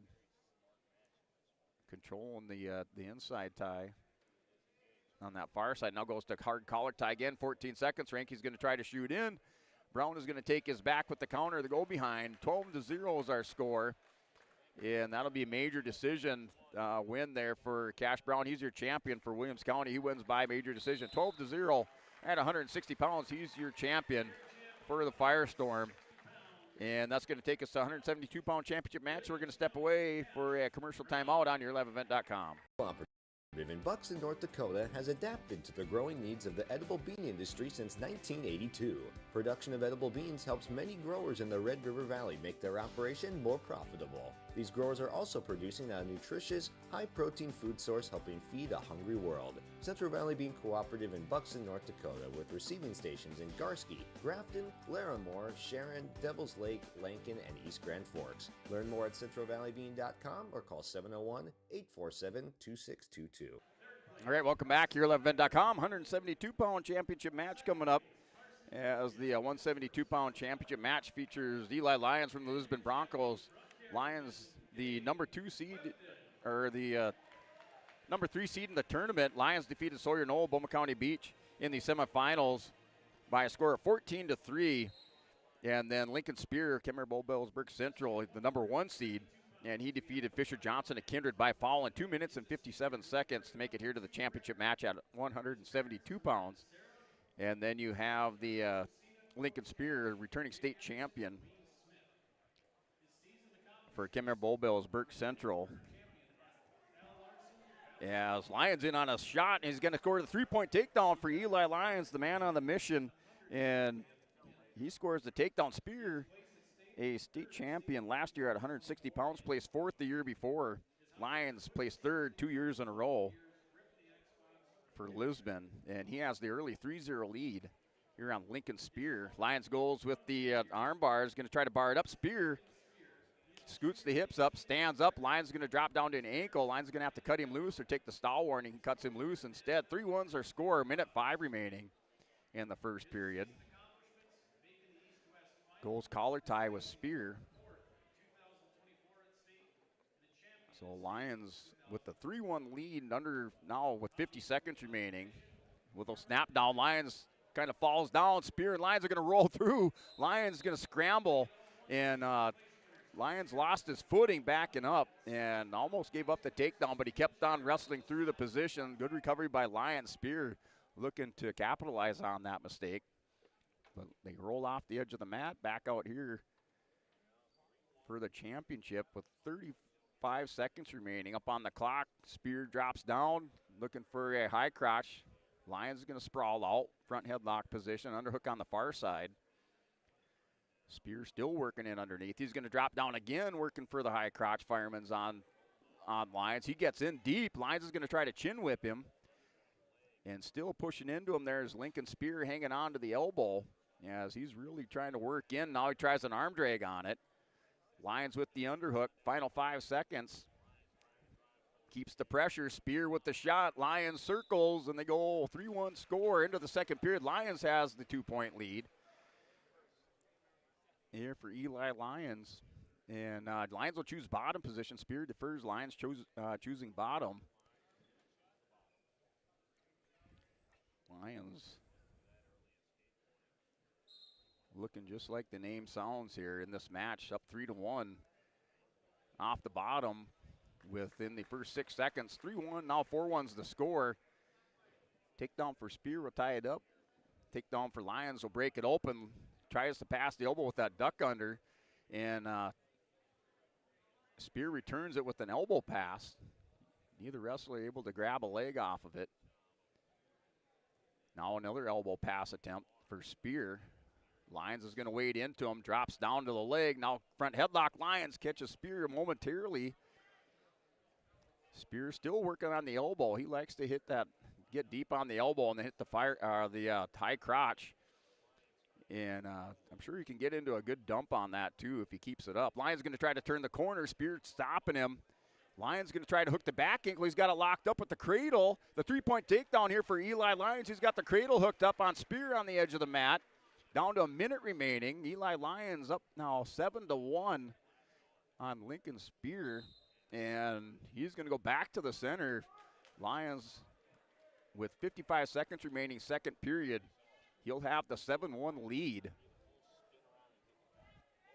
Lyons coming up with a big victory last weekend in that Storehog championship match as he defeated Tate Saylor in that championship match at the Storehog at 172 pounds here, making another run at the New Salem East-West Wrestling Tournament. And he's up over the hips with the 7-1 lead on Spear. Spear's going to try to ride it forward and catch him high, not able to bump him up.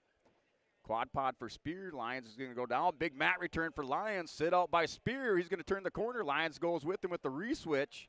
Lyons got to watch so he doesn't get caught. And the 2-point reversal now for Spear. 7-3 to score with 20 seconds remaining.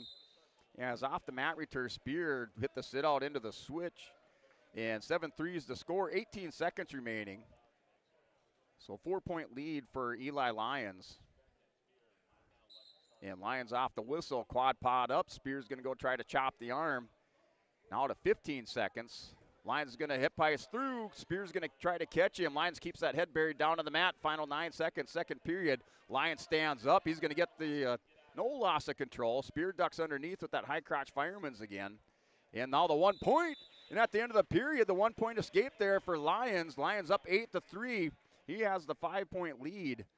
Spear has choice, and he takes a look at the corner. Shakes his hands, and now he's going to go bottom position here with Eli Lyons. Lyons up by 5 points. 172-pound championship matchup. Spear returning state champion at 160 here at 172 pounds. Placed 4th the year before. Lyons placed 3rd last year at the state tournament. So the number 1, number 3 seed going at it. Spear the number 1 seed. Lyons for Lisbon, the number 3 seed. He defeated the number 2 seed Sawyer Knoll, Bowman County Beach, in the semifinals. Sawyer Knoll previously undefeated. Lyons handing him his first loss of the season. And Lyons now working on top. Knoll's going to catch him, or Spear's going to kind of catch him a little bit high. Lyons was lining up just a little bit high. Double legs put in by Lyons. See if Spear can bump him forward. Lyons still a little bit high up over the hips. Lyons got to watch it so Spear can't reach up and grab a head on him.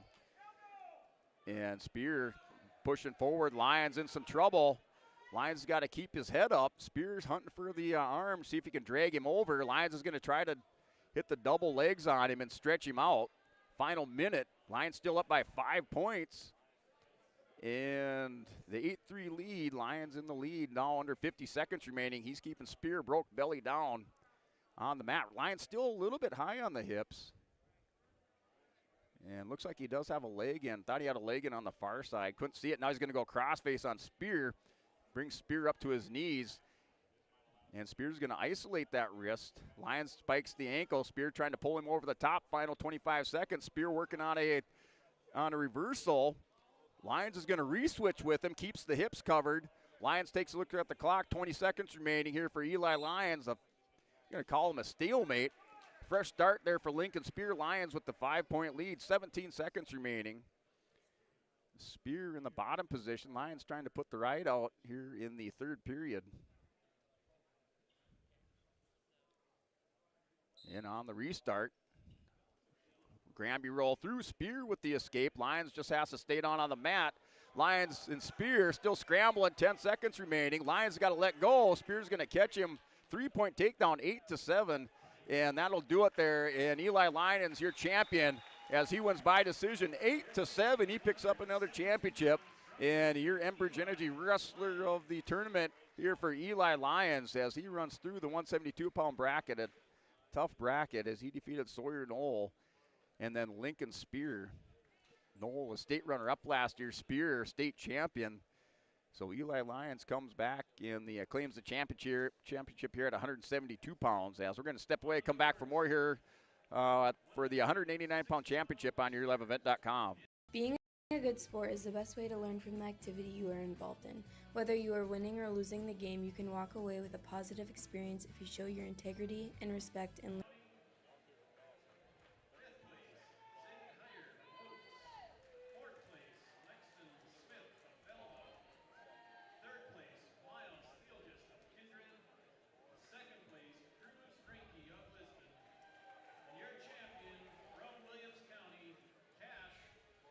All right, welcome back here at LiveEvent.com.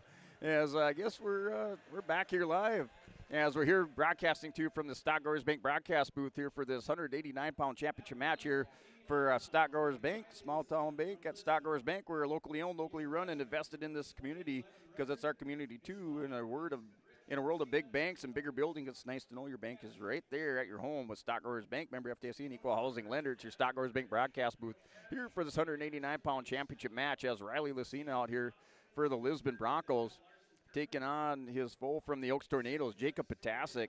As Potasic, the number 1 seed in this tournament, and Lucina, the number 3 seed. Potasic making his way into the championship match with a win by fall over Alexander Sola in 1 minute and 2 seconds in the semifinal. Sola, the number 5 seed, and Potasic wins by fall in the semifinals, and he's wrestling Riley Lucina, and Lucina, the number 3 seed, as Lucina defeated Brendan Thewson, the number 2 seed, by fall in 2 minutes and 58 seconds for Lucina as he put on a cradle and wins by fall, getting him into the semifinal match, or getting into the championship match here at 189 pounds.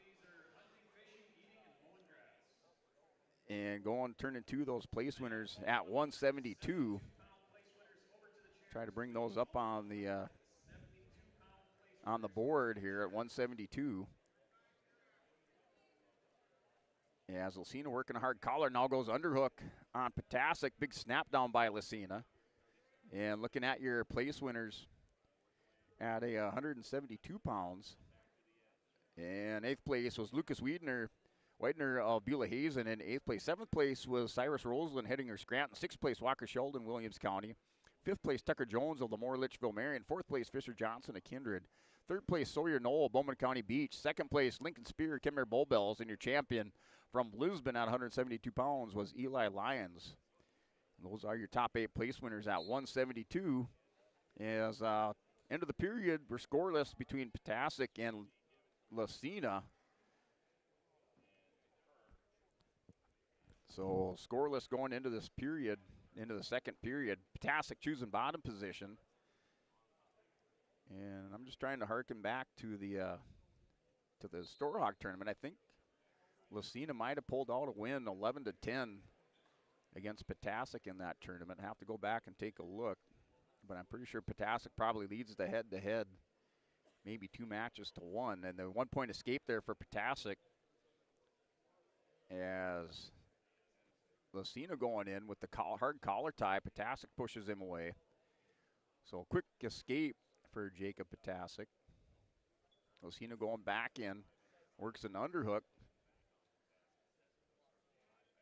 Has the underhook on the far side. Collar on the near side is going to go back to it. Going to it again, still pushing on Ptacek. Got score 1-0 with 1:14 remaining. And wrestlers still just pushing and shoving on each other, working through head and hands defense. Lucina's going to level change. Ptacek still standing up. Now he drops down trying to meet the level of Lucina. Lucina drops back down again. Final minute of the second period. Ptacek with the 1-0 lead off that quick escape. Lucina working the elbow now. See if he can hit this elbow pass. Goes to the collar tie, working over the top, hand gripped over the top on the elbow on Ptacek. Final 35 seconds for Lucina and Ptacek. Still 1-0 score. Still working hard collar ties between the two wrestlers. And a stall warning. So stall warning on Ptacek. Lucina pushing into Ptacek. He's warned for stalling. Lucina still pushing into him. Now Ptacek goes into Lucina. Lucina circles around. Final 15 seconds. As wrestlers will break apart, go back to the center of the mat. Final 5 seconds of the period. Still pushing on each other. Snap down by Lucina. And Ptacek really pushing into Lucina. I think it's just a lot of mutual respect between each other from the head-to-head matches that they've had. Neither wrestler wanting to commit on a leg attack. And Lucina's going to go neutral position. And looks like he's looking for that Bank North Bank blood timeout there. So Bank North Bank blood timeout there for Lucina. Gets that nose taken care of as they start getting ready to start the third period. Jacob Ptacek of Oaks in this championship match at 189 has the lead 1-0 there for the Bank North Bank blood timeout. Banking should feel personal, and that Bank North it does. They're proud to be local, supporting the local teams and communities they serve. Visit Bank North Bank, learn more. Bank North, member FDIC, an equal housing lender. As Lucina all fixed up, ready to go out there for this championship third period. Right now, Jacob Ptacek leads Lucina by a score of 1-0. So they're back in action out here at 189. Number 1 versus the number 3 seed. And Ptacek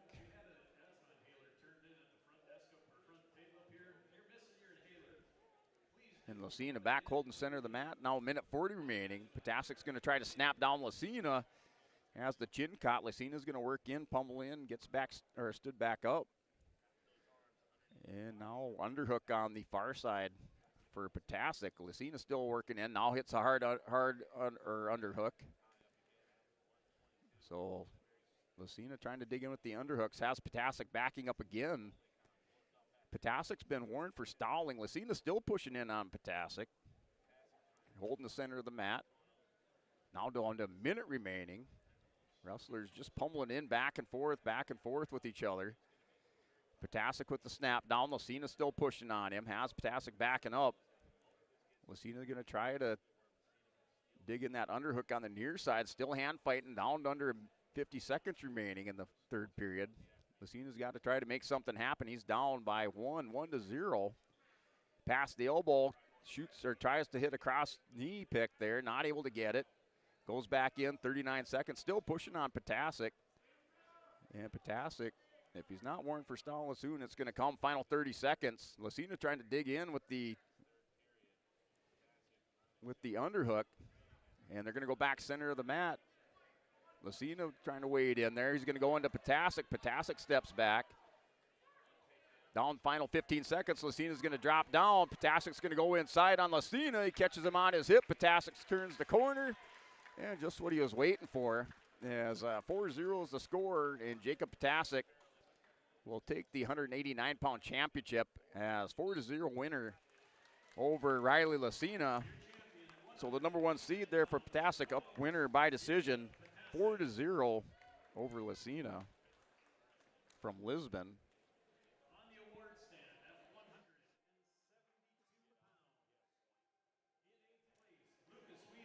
So that'll do it there. 189-pound championship. We'll just keep it here as we'll head into 215 pounds. And so 215-pound championship matchup coming your way. Matt Schwab of Lisbon on deck for the Broncos here in this championship matchup.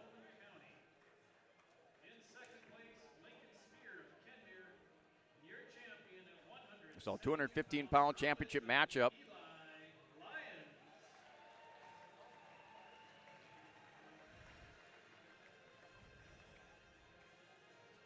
Yeah, it's Eli Lyons. Lyons is going to be our Enbridge Energy Wrestler of the tournament as he had a great tournament.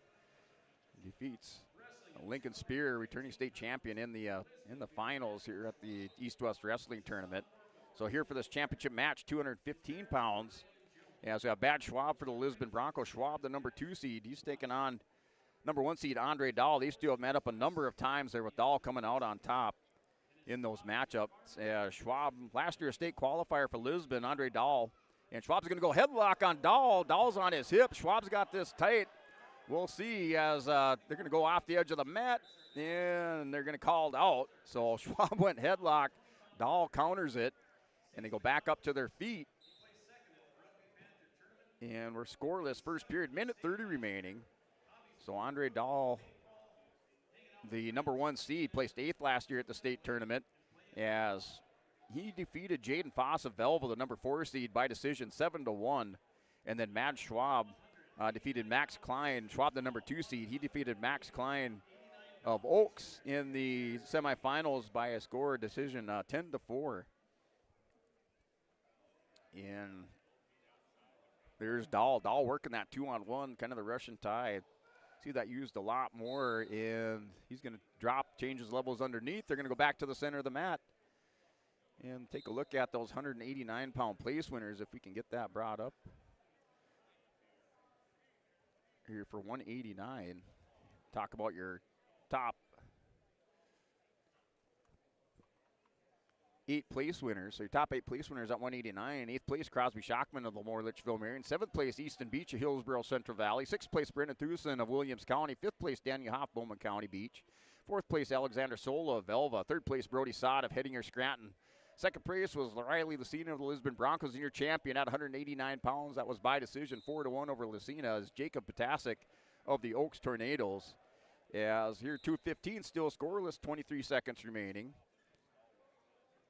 And the wrestlers back working on the center of the mat, pushing and shoving on each other. And on that edge, about halfway through this period, it was Schwab with a big headlock, and they go scrambling out and back to the center for the restart. So no change of position, no takedown. As Dahl was able to kind of slip through on the edge of the mat, they're going to go to the second period. Schwab's going to look at it. He chooses bottom. So instead of deferring, he's just going to go bottom right of the way, or from the beginning, with Andre Dahl. And Schwab in the bottom position. Dahl goes to the ankle. Schwab quad pods up. Dahl goes claw ride and returns Schwab back down to the mat. So with that claw ride, Dahl's going to come underneath the arm and then up around the shoulder on the opposite side with that claw ride. And he's keeping Schwab down on the mat. Schwab momentarily was able to get up. Schwab keeping that inside leg posted up. Minute 36 remaining. Dahl's going to go inside cradle, rides him out, edge of the mat, keeping that toe in. Has the inside cradle locked up. Schwab's just got to try to drag him off as Dahl has this thing hooked up pretty tight. And he's keeping that toe in bounce there, so the clock still ticks. He can still score off of this on the edge of the mat. And they're going to call it stalemate. So back to the center. Schwab and the restart back in the bottom position as they go back to the center. With a minute 17 remaining, and we're scoreless in the second period. Schwab, the last finalist here for Lisbon in this round. And Lisbon picking up championships from Greenlee at 145 pounds and then 172. And looks like we got a clasping violation, so there's a class violation. And 1-0 score. Schwab with the early lead on the technical violation by Dahl. Dahl adjusts the shoulder straps. Schwab for Lisbon, gold singlet, red trim in the bottom position. Now with a minute remaining. Quad pods up on Dahl. Dahl's got to try to break him down. He's going to go down to a leg on Schwab. Schwab elevator position. See if he can come over the top here on Dahl. Big heavy hips there for Mad Schwab. Wrestling a lot of cattle out there in Schwab country south of Engleville, and he gets the restart. Not able to get the separation, almost had it. And they're going to go back to the center of the mat there. 47 seconds, Schwab with the thigh pry there by Dahl right away off the whistle. Schwab's going to wing down. Still in the bottom position. He has the 1-0 lead with that technical violation. Schwab's going to quad pod up. Dahl back with that claw ride. Dahl really hasn't threatened anything as far as a turn and not warned for stalling yet. He's going to push Schwab off the mat, and the stall warning now on Dahl. He's going to pick it up as he pushes Schwab off. And down to 27 seconds remaining.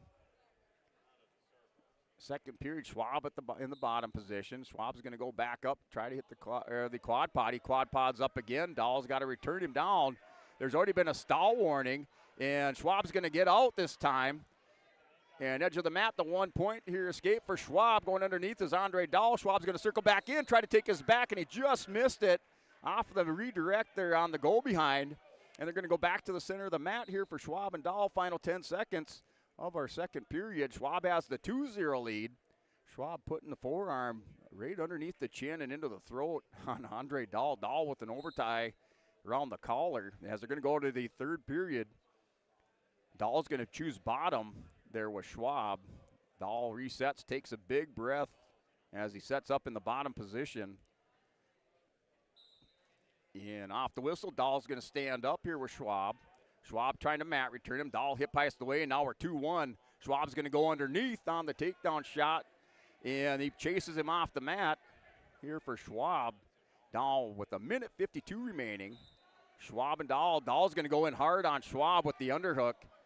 Dahl's been warned for stalling. He knows he's got some work to do. He's down by 1 point here with Mad Schwab. Schwab back to the edge of the mat trying to circle. He's going to change level. Dahl catches him. They're going to go off the edge. As the official out there on top of the action, still 2-1, minute 38 remaining here in the third period. Schwab with the forearm just underneath the chin on Dahl, right around the throat. Dahl working on a wrist on the far side. Dahl pushing in hard on Schwab. Now he's going to go hard underhook. Schwab backing off the mat. He's got to try to circle in as he's going to probably pick up a stall warning. With minute 15 remaining, still pushing on him there, Andre Dahl. Schwab back to the mat. Dahl's going to drop in. There's the 1 point. So it was stall warning on Schwab. We're going to be tied up at 2. So there's the stall warning, tied up at 2 apiece. Dahl just looking for that stall warning, kept the forward pressure and got the point. Now working back into that overtie. And Dahl just holding the center of the mat, not pushing as much as he was before. He's got it tied up. Schwab's going to take a shot on Dahl. Dahl trying to work inside. Schwab has an underhook. Still working into Dahl. Final 43 seconds of the third period. Now Dahl pushes into Schwab. Dahl goes underhook on the far side. So a little chess match back and forth. And their stalemate back to the center. 33 seconds remaining here between Matt Schwab and Andre Dahl. Dahl taking a big breath. Schwab back to the center of the mat. Dahl's going to push in on Schwab. See if Schwab's got a circle. He's going to pick up another stall down to the final 25 seconds. As we're in the third period. Overties by both wrestlers. Dahl's going to go in underhook on the far side. Final 13 seconds. Dahl's going in. Schwab's going to circle around. Dahl still pushing on Schwab. And a little hip toss. Schwab almost caught the inside trip. They're going to go out. 3 seconds remaining. Tied up at 2 apiece. See if anybody takes the last second shot there. Schwab's going to shoot in. He doubles it up. Off the edge of the mat. The toes. And he's out. But the take on the three-point takedown, Matt and Schwab. Schwab with the 3 as time expires. He's your champion. 5-2 over Andre Dahl as the action continued. And Schwab, your champion, at 215 pounds for Matt Schwab as he defeats Andre Dahl by decision 5-2. And Schwab took the chance the final 3 seconds, hits the double leg blast, takes Dahl on the edge of the mat. He's your champion at 152 pounds as we're going to keep it here. Championship match coming up. But we are here in our Stock Growers Bank broadcast booth, broadcasting to you from the New Salem High School as our Enbridge Energy Wrestler of the Duel. We're going to hand that out already, and that's going to go out to Eli Lyons of the Lisbon Broncos. So Eli Lyons, he's going to be your Wrestler of the Tournament and Wrestler of the Day. As Life takes energy from Enbridge, energy for life, Enbridge.com for your career opportunities. As Lions having a heck of a tournament. He defeats the returning state champion at 172 pounds, Lincoln Spear. And earlier he defeated Sawyer Knoll of Bowman County Beach. Knoll previously undefeated, returning state runner-up. And Eli Lyons is your Enbridge Energy Wrestler of the Day, Wrestler of the Tournament, as far as I'm concerned, here at the New Salem East-West Wrestling Tournament. And 285 pounds. Got to get this text changed up here as our heavyweight bout. Kate Okeson out there, wrestling for Velva.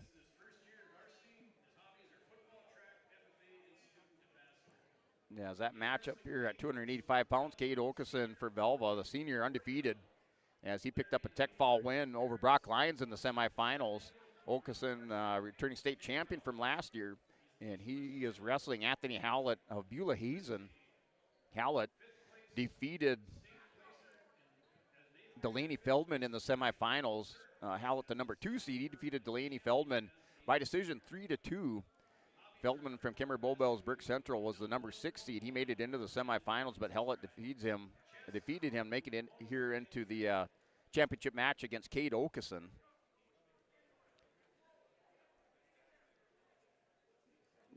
As we try to see if we can get up those place winners there at 215 pounds. And a last-minute takedown from Matt Schwab secures the championship as he took that last 3 seconds and made use of it at 215. So Matt Schwab, your winner and champion at 215. And in 8th place was Cole Richard of Kindred. 7th place, Tucker Tim, Kimmer Bowbells Brick Central. Stall warning already out here in this heavyweight match going on Howlett. So Howlett warned for stalling in the first period with 13 seconds remaining. In 6th place was Max Klein of Oaks. 5th place, Bryce Stewart of Rugby. 4th place, Jacob Hendricks of Carrington. 3rd place, Jaden Foss of Velva. 2nd place, your runner-up, Andre Dahl Napoleon, and your champion from Lisbon, Matt Schwab of the Lisbon Broncos at 215 pounds. As 285, they're going to go run out of time in the first period as the big boys take center stage. So the gym cleared out pretty good, and I know a lot of people sometimes think that you should start the finals with the big heavies out there, with the heavyweights out there. and give these guys their due audience as they're out here wrestling for a championship at New Salem with the 1-point escape for Kate Okeson. So Okeson up 1-0 on Anthony Hallett.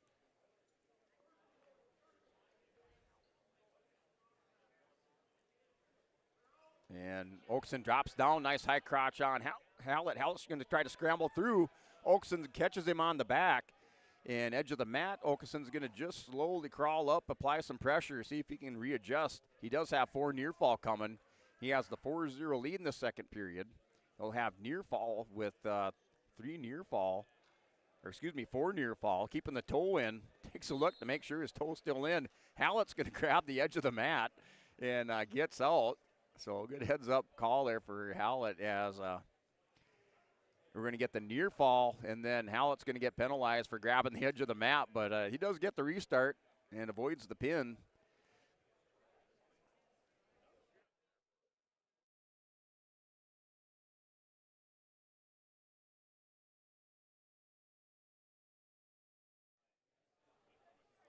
So they're now 9-0 here in the second period. And Okeson working on the back ankle. Anthony Hallett keeping him broke down center of the mat, goes to the arm bar. Going to block that shoulder on the far side. Hallett's got to get those hips up and moving. Finally able to scoot him up. Okeson still in the top position.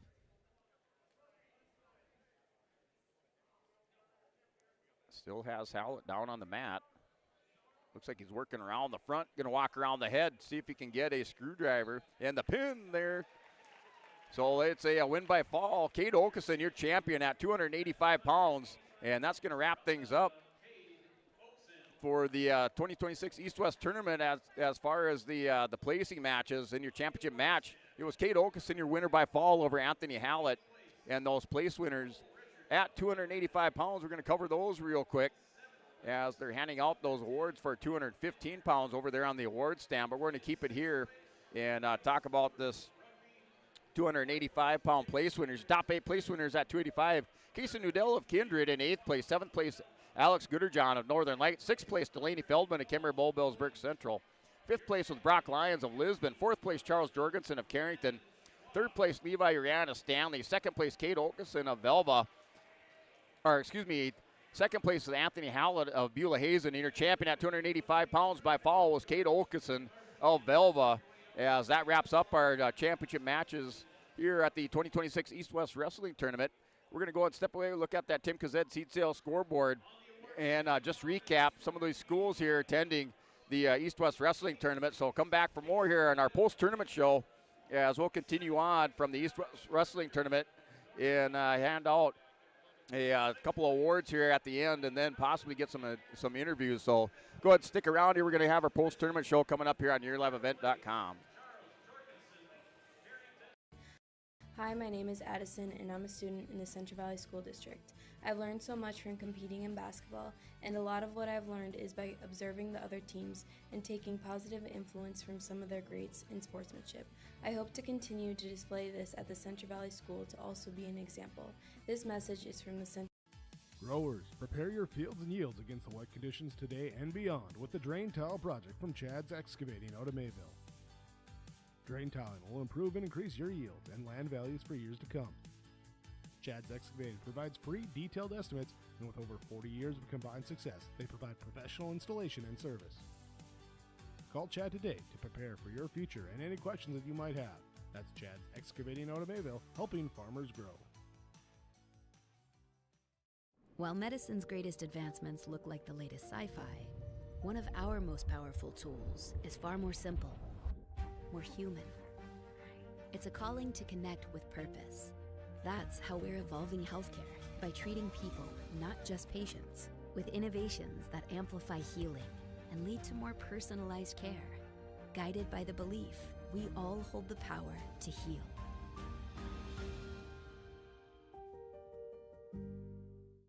Hey, welcome back here at YourLiveEvent.com as we're going to take a look at that Tim Kazed Golden Harvest Seed Sale scoreboard, the Tim Kazed Seed Sale Golden Harvest scoreboard here at the 2026 East-West Wrestling Tournament as the championship matches wrapping up there. Kate Okeson at heavyweight, your winner by fall over Anthony Hallett. As we look at these team scores, with the scoreboard update. And 5th place was Carrington, 114.5 points. 4th place, Kindred, 116.5. 3rd place, Hettinger Scranton with 133.5. 2nd place, Velva with 154. In your champion, the Lisbon Broncos with 180 points there for Lisbon. Lisbon picking up championships at 145 and 172 pounds. And then looking at Hillsborough Central Valley, in 14th place with 56.5 points.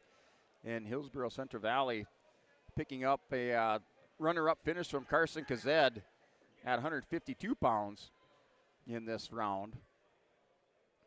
And then for the Kindred Vikings finishing in 4th place with 116.5 points as they picked up a championship at 127 pounds from Gavin Swenson to close out these championship matches for all 3 of those teams. And just running down here with this Olson Accounting tournament recap for the Lisbon Broncos. The Broncos in first place with 180 points as they picked up place winners. In 7th place at 114 pounds was Micah Fromke. 8th place at 121 was Nias Lyons. And 139 pounds, Ian Anderson. In 3rd place, your champion at 145 was Griffin Greenlee for Lisbon. 152 pounds, Ryan Eng placing 4th. 160, Cruz Ranke, runner-up finish. 172 pounds, Ian Lyons, your champion at 172. Riley Lucina, a runner-up at 189 pounds. Matt Schwab, your champion at 215 pounds. And then Brock Lyons placing 5th for the Broncos, scoring those 180 team points in the tournament. And looking at the Kindred Vikings with 116.5 points, they're place winners in this tournament. 107 pounds, Jade Rude placing 4th. 121 pounds, Bristol Swanson places 4th. 127, champion Gavin Swenson. 133 pounds, Gavin Rude in 7th place. 160, Miles Steele just placing 3rd. 172, Fisher Johnson places 4th. And at 215, Cole Richard in 8th place, along with teammate at 285 pounds, Casey Nudell in 8th place, scoring 116.5 team points for the Kindred Vikings. And then for Hillsborough Central Valley, finishing in 14th place with 56.5 points. Their place winners starting at 121 pounds, Justin Terrell in 3rd place for Hillsborough Central Valley. Runner-up finish for Carson Kazet at 152 pounds. And then Easton Beach placing 7th at 189 for Hillsborough Central Valley as the Olson Accounting recap closing out our tournament. As we'll see if we can get a couple of interviews and recap some of those awards that we handed out earlier. But we'll see if we can get a couple of wrestler interviews. If not, we'll close things out here and get set for next weekend's wrestling action there with the Girls East Region Tournament in Fargo, and then the boys Northeast and Southeast Sub-Region Dual Tournaments, both of those on Your Live Event. All 3 of those tournaments covered live stream on YourLiveEvent.com. So we're going to step away, take over from our sponsors, come back for more from the New Salem East-West Wrestling Tournament. Hillsborough encourages customers to use electricity wisely through its Bright Energy Solutions rebate program. These rebates help customers save energy and money, improve their comfort, and protect the environment. You can get rebates on Energy Star appliances and lighting, as well as high-efficiency heat pumps and air conditioners. They even have rebates for home electric vehicle chargers. Business customers can receive rebates too. Call the City of Hillsborough for more information or visit BrightEnergySolutions.com.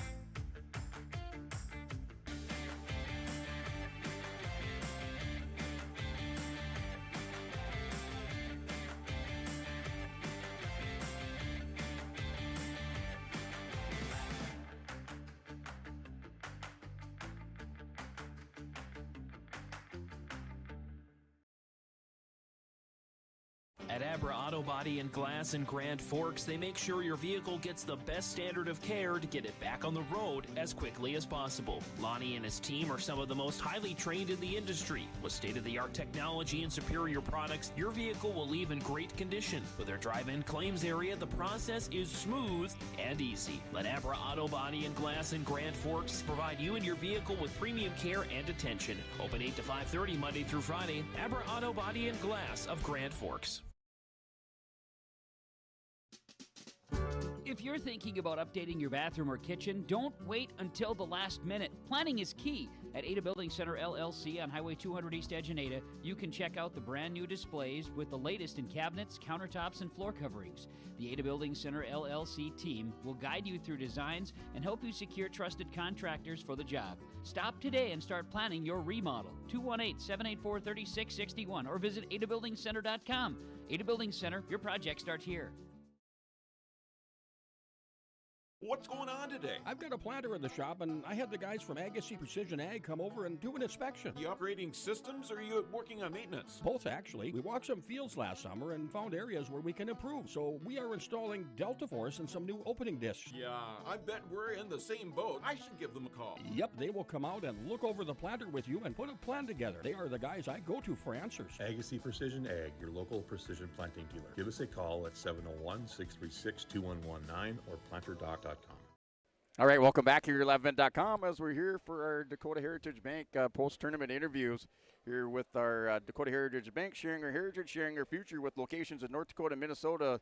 That's DHS.bank with our Dakota Heritage Bank post-tournament show as we have Matt Schwab here for the Lisbon Broncos. Madden taking the championship at 215 pounds in dramatic fashion as he defeated Andre Dahl with a takedown, less than 3 seconds remaining, and Madden, you come up with a takedown and winning the championship.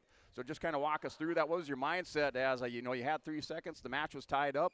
Most wrestlers would probably just kind of let that ride out and go to sudden victory. So kind of what was your thought process going into that last 3 seconds? Well, I guess I've lost close to him the past, how many times we're wrestling this year. I'm like, I'm not going to lose this one. So I figured it was in my head and I'm just going to hit it. Yeah, so just talking about that championship for yourself and also a team championship for the Broncos. What was your mindset? Last week after coming off of the Storhog tournaments, you guys finished runner-up to Mandan. Maybe not the finish that you wanted there, but you came in here to New Salem. You take the tournament championship. You get a championship for yourself. So just kind of what was the mindset of the Broncos as a team heading into the tournament this week?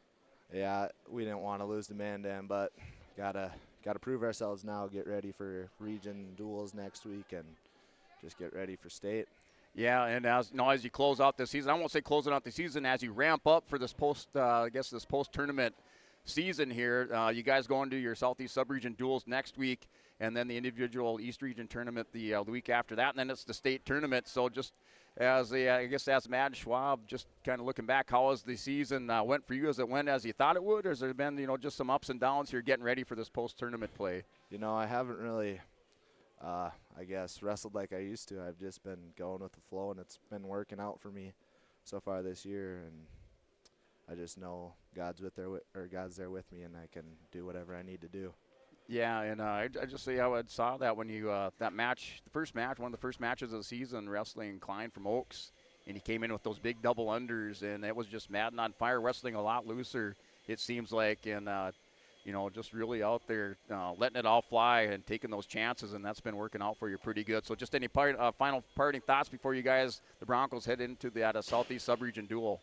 Not really, just go Broncos, I suppose. All right, Broncos never quit. That's Matt Schwab there for the Lisbon Broncos. 215-pound championship at the East-West Wrestling Tournament. We're going to step away. We'll come back for more here with our wrestling interviews just ahead. Farming today doesn't always feel the same way it used to. Then again, some of it feels all the same. Maybe it isn't so much the jobs that changed, but how they get done. Now that's a different story. Everything got bigger and smaller at the same time. Insurance, accounting, and taxes can get complicated, so you need someone who's looking to keep every dollar possible in your pocket. Ag Country.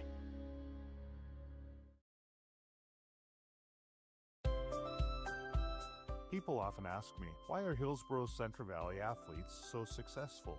Have you seen our fitness center? The weightlifting doesn't stop with our athletics. At Hillsborough Public School, we strive to do difficult things all the time. We help struggling readers read. Our MTSS process makes sure all students are improving. Hillsborough students are challenged to do difficult tasks each day.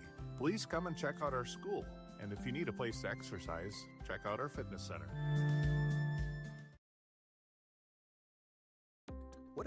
All right, back here for this post-DHB post-tournament show here on YourLiveEvent.com as we have the 145-pound champion here with me, Griffin Greenlee. Griffin, you won the by decision over Jack Baumbach of Killdeer. And coming into that matchup, you had that semifinal matchup with Nathaniel Dobitz, and just kind of looking at that, you just kind of outlasted Dobitz in that, as you know, as I thought maybe you're looking like you're a little bit sick, not really feeling 100% going into that, but you pulled out the win. You got in here to this championship match, so just kind of walk us through the start of the day to the end of the day and how it went for you. So woke up this morning, not feeling too great, so I was pretty eager to get here and start getting to work, hopefully open up a little bit.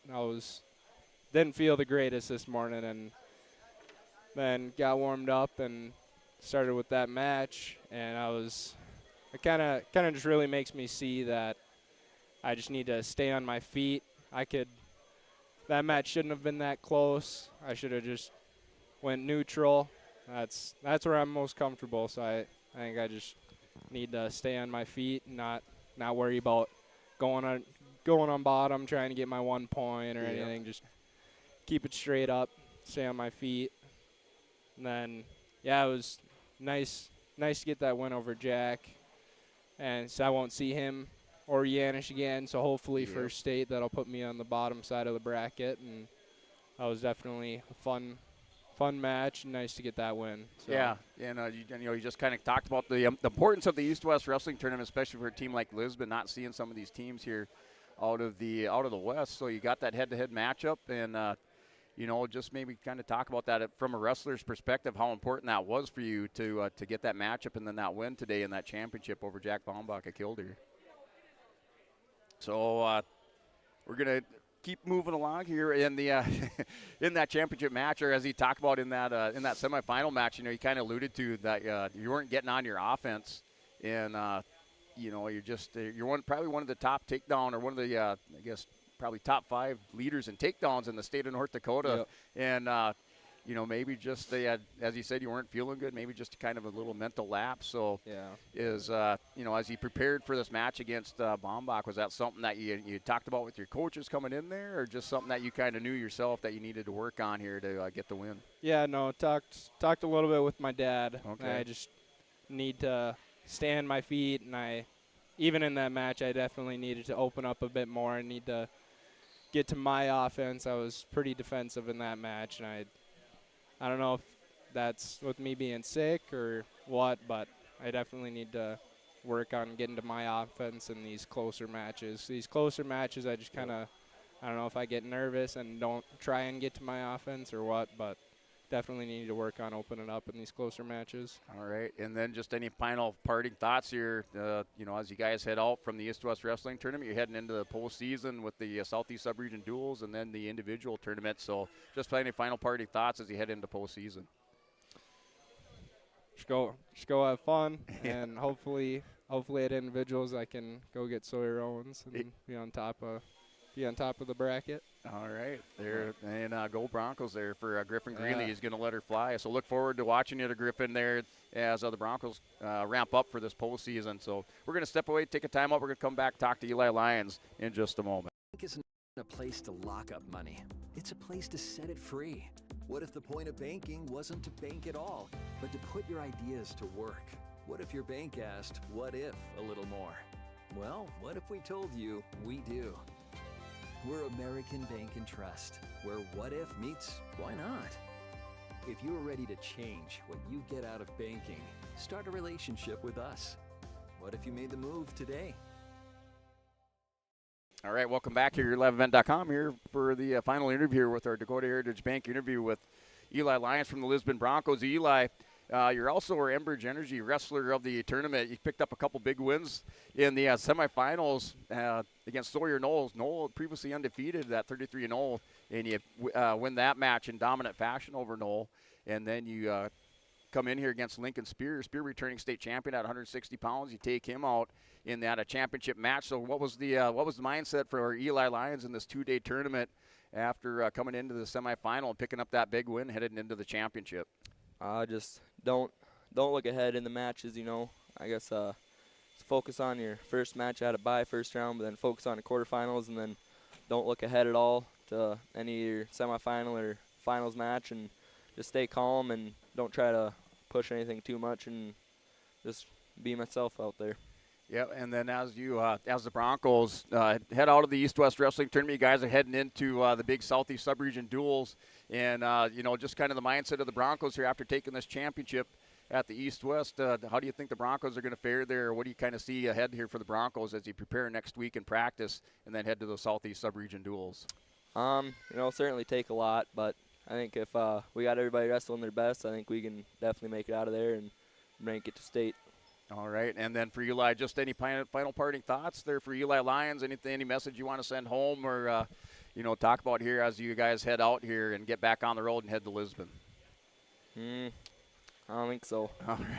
All right, Eli Lions, your champion at 172 pounds as he claims the championship with that win over Lincoln Spear, Kemmer Bull Bellsburg Central. And we're going to go ahead and step away, come back and wrap things up here from New Salem. Treat yourself to a great career at American Crystal Sugar Company. Team up with quality people making quality products. Full-time and year-round in a stable business. With great pay and benefits including time off available from day one. American Crystal Sugar Company invests in you to promote your continued growth and career advancement. Grow your career, doing your best work within the world's best beet sugar company. Apply online today at AmericanCrystalCareers.com. All right, welcome back here as we finish up here with our Dakota Heritage Bank post-tournament show in our interviews here, post-tournament interviews here with the Dakota Heritage Bank, sharing our heritage, sharing our future with locations in North Dakota, Minnesota. That's dhb.bank.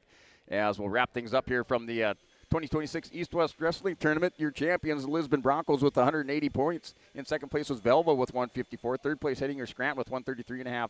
Fourth place, Kindred, 116.5. Fifth place was Carrington. Your top five teams, Carrington with 114.5 points. Hillsborough Central Valley finishing in 14th place with those 56.5 points. As we head into the tournament wrestling, postseason wrestling coverage here on YourLiveEvent.com, you're going to catch that girls tournament. The Fargo Stingers hosting the girls East Region Dual Tournament on Friday, and then Saturday the Northeast and Southeast Sub-Region Dual Tournaments covered on YourLiveEvent.com. We'll have coverage for all three of those tournaments Friday and Saturday, and then the following week we'll have the individual East Region Girls Tournament from Valley City on Friday, and then on Saturday, the Class B East Region Tournament also from Valley City. Coverage, live stream coverage at all these postseason tournaments, region tournaments on YourLiveEvent.com. So we're going to go ahead and sign off here. Just like to thank everybody for sticking with us during this tournament broadcast, and we will see you next week on Your Live Event for most post-tournament, postseason wrestling here on YourLiveEvent.com.